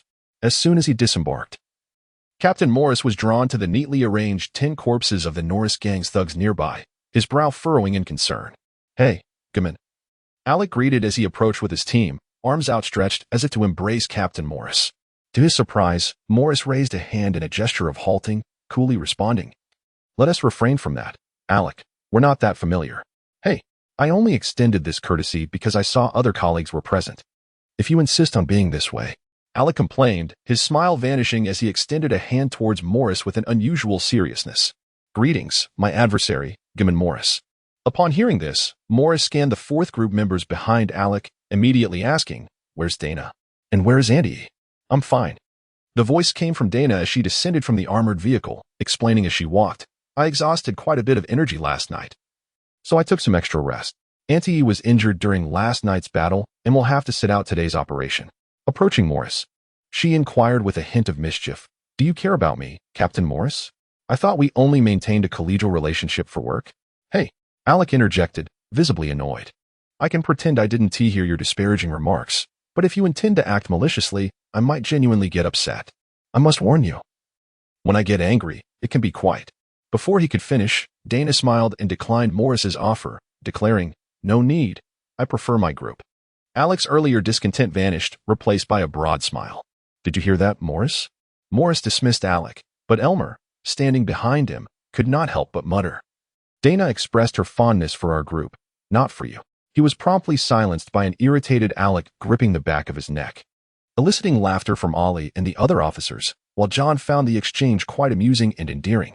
After the levity, it was time to attend to serious matters. The group gathered around a table beside the armored vehicle as Alec tossed a stack of photographs handed to him by Barnard, then unfurled a hand-drawn map illustrating the general terrain of the village currently occupied by the Norris gang thugs. In stark contrast to his earlier demeanor, Alec now appeared solemn and earnest as he pointed at the map, stating, "This is the map drawn by Barnard. Initially, I believed we could split into two teams, one to draw their attention from the front, while the other would launch a surprise attack on the village. However, circumstances have changed. I contacted Barnard earlier this morning, and he informed me that the Norris gang occupying the village has not retreated overnight." Morris glanced at Alec. "Are you suggesting a trap?" "Partly," Alec replied, raising his hands in a gesture of uncertainty. "The other part might be that the tormentor Charlie is not convinced of our ability to assault them." "Is this the individual?" Wendy, the officer who had previously prepared coffee for Morris and John, produced two wanted posters. One depicted the vandal Margoff, whom the fourth group encountered last night, while the other featured the emaciated, brooding man wearing round spectacles, Charlie. Morris pondered for a moment before nodding in agreement with Alec's proposal. "Ryan, Wendy, take 4 officers to form the second team. I will take the remaining 2 officers to join the fourth group. One more thing for everyone to note." Alec continued, producing 2 injection syringes and addressing the arriving officers. "During last night's assault, Margoff and 7 of the Norris gang thugs injected themselves with this physical enhancement serum." He recounted the details of the previous night's battle, including how 4 of the thugs had transformed into grotesque creatures. Upon learning that John had killed one of the enhanced thugs and rescued Swift and Auntie, Officer Ryan looked astonished, unable to contain his curiosity. "Kid, what level are you?" While a sense of embarrassment crept over him, he also realized a terrifying truth. Slaying extraordinary beings allowed one to siphon a portion of their energy as sustenance for one's own essence. This principle applied even to humans. In essence, killing provided experience. Including Ryan, the 8 officers who came to assist regarded John with newfound respect, particularly since Alec had indicated the average caliber of the Norris gang thugs was close to L20. The disparity in levels, combined with the enhancement serum's power boost, created a scenario akin to a child facing a seasoned adult boxer. Death was a plausible outcome. Moreover, it was fortunate that John's first extraordinary ability was that of a guardian, coupled with mastery of adrenaline and force field protection. Had he belonged to a different branch of the military, he likely would not have survived. No one dared to suggest that John's victory was merely a stroke of luck, for they understood that before that miracle occurred, this newcomer had displayed immense courage in saving his teammates. This alone warranted commendation. "You've changed my perception of you, guard boy bitten by the sea monster," Ryan praised John, giving a thumbs up. Why can't praise be given appropriately without mentioning that? Notably, Captain Morris's demeanor remained unfazed. He calmly and sincerely commended, "Well done, John. You've earned everyone's trust." It was as if he were unsurprised that John managed to slay that Norris thug. After the meeting concluded, Captain Morris granted everyone 10 minutes to prepare, as he intended to check on Auntie, fulfilling his responsibility and duty as the first captain of KSOD. While Morris, Dana, and others visited Auntie, Swift approached John with a playful grin. "Let me see where the sea monster bit you." John, both amused and exasperated, retorted, "I heard you and Auntie chose the hunter path because you admired Captain Morris. Why is it that now he is here, you've suddenly gone quiet? What difference does it make to say a few words?" Swift sighed. "I regret my choice. I wish I had selected Guardian as my second extraordinary ability. Otherwise, Auntie wouldn't have nearly gotten hurt last night while saving me. I believe Auntie wouldn't blame you. John reassured her. She doesn't blame me, but let us not dwell on that. Swift exhaled, blinking as she added, I've always teamed up with Auntie. And now that she is injured, I lack a knight to provide me with a sense of security. With such an obvious request for partnership, John found it difficult to refuse, nodding in agreement. You must protect me. Swift planted a kiss on his cheek. 10 minutes swiftly passed, and the group was ready to depart. Injured Auntie was placed in one of the jeeps to rest, with apprentice mechanic AG as the driver, while the others settled into the armored vehicle and another jeep, the former carrying those responsible for the frontal assault, and the latter transporting the second tactical team. Amidst Auntie's farewell, the two vehicles exited the encampment, heading towards the village occupied by the Norris gang. The journey was brief, taking only about 20 minutes. Before they arrived at the outskirts of the village, what is referred to as a village is, in fact, a circular wooden stockade, encircled by a wooden wall. The homes of the villagers are constructed atop this wall, including watchtowers that appear scattered yet are typical of such architectural arrangements, being both simple and utilitarian. As the group disembarked and cautiously approached the southern gate of the village, an eerie silence enveloped the wooden enclosure. Not a single member of the Norris gang could be seen on the walls or in the watchtowers. Barnard, are you certain those individuals are still inside? Alec communicated via radio with Barnard, who was responsible for surveilling the village. Amidst a crackle of static, Barnard succinctly replied with 2 words, be careful. It became evident that the adversaries were deliberately waiting for their arrival. Alec turned to Morris and Dana, expressing his thoughts. Both Morris and Dana scoffed. And Dana donned her armor, grasping a gleaming silver shield and knight's sword as she stepped forward toward the stockade. With a resounding thud, she forcefully thrust her shield against the tightly shut gate, flinging it open and revealing the chaotic scene within, a vast expanse cluttered with various crates, cages, sacks, and other debris. Suddenly, applause echoed, and from atop the stockade, a man clad in white, resembling a medical uniform, emerged from a wooden structure. He stood on a pathway built along the wall, gazing down at the entering officers with a grim and peculiar tone. Should I commend your bravery or label you reckless? Imperial lackeys? Or perhaps you are unaware that I have been eagerly awaiting your arrival? The group instantly recognized him as the criminal featured on the wanted poster, the torturer Chatterley. With his words, Margoff and several other members of the Norris gang emerged from various wooden structures atop the walls, numbering around 15 or 16. Weren't there only 20 or 30 in total? Alec muttered under his breath, though he remained unfazed. Their numbers were greater, and they possessed formidable strength. He simply could not fathom why the enemy did not flee under the cover of night if they had not set a trap. As Alec and Sis meticulously surveyed their surroundings, Dana stepped forward, addressing Chatterley with a grave tone. Regardless of your schemes, torturer Chatterley, destroyer Margoff, I am here to apprehend you and your subordinates for multiple charges, including harm to Imperial citizens, illegal human experimentation, and assault on officers. Chatterley stroked his chin, remarking, It seems you are not foolish, but rather brave, or should I say reckless? Ignoring his taunts, Dana continued to gaze steadfastly at him. You are now presented with a choice: surrender and accept the judgment of the law, or face arrest. As she spoke, most of the officers prepared themselves for an attack. However, Chatterley appeared unperturbed, chuckling, Do not rush, Imperial lackeys. Are you not curious why we did not evacuate? I do not care, Dana replied coolly.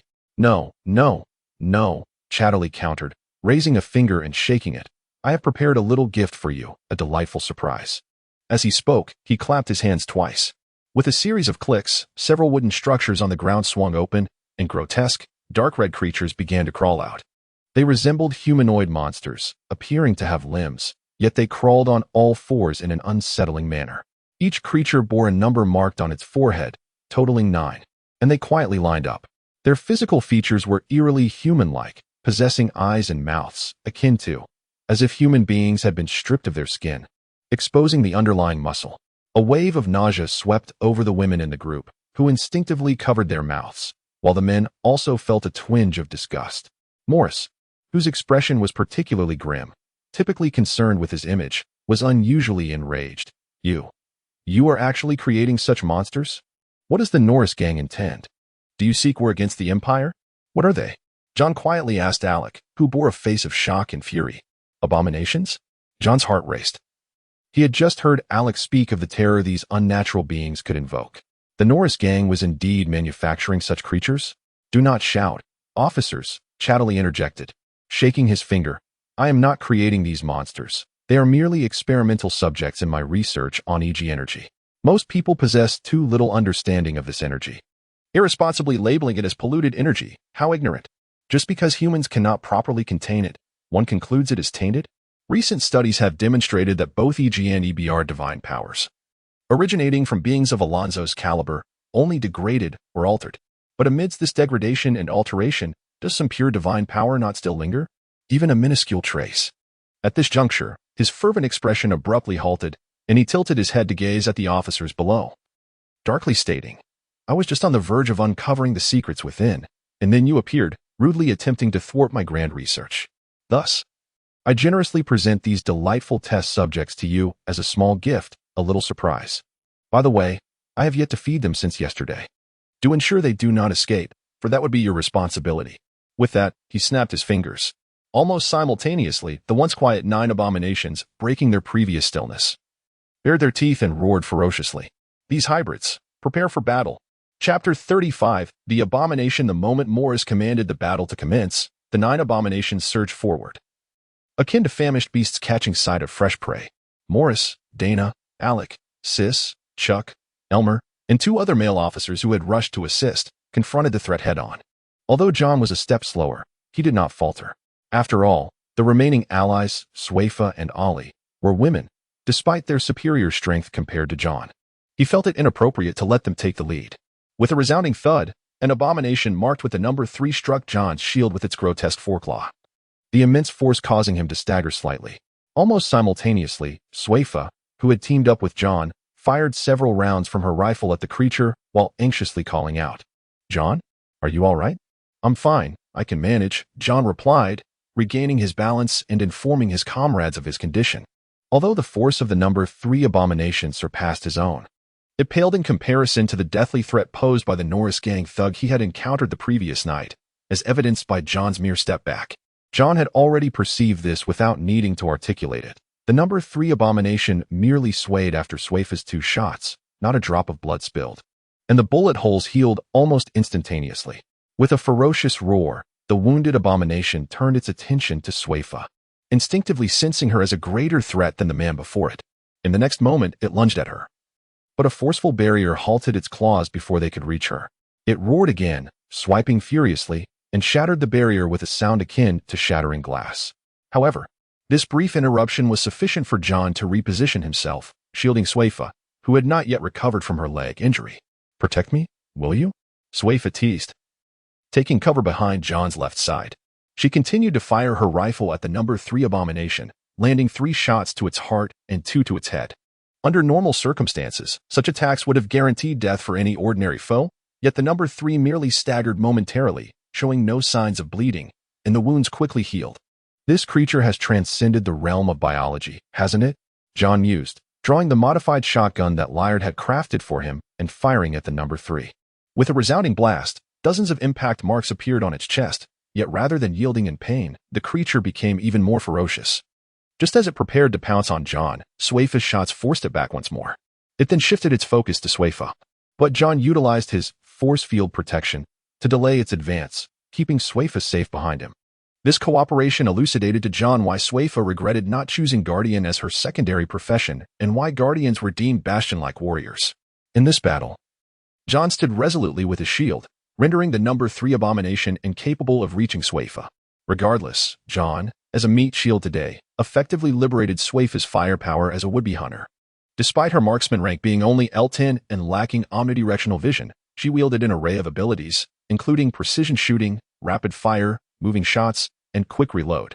With John's protection alleviating her concerns for her safety, she showcased her firearms prowess, transitioning seamlessly from rifle to shotgun to machine gun. No matter how the number 3 moved, it could scarcely evade Swayfa's precise shots, illustrating the terrifying firepower of the revolutionary marksman class. Yet, despite enduring countless bullets from both John and Swayfa, the number 3 remained unfazed, showing no sign of injury. Is this creature truly killable? John wondered as he glanced at the other 8 abominations. Finding that none had been slain, not even by Morris, Dana, or Alec. Striking its body prompted rapid healing. Targeting its head yielded the same result. Even Dana's greatsword was halted halfway through an attack on the neck of the number 7 abomination, its muscles thwarting her efforts, forcing her to relinquish her greatsword and retrieve another divine weapon to continue the fight. Is it truly possible to kill such monsters? Elmer, paired with Ollie, finally voiced the question plaguing most minds. Indeed, Captain Morris's tone remained steady and calm. The abominations are not indestructible. Rather, their regenerative capacity is formidable. However, each healing consumes their internal energy. Once their EG energy is depleted, they will perish.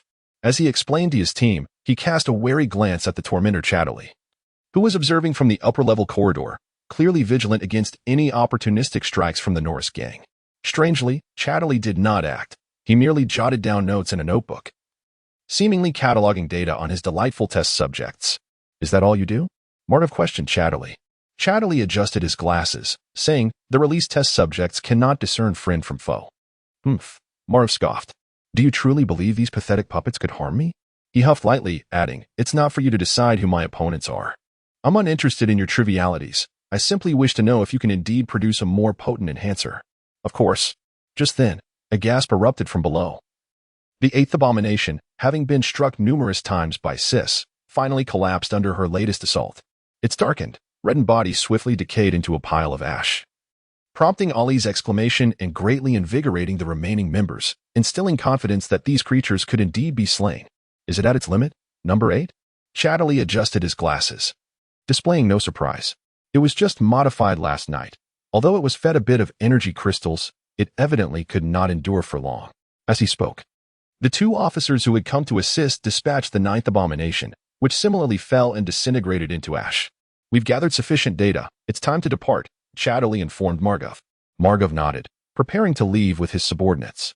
Morris, Dana, and Alec had been observing their movements closely. Upon seeing Chatterley and his team prepare to flee, Dana repelled the number 2 abomination before her with a sword, declaring resolutely, do not presume you can escape. Chatterley, Margov. Hearing Dana's shout, Chatterley halted, turning to her with a smile. I advise you to focus on your current adversaries.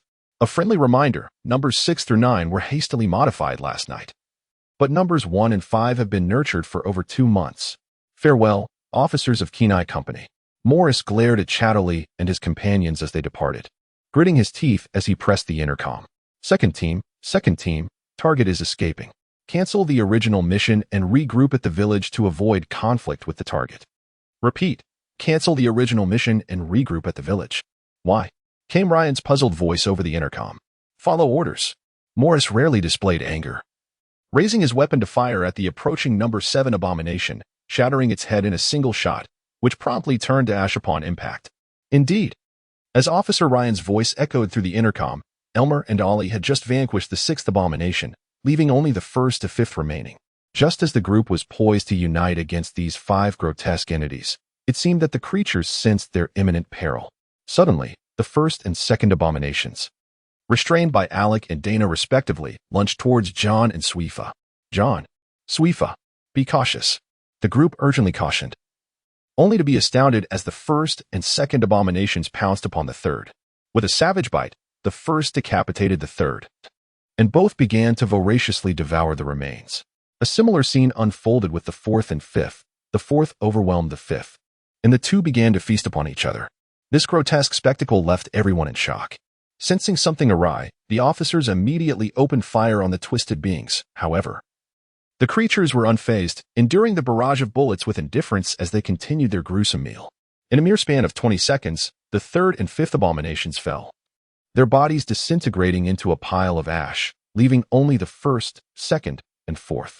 At this moment, John was astonished to perceive that these 3 abominations had undergone some transformation. Their exposed muscles appeared more vibrant, and faintly visible were structures resembling blood vessels. Furthermore, their limbs and certain areas of their torsos began to exhibit a skin-like texture akin to keratin. It was as if they had attained a rudimentary form of intelligence. Morris, with a grave expression, cautioned his team.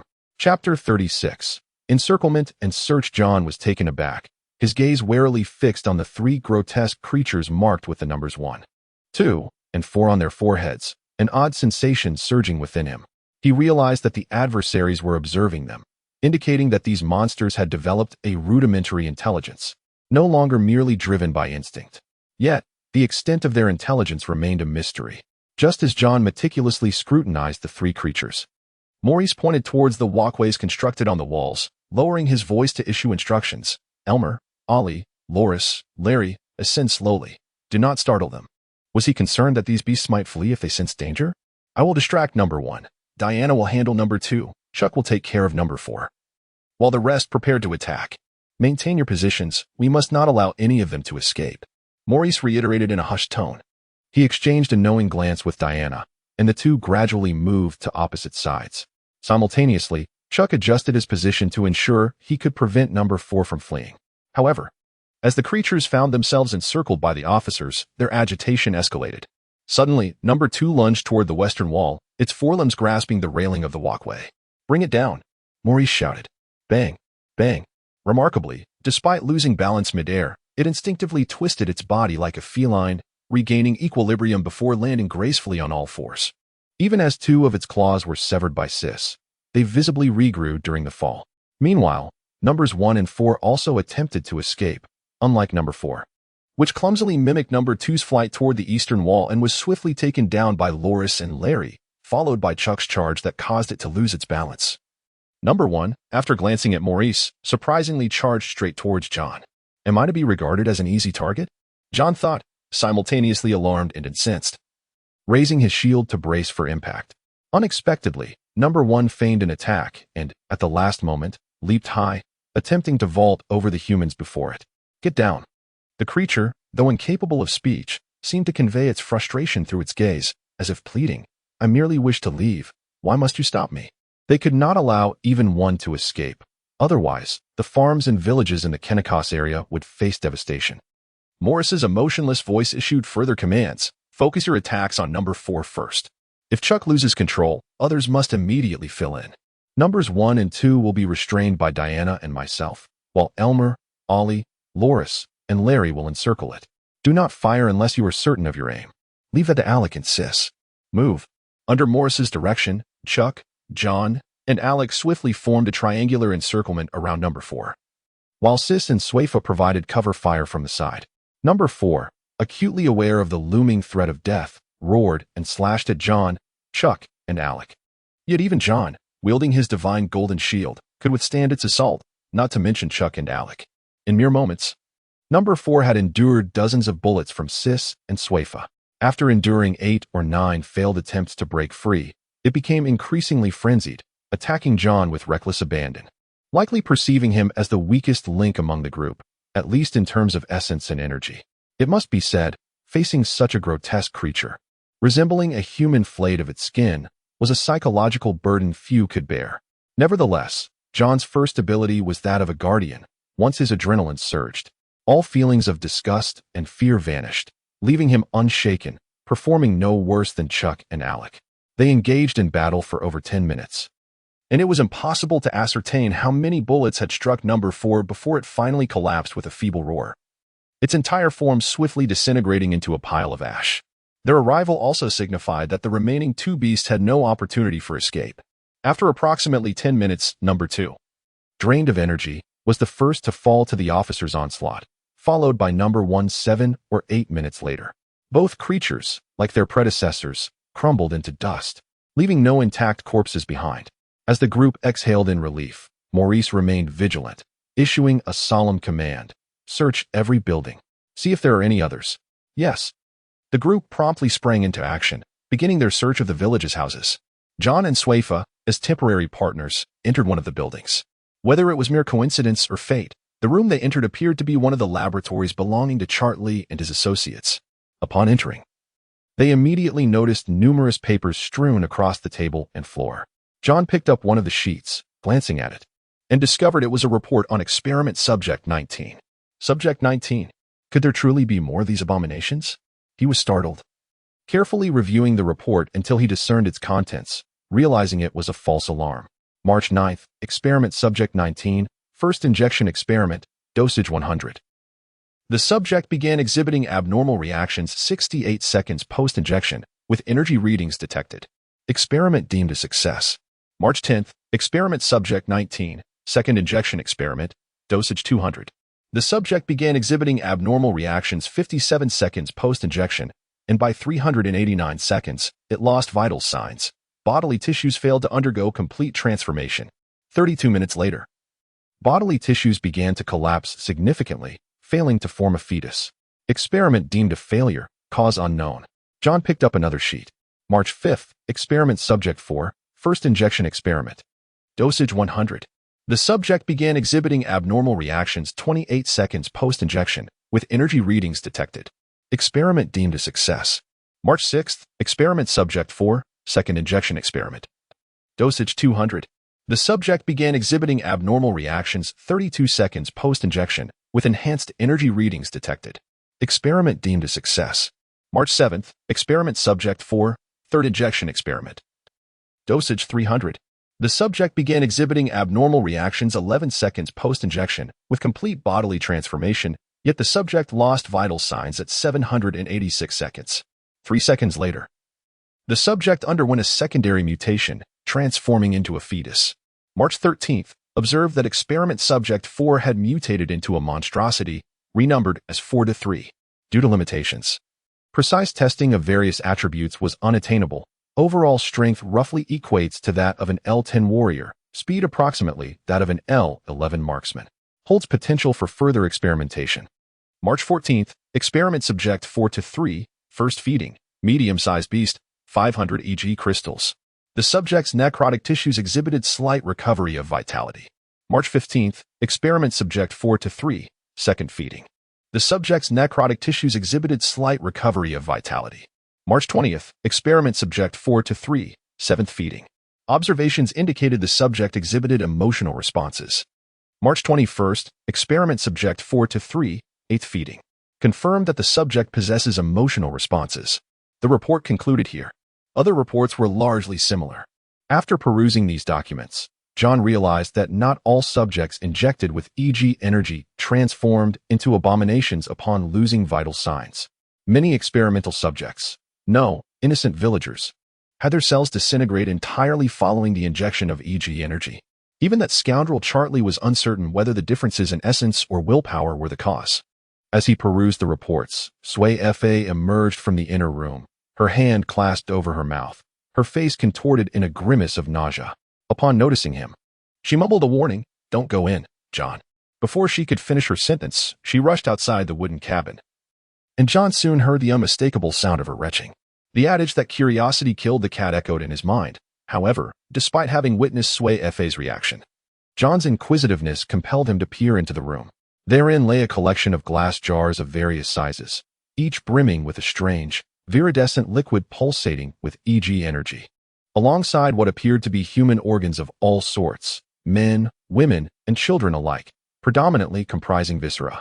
These body parts, steeped in the eerie green substance, glimmered with an unsettling hue, and some exhibited grotesque bulges reminiscent of tumors, resembling clusters of grapes in varying sizes. Overwhelmed by a wave of revulsion, he fled the room to join Sway Fa in her retching. Amidst their upheaval, a voice rang out from a distance. "We have survivors. I have found survivors." That day, the officers of KSOD discovered 25 survivors in the village, consisting of 9 young women under the age of 30 and 16 children under 10. These individuals represented the last remnants of a village that once boasted over 20 households. Chapter 37. The return 20 minutes later. The remaining 25 survivors were gently relocated to the village's open space under the reassurance of the officers. This village, which once boasted over 20 households and at least 100 villagers, had been reduced to these few survivors. When Captain Morris softly informed them of their safety, 9 women broke down in tears. According to their accounts, these surviving women had not only been coerced by the thugs of the Norris gang to prepare food, but had also each suffered violations. Their reluctance to resist stemmed from the grim reality that those who opposed the gang were either turned into experimental subjects or fed to the very beasts they feared. The Norris gang had no tradition of sparing women. However, they were still luckier than the men of the village, who had a survival rate of 0, having been predominantly treated as test subjects. The 16 children, on the other hand, had not endured such atrocities. They had merely been held captive by Chatley's group and were terrified. Even when the amiable Dana approached them and crouched down, the children shrank back in fear. "Do not be afraid," Look, Dana smiled, extending her right hand and winking at them. What is there to see in an empty hand? The group of children looked at Dana, then at her vacant palm with puzzled expressions. Under their watchful eyes, Dana slowly clenched her right hand into a fist, then gradually opened it again. By the time she unveiled her palm for the second time, a piece of candy had appeared. Would you like some? She asked a little girl. It was evident that the girl was somewhat intimidated by Dana, yet the allure of the candy proved too tempting to resist. She hesitantly nodded, and, upon Dana's encouraging gesture, gingerly took the sweet. What about you all? Dana inquired of the other children. The nearest few eagerly nodded in agreement. In yet another moment of astonishment, Dana conjured another piece of candy. This is a secret, she winked. From a distance, John found the scene amusing. Here was a formidable war knight, using a mere base ability to enchant children. Yet, there was no denying the effectiveness of her approach. Within minutes, the children had cast aside their wariness of the officers, gathering around Dana, candy in hand, eager to unravel the mystery of her confectionery magic. Hey, have you fallen under her spell too? Swaifa appeared beside John, teasingly envious. It was not that she harbored particularly deep feelings for John, rather, it was the fact that nearly all the men present were captivated by the spectacle, including Elmer, who deserved the gentle kick he received from Allie. No, not at all. John stammered, shaking his head. I was watching the children. Did you notice? Swaifa remarked with a note of sympathy. The one group that Chatley's men had refrained from abusing was the children. Was it because these thugs unexpectedly possessed a conscience? Not at all. They merely viewed the children as potential recruits. Despite being faint, John sensed an EG energy response emanating from the 16 children, suggesting they had been injected with the rumored substance that granted ordinary individuals extraordinary traits. At first glance, this might not seem like a bad thing. But the reality was grim. These children had already been tainted.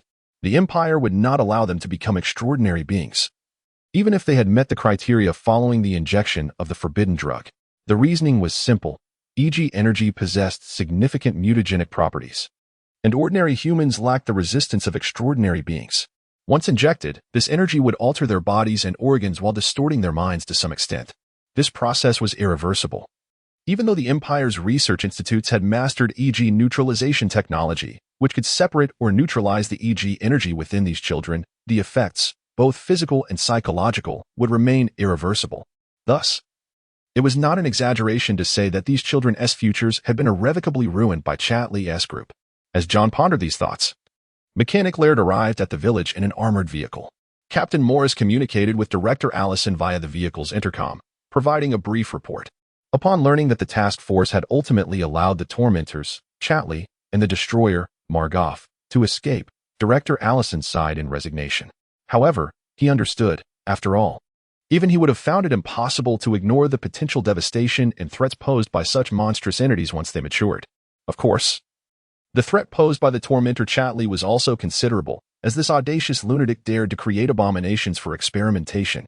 Yes, after the communication, Morris relayed Director Allison's orders to the officers and began organizing the evacuation. 1 armored personnel carrier and 2 military jeeps, barely accommodating the 25 survivors along with the injured Andy and Swaifa, were prepared for departure. The others would have to proceed on foot. In truth, Swaifa's injuries were not as severe as Andy's. However, her leg wounds had yet to heal, which would significantly impede the group's pace. Thus, she was also assigned to the vehicle. Let us move. With a command from Morris, the 3 vehicles departed the village in unison, gradually heading towards Kennekett's, while Morris, Dana, John, and most of the officers jogged behind to keep pace. Considering the need to deal with any encountered contaminated beasts along the way, the journey would inevitably take longer. As anticipated, just over an hour into their departure, the convoy encountered a small pack of wolf-like contaminated beasts, 6 or 7 ordinary aberrations and 3 elite crystallized entities, excluding any leader-level aberrations. This composition was the most common small group of contaminated beasts found in the southern marshes. Chuck, John, Allie, you 3 handle them. Any issues? Alex promptly issued instructions. 3 against 10 contaminated beasts? Had this been the first day, John might have felt a twinge of apprehension. However, having faced off against the thugs of the Norris gang and the abominations, he now felt confident enough in his current abilities, physical condition, and equipment to consider challenging this small group alone. Naturally, he refrained from voicing such a thought, as Chuck and Allie still had room to improve. Bang, bang. As the battle commenced, John swiftly dispatched an aberration with the shotgun modified for him by Laird, even before Chuck had the chance to engage. Chuck watched John's weapon in disbelief, repeatedly urging, "I can't shake the feeling that the pressure from your gun is greater than that from these contaminated beasts. Be sure to aim carefully." "Rest assured," John casually reassured him. Could this weapon's power penetrate Chuck's force field? The answer was affirmative, however. John's shooting precision rivaled that of a marksman, making it nearly impossible for him to miss. Sure enough, bang, bang. 2 shots later, 2 aberrations had their heads blown apart, showcasing an efficiency that was on par with Ali, who was equipped as a heavy artillery soldier. Meanwhile, from a distance, Morris, Dana, Alex, and officers such as Ryan, Wendy, and Loris observed John and his companions' performance. Is it fair to say that his rapid growth is a result of the training from the 4th group? Wendy remarked in astonishment. John, this newcomer, is progressing remarkably fast. As Alex basked in pride, Dana smiled and added, John has a solid foundation. I'm not referring to his physical prowess, but rather his character. He possesses remarkable courage, unwavering willpower, and a spirit of sacrifice. On the night we were attacked by Margov, he confronted an adversary beyond his capabilities in order to protect his comrades. Miraculously, he succeeded in eliminating the assailant. Yet it seems he was not adversely affected by the act of taking a life. I have conversed with him. His spirit is resilient. Weakness, you ask? Maurice inquired. Dana pondered and replied, perhaps a notable aversion to filth and repugnant matters. I witnessed him and Swafa heaving earlier today, Larry chuckled. It's no surprise. The contents of that laboratory would make anyone queasy, Alec remarked, stroking his chin. This lad gives me the impression of having been born into affluence. Has his previous city been identified? Maurice glanced at John in the distance and uttered a succinct, no. At that moment, Ryan furrowed his brow and remarked, the guard's shooting skills seem rather too precise. Isn't he a guard? We found that peculiar as well, Alex stated, crossing his arms.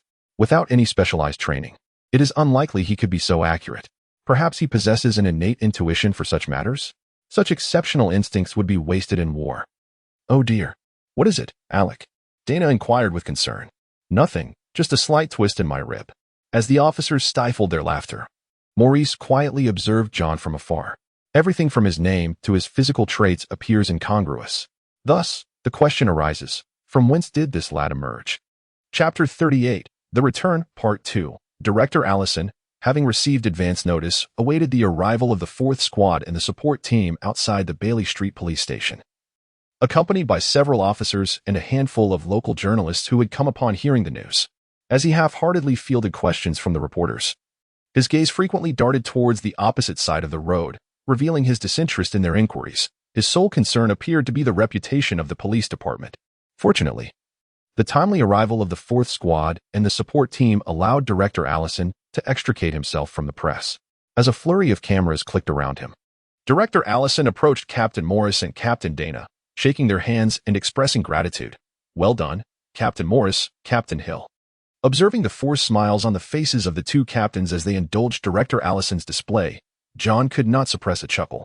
It was noteworthy that Captain Morris rarely smiled, while Captain Dana's genuine smile was warm and inviting. The current expressions, however, seemed to stem from mere muscle movement rather than authentic emotion. The reality was that funding for the police station and the Special Operations Department relied heavily on municipal council allocations, and public opinion wielded significant influence. Smile a little, John, Alec remarked, unperturbed by the situation, nudging his brother, Sis, with his elbow. Money is money, there's no shame in it. Like the other officers, John managed to force a semblance of a smile. However, as the reporters shifted their focus to photograph the survivors disembarking, the 4th Squad and support team could no longer bear the sight, and Dana, with a stern expression, lowered a camera aimed at the children. Ladies and gentlemen. The seemingly unreliable assistant team leader Alex stepped forward, confidently narrating the details of their rescue operation with exaggerated flair, effectively capturing the media's attention. Seizing the opportunity, the officers hastily ushered the 25 survivors into the police station, shielding these individuals, still haunted by their recent nightmares, from further trauma inflicted by the media. Upon entering the precinct, both the survivors and the officers collectively exhaled in relief. For them, confronting the pollution beasts or the Norris gang thugs seemed preferable to dealing with that relentless crowd of journalists. Interestingly, Alec appeared quite adept at managing the media, his boasting eliciting applause from the difficult press. Once inside, Dana turned to Director Allison with a complaint. Could we possibly have fewer incidents like this in the future? Director Allison feigned helplessness. The funding for the police department necessitates public support. We must understand that, Dana. As he spoke, he approached the survivors, offering comfort, and dispatched officers to escort them to nearby safe houses. To his surprise, while the 9 female victims were relatively compliant, the 16 children exhibited a marked distrust of the civilian officers, retreating behind Dana and other members of the 4th Squad and support team. Notably, a little girl named Daisy, who had grown familiar with John over the past few days, even sought refuge behind him. Noticing the awkward demeanor of the civilian officers, Dana smiled and suggested, "We'll take them from here. Sweefa, Annie, Wendy, Ally, Chuck, John, you all come with me." She selected a few individuals, cognizant that not every officer involved in the rescue would be accepted by the children. For instance, the youngsters were frightened of Sis, Ryan, and Lore, the latter two having gained a reputation as bad cops due to their playful antics, despite their intentions to help the children overcome the shadows cast by the Norris gang. Minutes later, Dana, accompanied by Sweefa, Auntie, Wendy, Ally, Chuck, John, and Elmer, settled the 25 fortunate survivors in a nearby building adjacent to the police station. The ladies assisted in organizing their rooms, while the gentlemen undertook the laborious task of transporting food and supplies. "What will become of these children?" John inquired, observing the seemingly revitalized little ones. Elmer leaned against the wall and replied quietly, "They will likely be sent to Quinn. Kaneko doesn't possess that level of technology." He referred to Quinn, the capital of the Empire, and the technology in question pertained to e-neutralization, an advanced process not yet accessible in every city within the Empire, available solely through the Empire's research institutes. "Is there any danger?" Chuck asked. Elmer glanced at him and gestured towards John. "You should ask John. He has a good rapport with Liard." Although Liard was uncertain, he had promised to inquire.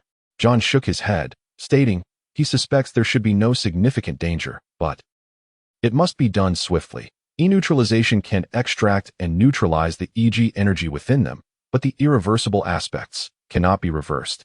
Elmer and Chuck fell silent, both understanding the implications of the irreversible condition. Despite the children's current appearance of health, their bodily tissues and organs were being continually influenced and altered by EG energy, changes that the e-neutralization technology could not undo. The longer they waited, the more severe the consequences would become. "Ally should stay to help care for these children," Elmer remarked, glancing at his girlfriend surrounded by several little girls. Dana, standing not far behind, expressed her apologies, while Ally, caught in the throng, looked helplessly at her boyfriend. Elmer's face fell in disappointment. Just then, Dana added, "Or you could stay to handle security. You know how the media can be." "All right," Elmer shrugged. As she winked at him, John sensed he was about to be roped into something, while Chuck seemed oblivious, readily offering his assistance. This left John in a predicament. With Elmer and Chuck remaining, he felt embarrassed to leave alone. "Why not just issue a direct order, Captain Dana?" he asked incredulously.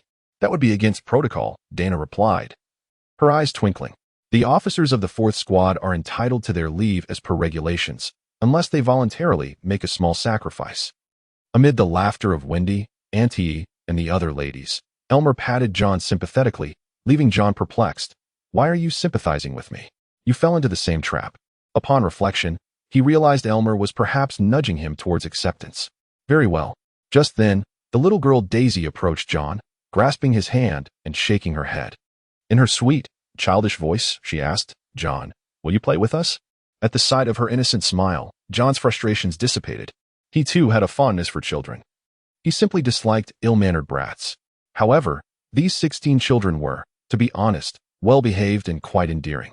Of course, he replied with a smile, accepting the little girl's invitation.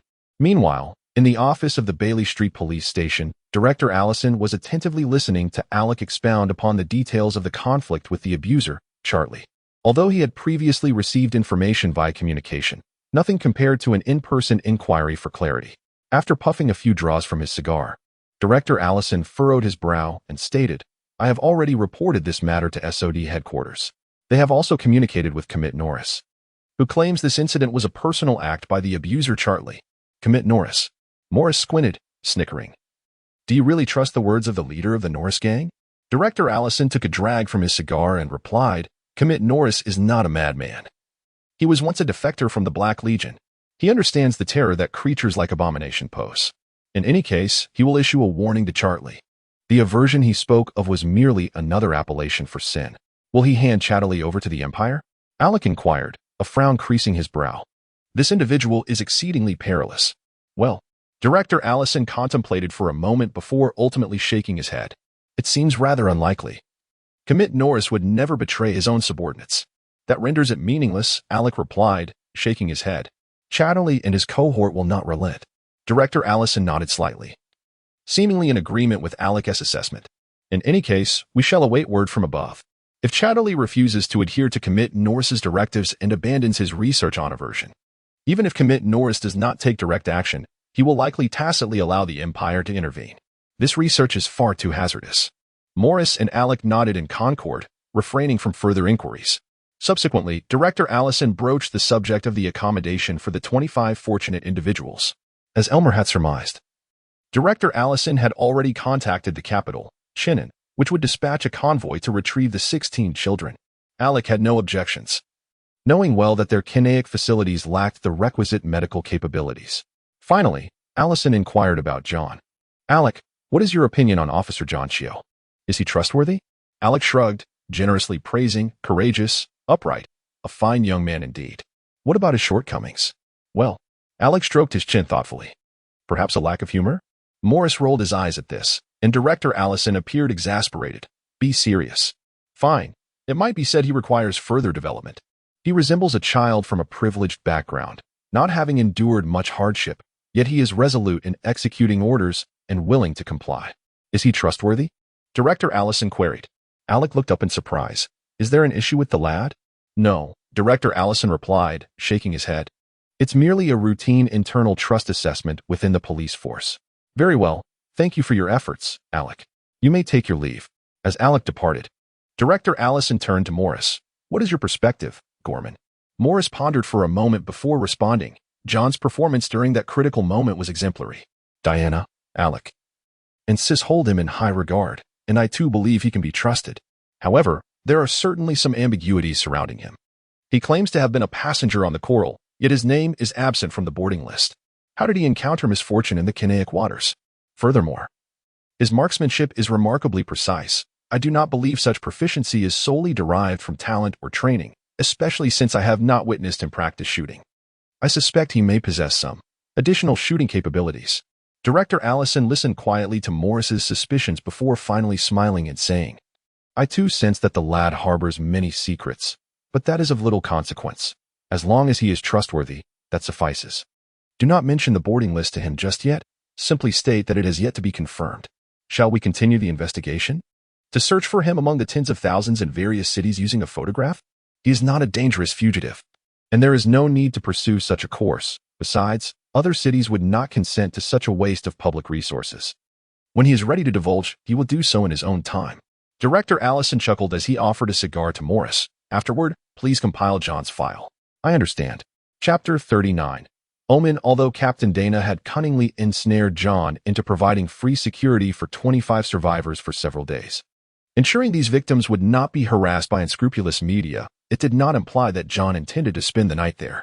He and Chuck, along with Elmer, could take turns staying at the safe house each night. As for whether this arrangement would weaken security forces, it was ludicrous. There were several ladies in the safe house, and he doubted he was a match for any of them. He suspected that Captain Dana's insistence on having one of them stay overnight was merely a ploy to secure free labor. As dusk approached, with Elmer volunteering to oversee the first night as security, John and Chuck finally found respite. Exiting the room filled with children, Chuck stretched and sighed in relief. I'd rather face the Norris gang again than endure another moment of playing games with those kids. John nodded in agreement. To be candid, the children were relatively obedient, yet their boundless energy and sheer numbers were overwhelming. Even if he adored children, he was not equipped to sustain such companionship. Typically, wages were disbursed weekly, and the officers of KSOD were no exception. However, due to the unique nature of their duties, the fourth group often received a lump sum covering several weeks. Take John, for instance. Since his employment began until now, they had been out in the field for nearly 20 days. Including the subsequent days off, he could collect 3 weeks' worth of pay at once, totaling £60, £30 for regular wages, and another 30 for attendance and hazardous duty allowances. Considering Mr. Bale's previous offer of £2 a week for accommodation and meals consisting of sausages, beef, beer, and fish, this salary was quite generous, likely exceeding that of most citizens, even among the KSOD officers. However, given the perilous nature of the fourth group's work, such a high salary was reasonable. Additionally, John had made a trip to logistics to formally request a communication device, facilitating contact between the police station and the fourth group. Officer Bet felt a mix of envy and admiration regarding John's rapid ascent from L1 to L7 in less than 3 weeks. The news of the fourth group's confrontation with the Norris gang had already spread like wildfire. With tales of their use of performance-enhancing substances and abhorrent human experimentation circulating throughout the precinct, unwittingly bringing John into the limelight. Everyone understood that without a stroke of luck, the fourth group would have undoubtedly faced casualties. Is there something wrong, John? I just collected my pay with Chuck. And I also picked up a communication device from Officer Bet. I wanted to inquire about the coral. Oh, John nodded, secretly relieved. This loophole left him somewhat anxious, as he could not explain his origins. Could he claim ignorance and say he had inexplicably arrived from another world? He feared he would either be deemed insane or taken to the Empire's Research Institute. For now, he could only firmly assert that he was a member of the Coral. And if pressed, admit to having smuggled himself from one city to another, which was far better than confessing to having crossed worlds. Given Dana, Alec, and Sis' high regard for him, he felt that admitting to smuggling should not pose a significant issue. To his surprise, Captain Morris had yet to conclude his investigations, which simultaneously unsettled and relieved him. Observing John's changing expressions, Morris smiled subtly, recognizing the lad's naivety. Judging by his poor control over his facial expressions, he surmised that John was likely from a privileged background and had not faced much of the world. Considering the boy's bravery in standing up to save his companions in a seemingly fatal situation, he felt there was no need for excessive suspicion. Huh? John blinked, then nodded. Presently, renting a place was not an issue with his salary, but the considerations that came with it were numerous. Moreover, the Bales family had treated him well, and he had no intention of moving. Upon learning of John's decision, Morris nodded and said, "In that case, please remind Bales for me." John paused for a moment before quickly grasping, "Is it regarding the sea monster incident?" "Yes." Morris nodded solemnly, adding, "After that event, there have been 2 more instances of sea monsters attacking the harbor area. Thankfully, after that night, we reinforced the defenses around the port and stationed the third group near the lighthouse, preventing further harm to civilians. I suspect this matter is related to Bale's men. Bale's men? I mean the sailors who salvaged the coral. I suspect they may have taken something dangerous from the ship. What kind of thing? I do not know." Morris shook his head. "You should be aware that lower-tier sea monsters lack intelligence. They operate solely on instinct. If no higher-tier sea monsters are directing them to attack the port, it indicates something is drawing their attention." Energy? John suddenly comprehended. Something carrying EB energy? Precisely. Morris pointed at John, then twirled his pen. "In any case, please remind him. I hope he does not perceive this as a threat from me. You can clarify it to him." Understood. Bidding farewell to Captain Morris, John exited the precinct. Upon his arrival, the lively atmosphere abruptly hushed. Despite Captain Morris and his officers having previously supported the port during the sea monster incident, the police were generally unwelcomed in the area, as the crew and sailors often dabbled in illicit activities. As the sailors and crew dining on the first floor fell silent and regarded John with cold, even hostile, glares, Melissa, who was serving them drinks, noticed the shift in atmosphere. Turning around, she recognized John and rushed over to embrace him, her enthusiasm taking him by surprise. He instinctively opened his arms, mindful of Mr. Bale's watchful gaze. Melissa, grasping John's hands, chattered excitedly, "I saw the newspaper. It reported that you defeated the Norris gang's thugs and rescued 25 victims. That's incredible!" So they were acquainted. Noticing Melissa's reaction, the sailors and crew finally softened their demeanor, returning to their revelry, though many continued to observe John closely. "Mr. Bales." John was led by Melissa to the counter. "Mr." Bales glanced at John, his expression disapproving. "A rookie daring to confront a Norris gang thug on performance enhancers? You truly have guts." John felt a tinge of embarrassment, knowing Alec had exaggerated his role to the media. The situation was urgent. "I didn't think much of it." "Impulsive, were you?" John did not consider his actions impulsive. He could not simply stand by as 2 teammates were harmed. He had to do something within his capacity. Yet, knowing Mr. Bales meant well, he refrained from elaborating further. While they conversed, a group of sailors entered the inn. One of them spotted John, astonished. "John. Wow, KSOD, Special Operations. Noticing the insignia on John's arm, Dylan casually draped an arm over John's shoulder, grinning. Impressive, Officer John. Aren't you going to buy an old friend a drink? I put in quite a bit of effort helping you identify that ship. No problem. Although he did not regard the other as an old friend, given his current salary, treating everyone to a meal posed no issue. Upon hearing this, Dylan's companions erupted in cheers, exclaiming, "What about us? We help too. Count us in." John, who had never been particularly conscious of money, readily agreed, reasoning that even treating everyone present would not incur a substantial expense. Huzzah! Dylan and his companions celebrated. Except for one middle-aged man, seemingly in his 40s, who remained utterly unresponsive, appearing to be lost in thought. Noticing the man's lack of reaction, one of Dylan's companions tapped him on the shoulder, saying, "Hey, old Brown, someone is treating us to drinks." Without warning, the man abruptly swatted away the companion's hand and shouted, "I've told you not to touch me." Everyone fell silent, the restaurant enveloped in an eerie stillness, while Bales, who had been smiling moments before, frowned in confusion. "Brown, what madness is this?" Old Brown, visibly shaken, cast anxious glances around the room and addressed Bales, saying, "I'm sorry, Bales. I need to leave." With that, he hurriedly exited the inn, colliding with a crew member along the way, yet offering no acknowledgement as he hastily departed. Following closely behind was Dylan. As he watched Old Brown's figure fade from sight, Bales gestured subtly towards Dylan.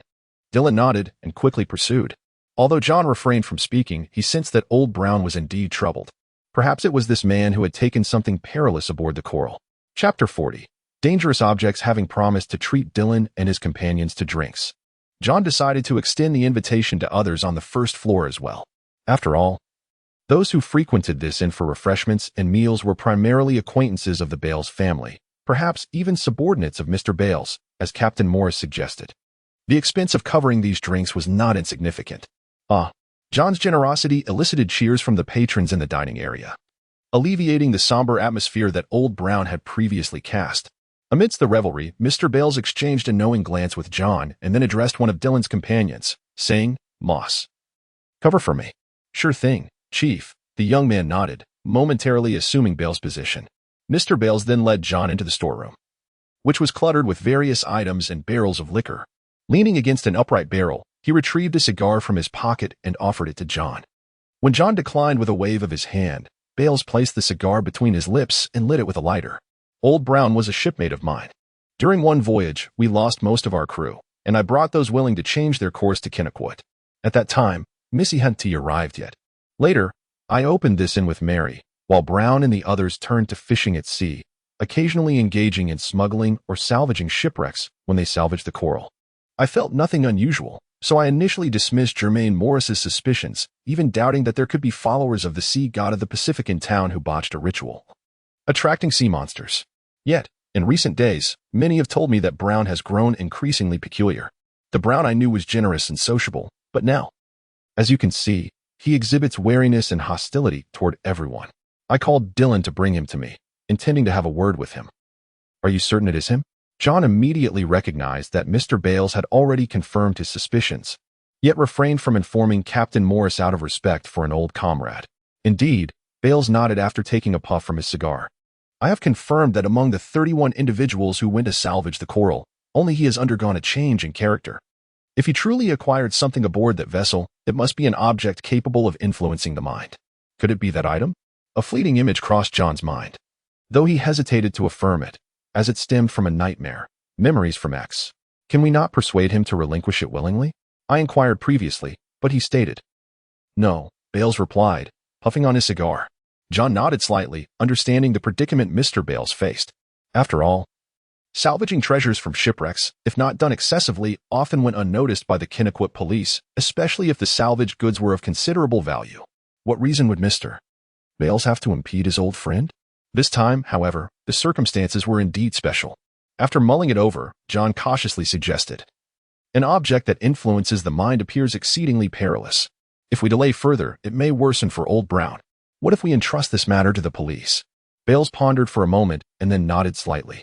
Seeing him acquiesce, John felt a sense of relief wash over him, and then lowered his voice to inquire, "Is Old Brown an extraordinary being?"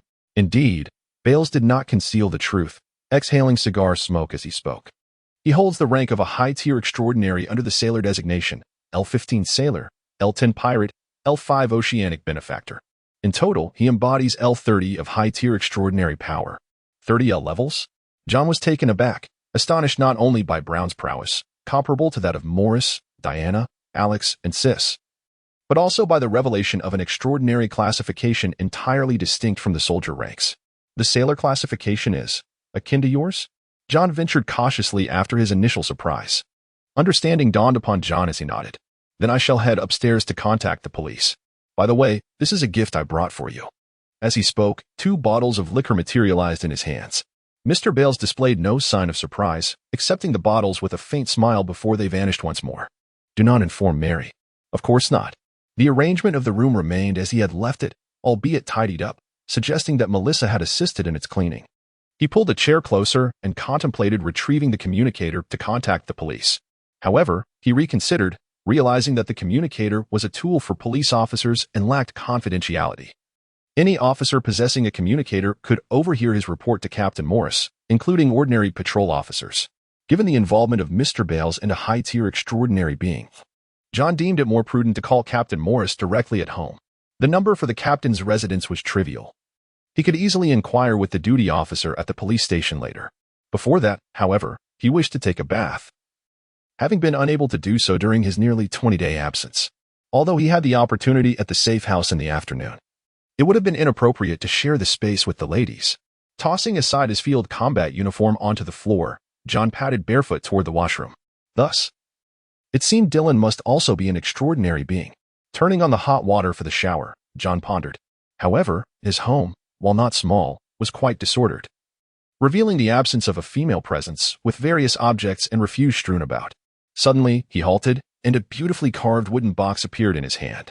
Opening the box, he carefully lifted a glass vial, about the size of his thumb, from its cushioned interior.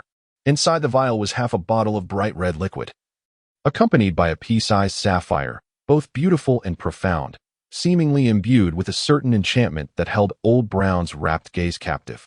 Precious, my treasure, he swallowed hard, caressing the vial with an obsession that blinded him to the transformation occurring in his eyes, which turned pitch black, resembling those of an entirely different creature. Who is it?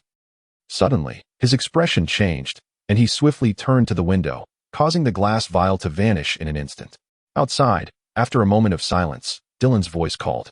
Old Brown, it's me, Dylan. What do you want? Old Brown asked, his countenance darkening with fear and unease, tinged with a hint of agitation. I'm not going. I don't know him. Old Brown gasped. Just open the door.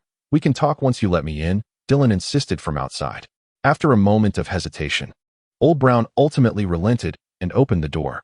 Yet before he could utter a word, Dylan slipped past him into the room, surveying the interior with a grin. Not knowing him is fine. Let me introduce you. I've spoken with that lad, and he...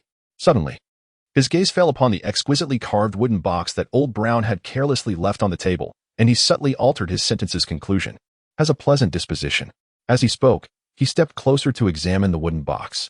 As an experienced sailor, he could tell with a mere touch that this box had been submerged in seawater.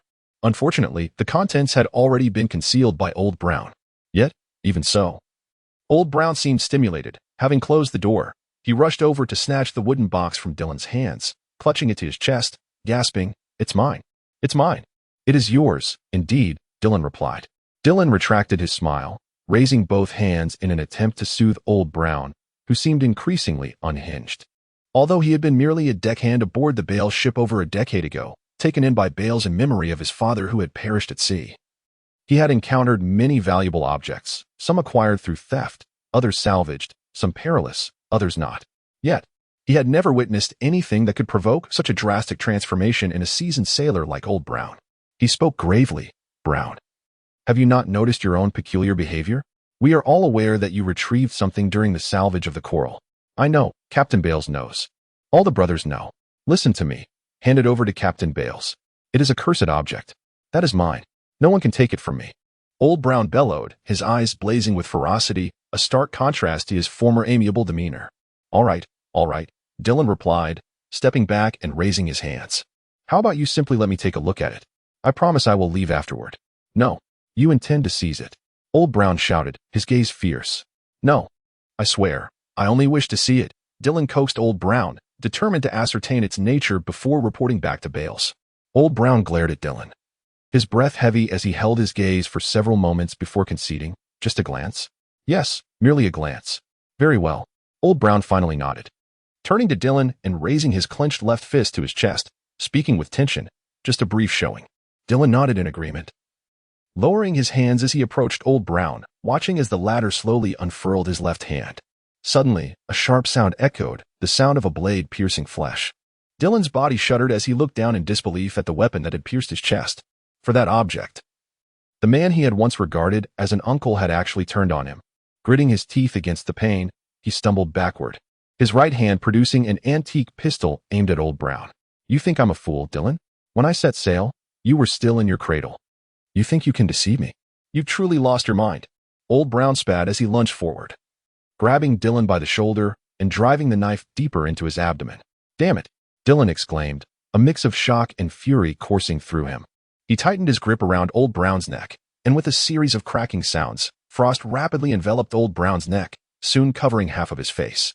Yet, Old Brown seemed oblivious to the encroaching chill, a wicked smile on his face as he twisted the knife lodged in Dylan's gut. Dylan, drenched in cold sweat from the agony, gritted his teeth and conjured an ice blade with his left hand, plunging it deep into Old Brown's neck. The blow caused Old Brown to stagger, instinctively clutching his throat as he retreated 2 steps. Seizing the opportunity, Dylan pushed Old Brown away but lost his balance. Collapsing against the wall, muttering curses under his breath, "You've truly lost it. Absolutely mad." Struggling, he managed to open the door and raised his pistol toward the sky. 3 sharp shots rang out, illuminating the night with bursts resembling fireworks. "What are you doing?" Old Brown, also lying in a pool of blood, weakly clutched his neck, his voice tinged with terror.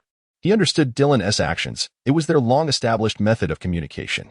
Witnessing Old Brown's panicked state, Dylan felt a flicker of compassion as he coughed blood, urging, "Brown, uncle, surrender that cursed object to Captain Bales.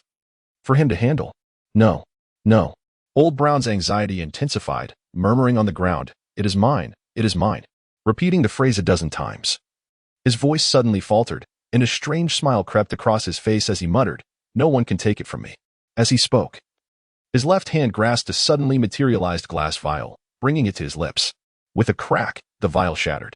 In an instant, an overwhelming surge of energy erupted within Old Brown's dwelling, unnoticed by ordinary individuals. John, in the midst of bathing, felt a jolt and dashed out of the washroom, shocked by the sight beyond the window. In his vision, the ordinary night transformed. Immense columns of azure and cobalt, intermingled with shadows, shot skyward. The potent energy response sent goosebumps racing up John's arms, causing him to tremble uncontrollably. What is that? Chapter 41. A jewel like the sea. John was uncertain about what had transpired, yet upon witnessing the towering surge of energy in the distance, vast enough to send a shiver down his spine, he immediately realized that something was amiss. The cerulean and azure hues intertwined with dark energy. AX. Is that an EB energy reaction? Correct. With AX's affirmation, John disregarded the dampness clinging to his body and hastily donned the combat uniform he had carelessly discarded on the floor. Overwhelmed by the magnitude of the energy, he forgot that he possessed a collection of clean garments in his storage space as an extraordinary being, including a pristine police uniform. He simply put on his trousers, grabbed his shirt, and swiftly exited his room, hastening down to the first floor. Meanwhile, in the dining area on the first floor, Mr. Bales and several other patrons also sensed the disturbance. Under the bewildered gazes of the remaining guests, they hurried to the windows and doorways, gazing skyward at the column of energy. "What's wrong, Dad?" Melissa inquired, approaching her father, who bore a grave expression. Following Bale's line of sight to the night sky outside the inn, she, unfortunately, could not perceive anything unusual aside from 3 bursts of fireworks illuminating the darkness. "How beautiful!" she could not help but exclaim. Upon hearing her remark, Mr. Bale's countenance darkened further. Just as he was about to speak, John rushed into the first floor. "Oh, John." Melissa nodded and turned to see John, his hair drenched. Although she quickly deduced that John had likely been bathing, she could not comprehend why he was so frantically descending the stairs while still wearing his soiled clothes. "Are you hungry?" The police department contacted me about something urgent. I need to step out." John lied in response to Melissa's inquiry. Before she could respond, Mr. Bales interjected, "Perfect. We're heading that way." He cast a glance at the individuals nearby, signaling them to protect his wife and daughter, before following John out of the inn. Just as Melissa was about to call out to them, a familiar patron chuckled and gently pushed her shoulder, steering her back into the inn. "It's nothing, mister. Bales can handle it." The others around him chimed in, urging the remaining guests to continue drinking. That fellow John said he would treat everyone today. Let us enjoy ourselves. At that moment, most patrons were already somewhat intoxicated, their judgment dulled. Upon hearing this, they erupted in cheers again, beckoning Melissa to fetch them more drinks. Although she felt a twinge of concern for her father and John, as an ordinary person, she could not sense the overwhelming energy. Meanwhile, Bales and John were swiftly making their way toward the source of the immense energy. "Is it Brown?" John inquired while running. "I am uncertain, but Brown's residence is indeed in that vicinity." Damn it. Bales did not conceal that the epicenter of the energy was near Old Brown's home. However, he still could not believe that Old Brown would harm Dylan, as he had no children and had always regarded Dylan and his friends as his own kin. Nonetheless, the 3 warning signal flares could not be dismissed. Surely, Dylan could not have posed a threat to Old Brown. Suddenly, both men halted, sensing that the origin of the immense energy seemed to be shifting toward the beach. "Stop him," Bales declared with a serious expression. "Brown is a seafarer, possessing the ability to manipulate seawater and tides. If this energy indeed emanates from him, and he approaches the shoreline, no one will be able to halt him. The entire city would be engulfed by the waves he conjures." John was taken aback, not daring to delay, and promptly retrieved his communicator. The next moment, a rugged voice resonated from the device. "This is Captain Holly Bowl of the 3rd Squad." Simultaneously, recognizing the urgency of the situation, John disregarded the penalties outlined in police regulations, pressing the communicator and exclaiming, "Apologies for the interruption. This is John Q. of the 4th Squad. The energy reaction seems to be originating from an individual named Brown." "Jack Brown," Bales interjected. John nodded and continued. "The energy reaction appears to be associated with a Jack Brown, who previously participated in the salvage of the Coral. It is suspected that he acquired a dangerous item bearing EB energy from the ship." Mr. Bales reminded the police department that Brown was an upper-tier extraordinary being of the seafarer sequence. A Ocean's chosen, possessing control over seawater and tides in addition to his combat skills. If this energy reaction originates from him, he must not be allowed near the shoreline. Otherwise, the entire city will be submerged by his unleashed waves. I repeat, he must not be allowed near the shoreline. After waiting for 3 tense seconds with no response from the communicator, John felt a wave of anxiety wash over him. Fortunately, the communicator soon crackled to life with Director Allison's voice. "Everyone will follow Officer John's instructions. The 3rd Squad will immediately move toward the energy source, and at all costs, prevent Jack Brown from approaching the shoreline. The 1st, 2nd, and 4th Squads will provide support to the 3rd Squad as necessary. Everyone, do your utmost to lead Jack Brown toward the lower district. I repeat, everyone, do your utmost to lead Jack Brown toward the lower district." End of transmission. The next moment, Captain Holly Bowl's voice echoed through the communicator. "This is Captain Holly Bowl of the 3rd Squad. I have already moved with the 3rd Squad towards the energy source." End of transmission. Subsequently, Director Allison's voice resounded again. "Officer John, what is your current location?" As it was crucial to maintain open lines of communication, John could not stow the communicator in his storage space, so he tucked it into the left pocket of his combat uniform, continuing alongside Mr. Bales toward Brown's residence. Along the way, he overheard Director Allison, along with Captain Morris, Captain Jacques Diurna, Captain Holly Bowl, and Captain Dana, sequentially issuing commands, instructing their respective officers to switch their communicator reception channels to avoid any confusion in command. Thanks to John's clear articulation of the source of the immense energy, the internal command communications within the police force had become notably less chaotic, as they now grasped the situation at hand. Just as John switched to Channel 7, he heard Dana's voice. "John, do you hear me? John, we are on our way. Do not approach the target." Minutes later, John and Bales hastily arrived at Fessmark Alley. Before they could reach Old Brown's home, they caught sight of a group of 7 or 8 people gathered in the alley, holding lanterns and engaged in hushed conversation. Bales' expression shifted, and he dashed forward to push through the crowd. Indeed, in the midst of the gathering, they found Dylan slumped against the wall, bloodied and weak, with a long trail of blood marking his desperate crawl to the street. "Bales? Mr. Bales? What happened to Dylan?" Bales ignored the crowd, crouching down to gently pat Dylan's shoulder. Dylan? Boss. Dylan struggled to open his eyes, managing a faint smile. At that moment, John also reached Dylan's side, horrified to see a thin layer of ice covering Dylan's abdomen, beneath which lay a gaping wound the size of a fist. He quickly contacted Dana. Captain Dana, at 176 Fessmark Alley, we have a critically injured individual in need of immediate assistance. Received. Dana's voice came through the communicator. I will contact the medics immediately. At that moment, Dylan raised his hand and grasped Bell's sleeve, speaking in a fragmented manner. Old Brown. After he swallowed that object, his wounds, they healed. He could have killed me, but he fled instead. He was controlled. Controlled by that thing, believing that others were trying to take it from him. I saw it. It was a gem.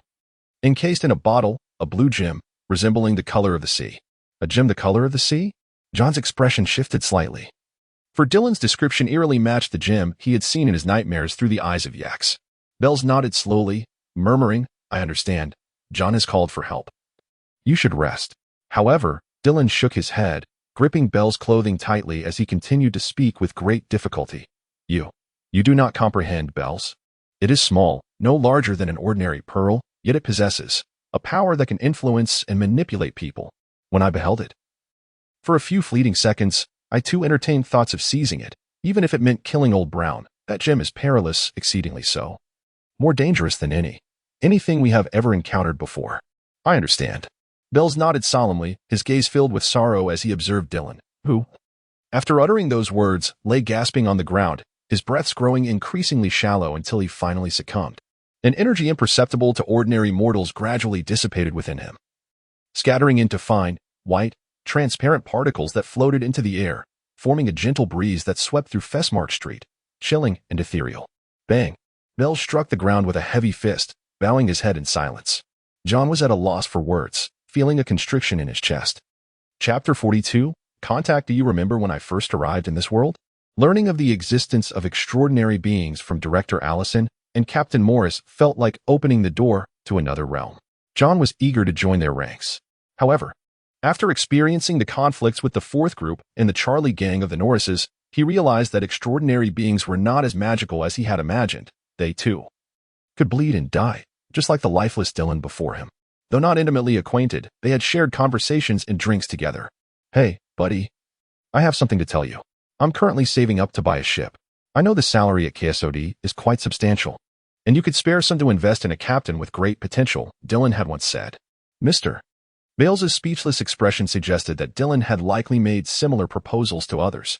Now, John could only watch helplessly as Dylan lost his life, feeling powerless. At the end of the day, extraordinary beings were still fragile humans. John exhaled deeply. At that moment, a massive source of energy in the distance began to fluctuate. Sensing the change, John turned his gaze, contemplating whether the third group had encountered Jack Brown. The answer was affirmative. The third group, led by Captain Howie Ball, had indeed come across Jack Brown on Cobus Street. The immense energy emanating from Brown was akin to a torch in the night, or perhaps a volcanic eruption impossible to overlook. Even in the dim light of Cobus Street, Howie Ball and his officers recognized the overwhelming energy radiating from the cloaked figure approaching them.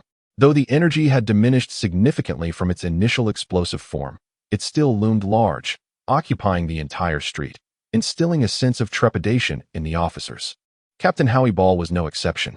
He raised his hand in a gesture to halt, speaking with gravity and courtesy. I regret to inform you, sir, that due to certain circumstances, the police must seal off this street. We kindly ask for your cooperation. I just want to go to the seaside. The cloaked figure murmured, revealing himself as Jack Brown. Of course, Howie Ball and his officers were fully aware of his identity, yet they refrained from exposing the truth. For the energy surrounding Brown was so formidable that it left them trembling. Without the support of other teams, they lacked the confidence to confront him directly. I apologize, sir. Please cooperate with the police, Howie Ball reiterated. Upon hearing this, Brown fell silent. After 3 long seconds, he finally lifted his head, revealing his face beneath the cloak. You know it's me, don't you? A jolt of shock coursed through Howie Ball and his team, not only for being unmasked but also due to the sight of Brown's face. In the dim glow of the streetlight, the right side of Brown's face appeared eroded, resembling dark, rotting mud, with black tendrils sprouting forth, both energetic and tangible, evoking a sense of revulsion. In a flash, Captain Ball assumed a shooting stance, brandishing an unexpectedly appeared cannon aimed directly at Brown. As he pulled the trigger, a resounding boom echoed, and a shell was launched at an almost imperceptible speed toward him. However, the projectile was intercepted by an invisible barrier about a yard in front of Brown, quivering yet unable to advance further, creating a creaking sound as the metal shell contorted under pressure. Boom! The shell exploded, and the acrid scent of gunpowder permeated the air. Meanwhile, the other officers of the third group drew their firearms and unleashed a barrage towards Brown. Although they had initially intended to delay Jack Brown until reinforcements arrived, the unmasking forced them to act preemptively, for the pressure exerted by Brown was overwhelming, leaving them uncertain of their survival in the face of such a threat. The cacophony of gunfire drew the attention of the residents in the buildings lining Koba Street. Lights flickered on, and some individuals opened their windows or stepped outside to ascertain the cause of the disturbance. "Are you trying to blow up the entire street? I'll file a complaint against you," someone shouted in discontent. They were not only irked at being roused in the middle of the night, but also at the excessive display of force by the third group. Did bullets and shells not cost money? After all, they were taxpayer dollars at play, unbeknownst to the ordinary citizens. Despite the relentless firepower being unleashed by Captain Ball and his officers, cold sweat began to bead on their foreheads, their expressions growing increasingly tense. The reason was simple. The mass of energy across from them showed no signs of wavering. Suddenly, a tentacle, as thick as an adult man's thigh, emerged from the smoke of the cannon fire, piercing through one officer's chest, exiting cleanly on the other side. Simultaneously, Brown's voice, laced with suppressed anger and malice, echoed through the smoke. "I don't want to fight you. Why? Why must someone always interfere with me?" "Lanny," as other officers gasped in alarm. Captain Ball waved his hand, commanding, "Keep firing." With that, he hefted the cannon and charged towards the tentacle, switching weapons mid-stride, grasping an axe to cleave at the appendage in an attempt to rescue his officer. To his astonishment, the axe passed effortlessly through the tentacle. Water?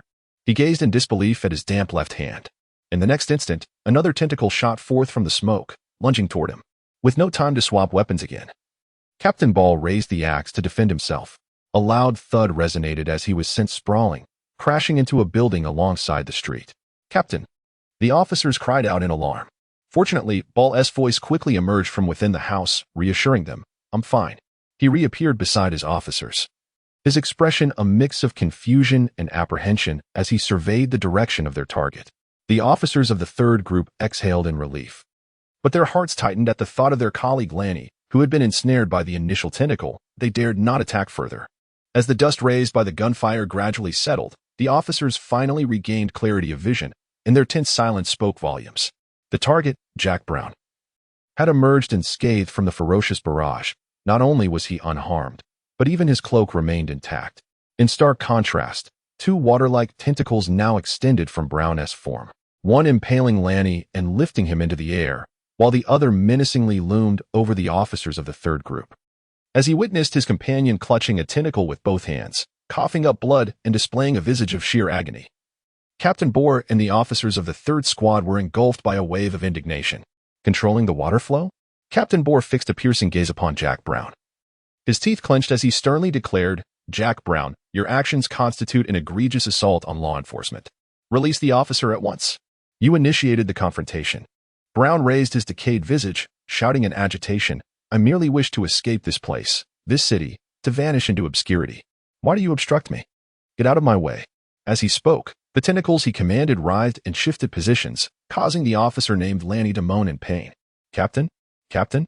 The officers of the third squad looked anxiously at Captain Bohr. Maintaining a stoic expression, the turmoil etched upon his face reflected his inner conflict. At that moment, a sudden gunshot rang out, shattering Jack Brown's skull. Immediately, Maurice leapt from a rooftop onto the street, poised to catch his potentially falling comrade. However, the three tentacles, seemingly composed of water, did not disperse. Rather, one lunged towards Maurice. What? All present, including Maurice, were taken aback, but in the next instant, Maurice regained his composure, wielding his shield to sever the tentacle ensnaring Officer Lanny and bringing his colleague to safety. The other tentacle attacking him was deflected by Captain Dana Hill with her shield. "Your skills have diminished, Gammon," she teased. With a dismissive grunt, Maurice ignored her jibe. In the next heartbeat, both quickly retreated to Captain Bohr's side. As the two tentacles crashed down where they had just stood, sending a splash of water in all directions. "Gammon, Dana. Who was the sniper just now? Lors or Zeiss? Captain Bohr exhaled a sigh of relief, greeting the two colleagues who had come to assist. Zeiss. The three turned their attention to the distance where Jack Brown stood. Under Zeiss's precise marksmanship, Brown's left skull was obliterated, a dark mass of energy emanating from his head, morphing into slender tentacles that extracted the golden bullet lodged within, which clattered to the ground. The scene was utterly bizarre. Not even a divine bullet can end his life. This man is no longer human, Bohr mused, licking his lips, revealing a mixture of excitement and trepidation. If one bullet cannot suffice, then let us fire multiple rounds. Maurice remained as composed as ever. Just then, a series of gunshots rang out, striking Jack Brown's eyes, throat, heart, and groin, leaving behind gaping holes the size of eggs. Strangely, Brown merely staggered before regaining his balance, the wounds bleeding not a drop. Instead, dark tendrils emerged, enhancing his already unsettling appearance. Yet, judging by Brown's reaction, it appeared his capacity for pain remained intact. You have forced my hand, he bellowed, as a surge of EG energy radiated outward, unleashing an invisible shockwave that caused the ground in a vast radius around him to sprout black tentacles. Dana was the first to be ensnared by one of these tendrils, but she swiftly severed it. The other officers followed suit, cutting down the tentacles that sought to ensnare their legs. Is that all? Everyone was taken aback. Do not let your guard down, Maurice cautioned in a hushed tone, pointing at the severed tentacle that writhed before regaining its original form. Well, I suspected it wouldn't be easily resolved, but even so. Following Dana, Alec also arrived, casually cleaving a tentacle that threatened him and directed his gaze at Jack Brown, stating, So, we must eliminate him first, correct? Just as Maurice was about to nod in agreement, his expression shifted dramatically. He noticed individuals emerging from the houses lining the street. Holly. Dana grasped Captain Bohr's arm, halting his advance toward the newcomers, squinting as she remarked, These people are under control. Captain Bohr's expression shifted subtly. He too observed that these ordinary individuals wore vacant, numb expressions, unmistakably under some form of manipulation. Even more eerie, from their ears and mouths, one could discern the presence of slender, curved black tendrils, identical to those sprouting from the ground. He cursed vehemently. Meanwhile, John and Bales had arrived at Feismark Alley to meet the paramedics, but regrettably, Dylan was not among the living. I am truly sorry, officer. The paramedics expressed their condolences to John, who still wore the 4th Squad's combat attire. Shall we contact his relatives for identification, Mr. Bales? John turned to Bales, who, after a moment of silence, solemnly replied, Please take him to the Sea Serpent's Tail Inn. With that, he turned and headed towards the alley's far end, moving in the direction of the energy source. I implore you, John uttered as he hurried to follow Mr. Bales. Do not impede me, John. Regardless of the reason, Brown has committed an unforgivable offense. As their captain, it is my duty to ensure he faces the consequences of his actions. As he spoke, a crackling sound emanated from around Mr. Bales's body, faint sparks of electricity illuminating his form, perhaps a testament to the fury of their master at that moment. Chapter 43. Arrival at the battlefield. Cobus Street and Straight Street are the only two thoroughfares leading to the seaside in the Port District, connected by Fesmark Lane. Soon, John and Belles found themselves traversing Fesmark Lane towards Cobus Street when they abruptly halted in their tracks. Before them lay a multitude of black tendrils sprawled across Cobus Street, long and sinuous, writhing like bizarre seaweed. What are these? John exclaimed in astonishment, for he sensed EB energy emanating from these black appendages, reminiscent of the energy source that Jack Brown had previously exuded. Belles, his mouth slightly agape, gazed at the peculiar tendrils with surprise. He seemed to recognize them yet offered no explanation, cautiously stepping over one of the tendrils with his left foot. As soon as his foot touched the ground, the black appendage reached out towards him, only to be met with a crackling sound as an electric current shattered it into dark fragments that gradually dissipated. An energy entity? So it isn't a physical form? John pondered, sensing the predicament. After all, soldiers, being creations of divine ingenuity, primarily operated in a physical realm, wielding either melee weapons or firearms, and could not manipulate currents or ice like Belles or Dylan. He drew his pistol and aimed at one of the tendrils, only to find that the bullet passed straight through it, failing to make contact. Is that not effective? What about a divine gold weapon? John then sheathed his pistol and unsheathed his divine gold hammer, swinging it towards the nearest tendril. Remarkably, despite being a physical attack, the tendril that ordinary bullets could not affect was obliterated by John's divine gold weapon. Indeed, divine gold weapons could not be entirely classified as physical damage. They possess some extraordinary attributes. Perhaps divine power? Bells observed the scene, seemingly wanting to speak, but John interjected, "I will accompany you, Mr. Bells." He had surmised that Bells, Dylan, and Jack Brown were all registered lawful extraordinary beings within the Kennecott's police department. However, he understood that this legality merely allowed them to reside in the city and did not grant them the liberty to wield their powers freely. The Empire resisted and ostracized all forms of unknown mystical forces. Aside from the human hero Alonzo's divine soldiers, even the allies of Alonzo, the god of machinery and technology, faced limitations regarding their creations. This was explicitly relayed to him by Laird, a mechanic of Pava Industries. The Empire's laws prohibited the indiscriminate conversion of citizens with extraordinary traits into followers of the god of machinery and technology, which included rendering them into mechanics of divine ingenuity. While the god of storms, thunder, and oceans was universally acknowledged as a true deity, this consensus warranted scrutiny, as the Empire had not formally recognized it. If Bells, a follower of the god of storms, thunder, and oceans, were to violate the Empire's laws by using extraordinary powers in Kennecott's, he would likely face repercussions from the local authorities. Although John was merely a junior officer within KSOD, he maintained good relations with individuals such as Morris and Dana, which might afford him some leverage to assist later. This was one of the reasons he resolved to follow Bells. Bells appeared to grasp this notion, nodding slightly as he cautioned, "Do not let these entities ensnare you. They evoke a sinister feeling within me." Even without his warning, John would never dare allow those ominous tendrils to ensnare him. "I understand," he nodded in agreement. "Let us hasten our pace."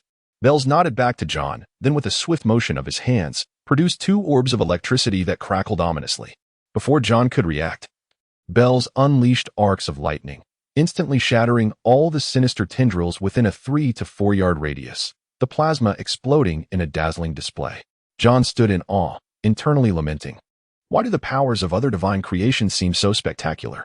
Alonzo, what are you up to?"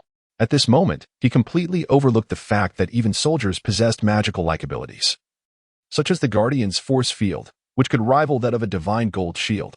"Stay close to me," Bells commanded as he hastened towards the far side of Cobus Street, prompting John to follow closely behind. Along the way, Bells continuously unleashed bolts of lightning, obliterating tendrils attempting to ensnare them, the spectacle inciting both envy and admiration within John. Before long, they arrived within 100 yards of the energy source, where John noticed that Alec, Chuck, and others had already engaged in combat with a group of individuals. "Alec, do not harm them. What are you joking about?" he called out, spotting Elmer surrounded by a throng of people, firing 2 rounds to repel an assailant. Strangely, the man only staggered back a couple of steps, sustaining no visible injuries. Instead, tendrils erupted from the bullet wounds, launching an assault on Elmer, forcing him to evade in desperation. Elmer then turned his gaze towards Bells, witnessing him strike down several of the controlled individual's black tendrils with a bolt of electricity, yet regrettably, it had little effect, showing no signs of awakening from their stupor. His expression shifted to one of seriousness as he regarded Bells with a wary glance.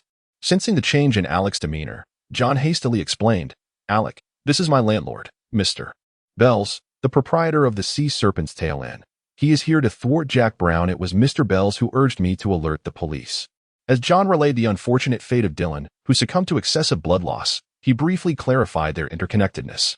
Upon hearing this, Alec's wariness diminished slightly, his demeanor returning to its usual nonchalance. "That information is of little use to me. Jack Brown has alarmed several department heads, apart from the second group yet to arrive. The other 3 groups of officers are already here. I lack the authority to enlist an outsider as assistance." "The department heads have all been alerted?" John was taken aback. He was well aware that the Bailey Street Station was not the only precinct in Kennecott's. Indeed, each district boasted its own station.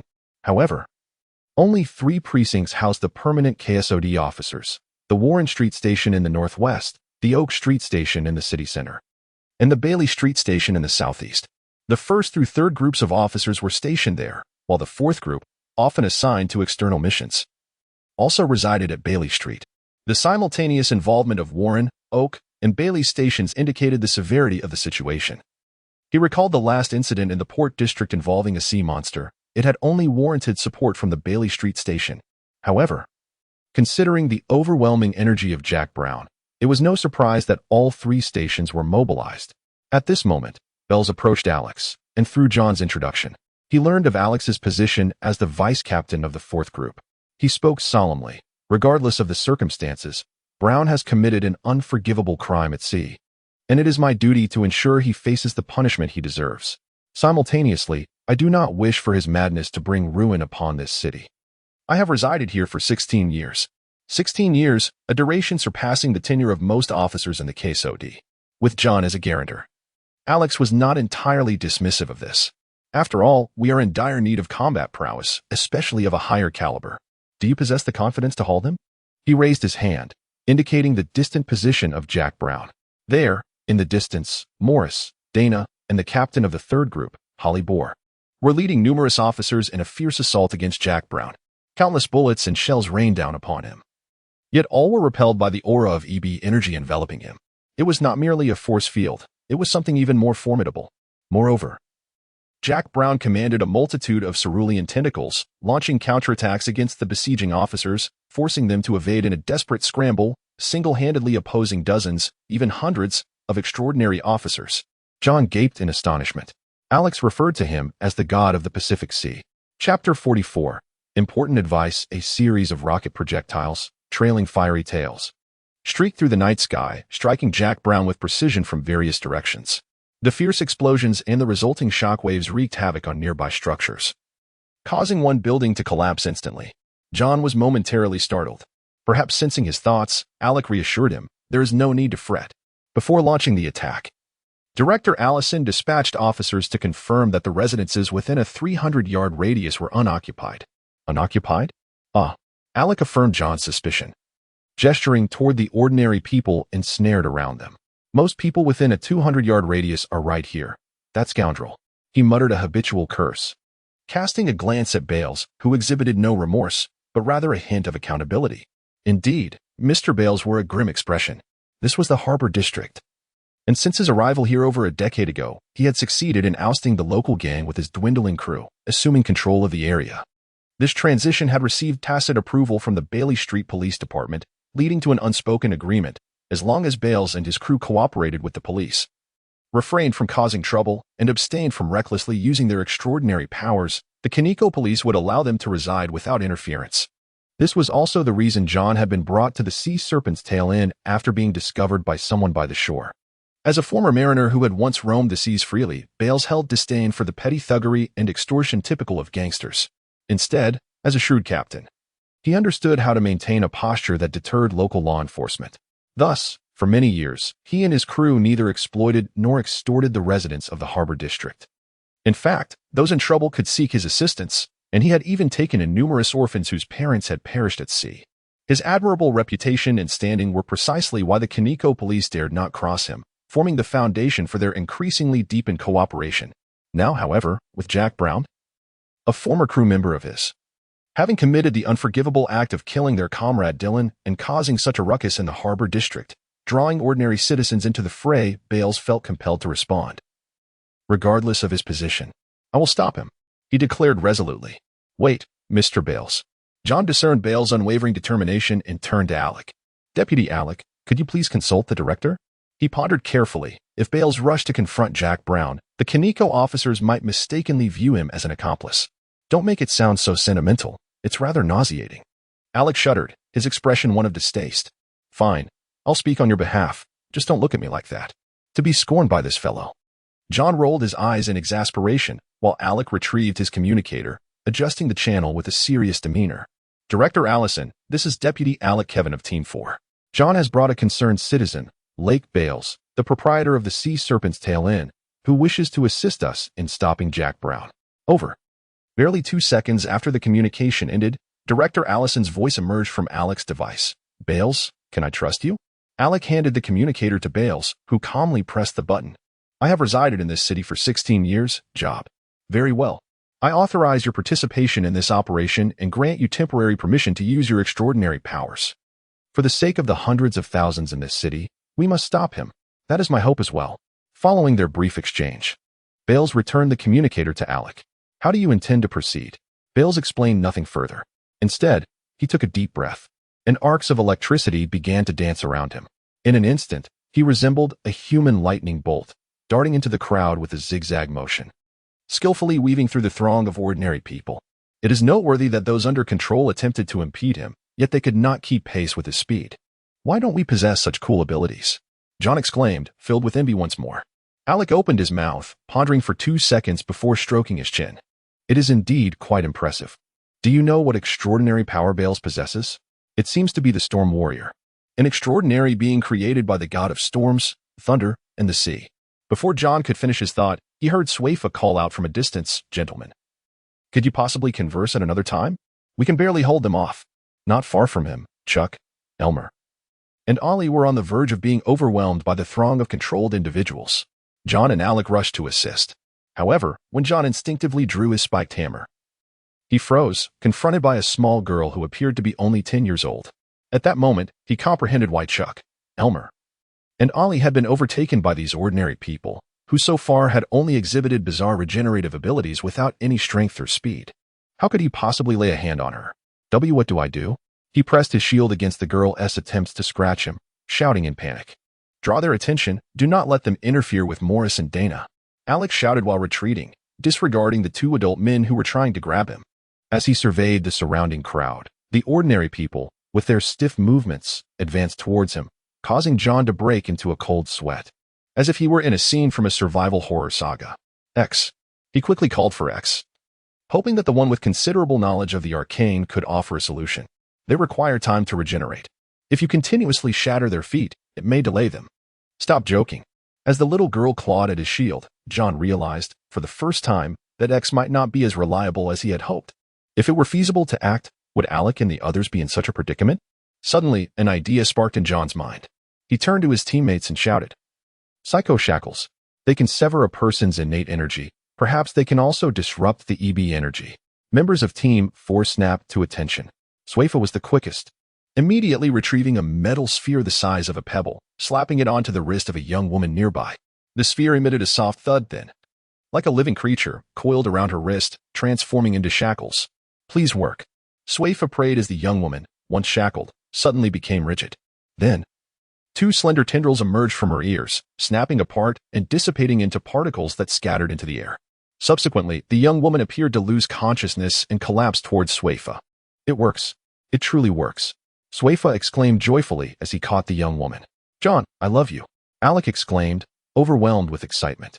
However, John showed no appreciation, instead pressing his right hand against the neck of the girl trying to bite him, shouting in exasperation, "If you have time for that, come help me. I don't have those shackles." Right away, right away." As Alec instructed Swayfa and the others to assist John in his escape, he took out his communicator to address all the officers present. "Attention everyone. Attention. The psychic shackles can sever the EB energy from these individuals, rendering them unconscious. I repeat. The psychic shackles can sever the EB energy from these individuals." Moments later, cheers erupted from the various groups of officers, and even Director Allison, filled with excitement, praised Alec through the communicator. "Well done, Alec." Naturally, Alec felt a twinge of embarrassment and refrained from claiming credit, glancing at John, who had been freed with the help of Swayfa and Elmer. With a smile, he remarked, "It was John's idea. Had he not reminded me, I would not have thought to utilize the psychic shackles in such a manner. This young man is indeed quite clever." It was no wonder he felt such exhilaration. After all, had it not been for John's ingenious suggestion, the KSOD officers might have faced a moral dilemma, resulting in significant casualties among innocent civilians. Alternatively, he might have been compelled to issue a brutal command under duress, leading to tragic losses. Either scenario would have resulted in tomorrow's headlines condemning him, the director, and the entire Special Operations Division to the scorn of the media and the city's populace. All officers. I have contacted 3 precincts to ensure that all available psychic shackles from the warehouse are brought here immediately. Please hold on just a little longer. Please hold on just a little longer. The voice of Director Allison resonated once more through the communicator, this time directed at all officers. Unlike before, when they were uncertain about how to handle the controlled civilians, there was now a viable method to assist them, alleviating some of the pressure on the officers. However, the fundamental issue remained unresolved. Jack Brown. As John carried the unconscious little girl to safety, he cast a glance toward Jack Brown's location.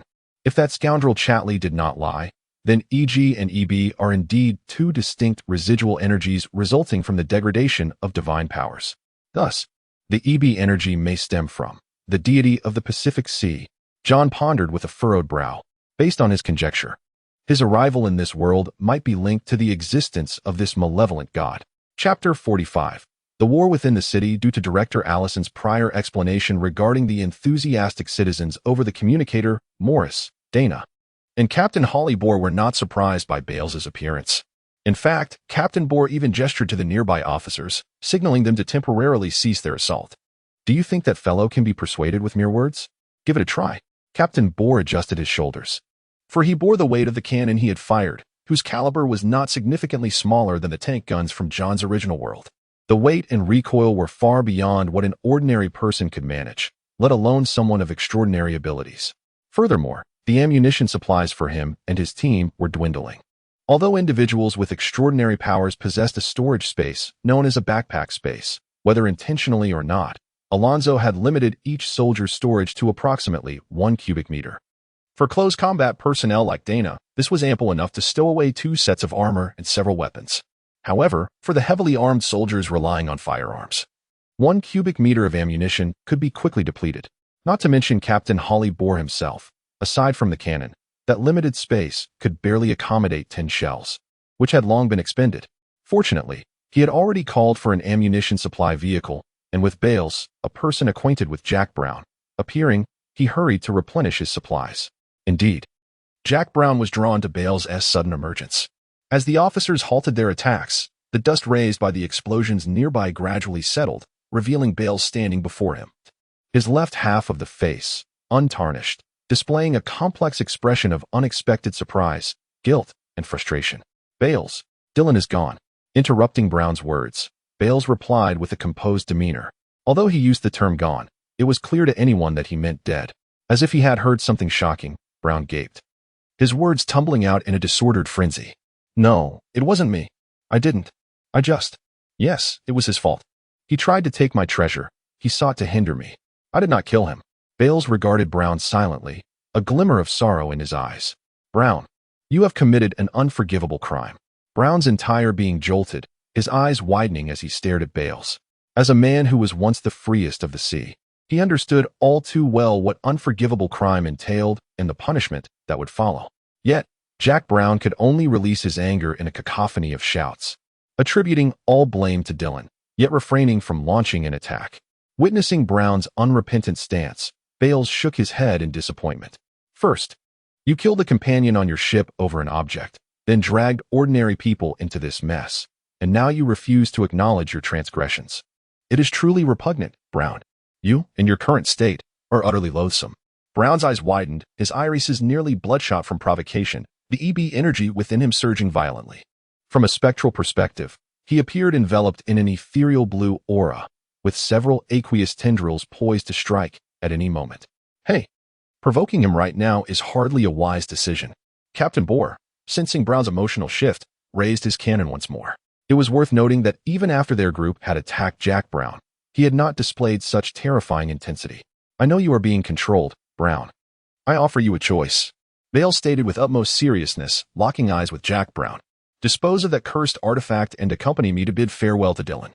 Should Kaneko pursue you, I will assist in your defense. What nonsense. Ronnie was taken down by that scoundrel. A nearby officer from the third group was embroiled in a struggle with the controlled ordinary citizens and, upon hearing this, erupted in anger before being swiftly silenced by a colleague. So, do not continue down this erroneous path. Ignoring the surrounding clamor, Bales extended his right hand toward Brown. Regrettably, Bales's earnest words failed to awaken any semblance of reason within Brown. Instead, they plunged him further into madness. Clutching his hair in a fit of mania, he let out a chilling laugh. I thought you were different, Bales, yet here you are, attempting to seize my treasure. You cannot deceive me. What? Bales furrowed his brow slightly. Nearby, Captain Bohr shook his head, remarking, it appears this fellow has completely lost his mind. Just then, a voice crackled through the communicator. Attention, everyone. Attention. The psychic shackles can sever the EB energy within these individuals, rendering them unconscious. Repeat. The psychic shackles can sever the EB energy. Alick. Morris, Dana, and Bohr exchanged astonished glances. It works. It truly works. As a third group officer demonstrated the effectiveness of Alick's assertion, many officers, previously beleaguered by the throng of ordinary citizens, erupted into joyous cheers. When did that fellow become so astute? Captain Bohr wore an expression of disbelief. I always thought he was quite reliable when serious. Dana complimented her teammate with a smile. Barely reliable, Morris conceded, an infrequent note of affirmation escaping him. However, it was not long before Alex swiftly clarified the misunderstanding in communication with Director Allison. It was John's idea. Captain Bohr regarded Morris and Dana with a bemused expression. Yet Dana quickly regained her composure, smoothing her hair while smiling. John is also part of our fourth group. No, he belongs to the first group. Temporarily reassigned to the fourth. Moreover, I am his guarantor. Morris corrected Dana's statement. The two then exchanged peculiar glances with Captain Bohr, who clenched his teeth in frustration. Utterly at a loss. After all, none of the numerous members from his third group had thought of this idea. Meanwhile, Jack Brown had also caught wind of the police communication, his expression shifting to one of anxiety. Despite his complete descent into madness, he had not entirely lost his rationality. He understood that once the present KSOD officers resolved the issue with the controlled citizens, they would immediately turn their attention to him. Could he, alone, truly withstand the onslaught of all the extraordinary officers from Kaneko? Step aside. Bales. Do not impede me. With a thunderous roar, he unleashed those massive tendrils, each now swollen to the size of a bathtub, one of which lashed out toward Bales. As Bales transformed into a bolt of lightning, swiftly evading to the right, the tendril crashed into the ground with a deafening thud. This marks the failure of negotiations, does it not? Captain Bohr instantly aimed his cannon at Brown. Detain him. At Morris's command, he, Dana, Bohr, and the distant snipers, Sis, Lorries, and others, renewed their assault on Jack Brown. Even Bales, in utter disappointment, set aside any lingering sentiments, brandishing a suddenly materialized curved dagger toward the heavens. As the night sky churned with clouds, a bolt of lightning struck down, directly hitting the water barrier surrounding Jack Brown, sending up a plume of steam. Bales. Brown roared, his eyes bloodshot. Why do you two seek to obstruct me? At this moment, observing the layer of flowing water that enveloped him, it was evident that it had thinned considerably compared to before. Bales opened his mouth, as if to utter something, yet ultimately remained silent, raising his curved blade skyward once more. Perhaps he felt that no matter what he said at this juncture, this brother before him, who had completely lost his sanity, would be incapable of processing it. Crack! Another bolt of lightning struck directly against Brown's watery barrier, sending a plume of steam into the air. Do you think I am still the same Jack Brown as before, Bales? I have acquired a power beyond your wildest imagination. As his frenzied roar echoed amidst the swirling steam surrounding Brown, an invisible wave of energy suddenly radiated outward. Morris, Dana, Bohl, and Bales instinctively took defensive stances. However, at that moment, the rising steam seemed to be pressed back, momentarily pausing before once again transforming into liquid, merging back into Brown's watery shield. Even more astonishing was the emergence of streams of water, akin to small brooks, from both collapsed and intact buildings along Cobus Street, gradually converging into Brown's watery barrier, not only thickening it but also enlarging the several tendrils at his back to an impressive 7, which, with a mere flourish, could demolish a building. TSK. Bales clicked his tongue. Are you truly this fellow's captain? Bohl shouted to Bales. With a serious expression, Bales replied. Previously, he could only control a small amount of water. It is his mastery over that energy that has rendered him stronger. No sooner had he spoken than Brown's deranged roar resounded again from a distance. You have forced my hand. Since you wish to obstruct me, I shall eliminate you all. Accompanied by his furious shout, the 7 enormous tendrils behind him lunged forward to attack Morris and the others. Morris and Bales, being quicker, narrowly evaded the onslaught of the tendrils, but the slower Dana and Bohl were struck by one, crashing into the buildings flanking the street with a resounding thud. Fortunately, both possessed defensive capabilities, with resilience and recovery surpassing that of other extraordinary beings. Even as their backs collided with the stone walls, they were largely unscathed. The dilemma was that the 4 of them were entirely overpowered by Jack Brown alone, even with the remote support of Sis, Lorius, and others. How were they to contend with this threat?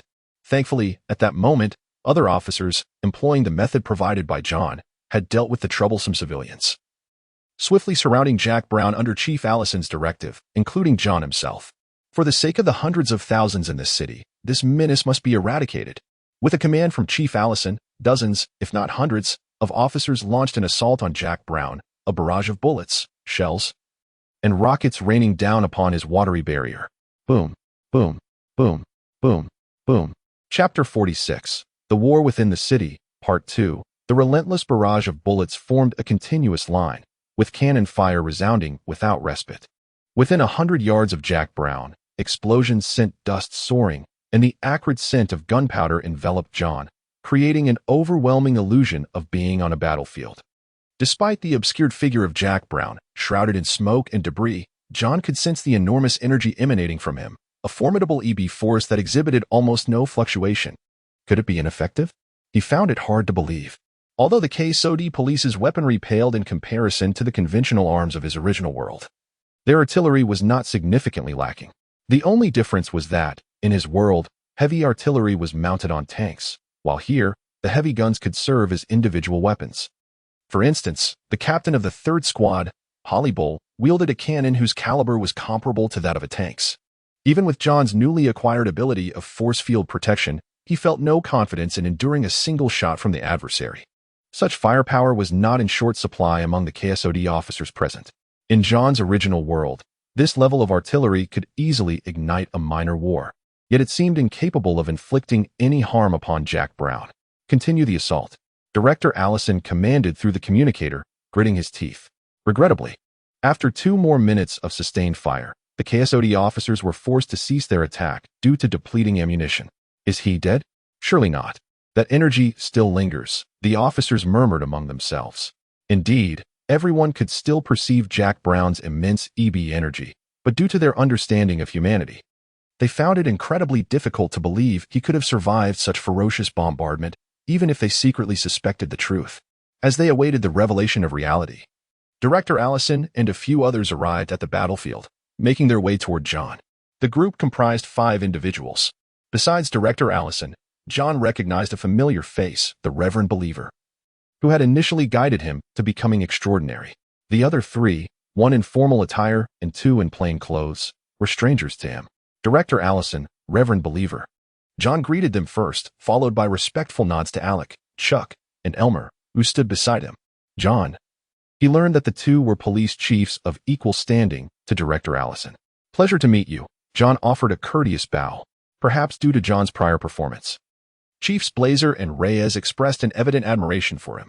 Chief Reyes smiled, remarking that he was indeed an exceptional officer, while Chief Blazer straightforwardly conveyed his intention to recruit John to Oak Street Police Station as a member of the 2nd Squad. At this moment, you still have the inclination to recruit me, Reverend Believer? John nodded. Looking into the Reverend's eyes, which seemed to radiate a peculiar light, John felt a twinge of unease. What was different about him? A special talent? What did he mean? Director Allison exchanged glances with the other 2 chiefs before introducing the individual among them. This is Councilman Keel from the City Council. A councilman. A significant figure indeed, for the budget allocation for Kinakatsu Police comes from the City Council, primarily based on public opinion. Yet it is undeniable that the councilors wield considerable power. However, John discreetly observed him, a judgment forming within him. This man is likely not an extraordinary being. Otherwise, how could this councilman fail to sense Jack Brown's still massive EB energy? As expected, when all eyes returned to Jack Brown's location, the dust settled and smoke dispersed, revealing Jack Brown once more. Remarkably, he bore no injuries. The recent hail of bullets and shells had not even marred his tattered cloak. How can this be? Councilman Keel's eyes widened in shock, his complexion paling. Ha ha ha. Amid Councilman Keel's astonished gaze, Jack Brown, who had not moved an inch, erupted into a triumphant laughter amidst the lingering dust and smoke. Oh, this indescribable power is so immense. Bells, did you see? Before it, you are like ants, weak and insignificant. Whenever I choose, I could crush you at any moment. Bells frowned, silent. For Jack Brown's display had once again redefined his understanding. He could not fathom why that ominous object controlling Jack Brown possessed such formidable strength. The KSOD officers present were equally stunned into silence, as none believed they could withstand the fierce artillery that had just been unleashed. Yet, how could such firepower fail to inflict any harm upon Jack Brown? Was he truly still human? The surrounding silence only amplified Jack Brown's arrogance as he inhaled deeply with his nearly decayed nose. A look of ecstasy and contempt enveloping his features. I can sense the fear rising from your hearts. It is truly delightful. I expected that with so many of you, at least one would manage to injure me, draw blood, yet I overestimated you. You are like ants, weak and foolish, utterly unaware of what you face. A god. To you, I am now a god. Indeed, this fellow has completely lost his sanity. Director Allison remarked with a furrowed brow. Beside him, Chief Blazer retrieved a pipe from his pocket, stuffing it with tobacco, lighting it, and taking a puff before calmly stating, "An ignorant fool, endowed with a mysterious and powerful force, has become arrogant and ultimately devoured by that very power. This world is never short of such fools." In contrast to his disdain, Chief Reyes leaned towards the Reverend Believer, inquiring, "Reverend Believer, what do you believe his current level is?" The Reverend Believer slowly shook his head. "If we are to merely consider that energy, I have no doubt it may have reached the level of demigod, possibly even surpassing my former Legion commander in strength. However, he cannot control this energy well. It is far too vast for him." "Unable to control?" John interjected, astonished. The Reverend nodded. "In comparing him to us, the difference is apparent. The energy within us is typically locked within our bodies, residing in every cell, only released when necessary. Yet, observe the immense energy surrounding him. It continuously spills forth. The base of that energy is so vast, and its leakage is relatively slow, making it less apparent." He hesitated, his tone turning grave. "Even so, it seems nearly impossible to defeat him. We may have to pay a tremendous price. His ability to manipulate water is exceedingly troublesome." "The ability to manipulate water?" John turned to gaze at Jack Brown. As Pastor Belief suggested, perhaps the force of EB energy truly wielded by Jack Brown is merely a fraction, yet it significantly amplifies his ability to manipulate water. Whether it be the 7 colossal tentacles or the formidable water barrier enveloping his form, the relentless barrage from the entire KSOD officers was effectively thwarted by that barrier, which exceeded a meter in thickness. If a means to penetrate this aqueous shield cannot be devised, inflicting harm upon the adversary would be utterly impossible. But how to breach that water barrier?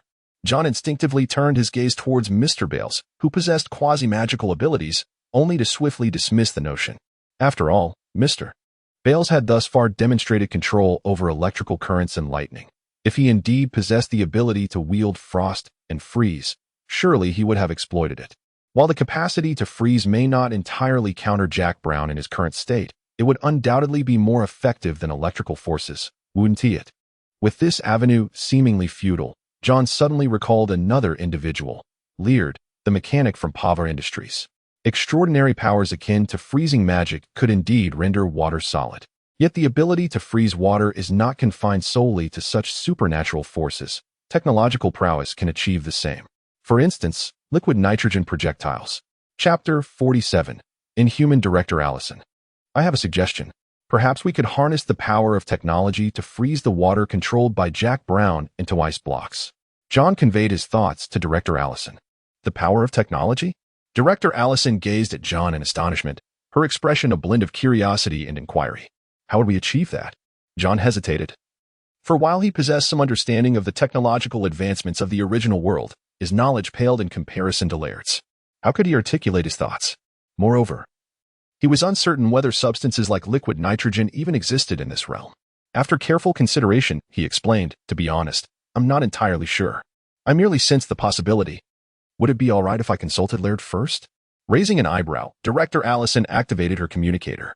"This is Job Allison. Which channel is Laird Brosna on? Please relay my request for him to contact me immediately." In a matter of seconds, Laird's voice echoed through the communicator. "Director Allison?" Upon hearing him, Director Allison passed the device to John, who accepted it with a hint of embarrassment. He addressed Laird through the communicator. "Laird, this is John. I have an idea that requires your assistance. Where are you located?"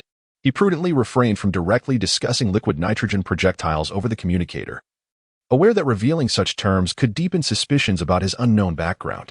How would he explain his knowledge? Would he resort to the excuse of amnesia again? However, if they communicated privately, it would be considerably easier to obscure his past, especially since Laird was not inclined to pry into the depths of others' affairs. Fortunately, Laird was nearby, approximately 200 yards away. After returning the communicator to Director Allison, John hurriedly made his way to the intersection of Cobus Street and Fessmark Lane, where Laird awaited. Meanwhile, Jack Brown, the ignorant and arrogant fool as described by Director Blazer, continued his display of hubris, attempting to emulate a divine being administering punishment to humanity. With a mocking tone, he proclaimed, "Initially, I had no intentions of harming you. Yet, you have persistently thwarted and enraged me. Congratulations. You have successfully provoked a deity. Now, let me contemplate how to punish you, feeble ants." I suppose I shall destroy this city. The crowd fell silent for a moment, only to be replaced by expressions of outrage and discontent. Directors Allison, Blazer, and Rael wore solemn faces. Quick, stop him. Councilman Keel exclaimed, his face pale with urgency. Whether his voice reached Morris or whether his duty compelled him to act, Morris swiftly advanced toward Jack Brown, closing the distance to approximately 7 paces. Without hesitation, he raised his firearm and pulled the trigger. Bang, bang. 2 shots rang out, each blast releasing hundreds of small steel pellets. Yet, tragically, Jack Brown did not flinch. The barrage was effortlessly intercepted by the thick water barrier surrounding him. Foolish. Jack Brown sneered, his decaying visage twisting into a cruel smile. A massive water appendage, under his command, lashed out violently at Morris. With a whoosh, the appendage sliced through the air, imbued with formidable force. Bang, bang. 2 more shots were fired, but again the hail of steel was thwarted by the water barrier. Nevertheless, Morris's attempts to strike were sufficient to incite the wrath of the self-proclaimed deity, further contorting Jack Brown's grotesque face with rage. With a swift motion, the remaining 6 water appendages were unleashed from various angles, aiming to crush Morris into oblivion. Just as the onlookers braced themselves for Morris's potential demise, he elegantly dodged each appendage, embodying the art of evasive maneuvers with grace and precision. Seizing the intervals between the water strikes, he continued to fire at Jack Brown, each shot eliciting a grimace of fury from the latter. I will crush you, Jack Brown bellowed, summoning the 7 appendages for another assault on Morris. At that moment, Dana appeared by Jack Brown's side, launching a fierce charge akin to a bolt of lightning, her dual-handed sword aimed at his heart. Distracted by Morris, Jack Brown had no time to react.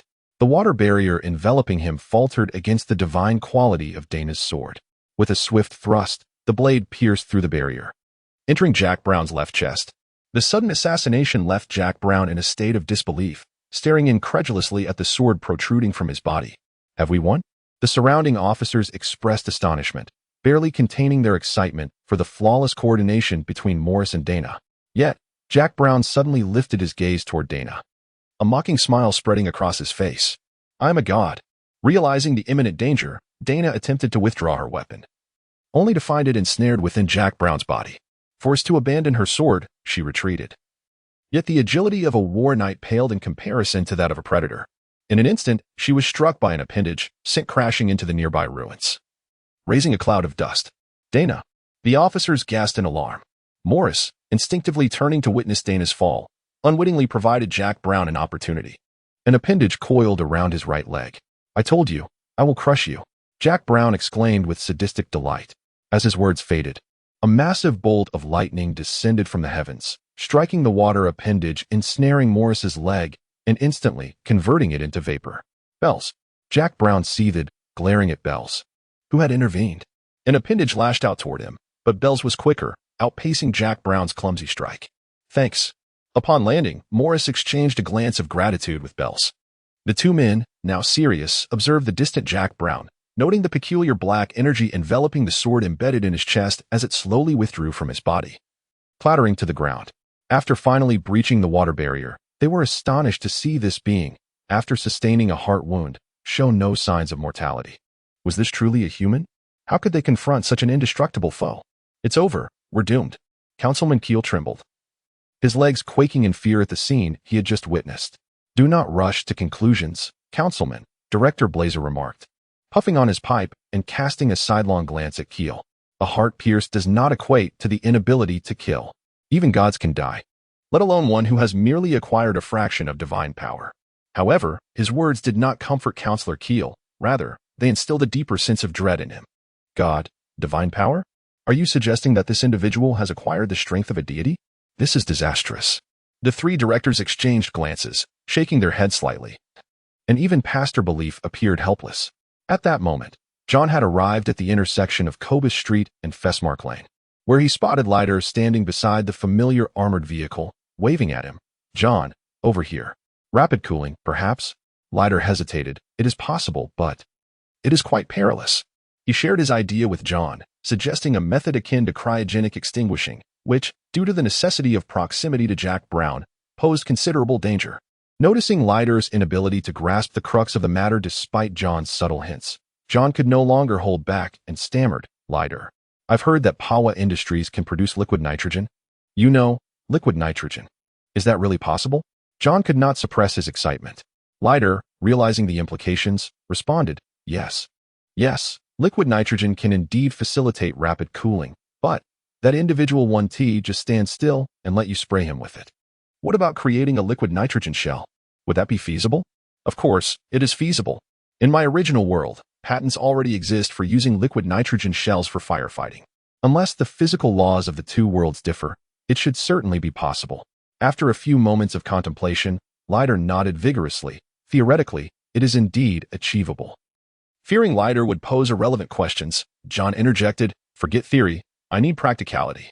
Can it be created? Upon hearing this, Leiter set aside any curiosity about John's inspiration and proudly declared, are you questioning the capabilities of an exceptional power industries engineer? Watch closely, my friend. I shall produce it for you immediately. Under John's astonished gaze, Leiter employed his unique engineering skills, utilizing the materials available on the armored vehicle. With nothing but his hands, he crafted several machines. In the absence of suitable materials, he opted for projection, and within approximately 10 minutes, a complete assembly of equipment for the manufacture, separation, and liquefaction of liquid nitrogen was ready before John's eyes. Creating the shells was not a daunting task. After all, the specifications were firmly lodged in Leiter's mind. Despite the intricate processes involved in shell casting in the original world, in this realm, an engineer could effortlessly produce high-precision shells using his abilities, indistinguishable from those created by machine tools. This was the extraordinary capability unique to the profession of engineer, bestowed by the god of machines and technology. John, if you and Leiter have reached any conclusions, please relay them as soon as possible. A few minutes later, when the communicator crackled to life with Director Allison's voice, tinged with underlying anxiety, Leiter had already handed John a completed liquid nitrogen shell. Chapter 48. In the face of catastrophe, a mere span of several minutes for John was merely a spectacle, witnessing Laird conjuring liquid nitrogen projectiles from thin air. It evoked in him a profound admiration for the extraordinary capabilities of the mechanic. However, for the entire contingent of KSOD officers besieging Jack Brown, those fleeting moments were imbued with a different sentiment. Did Jack Brown, who proclaimed himself a god, truly possess the power to annihilate an entire city? Most officers harbored doubts deep within, yet they had witnessed him effortlessly manipulating vast quantities of water, transforming it into tendrils or formidable barriers. If he could command the water from every structure on Cobus Street, what might he accomplish by the seaside? Could he not summon colossal tidal waves to obliterate the city? Such a possibility was too perilous to gamble upon. Stop him. Sacrifice your lives if necessary, but stop him. In the wake of a brief panic, Councilman Keel lost his composure. He seized the communicator from Director Allison, issuing a dire ultimatum to all KSOD officers. The entry agreement for KSOD officers explicitly included a clause for voluntary sacrifice, promising to lay down their lives if required to fulfill their duties. However, this did not grant Councilman Keel the liberty to issue commands that bordered on suicidal recklessness. Unexpectedly, Keel's fury surpassed that of Director Allison, exclaiming, "The Council allocates ample funds to KSOD annually, allowing officers of the Special Operations Division to enjoy lucrative salaries and benefits, precisely to safeguard this city. If they cannot even protect it, why should they consume such a substantial budget?" Director Allison fell silent, as the truth was undeniable. Yet, even if the facts stood as such, it was unacceptable to coerce officers into voluntary sacrifice with such a domineering command. After casting a fierce glare at Councilman Keel, Director Allison exchanged glances with Directors Blazer and Reyes, pressing the communicator button once more. Calmly and resolutely, he declared, "This is Job Allison, Director of Bailey Police Station. After deliberation with Directors Blazer and Reyes, we ascertain that Jack Brown poses a significant threat of destruction and devastation, likely to bring immeasurable peril to Kennequits. For the sake of the city's innocent populace, we sincerely hope our KSOD officers will rise to the occasion and thwart Jack Brown in the face of this looming catastrophe." Barely seconds after the communication, a voice echoed through the device. "This is Team Leader Jacques Diurna of the 2nd Squad. My team and I have arrived at the target location. We are prepared to make sacrifices to protect the city. Please, 3 directors, issue your orders." The 2nd Squad had finally arrived. Directors Allison, Blazer, and Reyes felt a surge of hope. While each squad's strength was relatively comparable, the arrival of the 2nd Squad, albeit not guaranteeing a significant shift in police power, was nonetheless welcomed. "Please, directors, issue your commands." "Understood." Directors Allison and his colleagues exchanged somber glances before issuing the attack order. Advance. At all costs, stop him. Following the command, the well-armed second squad initiated their assault, unleashing a barrage of bullets and shells upon Jack Brown. An uninspired assault. Jack Brown mocked amidst the din of gunfire, fully aware that the KSOD officer's attacks could not harm him. Of course, he was powerless against those firing from hundreds of yards away, beyond the reach of his water tendrils. However, this was inconsequential. Once he reached the seaside, he would command an abundance of ocean water, far surpassing that of an entire continent, rendering the destruction of a city trivial. Yet, before he could take a step towards the shore, Captains Morris, Holly Bull, and Dana positioned themselves defiantly before him. Attack. At Captain Morris's command, dozens of KSOD officers equipped themselves with close combat divine weapons, directing their assault toward Jack Brown. Despite their valor, a sense of dread loomed over them. They had witnessed Jack Brown survive having his head shattered by divine bullets and his heart pierced. How could they possibly defeat such a foe? Nevertheless, as Director Allison had proclaimed, in the face of a disaster that threatened the city's very existence, they, as KSOD officers, had to rise and protect the hundreds of thousands of citizens. An insipid resistance. A cruel smile spread across Jack Brown's grotesque visage. While he could evade the attacks from a distance, those who ventured within the reach of his 7 tendrils were essentially courting death. As anticipated, when his tendrils launched their assault, the scene turned overwhelmingly one-sided. Even the extraordinary KSOD officers found themselves powerless against the water-formed appendages. Attempts to sever the tendrils with divine weapons only resulted in the severed parts rejoining to form new tendrils. Worse still, having absorbed a significant amount of nearby water, the tendrils had swelled to enormous proportions. Even their tips surpassed a meter in length. More often than not, the divine weapons merely passed through the water, yielding no substantial effect. Meanwhile, the tendrils could ensnare the officers, enveloping them in water. In mere moments, several officers found themselves ensnared, swallowed whole. KSOD officers were indeed extraordinary. But they were still human and required oxygen. In the watery abyss, they succumbed to drowning.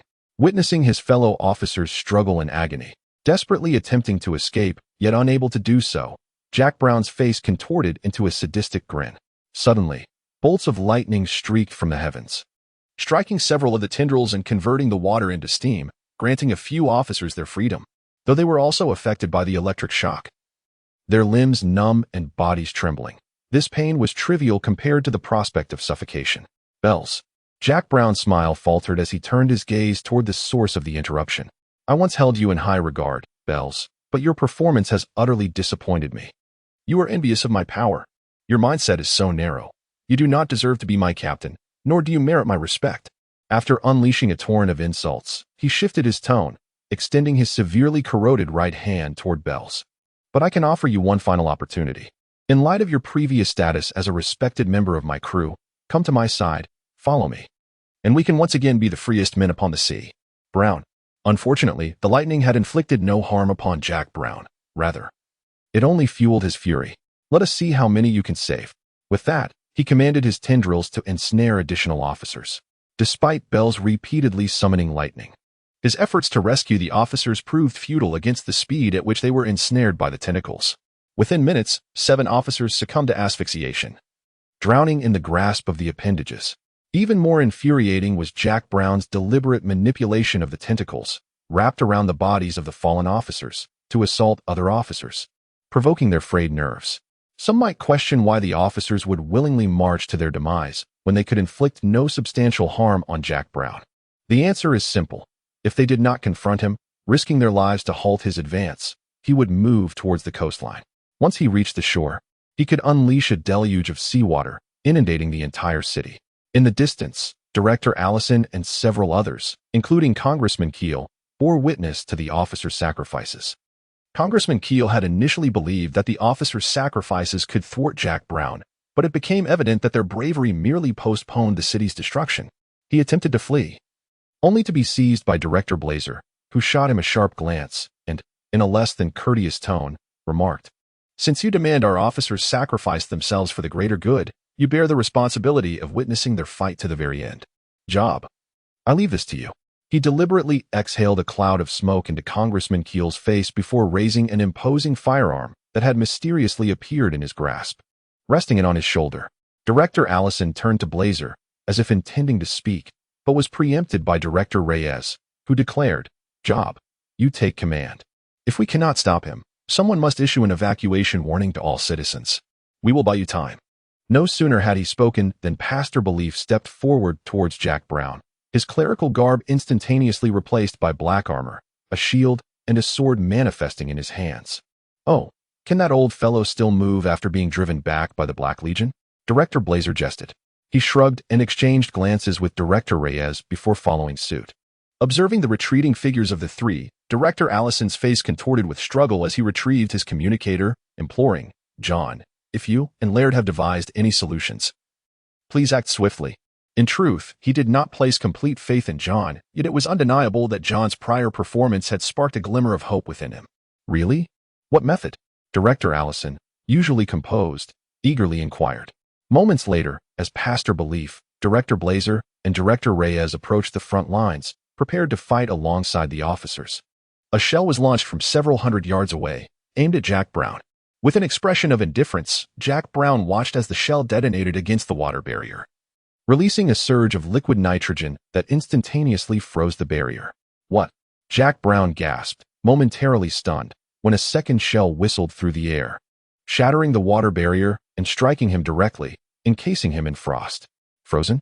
A shell that can freeze water?" Jack Brown's entire body became rigid, save for his eyes, which widened in disbelief. Just then, another shell soared towards him. Without time to ponder, he hastily manipulated a tentacle to shield himself. Not only Jack Brown was taken aback. The others present shared expressions of shock. In the ensuing silence, John's voice echoed through the communicators of every officer present. "This is John Keel.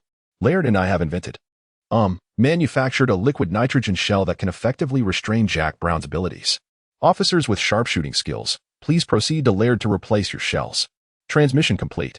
Gazing at the frozen Jack Brown, the officers, who had previously despaired of any hope of victory, erupted into cheers. John, Maurice, Dana, Bells, Chuck, along with Pastor Belief, Director Blazer, and Director Reyes, anyone acquainted with John, displayed expressions of incredulity. Has this young man devised another solution? Jack Brown too heard the transmission. "No, I am a god. Such trivial tricks cannot bind me," he bellowed, immediately attempting to revert the frozen water barrier to a liquid state. Under his control, the barrier began to show signs of thawing when another liquid nitrogen shell struck, solidifying it even further. "No," he howled in madness. Yet, his frenzied roar yielded no tangible change. Moments later, as Officers Sith and Lars rapidly replaced their shells with liquid nitrogen ones, a barrage of shells rained down on Jack Brown. At that moment, he found himself unable to even take a step towards the shore. Director Allison seized Congressman Keel by the collar, growling, "Fire! Fire! Fire 10 rounds!" Chapter 49, The Uncontrolled Divine Power. "No. No. I'm a god. A god. Your little tricks cannot confine me." The anguished cries of Jack Brown echoed throughout the harbor district. Unfortunately, with nearly half of the KSOD officers armed with sharpshooter capabilities, having received liquid nitrogen projectiles from Laird, this self-proclaimed deity had become nothing more than a target. Let us see how you enjoy being frozen. The third group of officers unleashed their rage over the sacrifice of their comrades, relentlessly bombarding Jack Brown with liquid nitrogen shells, encasing him in the water he controlled in a solid freeze. In truth, Jack Brown possessed the ability to revert ice back into liquid water, much like he had previously transformed the electrolyzed steam back into water using Bell's lightning. However, this transformation required time, and the KSOD officers present were certainly not inclined to grant him that opportunity, particularly the third group, who had just lost their fellow officers. The continuous explosions of liquid nitrogen projectiles around Jack Brown released a torrent of freezing gas, blanketing the ground within a 30-yard radius in a layer of frost, while Jack himself was thoroughly encrusted in frost. Fortunately, this individual was now a non-human who could not be killed even by a divine weapon piercing his heart. Had he been an ordinary person, he would likely have succumbed to the freezing gas long ago. Standing 30 yards away, Director Blazer puffed contemplatively on his pipe, regarding the distant, furious Jack Brown with the gaze reserved for non-human entities. "Let us not be too harsh," Director Reyes spoke kindly. "The officers are doing their best. After all, this fellow possesses divine power. In fact, we should count ourselves fortunate that he does not understand how to wield such power, merely treating it as expendable energy. Should we be grateful that he is a fool who uses firearms as if they were mere sticks? Director Blazer jested, then furrowed his brow and inquired, "Are we certain it is divine power? If so, it must belong to that being who slumbers somewhere beneath the depths of the Pacific Sea. Indeed, does such a being truly exist?" Pastor Believe furrowed his brow, casting a knowing glance towards the still figure of Bells nearby. I had thought it merely an ancient legend. So, could this be the machinations of that god? Director Blazer's anxiety began to mount. It must be mere coincidence. Pastor Believe shook his head, as John explained. Jack Brown and his companions took an item imbued with that god's power from the coral. If this is indeed the god's scheme, then our efforts will be in vain. As soon as he finished speaking, Director Reyes, with a hint of wry amusement, reassured Director Blazer, there is no cause for alarm. In the annals of the Empire's history, there has been no instance of that being personally attacking our human cities, save for the battle at Storm Harbor with another god. Perhaps to him, humans are akin to ants seen by the roadside, dismissed and disregarded, yet not worth the effort of trampling underfoot. That analogy brings no comfort. Director Blazer replied with a resigned shake of his head. Director Reyes chuckled lightly, then turned his attention back to Jack Brown, frowning as he contemplated, rather than fretting. We should focus on how to subdue Jack Brown. Director Reyes paused. Is it possible to restrain divine power? One must at least try, Director Blazer shrugged. Issuing orders through the communicator, Gamin, Diurna, Bull, attempt to fasten that fellow with psychic shackles. Psychic shackles? The eyes of Captains Morris, Diurna, and Bull brightened at the command. After all, the ordinary residents near Cobus Street had fallen victim to a form of EB energy, entering a trance-like state under control. John had proposed the idea of using psychic shackles to sever that energy. If it worked there, could it be effective on Jack Brown? As for managing Jack Brown once subdued, it would not be difficult, as long as he could not utilize his abilities. They could simply confine him within a sturdy metal box. If necessary, they could bury him deep underground, as long as he remained trapped. His life or death mattered little to Kanekos. However, at that moment, through the lens of psychic sight, Jack Brown still radiated an alarming magnitude of energy. Would a mere pair of psychic shackles truly suffice? Let us give it a try. The three captains conferred, choosing not to involve Dana in this perilous endeavor. The gentlemen felt it improper to place a lady in harm's way. Meanwhile, John, having received Director Blazer's instructions, shared Reyes' skepticism. To his knowledge, psychic shackles were energy restrictors crafted by the mechanics of Pava Industries based on the properties of human primal energy. Simply put, once a superhuman donned them, they could no longer wield their extraordinary powers, such as Bell's manipulation of lightning or the Guardian's force field protection. The strength of superhumans would also be diminished across various aspects. Laird's explanation indicated that the true physical strength of superhumans was not significantly greater than that of ordinary humans. Their extraordinary power, endurance, and speed stemmed from their cells consuming primal energy to enhance their activity, sometimes exponentially. The reason they could achieve this was linked to the divine creation of the extraordinary. In layman's terms, such programming existed within the extraordinary occupation, but regrettably, the mechanics at Pava Industries had yet to decipher this encrypted information that transcended human comprehension. Neither Alonzo soldiers nor the mechanics created by the god of machines and technology had succeeded in this endeavor. Returning to the previous question, if psychic shackles could interfere with and restrict human primal energy, could they also interfere with and limit divine power? John suddenly recalled the words of the tormentor Chatterley. Divine power is a higher form of energy than primal energy, and humanity knows very little about it. If they lacked understanding of divine power, how could they hope to interfere with it? As anticipated, Captains Morris, Diurna, and Bull ultimately failed in their attempt. Success meant they managed to successfully fasten a pair of psychic shackles onto both Jack Brown's hands. Failure indicated that Jack Brown remained utterly unaffected. Psychic shackles. You dare to attempt to restrain my power with such tricks? He initially roared in anger and fear, but upon realizing he felt no impact, he erupted into laughter. What now? Not only were directors Blazer, Reyes, and Allison pondering this question, but every individual present was also grappling with the same concern. With the aid of technology, the KSOD officers had indeed succeeded in confining Jack Brown, rendering him incapable of moving even a single step. Yet, they could not sustain this indefinitely, could they? Do not rush, Pastor Believe, perceiving the anxiety of the crowd, stated calmly, he is far more desperate than we are. The advantage lies with us. Not enough. Not enough. He screamed frantically. In truth, Jack Brown was not entirely oblivious to the issue of energy depletion that Pastor Believe had mentioned. He simply could not control the vast power within him, as the pastor had noted. Yet the dilemma before him was that the portion of energy he could currently control was insufficient to free him, to repel the surrounding KSOD officers. He would need to summon even greater divine power. In the face of imminent peril, he relentlessly siphoned the divine power that surrounded him, transforming his body into a miniature black hole that forcibly absorbed the celestial energy. Foolishness, Director Blazer remarked with a sneer, his pipe clenched tightly between his teeth. To forcibly absorb divine power, is he not concerned about the backlash? No sooner had he uttered these words than the anticipated backlash materialized. As Jack Brown dramatically drew in the divine energy, the decaying tissue that enveloped him, reminiscent of a melting candle, seemed to awaken its own sentience, rapidly expanding. Not enough. Not enough. Jack Brown's voice morphed, shifting from the frantic tone of a human to a deep, resonant sound akin to some primal beast. Suddenly, panic invaded his voice. Wait. Wait. Stop. I am your master. You cannot. The majority of the KSOD officers regarded the scene with expressions of confusion, uncertain of what had transpired with the figure before them. However, Pastor Believer shook his head slightly, letting out a sigh. How tragic. With this lamentation, the decaying tissue rapidly consumed the intact human form of Jack Brown, and his entire body swelled like an inflated balloon, transforming into a colossal entity over 30 to 40 yards tall, with a girth of approximately 40 yards.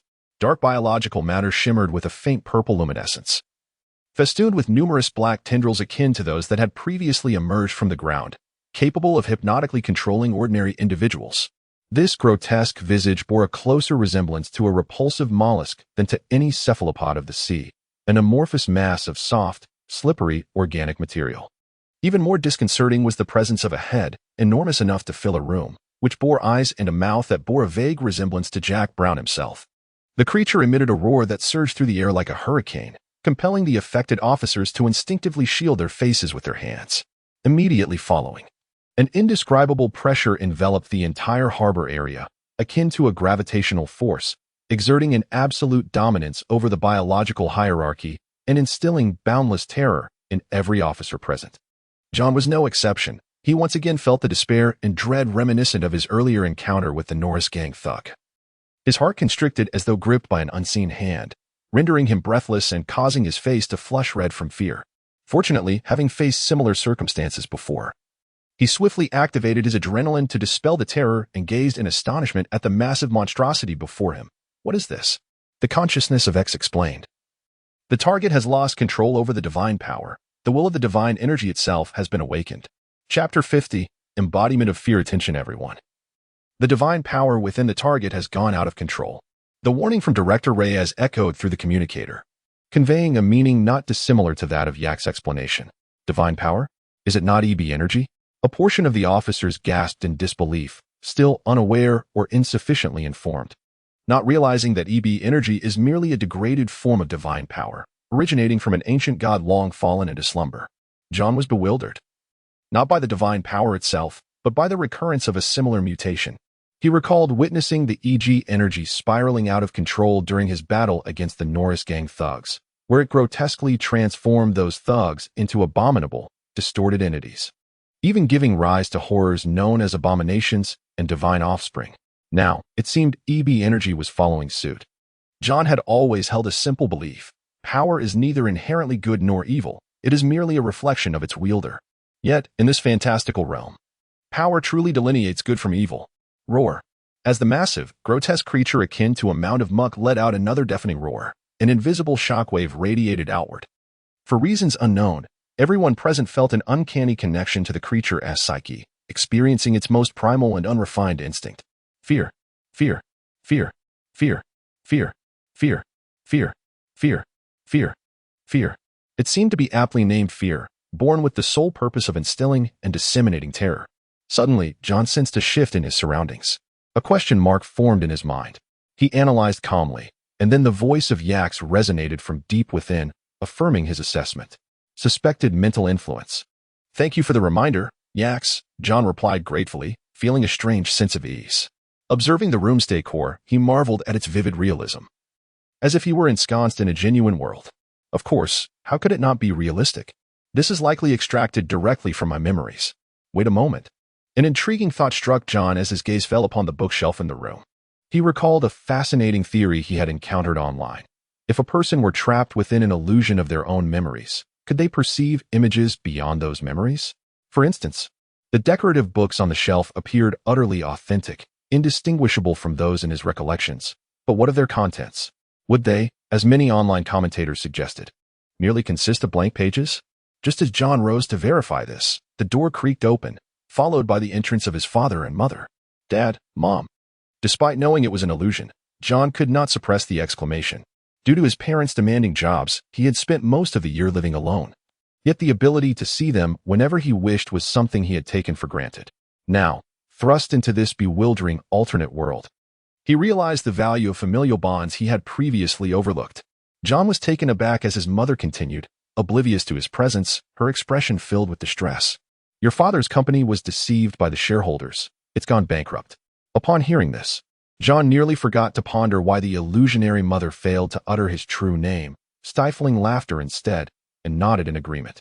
Oh, after all, this was merely an illusion crafted by that monstrous entity to instill fear in him, so he might as well grant it some respect. Moreover, he was curious about how that creature would weave this fear-inducing illusion. In truth, he was well aware of his deepest fear, death. He dreaded not only the obliteration of everything he had ever known, but also the thought of witnessing the demise of loved ones, even those he had barely met. Yet, he understood that death is an inevitable part of existence, and the fears he harbored would one day manifest. Thus, if that creature merely concocted a vision of his loved ones perishing before his eyes, it would not truly induce terror. It would simply be distressing. At that moment, his father, standing silently beside his mother, suddenly pulled out an object resembling a syringe from his pocket, his countenance darkening. Stop! John's face changed instantly, recognizing the syringe as the enhancement serum developed by the Norris gang. Don't!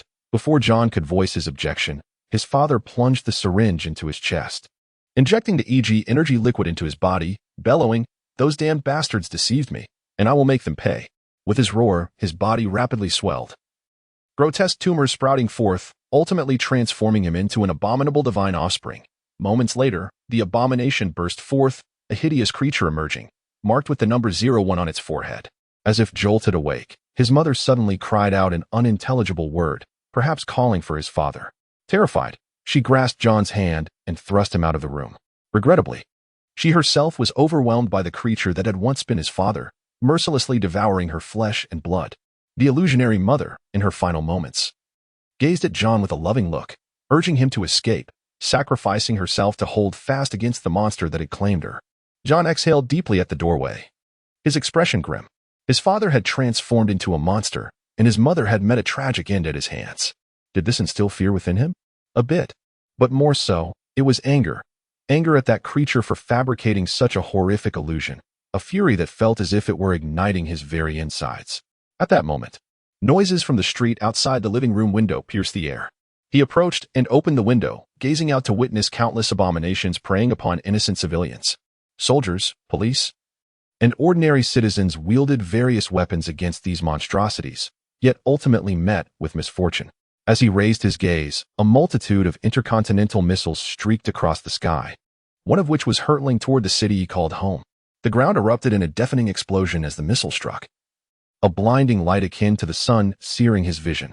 He raised his hand to shield his eyes, turning slightly, only to see the abomination that was once his father lunging toward him. So, was this merely a remnant of some disaster film? A sardonic smile played on his lips. Is this all there is? He cast a scornful glance at the massive creature.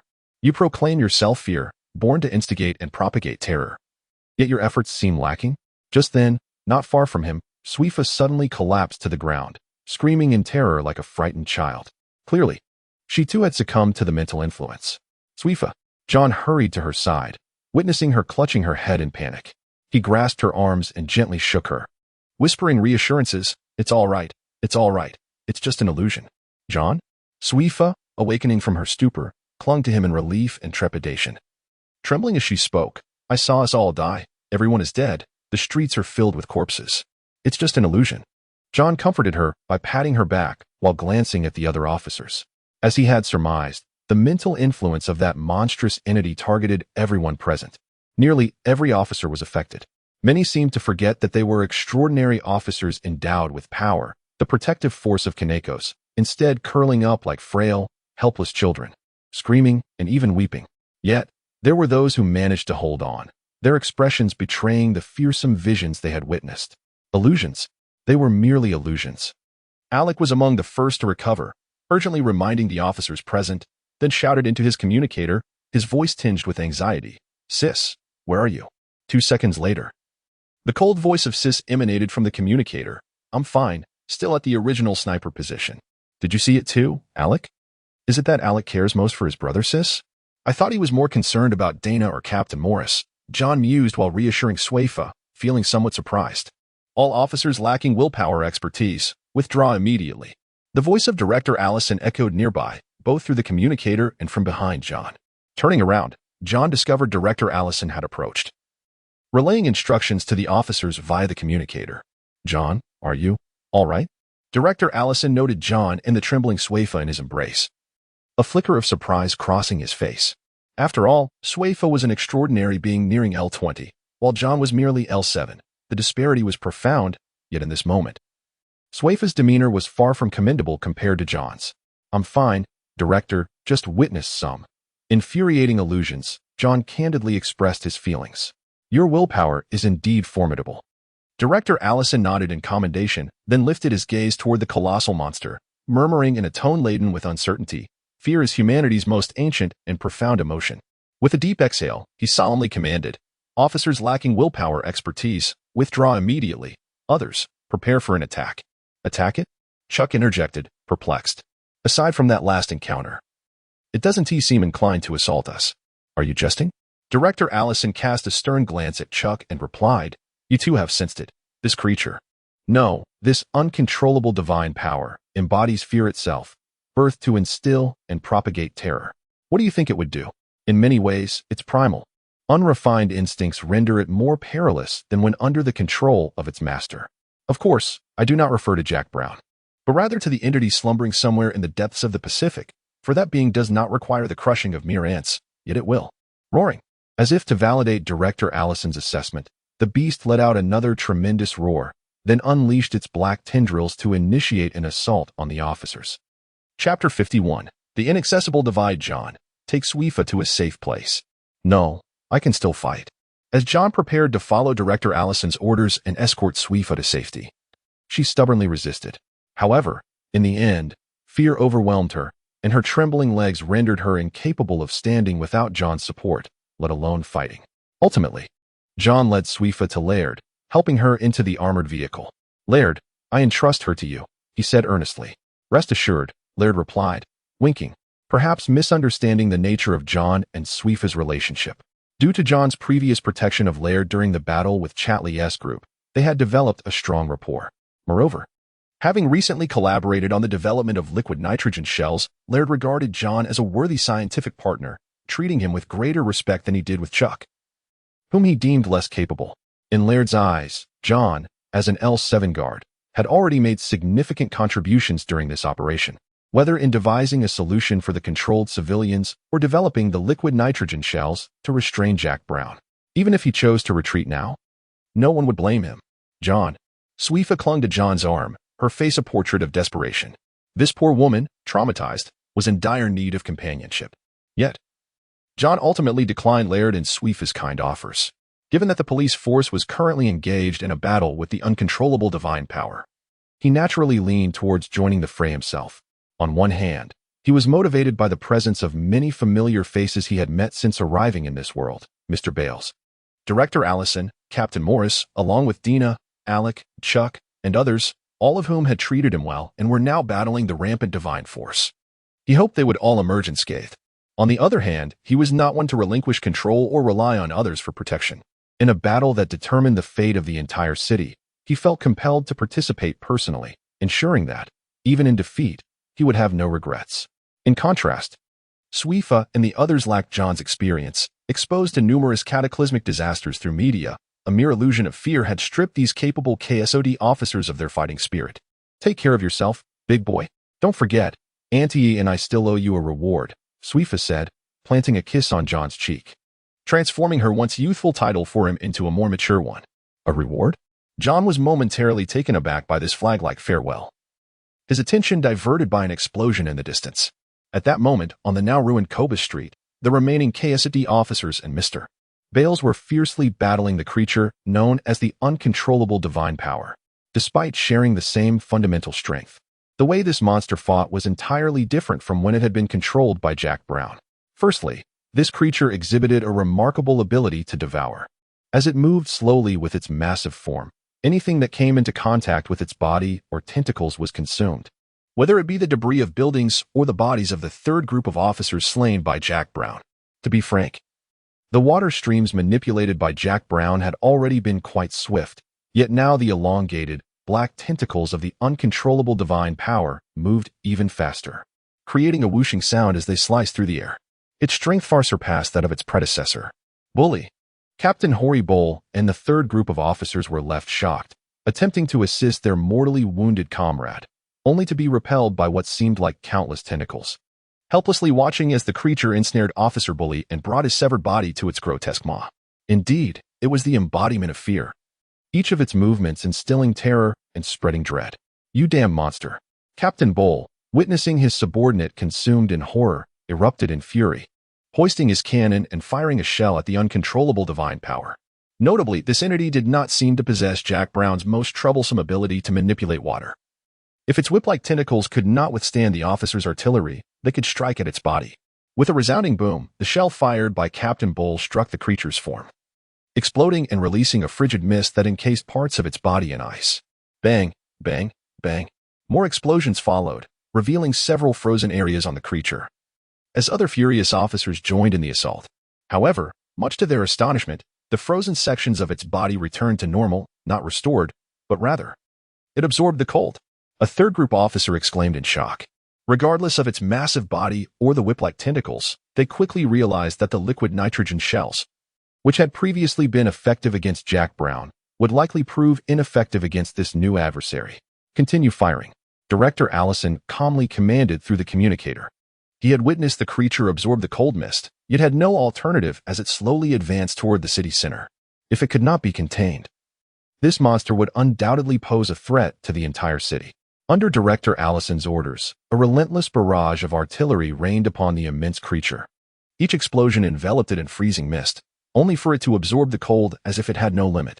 Just when the officers thought even the weakened liquid nitrogen shells could at least delay the monster, it suddenly roared in impatience. "Roar. Everyone, brace for a mental attack," Director Reyes promptly warned. After all, each roar from this beast had previously accompanied a mental assault that could not be articulated, either an overwhelming pressure or a shock-inducing fear illusions. Yet this time, nothing seemed to occur. Did nothing happen at all? "Keep attacking." Captain Bull, confirming the absence of any psychic attacks, fired another shell at the uncontrollable divine power. At that moment, an astonishing scene unfolded.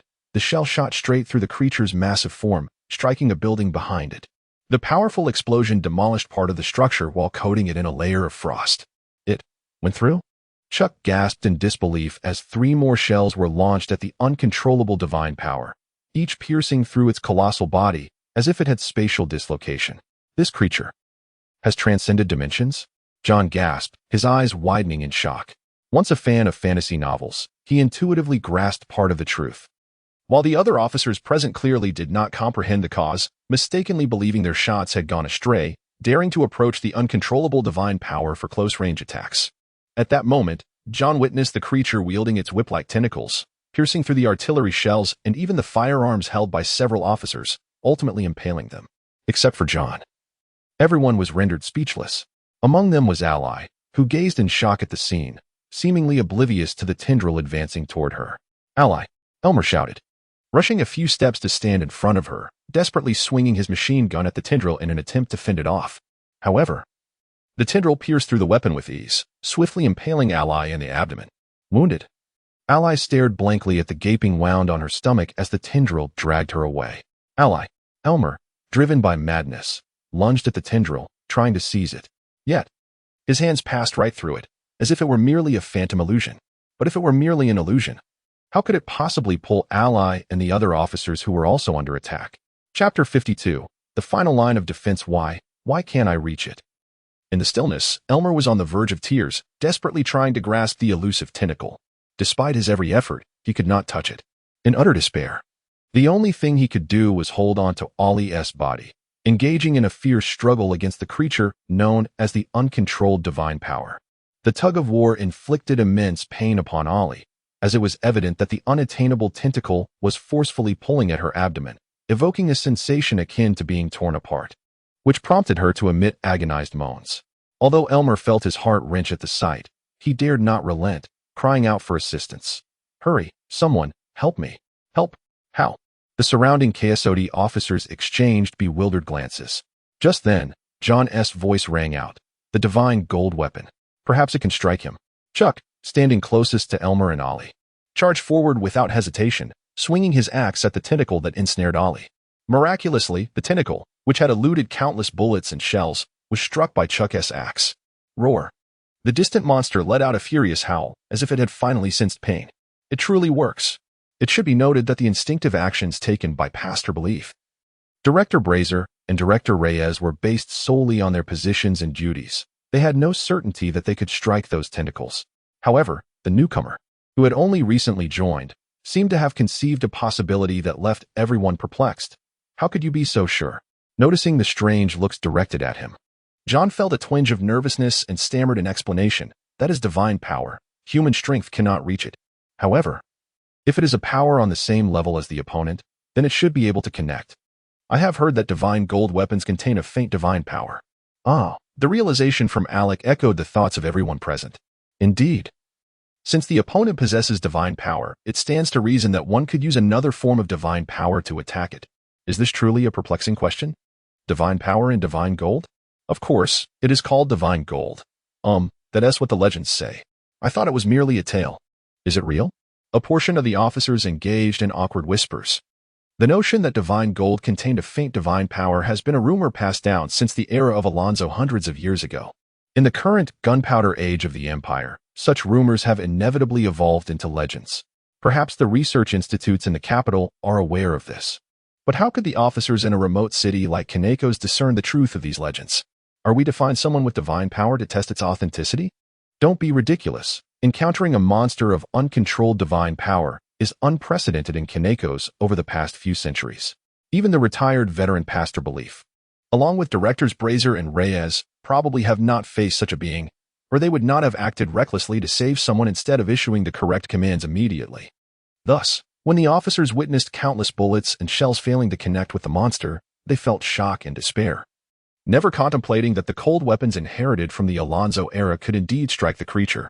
Well done, John. Elmer, take Ollie and leave this place. Dana immediately retreated to John's side, likely intending to protect the already injured Ollie. Yes. Elmer nodded and, supporting the gravely wounded Ollie, sincerely expressed, "Thank you, John. You have saved my life." "Thank you, John." Ollie, supported by her boyfriend, managed a weak smile and gratitude. John, intending to respond with a habitual no need to thank, hesitated, but Dana smiled and remarked, "Just accept it. Or do you wish for Ollie to kiss you as well? I never thought of such a thing." John shot a wary glance at the occasionally cunning female captain. That wouldn't be out of the question. Ollie, appearing frail, joked. However, as soon as she uttered those words, Elmer, with a peculiar expression, assisted her away. "Captain Hill." John expressed his dissatisfaction through her title, only to see Dana blink innocently. But in the next moment, the captain regained her usual seriousness and instructed the officers, "Remember, only weapons and armor made of divine gold can touch this creature." Meanwhile, other injured officers were assisted out by their comrades, while the remaining personnel continued to encircle the monstrous being. So, only divine power can strike this creature? Staring intently at the monster, Director Brazier puffed out a cloud of smoke from his pipe. If that is the case, then those liquid nitrogen shells are rendered completely ineffective. Can Leard create such shells using divine gold? Not possible. Director Reyes shook his head. The Mechanic's powers only apply to ordinary metals and cannot affect divine gold. Crafting divine gold weapons and bullets requires specialized molds. What a pity. Director Brazier sighed regretfully while puffing his pipe. If only we could freeze that creature's tentacles like before, that would simplify matters. Upon hearing this, Reyes shook his head again. Even if we manufactured shells from divine gold, I suspect they would not freeze that creature, as the freezing gas within the shells lacks divine power. Have you not noticed? The lightning summoned by Lake Bells previously was equally ineffective. Mr. Bells, standing not far away, felt a bit embarrassed upon hearing this, but it was undeniable that Director Reyes was correct. His Storm Warrior power over lightning had little effect on the uncontrolled divine power. Let us first test if divine gold bullets can strike it. Director Reyes conferred with Director Allison via communicator to strategize and then issued the command. The second team continues artillery fire. Sis, lorries, use divine gold bullets to snipe it. As the two directors' orders were given, the second team of officers unleashed a barrage of bullets and shells towards the creature. As expected, the bullets and shells made of ordinary metals passed harmlessly through the massive form of the uncontrolled divine power. However, the divine gold bullets fired by Sis and Lori struck the creature squarely, prompting it to emit a roar, whether in pain or anger. Indeed, only divine gold can strike this creature. Director Brazier furrowed his brow, stating the conclusion he had witnessed firsthand. But is the damage it inflicts not a bit too minimal? He observed as the massive creature, upon being struck by the divine gold bullets, let out a confused roar, only for the bullets to be expelled from its organic body with a clatter, falling to the ground. Rather than claiming the creature was in pain after being hit by the divine gold bullets, it seemed more likely that it was expressing anger or simply disdain for the other form of divine power contained within the bullets, the power of Alonzo. The root cause may lie in the fact that the divine gold bullets were too small, with their faint divine power being negligible. It was likely that such bullets striking the creature felt akin to a mere pinprick to a human, painful but far from lethal. Of course, the original intent behind developing divine gold bullets was never to contend with beings of divine caliber. The fact that such bullets could elicit a sense of pain from creatures formed of divine power is already the limit. To slay it would likely require countless divine gold bullets and shells. Regrettably, this is currently the sole method available to the officers of Kinokatsu. At that moment, all the divine gold bullets from the police stations on Bailey Street, Oak Street, and Warren Street had been transported to Cobus Street. It is noteworthy that the three chiefs had initially issued this command to eliminate Jack Brown. However, it was now repurposed to contend with the uncontrollable divine force. Officers possessing sharpshooting skills promptly proceeded to the designated location to replace their ammunition with divine gold bullets. Under the orders of the three chiefs, these skilled officers swiftly located the transport vehicle for the ammunition and replaced all their bullets with divine gold ones. Attack. Following Chief Allison's command, dozens of sharpshooting officers unleashed their firepower upon the colossal form of the rampaging divine force. As all the bullets fired were composed of divine gold, the creature could no longer evade the onslaught by phasing its body as it had previously. A relentless hail of bullets struck its massive frame, causing it to twist and roar in agony. Could they possibly annihilate it? Could these divine gold bullets extinguish this divine power? Casting a glance at Alex, who was furiously spraying the creature with a heavy machine gun, John felt an overwhelming weight upon his shoulders. He was uncertain of the exact stockpile of divine gold bullets available in Kinokatsu, but he surmised that such specialized ammunition, accessible only to those in sharpshooter positions, would be limited. At the current rate of consumption, even with 100,000 rounds, how long could they sustain this onslaught? Indeed, after approximately 7 to 8 minutes, the officers' firepower began to wane. The reserves of divine gold bullets from the three police stations had been nearly exhausted. Yet the monstrous entity remained alive, twisting and roaring, appearing more vigorous than before. Prepare for close combat. Chief Allison, his hopes dashed, issued the order. He had believed that such an abundance of divine gold bullets would be sufficient to vanquish the beast, or at the very least, to severely weaken it. But the harsh reality revealed that to eliminate divine power, these divine gold bullets were woefully inadequate. As the officers cast aside their illusions, ready to engage the creature in a desperate melee with the divine gold weapons inherited from the Alonso era, a figure clad in gray-black armor suddenly breached their defensive line. The armor, though archaic in design, was evidently finely crafted and appeared to be of great value. Hey, who are you? Wait, the entire street is sealed off. How did you get in? An officer called out. However, the armored figure seemed oblivious to the officer's inquiries, advancing purposefully towards the massive beast. Stopping approximately 30 paces away, the figure stood directly before John, the helmet emanating a voice that was almost mechanical and devoid of emotion. Target detected, confirming orders. A woman? John discerned from the voice that it belonged to a female, curiously scrutinizing her. On the armor of her left arm, he noticed a line of black lettering, TST-9-03. It was a detail easily overlooked. Hey, you there. Just as an officer attempted to intervene, a voice from afar called out, Wait. The officers turned to see Chief Allison, who was holding a small communication device from which an elderly voice emerged. "You have all performed admirably. The remainder is entrusted to her." Her? Chief Allison gazed at the armored figure in astonishment, furrowing his brow as he spoke. "Count, you may not understand. But this enemy is the uncontrollable divine power."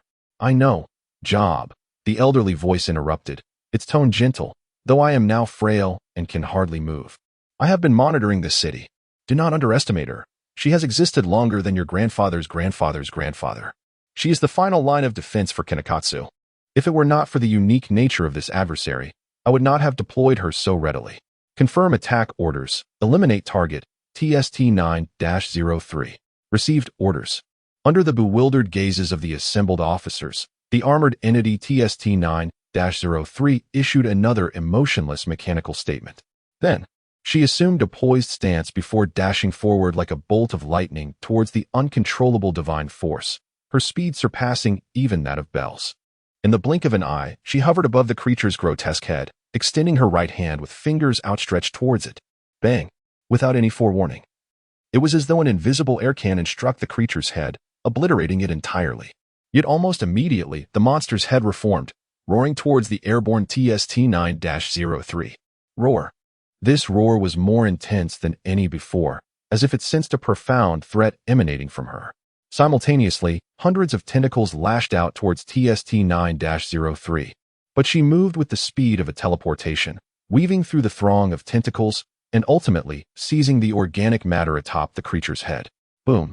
A searing inferno engulfed the beast, the intense heat palpable even to the officers standing dozens of paces away. Bang! Another violent explosion ensued as the creature's form was entirely consumed by flames, its frenzied roars echoing from within. Complete suppression? Including John. All present were left stunned by the spectacle. Although the uncontrollable divine force was merely a diminutive fraction of the god of the Pacific Sea, and minuscule at that, it was still divine power. Yet this entity known as TST-9-03 was managing to entirely subdue such divine might? To suppress divine power could only mean the presence of another divine force. Thus, the final line of defense for Kinakatsu, this being named TST-9-03. Perhaps she was a deity. Chapter 53. Confronting the divine at 2 o'clock in the morning, the battle in the port area raged on. However, the KSOD officers, who had previously been the main force, now found themselves mere spectators, astonished as TST-9-03 decisively subdued the uncontrolled divine power with overwhelming superiority, repeatedly shattering and incinerating its colossal form. Although the chaotic divine energy could quickly regenerate its body, it was evident to all that each revival resulted in a gradual diminishment of its size, and through the lens of spiritual perception, the immense energy began to wane. Perhaps instinctively aware that its remaining energy was insufficient to vanquish the adversary before it. The uncontrolled divine power's remaining form grotesquely swelled as TST-9-03 unleashed a barehanded energy cannon that once again obliterated its grotesque head. "Be careful." A warning surged in John S.'s mind, and some officers recognized the imminent danger, loudly alerting their colleagues in TST-9-03. Yet, as the officer's voice escaped his lips, the shrunken form of the uncontrolled divine power, now merely a quarter of its original size, suddenly erupted in a cataclysmic explosion. The shockwave and blast sent debris flying, even toppling officers who had retreated 100 yards away. "Is everyone all right?" "No, I'm fine." The officers inquired about each other's injuries. Fortunately, as they were at a safe distance, they only felt the pressure wave and shock but sustained no injuries. "What about her?" The officers immediately thought of TST-9-03, whose strength seemed almost superhuman, and they collectively turned their gaze towards the epicenter of the explosion. There, amidst the chaos, the remnants of the uncontrolled divine power lay scattered, black flesh and slender tentacles emitting a faint purple glow strewn about. While TST-9-03 maintained a defensive posture with her hands raised before her, 2 seconds later, she slowly lowered her hands and surveyed the remnants. Watching as they gradually dissipated into bluish particles tinged with black, slowly drifting into the air. Target eliminated, mission accomplished. Her emotionless voice emanated from her helmet. Then she turned towards the officers, specifically the direction from which she had come. As she approached, the officers instinctively parted to make way for her. "Are you all right?" A hesitant female officer from the second group stared at the left side of TST-9-03's armor, which was severely damaged compared to when she arrived. likely a result of blocking the explosion with that side of her body. "You seem to be bleeding," another officer whispered, pointing at the badly damaged metallic glove on TST-9-03's left hand, where dark red liquid could be seen trickling from the tear. However, TST-9-03 showed no reaction, not even turning her head, and silently walked back the way she came, gradually disappearing into the night. Despite finding her behavior odd, the officers dared not speak ill of TST-9-03 behind her back. Her overwhelming power in subduing the uncontrolled divine force instilled in them a profound respect. John was among those who watched TST-9-03 depart, while some officers whispered about her strangeness.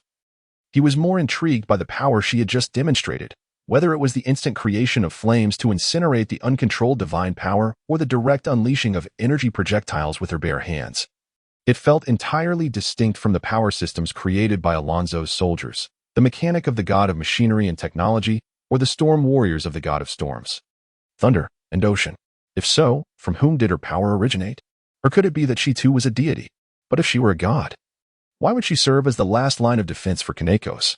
More critically, if she were divine, why did she behave like a machine? As John pondered these questions, his peripheral vision caught sight of Bales making his way toward the center of the explosion. Following his direction, John noticed that one large piece of the dissipating flesh was slowly revealing the body of Jack Brown, albeit only half of it, presumably affected by the blast. Brown. Bales crouched beside his former subordinate, his expression complex. At that moment, Jack Brown still clung to life, turning his head toward Bales. Unlike his previous menacing demeanor, his face now bore an expression of remorse and guilt. "I'm sorry, boss. I've caused you trouble, especially for Dylan. I couldn't control it. That malevolent thought was like a venomous snake, burrowing into my mind. I didn't wanna. I'm sorry. I truly am." He struggled to lift his left hand. "All right." Bales grasped Brown's outstretched hand and nodded solemnly. "Dylan sent me to stop you, but he said he doesn't blame you." Upon hearing this, Brown managed a strained smile, forcing his lips to curl. "Boss, please take care of that pile of junk at my place and hand it over to those brats." "Dylan, I'll apologize to him myself." "Understood." Bales nodded in silence. In the distance, the officers noticed Brown's condition. Despite their resentment towards him for stirring up trouble that led to the sacrifice of 7 colleagues and injuries to several others, they refrained from interrupting his final words to Bales out of humanitarian concern. Only Captain Morris approached, his expression impassive as he interjected, "Jack Brown, while you may be a victim, I shall refrain from commenting on the chaos you caused. However, you must tell me what dangerous item you took from the coral. Where is it?" Morris pressed again. Brown slightly raised his right hand. Morris scrutinized him deeply before turning to press the communicator button. "Everyone, be alert. Search for a gemstone the size of a pearl, resembling the color of the ocean." "Wasn't it destroyed in the explosion?" Alec asked in confusion as Morris passed by. Morris maintained a serious expression. "It's best if it was, but until we see the remnants, no one can guarantee it was obliterated. Gorman is right. That item is perilous." At that moment, Director Allison arrived with past her belief and 2 other directors, clapping his hands to urge everyone, "Find it, folks." Though the officers were utterly fatigued, they understood the danger posed by that item and expressed no complaints as they bowed their heads to search for the ocean-colored gemstone. "Will we find it?" John harbored doubts. If the gemstone still existed, how could TST-9-03 have simply left? Was it possible that the old Earl who issued commands had only ordered her to defeat the uncontrolled divine power, neglecting to instruct her to destroy the dangerous gemstone? How could that be? Unless the old Earl had grown senile. As he silently ruminated, he suddenly caught sight of a pearl-sized gemstone emerging from the pile of decaying flesh. Its hue reminiscent of the ocean, identical to what he had seen in that nightmare. "My goodness, has he truly lost his faculties?" John exclaimed in shock as he stepped forward and bent down to pick up the gemstone. Before he could process the situation, the surrounding scenery abruptly shifted, and an eerie gray mist surged forth. Gradually, 3 pairs of blood-red eyes emerged from the mist, each pair varying slightly in size, with the largest set likely belonging to the primary eye, as immense as the form of the uncontrolled divine power itself. It was not merely a psychological assault, but rather the oppressive force emanating from those oversized eyes. How immense must the being be if its eyes are of such magnitude? As John pondered the dimensions of this entity, a deep, slow laughter echoed through the surrounding gray mist. Although he sensed no malice from the other party, an overwhelming tension gripped John. Fortunately, adrenaline not only alleviated fear but also dispelled anxiety. Under its influence, the earlier strain dissipated swiftly, enabling him to engage in earnest dialogue with the figure before him. Is it the god of the Pacific Sea? He ventured, tilting his head in inquiry. The low, deliberate laughter resonated once more, affirming his suspicion. Just as I thought, John exhaled softly. This azure gem held far greater peril than he had anticipated. Everyone, himself included, had believed that it merely contained a fragment of the god of the Pacific Sea's divine power. After all, the uncontrolled divine energy had not displayed world-destroying capabilities, especially when subdued by TST-9-03, rendering it unworthy of being called divine power. However, the reality was starkly different. The ancient malevolent deity of humanity, the god of the Pacific Sea, had drawn him into this mental realm the moment he picked up the gem, akin to Alonzo's black iron statue. Setting aside whether these two items were of equivalent nature, the fact that this deity could instantaneously transport him into this mental space raised the question, could it also intervene in the battle between the uncontrolled divine power and TST-9-03? Moreover, considering TST-9-03's inexplicable failure to eliminate the hazardous object that initiated the entire ordeal after the explosion of the uncontrolled divine power, what trick did you employ to deceive TST-9-03? John inquired cautiously. The deep, slow laughter reverberated once more, laced with a hint of arrogance. Indeed, at that moment, TST-9-03 may have been misled. Thus, she should not yet reach the level of a deity, but if she has not attained such divinity, how could she suppress the uncontrolled divine power? Only another divine force can contain divine power. John's mind raced with various thoughts, yet he had no time to delve into them deeply. He looked up at the three pairs of colossal eyes and raised the gem in his hand. If I am not mistaken, this object is meant for me, correct? Why? Moreover, were you the one who brought me to this realm? What is it that you wish for me to do? The low, deliberate laughter ceased, replaced by whispers penetrating his mind from an indiscernible source. Chapter 54. The seed. The whispers of the malevolent deity resonated like the insidious temptations of a devil, a motif found in numerous religious texts and fantasy narratives. However, John had never anticipated that he would encounter such a phenomenon one day. The whispers, akin to a living entity, infiltrated his mind. As for the content of those murmurs, he could not comprehend them, yet instinctively, perhaps subconsciously, he felt they bore great significance. It was an agonizing sense of importance attached to incomprehensible messages, an incessant repetition that burrowed into his consciousness like an intangible creature, amplifying a feeling akin to the scratching of claws upon the heart. Stop, John exclaimed, unable to endure any longer, as he leaned against his forehead and gazed into the three pairs of enormous eyes. Could we converse in the common tongue of Triel? Surely you are familiar with it? The whispers abruptly ceased, and the three pairs of blood-red eyes fixed their gaze upon John. After a brief silence, a voice emerged within his mind, intelligible, though its language was unknown, seemingly a direct connection from the deity, transmitting its will. Consume my blood, my seed, and you shall attain divine power and relish eternal life. Is this truly his blood? John marveled at the azure gem in his hand. While he had suspected the gem's origins were extraordinary, he never imagined it to be the blood of a deity, referred to as seed. Having acquired it from the black iron statue of Alonzo, he could surmise what the seed entailed. Thank you for the offer, but I believe I do not require your divine power, he politely declined, setting aside his inherent distrust of such dubious gifts. And recalling Alonzo's adage, along with the fate of Jack Brown, he understood the peril concealed within this seemingly accessible divine power. He had no desire to become a wretched puppet like Jack Brown, who, despite acquiring immense strength, had been reduced to a pitiable existence. A thunderous growl echoed through the misty mental realm, causing the thick fog to churn violently, as if the deity was expressing displeasure. Observing this, John felt a surge of apprehension. Although he suspected that this god had a purpose in bringing him to this world, no one could guarantee that an irate deity would not reconsider and seek another vessel. Just as John's mind raced with anxiety, the three pairs of immense eyes slowly closed and gradually faded into the swirling fog. Wait, John instinctively called out, for he had many questions to pose to this deity. Was this the allure of a malevolent god? It did not seem to possess any irresistible magic. He found himself perplexed, unable to comprehend why Jack Brown had succumbed to its influence, and even Dylan had been swayed at one point. In contrast to this entity, he was more bewildered by the deity's intentions, having orchestrated everything, only to draw his consciousness into a realm of thought, and then merely requesting him to consume its blood without exerting any mental influence or control. If such were the case, why not compel him? Wasn't it a god? What could possibly hinder the coercion of a mere human? Or perhaps this malevolent deity was bound by principles, requiring genuine consent from humanity? Yet, judging by Jack Brown's earlier apology to Bells, it was clear he had not acted of his own volition, but rather had been ensnared. This conundrum left John puzzled. Why the special treatment toward him? Was it because? As John contemplated this question, he suddenly heard someone calling his name. John? Huh? John looked up to find himself encircled by a group of individuals. Director Allison, Captain Morris, Dana, Alec, and Captain Howie Bowl of the 3rd Squad. Among others, at least 8 or 9 people surrounding him, their expressions grave and filled with palpable caution. Captain Morris cautiously approached John, speaking in an unusually gentle tone. John, please. Hand me the gem in your possession. John instantly understood. They likely believed he had been influenced by the gem. However, should he relinquish it? It was not out of greed, but he was acutely aware that this was not merely a gem, but a drop of blood from the god of the Pacific Sea, imbued with divine power. Though he could not fathom why this drop of blood had not ensnared him like it had Jack Brown.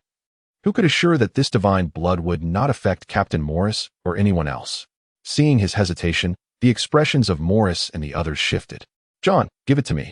Captain Morris repeated gently, as if attempting to avoid provoking John. Do not act foolishly, child, Director Allison whispered. John, Dana, and Alec chimed in. Recognizing that further silence could lead to an attack, John quickly raised his hands in a gesture of surrender. I'm fine. Really, I'm fine. You're fine? Morris replied skeptically. John shook his head vigorously. I assure you, I'm well. My hesitation stemmed from concern over your safety, Captain. Before he could finish, Captain Bowl interjected with suspicion. Then aren't you worried about your own safety? That question caught John off guard. And although he dared not divulge his experience in the mental realm, he awkwardly stammered. I forgot. Dana stifled a laugh, and Alec, standing beside her, lowered his guard. My instincts tell me this fellow is indeed unharmed. Morris nodded slightly, but out of caution, he spoke again. Since you're unaffected, please hand it over. Wait, set it down first. Oh, John complied and placed the divine blood upon the ground. It appears he truly is unaffected. Bells remarked as he approached from a distance, observing the scene. If he were under its influence, he certainly wouldn't release it. But what if he is deceiving us? Captain Bowl questioned. Even if deception were possible, he would not have truly let go of the gem, Bells replied, shaking his head. Dylan had made a similar request of Brown before. Very well. Captain Bowl was persuaded but still directed John. Step back 3 paces, that's acceptable, right, mate? John raised his hands in a gesture of acquiescence and retreated 3 steps. Only then did the group become convinced of his unaffected state. Strange, how are you not influenced? Captain Bowl inquired curiously as he circled around John. At that moment, the divine blood gem, which John had placed on the ground, visibly lost its luster, transforming into a dull gray pearl. I see now. It must have exhausted its energy, Alec observed with sudden clarity. The group relaxed, no longer curious about John's immunity. Yet, out of caution, Director Allison cautioned everyone. It is best to remain vigilant. No one should touch it just yet. I'll contact the office to procure a specialized container for such items. Everyone nodded in agreement, maintaining their distance, John included. However, exhausted energy? Casting a glance at the gem, now devoid of all brilliance, John found himself unconvinced. It is noteworthy that the deity had just transported him into an extraordinary mental realm through a drop of divine blood, engaging in a brief exchange. How could it suddenly run out of energy, rather than depleting its power? John was more inclined to believe that the deity had sensed the occurrences here and had lent him assistance, akin to how it had previously deceived T9-03. Approximately 20 minutes later, Laird personally arrived, cradling a peculiar transparent box. Aside from its metallic frame, the surfaces of the box appeared to be composed entirely of transparent glass. Wearing protective goggles and gloves, he gingerly used a pair of long tweezers to lift the divine blood, subsequently opening the lid of the sealed box and placing the divine blood within. Remarkably, upon being deposited inside, the divine blood did not sink but rather floated within that confined space. After securing the lid and fastening the lock, Laird exhaled in relief, stating, "It's all fine now. Even if it has the potential to regain energy, it will not affect those outside." Really? John inquired, his expression one of curiosity. Absolutely, Laird replied with a smile, elaborating, though it may appear to be merely a box, its interior is an entirely different space, akin to a dimensional backpack. Perhaps sensing that John might comprehend, He elaborated on the principles of the sealed box. Yet in truth, John found himself utterly bewildered. In simple terms, following the psychic shackles, he had encountered another piece of advanced technology from Pava Industries, a form of black technology beyond even that of his original world.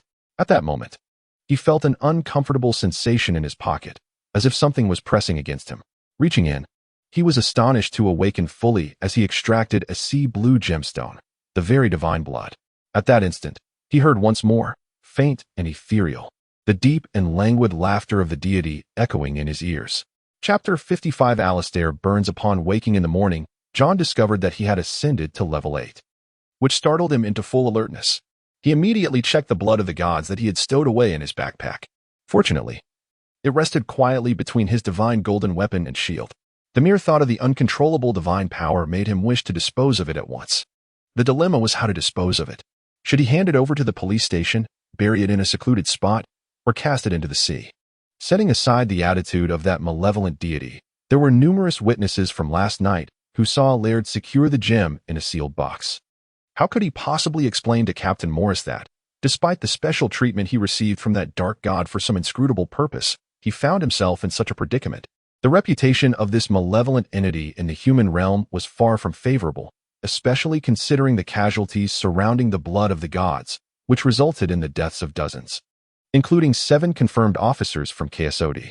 If John dared to disclose any information honestly, he would likely find himself unwelcome in the city, perhaps facing judgment.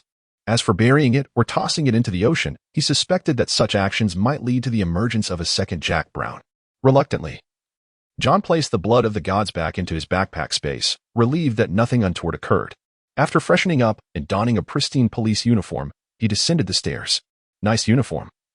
Very cool, Melissa commented as she sliced sausages.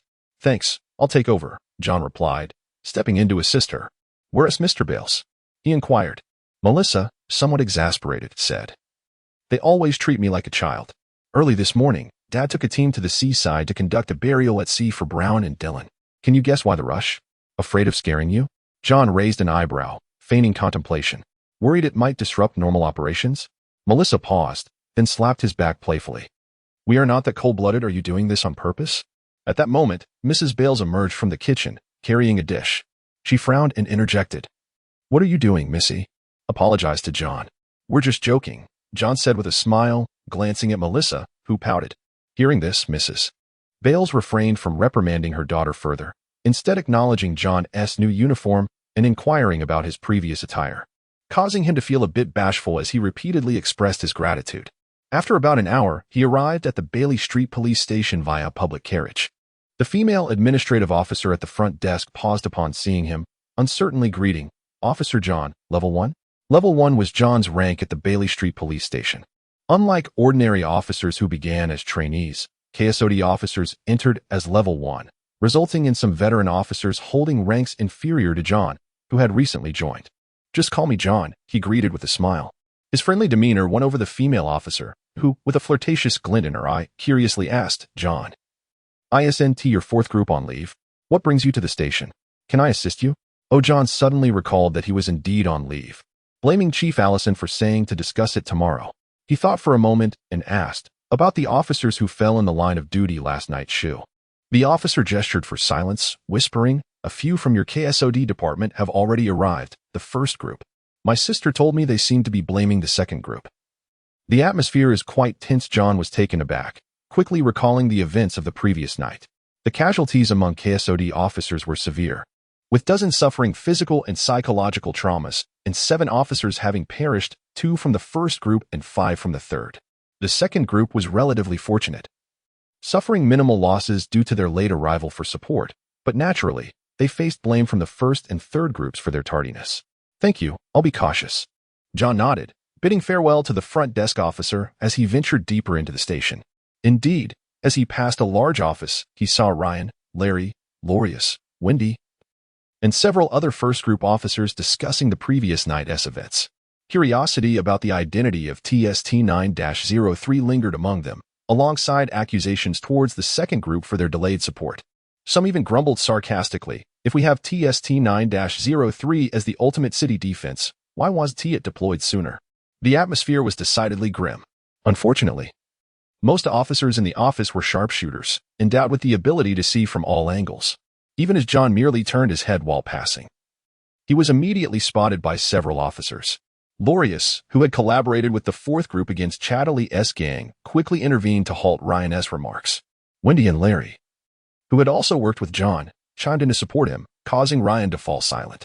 "Don't mind it, John," Lorius said as he approached, lowering his voice.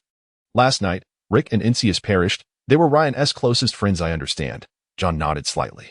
The loss of two close friends while a newcomer garnered attention would surely unsettle him as well. But understanding did not imply he had to adapt to this situation. When Lorius jokingly asked if he wanted to join them, John shook his head in refusal. "No, could you direct me to the fourth group's office? I'll head there."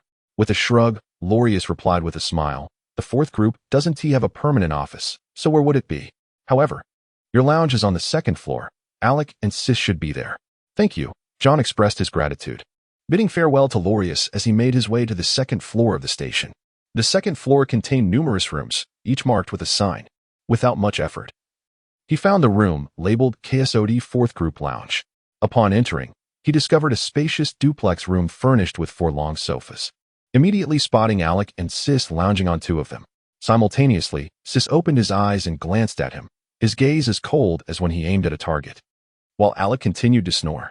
"Don't shoot," John joked, raising his hands in mock surrender. Unfortunately, Sis was not amused. "Learn something worthwhile." "Oh, John." Alec finally stirred, turning to look at John as he sat up and yawned. To John's surprise, his offhand comment left both Alec and Sis momentarily stunned, their expressions indicating he may have misspoken. "Did I say something wrong?" "No, nothing at all." John was taken aback. "Is there a funeral today?" "No one informed me." Alec yawned again. "I haven't notified anyone yet. Perfect. You can relay the message for me. I'll catch a bit more sleep." "Oh. And do it in the hallway. Don't disturb my slumber." Stuck with such a deputy leader, John felt a surge of frustration. Just then, he caught Sis's gaze. "Shall I do it?" He quickly declined, appreciating Sis's kindness, believing he could handle this minor task without burdening anyone else. Exiting the lounge, John contacted the members of the fourth group through his communicator at the end of the hallway. Around 9:30, Captain Dana and the members of Team 4 gradually arrived at the lounge, subsequently making their way to the church located north of the police station building. Upon their arrival, they found that several officers had already gathered within the church, including both KSOD officers and regular field officers, as well as administrative personnel. Before the imposing black iron statue of Alonzo, 7 coffins were lined up in succession, each containing the remains of the 7 officers who had fallen during last night's operation. Surrounding the coffins were the families of the deceased officers, most of whom were bereaved, receiving comfort from directors Allison, Brazier, Reyes, and Pastor Belief. A palpable atmosphere of sorrow enveloped the entire church. To be candid, John was reluctant to attend the funeral, as he abhorred such melancholic occasions. Nevertheless, he felt a sense of obligation to be present. Just as he and his teammates settled onto the benches within the church, several individuals entered from outside. Unlike the officers present, who were clad in uniforms, the foremost figures were dressed in formal attire, their expression stern. They were escorting an elderly gentleman, resplendent in formal wear and leaning on a cane, accompanied by 2 others. One was the Counselor Gill he had met the previous night, and the other was TST-9-03, fully clad in black armor.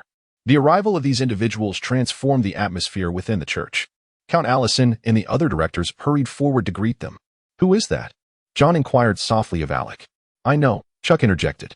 "I've heard he is one of Alonzo's descendants. The Count is their noble leader." John was taken aback. "Isn't Cennequesis part of the council? Is there a conflict?" Alec shrugged. "A noble is a noble, and a council is a council. I've heard that the Count served as mayor in his youth, but as he aged, he gradually relinquished power to the council, spending these years in his estate without venturing out much.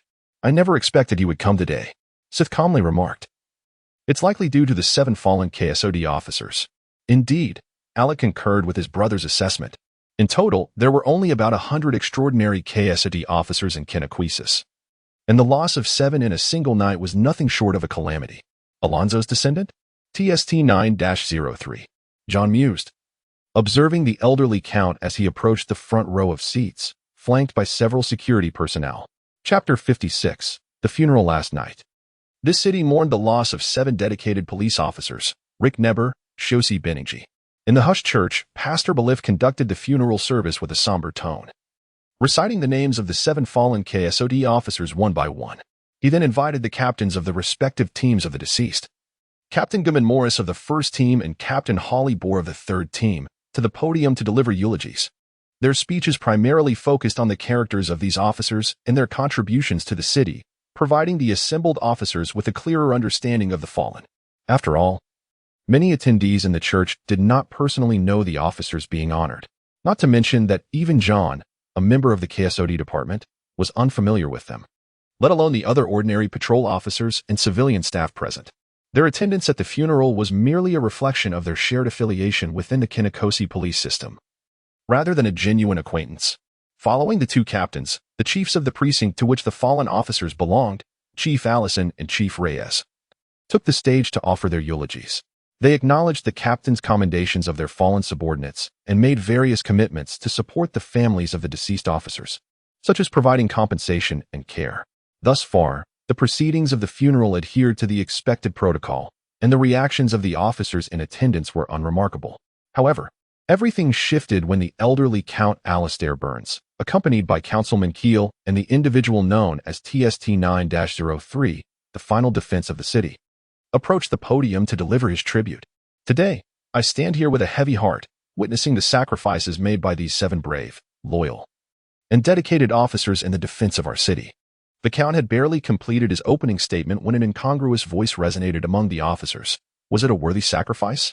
The interrupted Count paused, turning his gaze toward the source of the voice. Without a doubt, it belonged to a member of the 3rd group of KSOD officers. Gale. Chief Reyes glared, his voice a harsh reprimand aimed at the officer. Yet, Gale remained undeterred, standing to repeat his inquiry. Count, was that a worthy sacrifice? As he posed his almost accusatory question, officers from the 3rd group rose from their seats, fixated on Alastair Burns. Consequently, Chief Reyes fell silent. Understanding that this was the collective sentiment of the entire 3rd group, the captain refrained from intervening purely to avoid escalating the situation. Following the 3rd group, officers from the 1st group, led by Ryan and his colleagues, also stood in solidarity, aligning themselves with the 3rd group, while Captain Morris likewise chose not to intervene. Soon, the 2nd and 4th groups followed suit. Although no one from the 2nd group had fallen, over a dozen were injured, and within the 4th group, Ollie lay in critical care, having suffered severe abdominal injuries. Had she lacked the protective abilities of her guardian position, she might have joined the ranks of the fallen today. Out of consideration for the dignity of the 3 chiefs, 2nd group Captain Jacques Delna and 4th group Captain Dana Hill refrained from taking the lead. It was Elmer, followed by Alec, who stepped forward for the 4th group. After all, Elmer and Ollie were in a romantic relationship, and if anyone harbored the deepest resentment, it would undoubtedly be him. In short, Gale's challenge prompted nearly the entirety of the KSOD officers to rise, including John. Although he did not question the Count's stance, he felt compelled to speak up for his comrades within the system. A profound silence enveloped the church as the majority of ordinary patrol officers and civilian staff gazed in astonishment at the sight of almost all KSOD officers standing in defiance of the elderly Count. Councilman Keel, both furious and anxious, pointed at the defiant officers, yet hesitated to utter any severe reprimands, fully aware that those raising doubts were the very officers representing the city's extraordinary force. As the atmosphere in the church grew increasingly tense, Count Alastair Burns maintained his composure. He gently pushed aside Councilman Keel, who instinctively sought to shield him, and addressed the officers below with a calm demeanor. Indeed, the sacrifice of each officer is invaluable. As I stated, they fearlessly offered their lives in defense of this city, a truth that cannot be denied. No sooner had he spoken than another officer from the 3rd group interjected, but perhaps they would not have had to make that sacrifice if you had deployed your armored companion, the lady you refer to as the final defense of the city, sooner. Upon hearing this, the 3 chiefs and 4 captains turned to the Count, all equally unaware of the existence of TST-9-03. Meanwhile, the other ordinary officers, including the families of the fallen, wore expressions of bewilderment as they were uninformed about this matter. Is it true? Could Dad have been saved? A young girl, the daughter of one of the fallen officers, asked in a soft voice, her innocence stark against the somber backdrop. After a brief silence, the Count sighed. Yes, that was my decision. Until I fully grasped the severity of the situation, I hesitated to deploy this lady at my side for He turned to TST-9-03 and gently instructed, "Show them your left hand, Roshan." TST-9-03 turned her gaze to the Count, but made no move until he addressed her by her designation, TST-9-03. At that moment, John was taken aback as he observed that TST-9-03's left hand bore no resemblance to that of a living being. It appeared pale and lifeless, akin to that of a corpse, marred by discoloration and bruising. Moreover, her entire hand and arm were covered in gruesome wounds, evidence of a recent explosion. It was hardly surprising, considering that the source of her injuries had been a catastrophic detonation fueled by uncontrolled divine power. The critical question loomed: why? Despite possessing the capability to surpass the very force that had caused her harm, did she lack the corresponding regenerative abilities? And why did her hand resemble that of a deceased individual?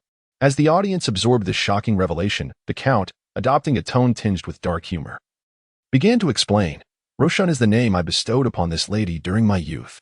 Before that, she was simply known by her designation, TST-9-03. She is a being whose existence predates even my great-grandfather's lineage. In the old era, my ancestor Alonzo discovered her, and the Albrecht family brought her to this city. Since then, she has slumbered in a chamber beneath our family estate, serving as Kinnikosi's final line of defense. My ancestors, my grandfather, and my father have all known her only in dreams, hidden from the eyes of the world." He cast a complex gaze toward TST-9-03 and continued, "She possesses immense power, nearly divine in nature, yet she is also profoundly fragile. Our instincts often shield us from greater harm, and our pain receptors prevent us from being injured by our own strength. Regrettably, she has lost all of these faculties. What is worse, we, along with the entire Imperial research community, including Pava Industries, lack the means to heal or repair her, as her origins stem from a technology older than the Empire itself, perhaps even from divine provenance. Atomic technology might hold the key, but perhaps not." Atomic technology? John pondered, astonished by the notion that an organization could achieve feats beyond what even Pava Industries could accomplish. As he stood in a daze, the old Count let out a sigh, his face etched with remorse as he continued, "I deeply regret that when the formidable force struck the city last night, I hesitated to deploy this lady. Her operations require an immense amount of energy, and there was a risk of her being harmed or, worse, damaged beyond repair. Our current technology is utterly incapable of restoring her. This compelled me to make a cautious decision. I have never denied the contributions of the KSOD department in safeguarding the city. But the truth remains that if one day a power far beyond human comprehension were to assault this city, she would be its final hope. This was the very intention behind Alonzo's directive for our Albrecht family to bring her to this city. Enough, TST-9-03, lower your arm." As TST-9-03 mechanically complied, the resentment within the KSOD officers began to dissipate. After all, the old Count had elucidated all the reasons clearly. "I am sincerely sorry, Count." 2 hours later, after the 7 fallen officers were laid to rest in the cemetery of the Northern District, the 3 directors, accompanied by 4 captains, expressed their apologies to the old Count. The Count shook his head, replying, "No need for explanations, Job. My hesitation indeed led to the sacrifices last night. When confirming that force, I should have summoned her to address the situation, but I have watched her grow since childhood. She is akin to my most cherished family. Some decisions are difficult to make instantaneously. Now, let us put this matter aside. I would like to meet the officer who performed admirably last night." "Very well." Director Allison nodded. Under the curious gazes of some officers, John approached Director Allison, unable to resist glancing towards the old Count, TST-9-03, and several others. "John, come here. Allow me to introduce you," Director Allison beckoned. Introducing, "This is Count Alistair Burns. Count, this is the officer from last night. Greetings." Already aware of the old Count's identity, John politely bowed, only to be met with the Count's astonished gaze. Raising his hand to interrupt Director Allison, the Count smiled and inquired, "Which family do you hail from, child?" John was momentarily taken aback. Chapter 57. Misunderstanding Child? Although he has been referred to as a child by many, such as the Bells family and Director Allison, who are of ages comparable to, or even older than, his parents, this form of address is not unusual. However, these individuals did not use such terms upon first meeting him, initially. The Bells couple addressed John as young man or Mr. Keel, only later switching to a more familiar term.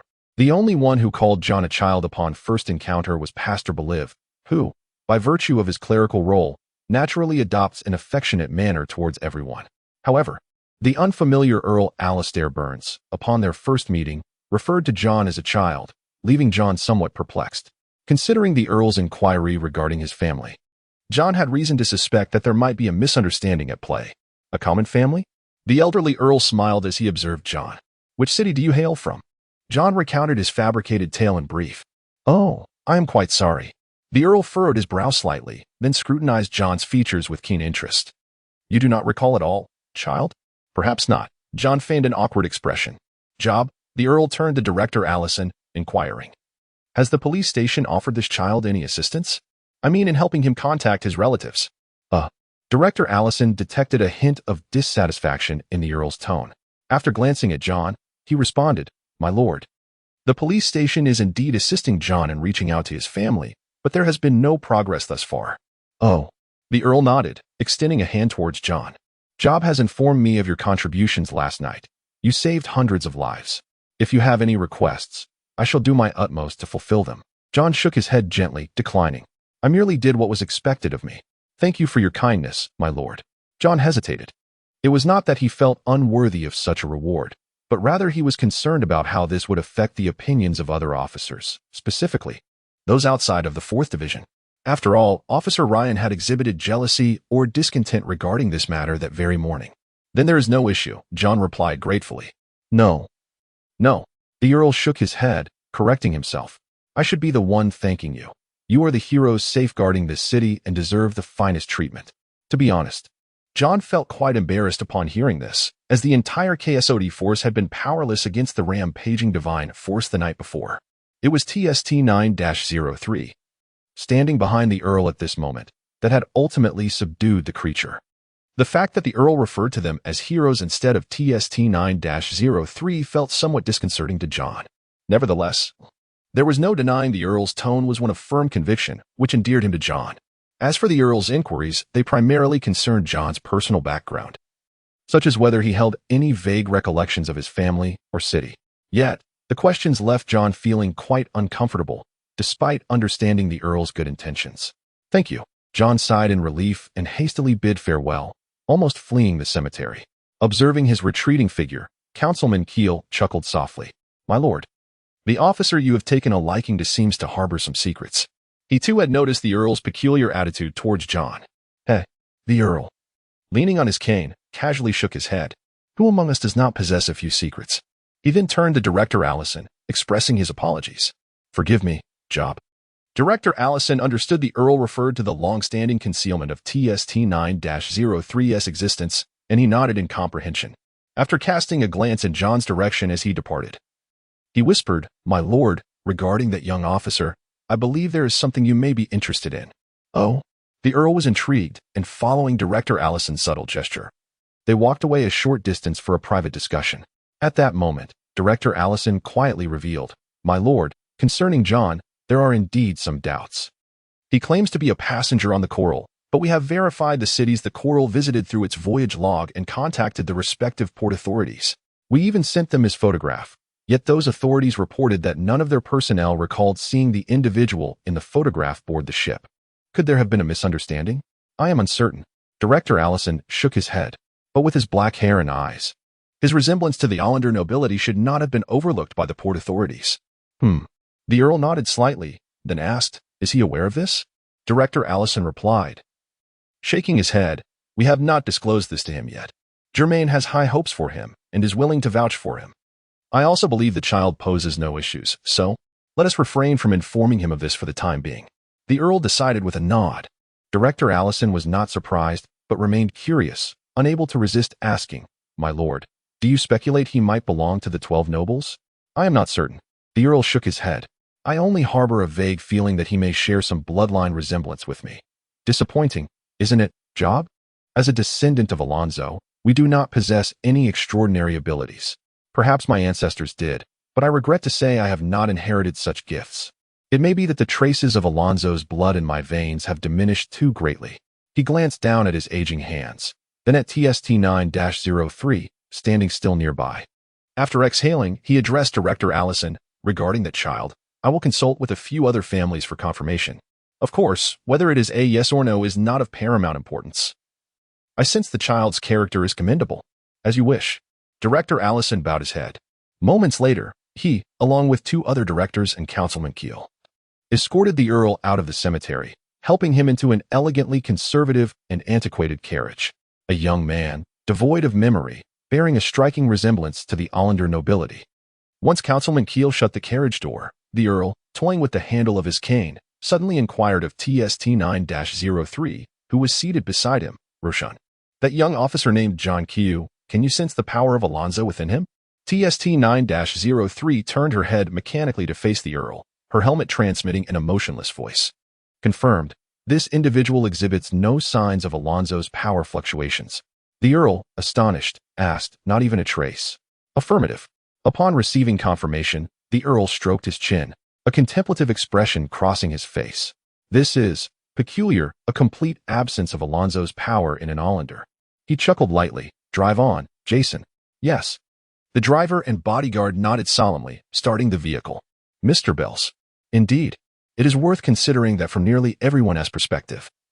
The calamity of last night was instigated by Jack Brown's tampering with a dangerous object aboard the Coral, leading to a series of events that resulted in the demise of 7 KSOD officers. How could Mr. Bells possibly invite John, also a KSOD officer, to attend the funerals of Brown and Dillon? If John were to accept the invitation, how would the other KSOD officers perceive him? It is precisely based on these considerations that Bales refrained from extending an invitation.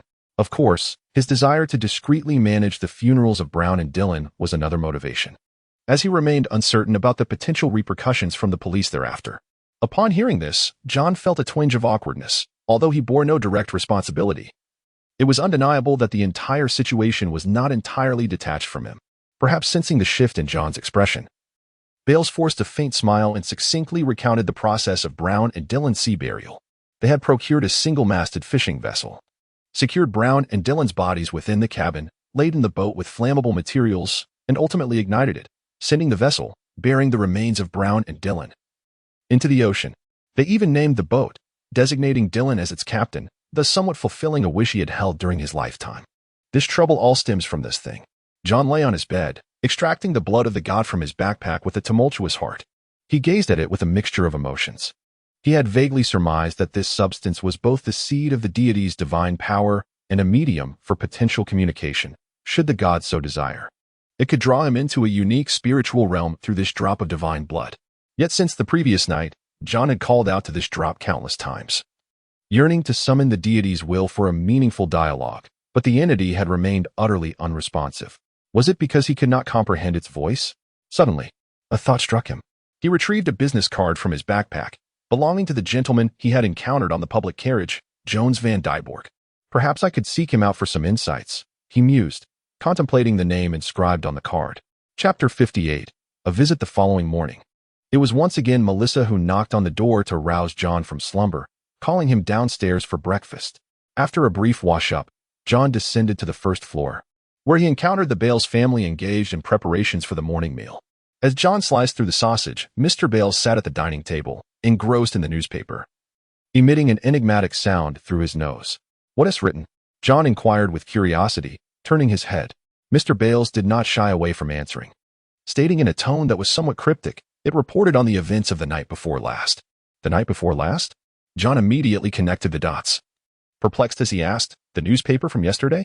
No, today's, Mr. Bales clarified with a shake of his head. If I'm not mistaken, these papers were likely under some sort of warning yesterday, hesitant to publish until they received an official statement today. And what did it say? John pressed, intrigued. It was indeed quite official, John observed with a peculiar expression. Should I read further? You're mentioned in it, Mr. Bales jested. Unlike Melissa, who wore a face of disappointment, John felt no such letdown. Being mentioned in such a significant report was already a commendation. However, he took the newspaper handed to him by Melissa and scrutinized the article thoroughly. As he had suspected, it made no mention of the uncontrollable divine power, nor of any gem that could manipulate human consciousness, nor of TST-9-03, and certainly not of the enthusiastic Mr. Bales. The entire responsibility for the incident was attributed to the cultists of the Blood Oath, while the accolades were bestowed upon the officers of the Kanekos. Apart from a brief mention of his name, the focus was predominantly on the 7 fallen KSOD officers. Their names, families, and commendable deeds were extensively celebrated. Although there were suspicions of deceiving the public, it must be acknowledged that refraining from discussing matters like uncontrollable divine power was indeed wise. For such forces had the potential to annihilate an entire city, and there was no need to instill fear in the hearts of hundreds of thousands of citizens, potentially jeopardizing the city's peace. Moreover, this was advantageous for Mr. Bales, as it appeared from the article that the authorities were not inclined to hold him accountable. Not that he bore any responsibility, blame lay solely with Jack Brown. Time off? Melissa's eyes widened. Until when? I can't say for certain, John shrugged again. Their leave depends entirely on Captain Dana. Their vacation will end when she decides to venture out of the city to continue eliminating the pollution beasts. Considering that the imperial capital, Shinan, had yet to send personnel to retrieve the children affected by EG energy for treatment, and that ladies like Dana and Swayfo were still temporarily caring for them, it was likely to be several more days. How wonderful, Melissa remarked enviously, stirring her soup. If only I could join the KSOD. Don't even think about it, Mrs. Bales calmly interjected, shattering her daughter's aspirations. After an incident that claimed the lives of 7 KSOD officers, how could she dare allow her daughter into such a perilous department? In contrast, Mr. Bales remained unperturbed, for he knew that his daughter, lacking extraordinary traits, could never join the KSOD. Incidentally, due to the events from the night before last, Mr. Bales' identity as an extraordinary individual had been exposed. Mrs. Bales showed no sign of surprise, perhaps having sensed it over years of marriage, but Melissa was considerably excited, further believing that one day she too would become an extraordinary being. After all, numerous examples demonstrated that when parents were powerful, extraordinary individuals, their offspring were likely to inherit some measure of that talent. There was no reason for her to be so unfortunate. Subsequently, the group discussed John's holiday plans. When Mrs. Bales inquired about his arrangements, Melissa snickered. He'll surely be hiding in his room, asleep. It was true, despite their short acquaintance. She had indeed grasped John's character. However, today is an exception. I wish to visit Oak Street, he stated. Do you know any officers residing there? Mr. Bales casually asked. Not quite. John shook his head. I intend to visit someone named Jones Van Dyborg. As John nodded, Mr. Bales furrowed his brow. Jones Van Dyborg? What do you need him for? Mr. Bales, you know him? John asked with surprise. Indeed, Mr. Bales nodded. I've heard of him, a retired professor obsessed with theology, who formed a group called the Occult Society with a few like-minded individuals. They spend their days studying theology and exploring so-called divine relics. A few decades ago, there were quite a few like him, and the Empire even allocated specific funds for their research and explorations. However, after many of them were exposed as frauds solely seeking to swindle funds, public outcry led the Empire to withdraw such research grants. Since then, such individuals have dwindled in number, at least in this city. I only know of Jones Van Dyborg and his associates. That indicates he is not a fraud. Melissa chimed in. Humph, Mr. Bale scoffed lightly. Even if he is not a fraud, he is still a madman, delving into the secrets of the divine John. If it's not necessary, try to avoid contact with such individuals. I will exercise caution, John nodded, subtly implying he had intentions of engaging with the individual. Upon hearing this, Mr. Bales chose not to elaborate further. Meanwhile, Melissa winked at John. John, do you know how to get to Oak Street? Do you need to hire a guide? A meal, a box of cake? And Mrs. Bales interrupted her daughter disapprovingly. Don't get carried away. Pouting from the reprimand, Melissa replied, John has a bonus. I'm merely assisting him in spending a little of it. John turned to Mr. Bales, who merely shrugged, indicating the decision was up to him. With a smile, he agreed, then I'll leave it to you. Yay. In Mrs. Bales' exasperated gaze, Melissa leaped with excitement. Oak Street lay at the heart of Kanekos, some distance from the port district, so after finishing breakfast and changing clothes, John and Melissa decided to set off at once. The journey on the public carriage to Oak Street was rather dull, apart from observing the architecture along the way. John merely echoed Melissa's suggestion that he might use his bonus to purchase a few better outfits, formal wear, casual attire, and so forth. However, John preferred his police uniform. What could possibly rival the elegance of a police uniform and the combat attire of the fourth group? Nevertheless, it was indeed time to procure a few casual outfits, as he had previously lacked both time and spare funds, but now he possessed both, and it was indeed wise to consider it.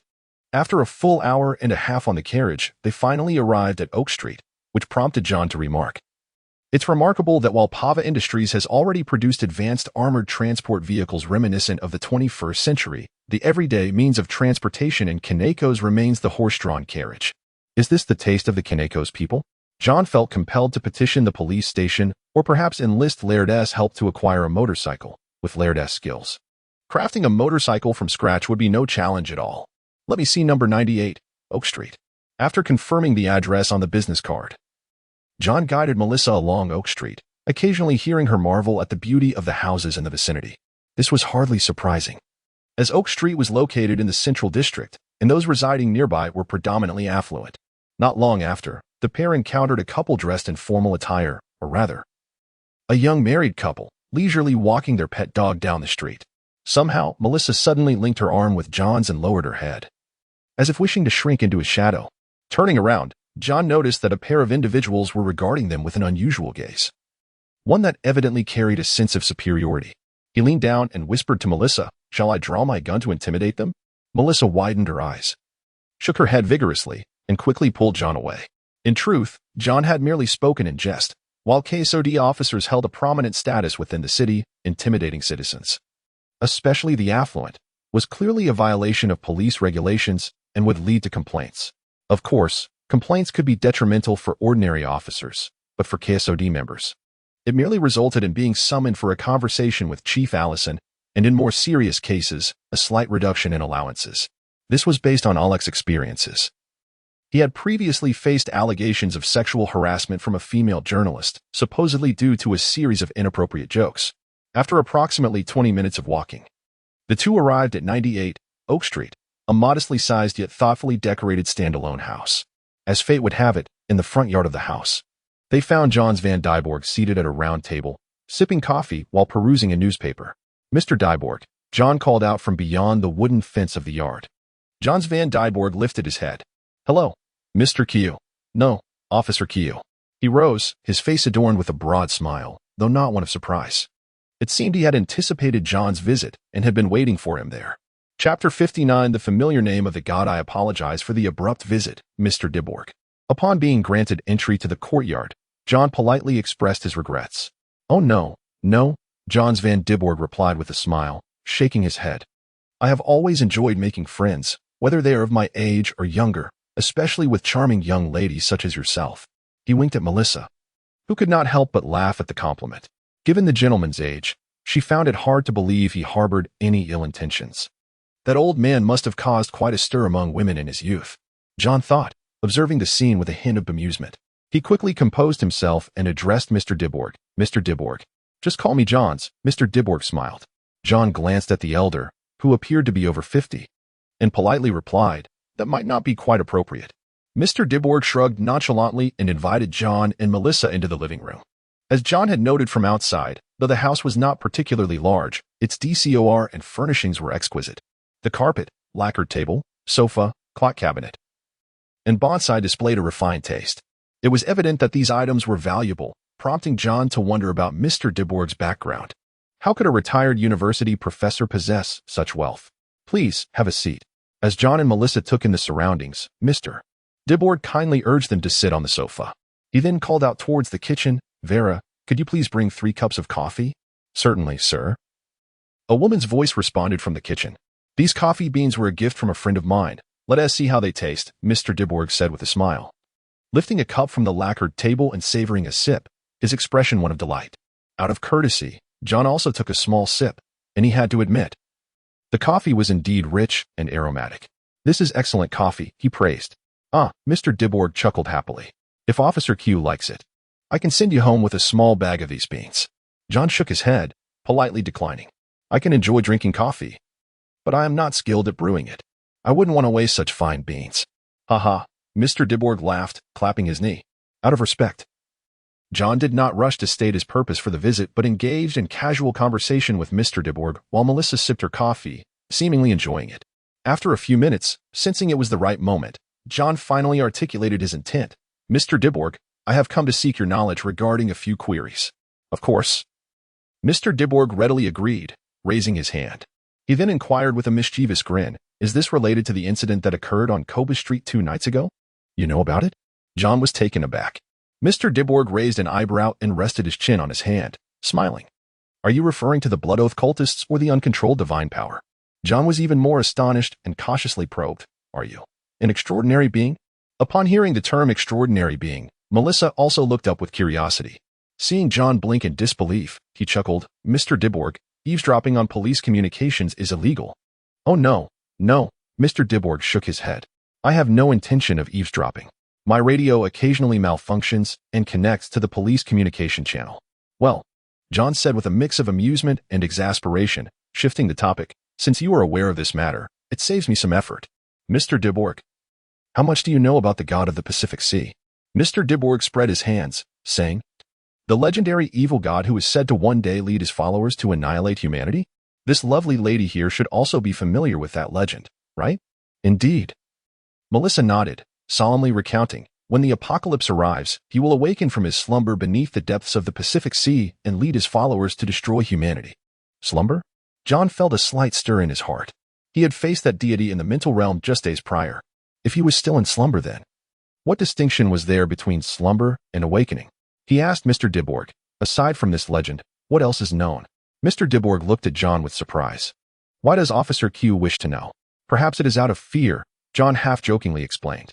The power of the legendary evil god has suddenly manifested in this city. You know, that night we lost 7 officers from the KSOD. While we cannot combat a god, knowing more is always beneficial. Mr. Diborg nodded gravely. Then resting his chin on his hand, he said, the god of the Pacific Sea. I have also researched accounts of this deity in ancient texts. According to these ancient records, he was born in a bygone era, even older than Alonso. No one knows where he originated or when he descended upon the Pacific Sea to become a figure of terror. Has Alonso ever battled him? Wait, if I recall correctly. The god of the Pacific Sea once fought another deity in the southern marshes. Could it have been Alonso?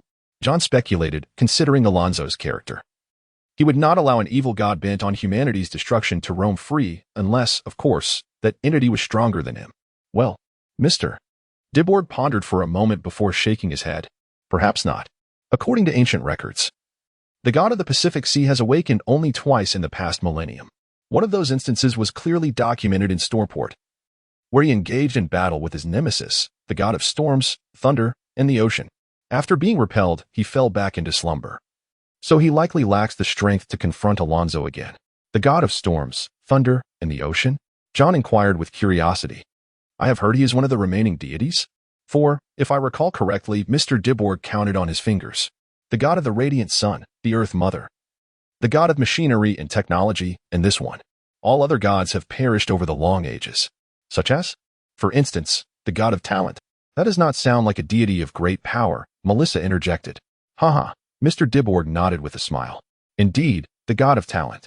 John, uninterested in these fallen deities, pressed on with his inquiry.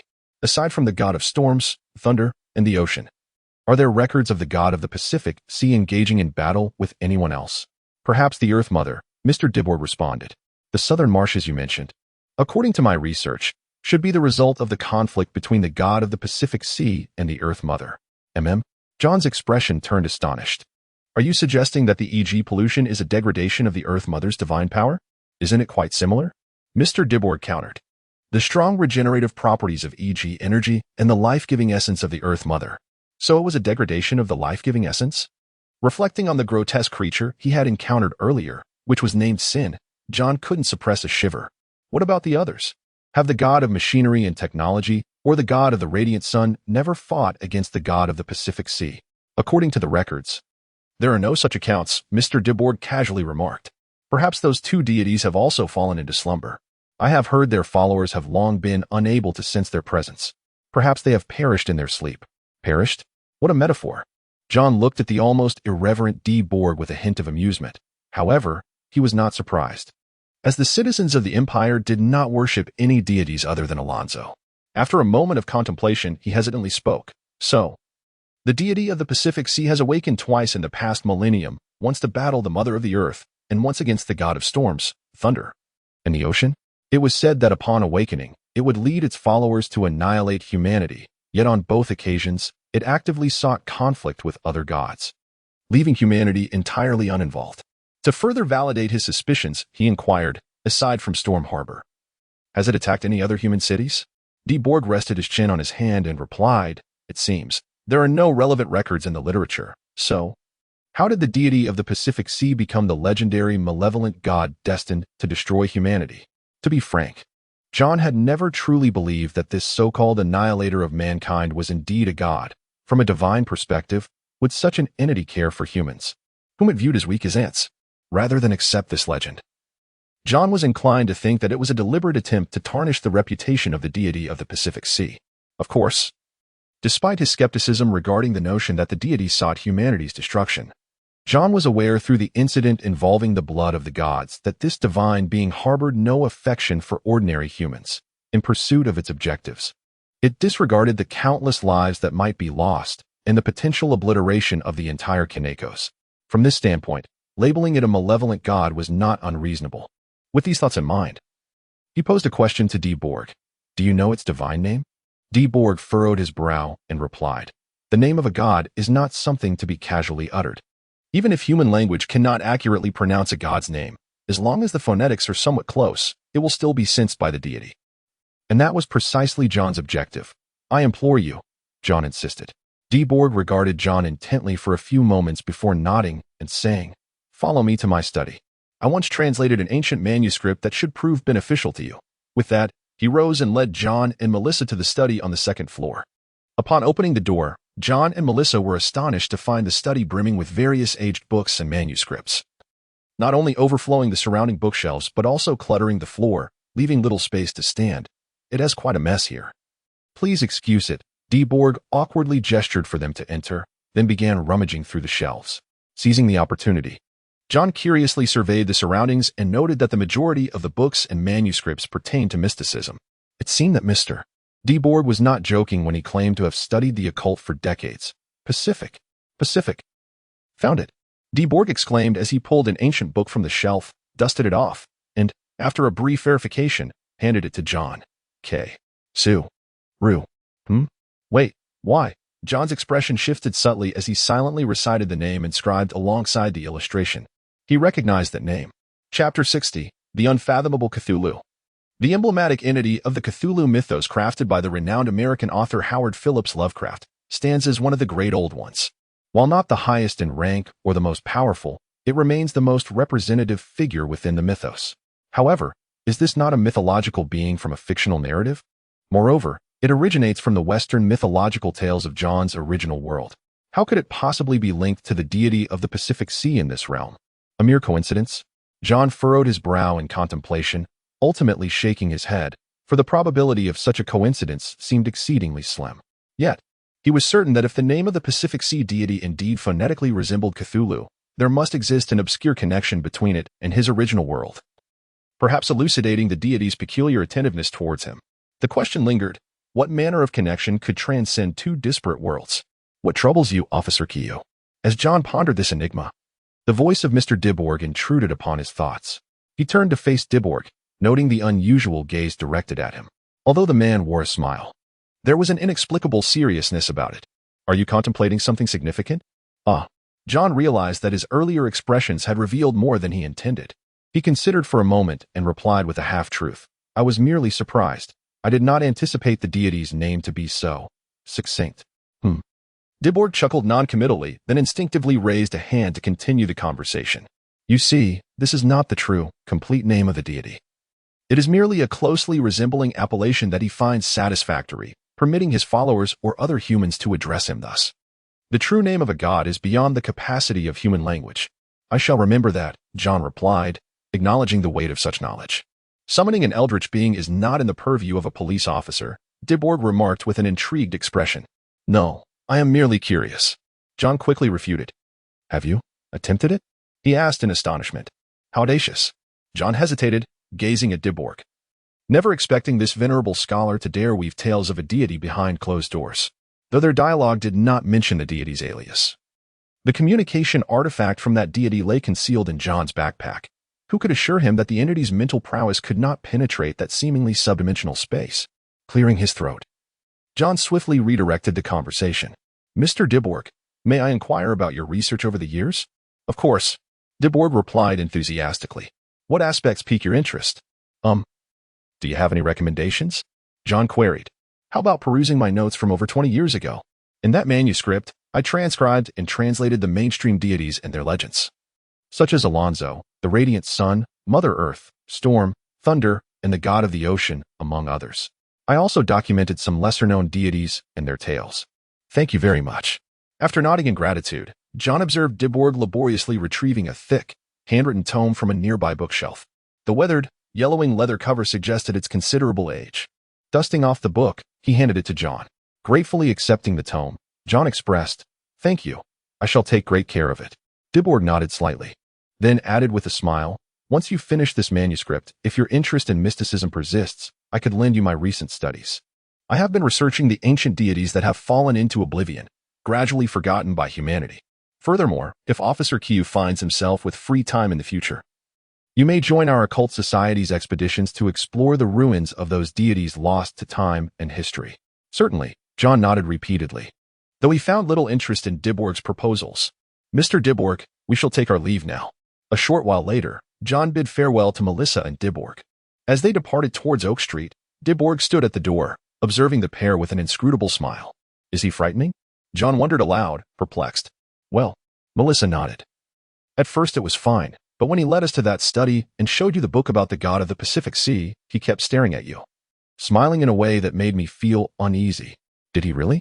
John asked, incredulous. "Absolutely," Melissa affirmed emphatically. John pondered thoughtfully, but did not dwell on it. Perhaps his shock at encountering Cthulhu's alias had been so profound that it had revealed something to Mr. Dyborg. It was not surprising that a scholar bold enough to attempt summoning a deity within his own abode would exhibit a certain obsession, evoking fear in Melissa.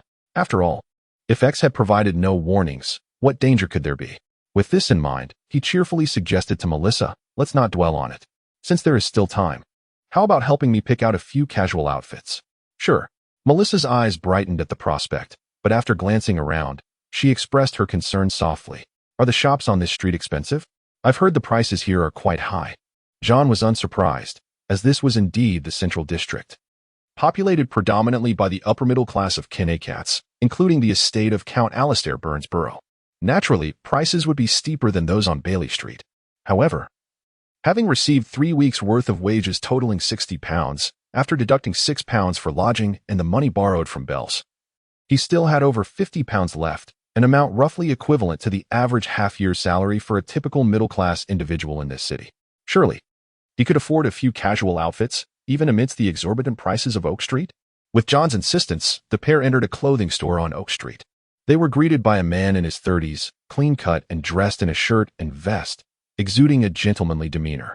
However, his attitude proved to be less than courteous, as John noticed his expression shift from welcoming to one of skepticism upon their entrance.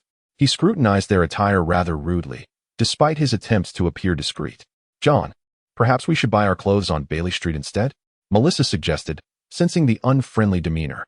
Gently patting her hand, John turned to the unfriendly man, contemplating whether to reveal his KSOD badge for a theatrical rebuttal. To his surprise, the man recognized him. "Excuse me, are you an officer of KSOD? How did you know?" John responded, taken aback. After all, none of the newspapers that praised him earlier had published his photograph, only featuring images of the 7 fallen officers. The man, visibly excited, produced a newspaper, and John was astonished to find his own likeness within it, captured in a moment of heroism, shielding several children behind him.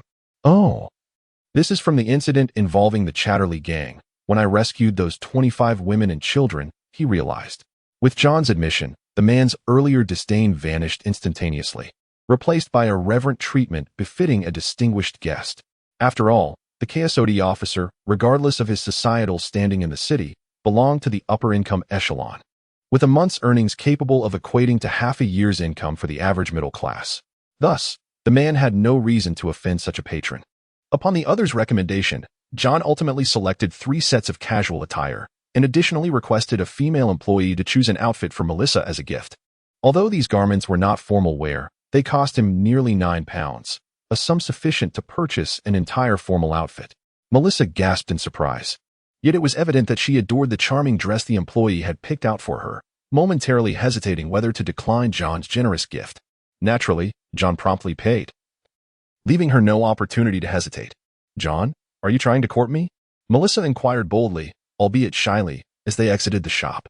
John could not suppress a chuckle, gently patting her head and teasing, "Perhaps when you grow up, I might consider it," although this remark was somewhat excessive.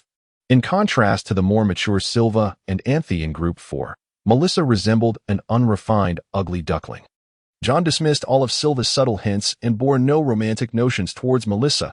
He simply regarded her as a sister, as the Bales family had gradually accepted him as one of their own. Having been an only child throughout his life, he found joy in having a sisterly figure. "I'm angry," Melissa pouted, swatting John's hand away, though her indignation did not linger long. That day, John took her to dine at a restaurant on Oak Street, followed by a visit to a dessert shop where he bought her a box of cakes. Overjoyed, she quickly forgot about John's earlier polite rejection. Upon returning to the inn, Melissa eagerly showcased the clothes John had purchased for her to Mr. and Mrs. Bales. Mrs. Bales felt embarrassed and insisted on reimbursing John, while Mr. Bales maintained a calm demeanor, merely nodding at John. Both understood that, for extraordinary individuals, such sums were negligible. Once back in their room on the third floor, John locked the door and retrieved the blood of the god's gem from his backpack, preparing to attempt contact with the deity of the Pacific Sea. "Cthulhu." He murmured the name of the entity, anxiously awaiting the moment when it would draw his consciousness into its mental realm. Chapter 61. Destined. The clock on the table ticked steadily, each second slipping away, yet the room remained unchanged. A question arose in John's mind as he scrutinized the blood of the gods in his hand. Could it be that Cthulhu was not merely an alias for the god of the Pacific? Or perhaps that deity regarded him with the same indifference as Mr. Dyborg? Surely, that could not be the case. After all, was this blood of the gods not bestowed upon him by the very entity in question? Or was it necessary to prefix the name with some honorifics, great, revered, or something akin to that? Great Cthulhu? He attempted to summon the name, observing his surroundings in hopes of spotting the distinctive, eerie gray mist. However, the clock continued its rhythmic ticking for over 30 beats, yet the ominous mist failed to materialize. Revered Cthulhu? Great and revered Cthulhu? Sublime Cthulhu? Exalted? Magnificent? For the next 10 minutes, John racked his brain, trying various adjectives, but the signature eerie mist remained elusive. This left John somewhat perplexed. Was he mistaken in his invocation, or did the deity simply choose to ignore him? To test his hypothesis, a reckless thought surged within him. "It seems he is rather tolerant of me. It should not go too far, right?" After a brief hesitation, John raised the blood of the god's gemstone and softly called out, "Foolish CTH." Before he could finish, the gemstone in his hand suddenly shimmered, and a tentacle as thick as his arm shot forth, wrapping around his neck and hoisting him into the air. In that moment, John realized two crucial truths. First, the name was indeed correct. The phonetic resemblance of the god of the Pacific was unmistakably Cthulhu, sharing the same nomenclature as the mythic creature conjured by the American author H.P. Lovecraft. Second, the deity's consciousness had likely been monitoring him through the blood of the gods. Otherwise, how could it have reacted with such fury upon hearing the syllable C? I was wrong, great Cthulhu." Dangling in midair, John patted the tentacle constricting his neck, hastily offering his apologies before he suffocated. Humph! A thunderous, chilling snort echoed in his ears, and the tentacle flung him against the wall, eliciting a painful groan. Naturally, John dared not express dissatisfaction. He understood that the blow was tempered. After all, with the destructive force displayed during the uncontrolled divine ceremony, how could it fail to obliterate even a wall? He lifted his gaze to the gemstone, which floated ominously in the air. Until now, the blood of the gods had always appeared pearl-like, but at that moment, John distinctly observed it morphing like a fluid, with the menacing black tentacle emerging from within, now glaring at him with intent. I apologize. I merely wished to test." John chuckled nervously in explanation. "Great Cthulhu?" he cautiously called once more. Yet, to his dismay, the room remained unchanged. What the hell? At this juncture, John comprehended. The name was correct, but the deity simply chose to disregard him. "I only wish to converse with you," he murmured to the gemstone. "Mr. Dyborg was right. This is an arrogant god." John felt a surge of frustration, wishing he could hurl the gemstone out of the window. Of course, he merely entertained the thought. He did not dare act on it. He was certain that should he do so, the deity would unleash another disaster, only to afford him another opportunity to acquire the stone. If he still refused to accept it, the cycle would repeat. from his current understanding of this god. Perhaps the tales of its intention to annihilate humanity were exaggerated, yet it was undeniably no benevolent deity. To it, humanity likely appeared no more significant than ants. Just as humans do not concern themselves with the death of an ant, so too would the god remain indifferent. Later that evening, while descending for dinner, Mrs. Bales once more mentioned Melissa's new dress. John paid little heed to her words, for his mind was consumed with thoughts of persuading the god to engage in dialogue with him. It was perplexing that the medium for communication had been placed in his hands, yet the deity refused to interact. The following morning, having spent the previous night fervently attempting to communicate with the deity through the gemstone, John awoke unusually late. Oh, has it changed its position? Upon inspection, John was left puzzled.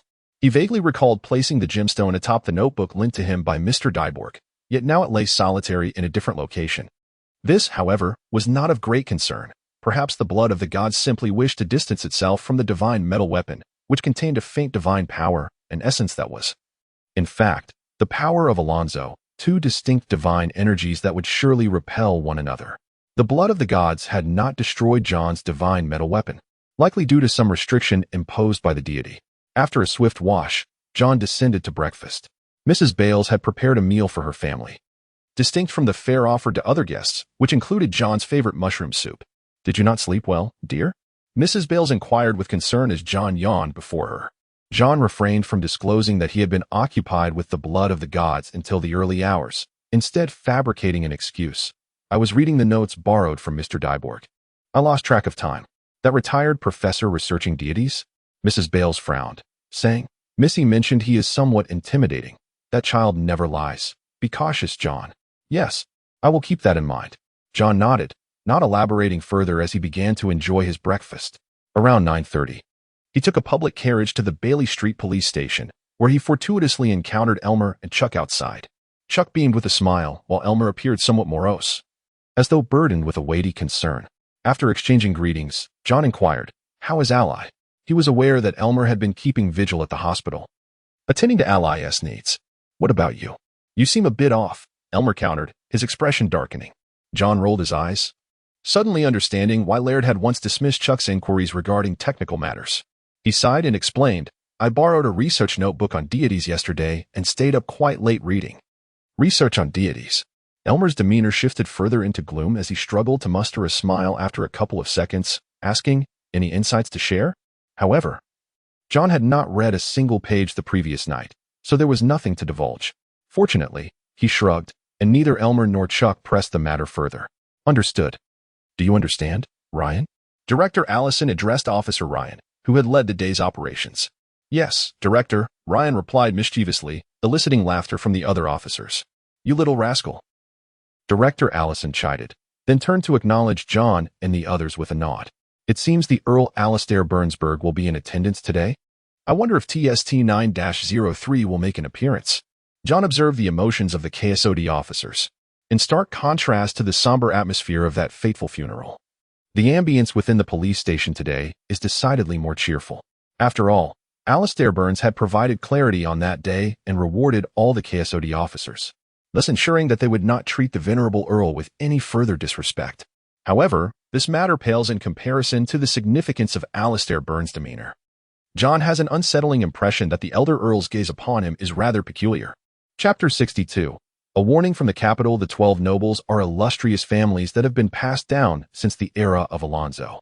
Rumors suggest that these 12 families are all descendants of Alonso. However, in truth, only half of them are bloodline descendants, while the other half are inherited from Alonso's followers, now revered as the Great Warriors.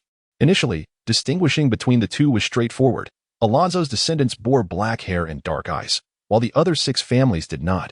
Yet, after more than 2 centuries of intermarriage, even the 6 families directly descended from Alonso began to exhibit variations in hair and eye color, a deviation that was deemed shameful by those who prided themselves as demigods. Scandals arose, involving the discreet abandonment of infants with differing hair or eye colors to vassal noble families for upbringing, prompting discussions between the imperial royal family and the 6 families. Was the imperial family and the 6 families truly so concerned about their demigod appearances? Yes, but not entirely. The crux of the matter lay not in hair or eye color, but in the innate divine power, the Alonso force, which was gradually waning through familial succession. The patriarchs of the 6 original families, akin to Alonso II, were born with formidable strength, ultimately becoming some of the most powerful warriors of their time. However, 2 centuries later, the direct male descendants of these 6 noble families, including the Albrecht family, had weakened to a level comparable to ordinary extraordinary beings.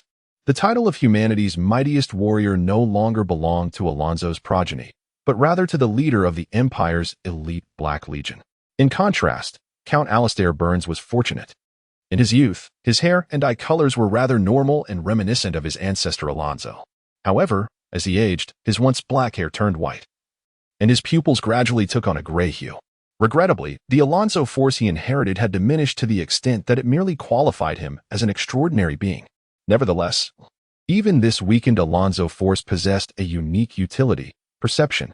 In the absence of extraordinary power, one extraordinary being could not sense another's primal energy reaction. Yet, Alistair Burns, endowed with a diminished Alonso force, could. This might be attributable to the fact that the Alonso force falls under the category of divine power, which is inherently superior to primal energy. Moreover, it enabled him to sense other forms of divine power, provided that both parties were of similar stature. Utilizing this unique ability, the 6 families once aided the royal family in monitoring the entire empire, ensuring that no foreign divine powers infiltrated their domain. During their zenith, they could have expelled or even defeated monstrous beings driven by uncontrolled divine powers, a feat now beyond their descendants. This special ability also allowed them to sense other blood relatives who were also descendants of Alonso. In this instance, Count Alistair Burns felt an inexplicable kinship towards a young officer named John Keogh from the Bailey Street Police Station. The officer's appearance conformed closely to the characteristics of their Oleander nobility: black hair and dark eyes. Yet, curiously, despite sensing a semblance of kinship, Alistair could not detect the presence of Alonso force within him, a fact confirmed by TST-9-03 as well. It is not unusual for an Oleander without Alonso force to exist, as legend has it that before Alonso's emergence, individuals with black hair and dark eyes roamed this land. Even today, their numbers remain considerable.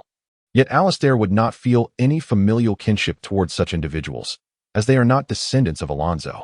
Only the young officer, John Keogh, elicited this strange sense of familiarity despite lacking the Alonso force. Perplexed, Alistair reached out to the heads of the other 5 families in recent days, inquiring if any of their families had a child resembling John. This endeavor required considerable effort, for the relations among the 6 families had become increasingly distant over the past 2 centuries, each forming their own interests and positions.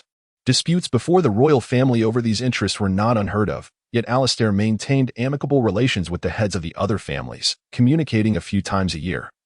Though their interactions were limited, perhaps this was also influenced by his lack of heirs, as he had once contemplated adopting a successor from one of the other 5 families to inherit the Albrecht legacy.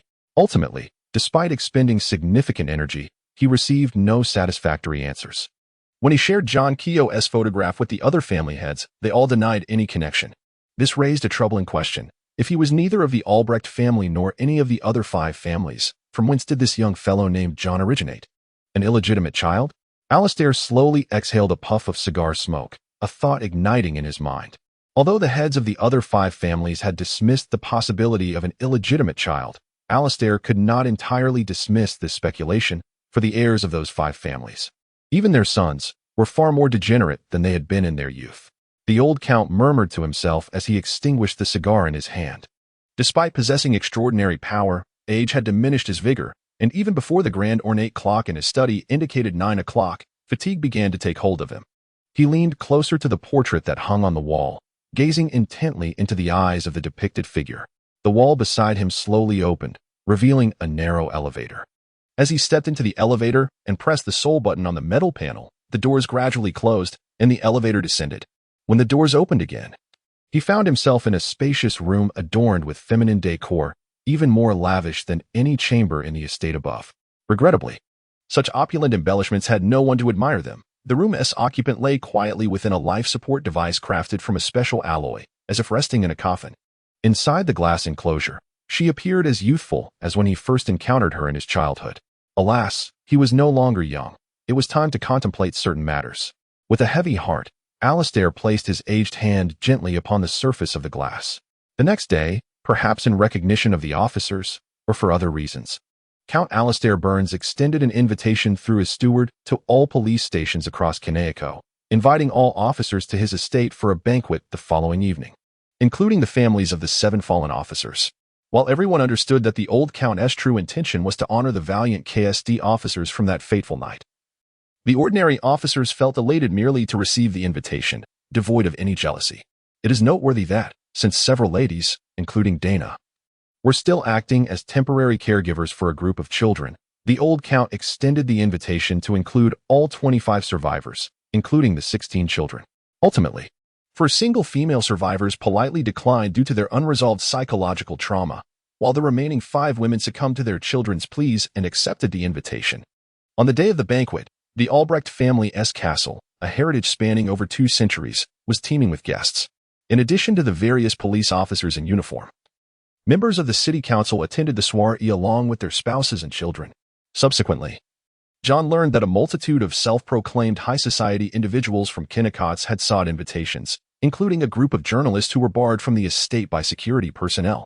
Naturally, due to the sheer number of invitees, the elderly Count did not engage extensively with John, primarily conversing with Councilman Keel and Director Allison. It was only at the conclusion of the banquet that he took the opportunity to commend John once more, remarking, "I appreciate young men like you. Should you find the time in the future, do come by for a visit." This statement filled Chuck with envy, yet John remained unaffected, perceiving it merely as a polite remark. Unexpectedly, this was far from the case. On the 29th day of John's existence, May 11th, a special operations team finally arrived from the imperial capital of Chenin to escort the 16 children afflicted by energy contamination. John had previously speculated on the method of their retrieval. Would it be advanced armored transport vehicles or antiquated horse-drawn carriages? To his astonishment, the children were met by 2 armored transport aircraft, heavily armed. As these aircraft descended upon the outskirts, John was unsurprised to see the emblem of Pawa Industries emblazoned upon their fuselage. Not only were the children left in awe, but John himself was profoundly impressed, once again redefining his perception of Pawa Industries' technological prowess. As they stood in astonishment, the rotor blades of the 2 transport aircraft gradually ceased their whirring, and as the doors opened, a contingent of SD officers disembarked. The second team leader from Chenin CSOD, Goldbove, shook hands with Director Allison, before introducing Captains Morris and Dana, expressing his surprise. "I did not expect the capital to place such importance on these children. Is this by the behest of His Majesty the Sixth?" Bove hesitated momentarily, replying in a hushed tone, "Not entirely." Director Allison, sensing the gravity of the situation, furrowed his brow and inquired, "What has transpired? Is it permissible to disclose?"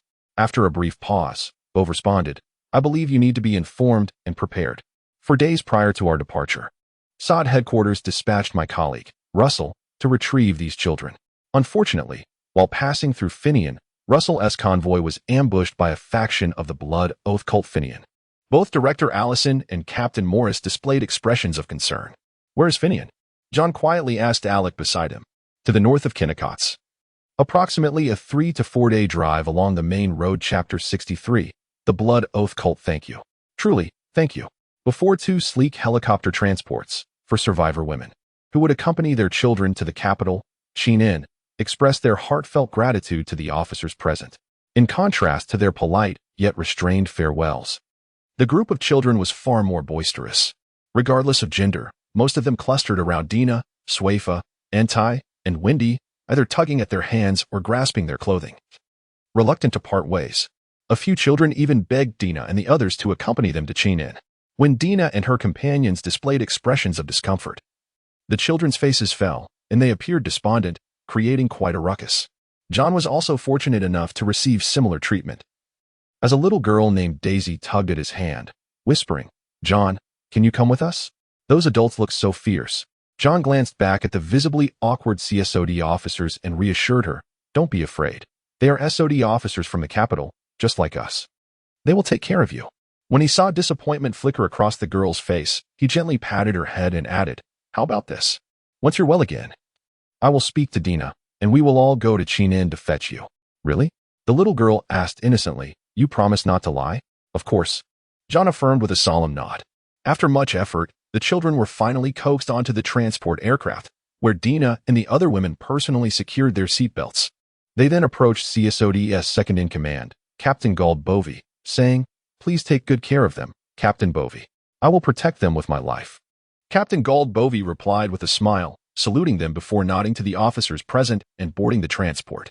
"Goodbye, Dina, Swaifa, John," echoed the chaotic farewells of the children as the doors of the two transports slowly closed. At that moment, Chuck turned to his companion, Alec, and inquired, "Alec, what's the matter? Did you scare those little ones?" "Did I?" Alec managed a strained smile. "Of course you did," Chuck continued absent-mindedly. The others present glanced between Alec and Sis, remaining silent, including John. Anyone perceptive enough noted the abrupt change in Alec and Sis' expressions when Gold-Bovey mentioned the Blood Oath cult. Their faces had turned fiercely grim, which was precisely why the children had hesitated to bid farewell. What enmity do Alec and Sis hold against the Blood Oath cult? John pondered, yet he had the sense not to inquire. "All right." Upon entering the precinct, Chief Allison spoke sternly. "Come in, Dina, Alec, come to my office. The rest of you, stand by in the precinct. Lori's, you come to my office too." He spotted Lori's, who was chatting with Ryan while holding a cup of coffee in the corridor. "Yes," Lori's replied, momentarily stunned, before handing his coffee cup to Ryan and following Allison into his office. "What is going on?" Ryan asked, perplexed, as he held two coffee cups. "Sis, Swaifa, Elmer." And Anti glanced at Ryan, but remained silent. After all, the precinct was small, and they were aware of Ryan's recent issues with John. Although they had maintained a decent relationship with Ryan before, they were now closer to John and felt he had done nothing wrong at that time. Finn. Ryan realized the gravity of the situation. However, seeing the attitudes of Sis, Swaifa, and the others standing beside John, he understood something was amiss, grimaced, shrugged, and turned to leave. "Sorry, John."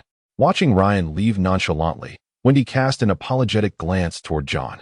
In truth, she believed Ryan should apologize to John for the recent incident.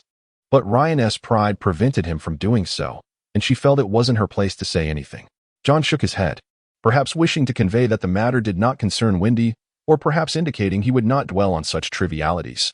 But before he could speak, Swaifa pulled him away, saying, "Let us go to the break room."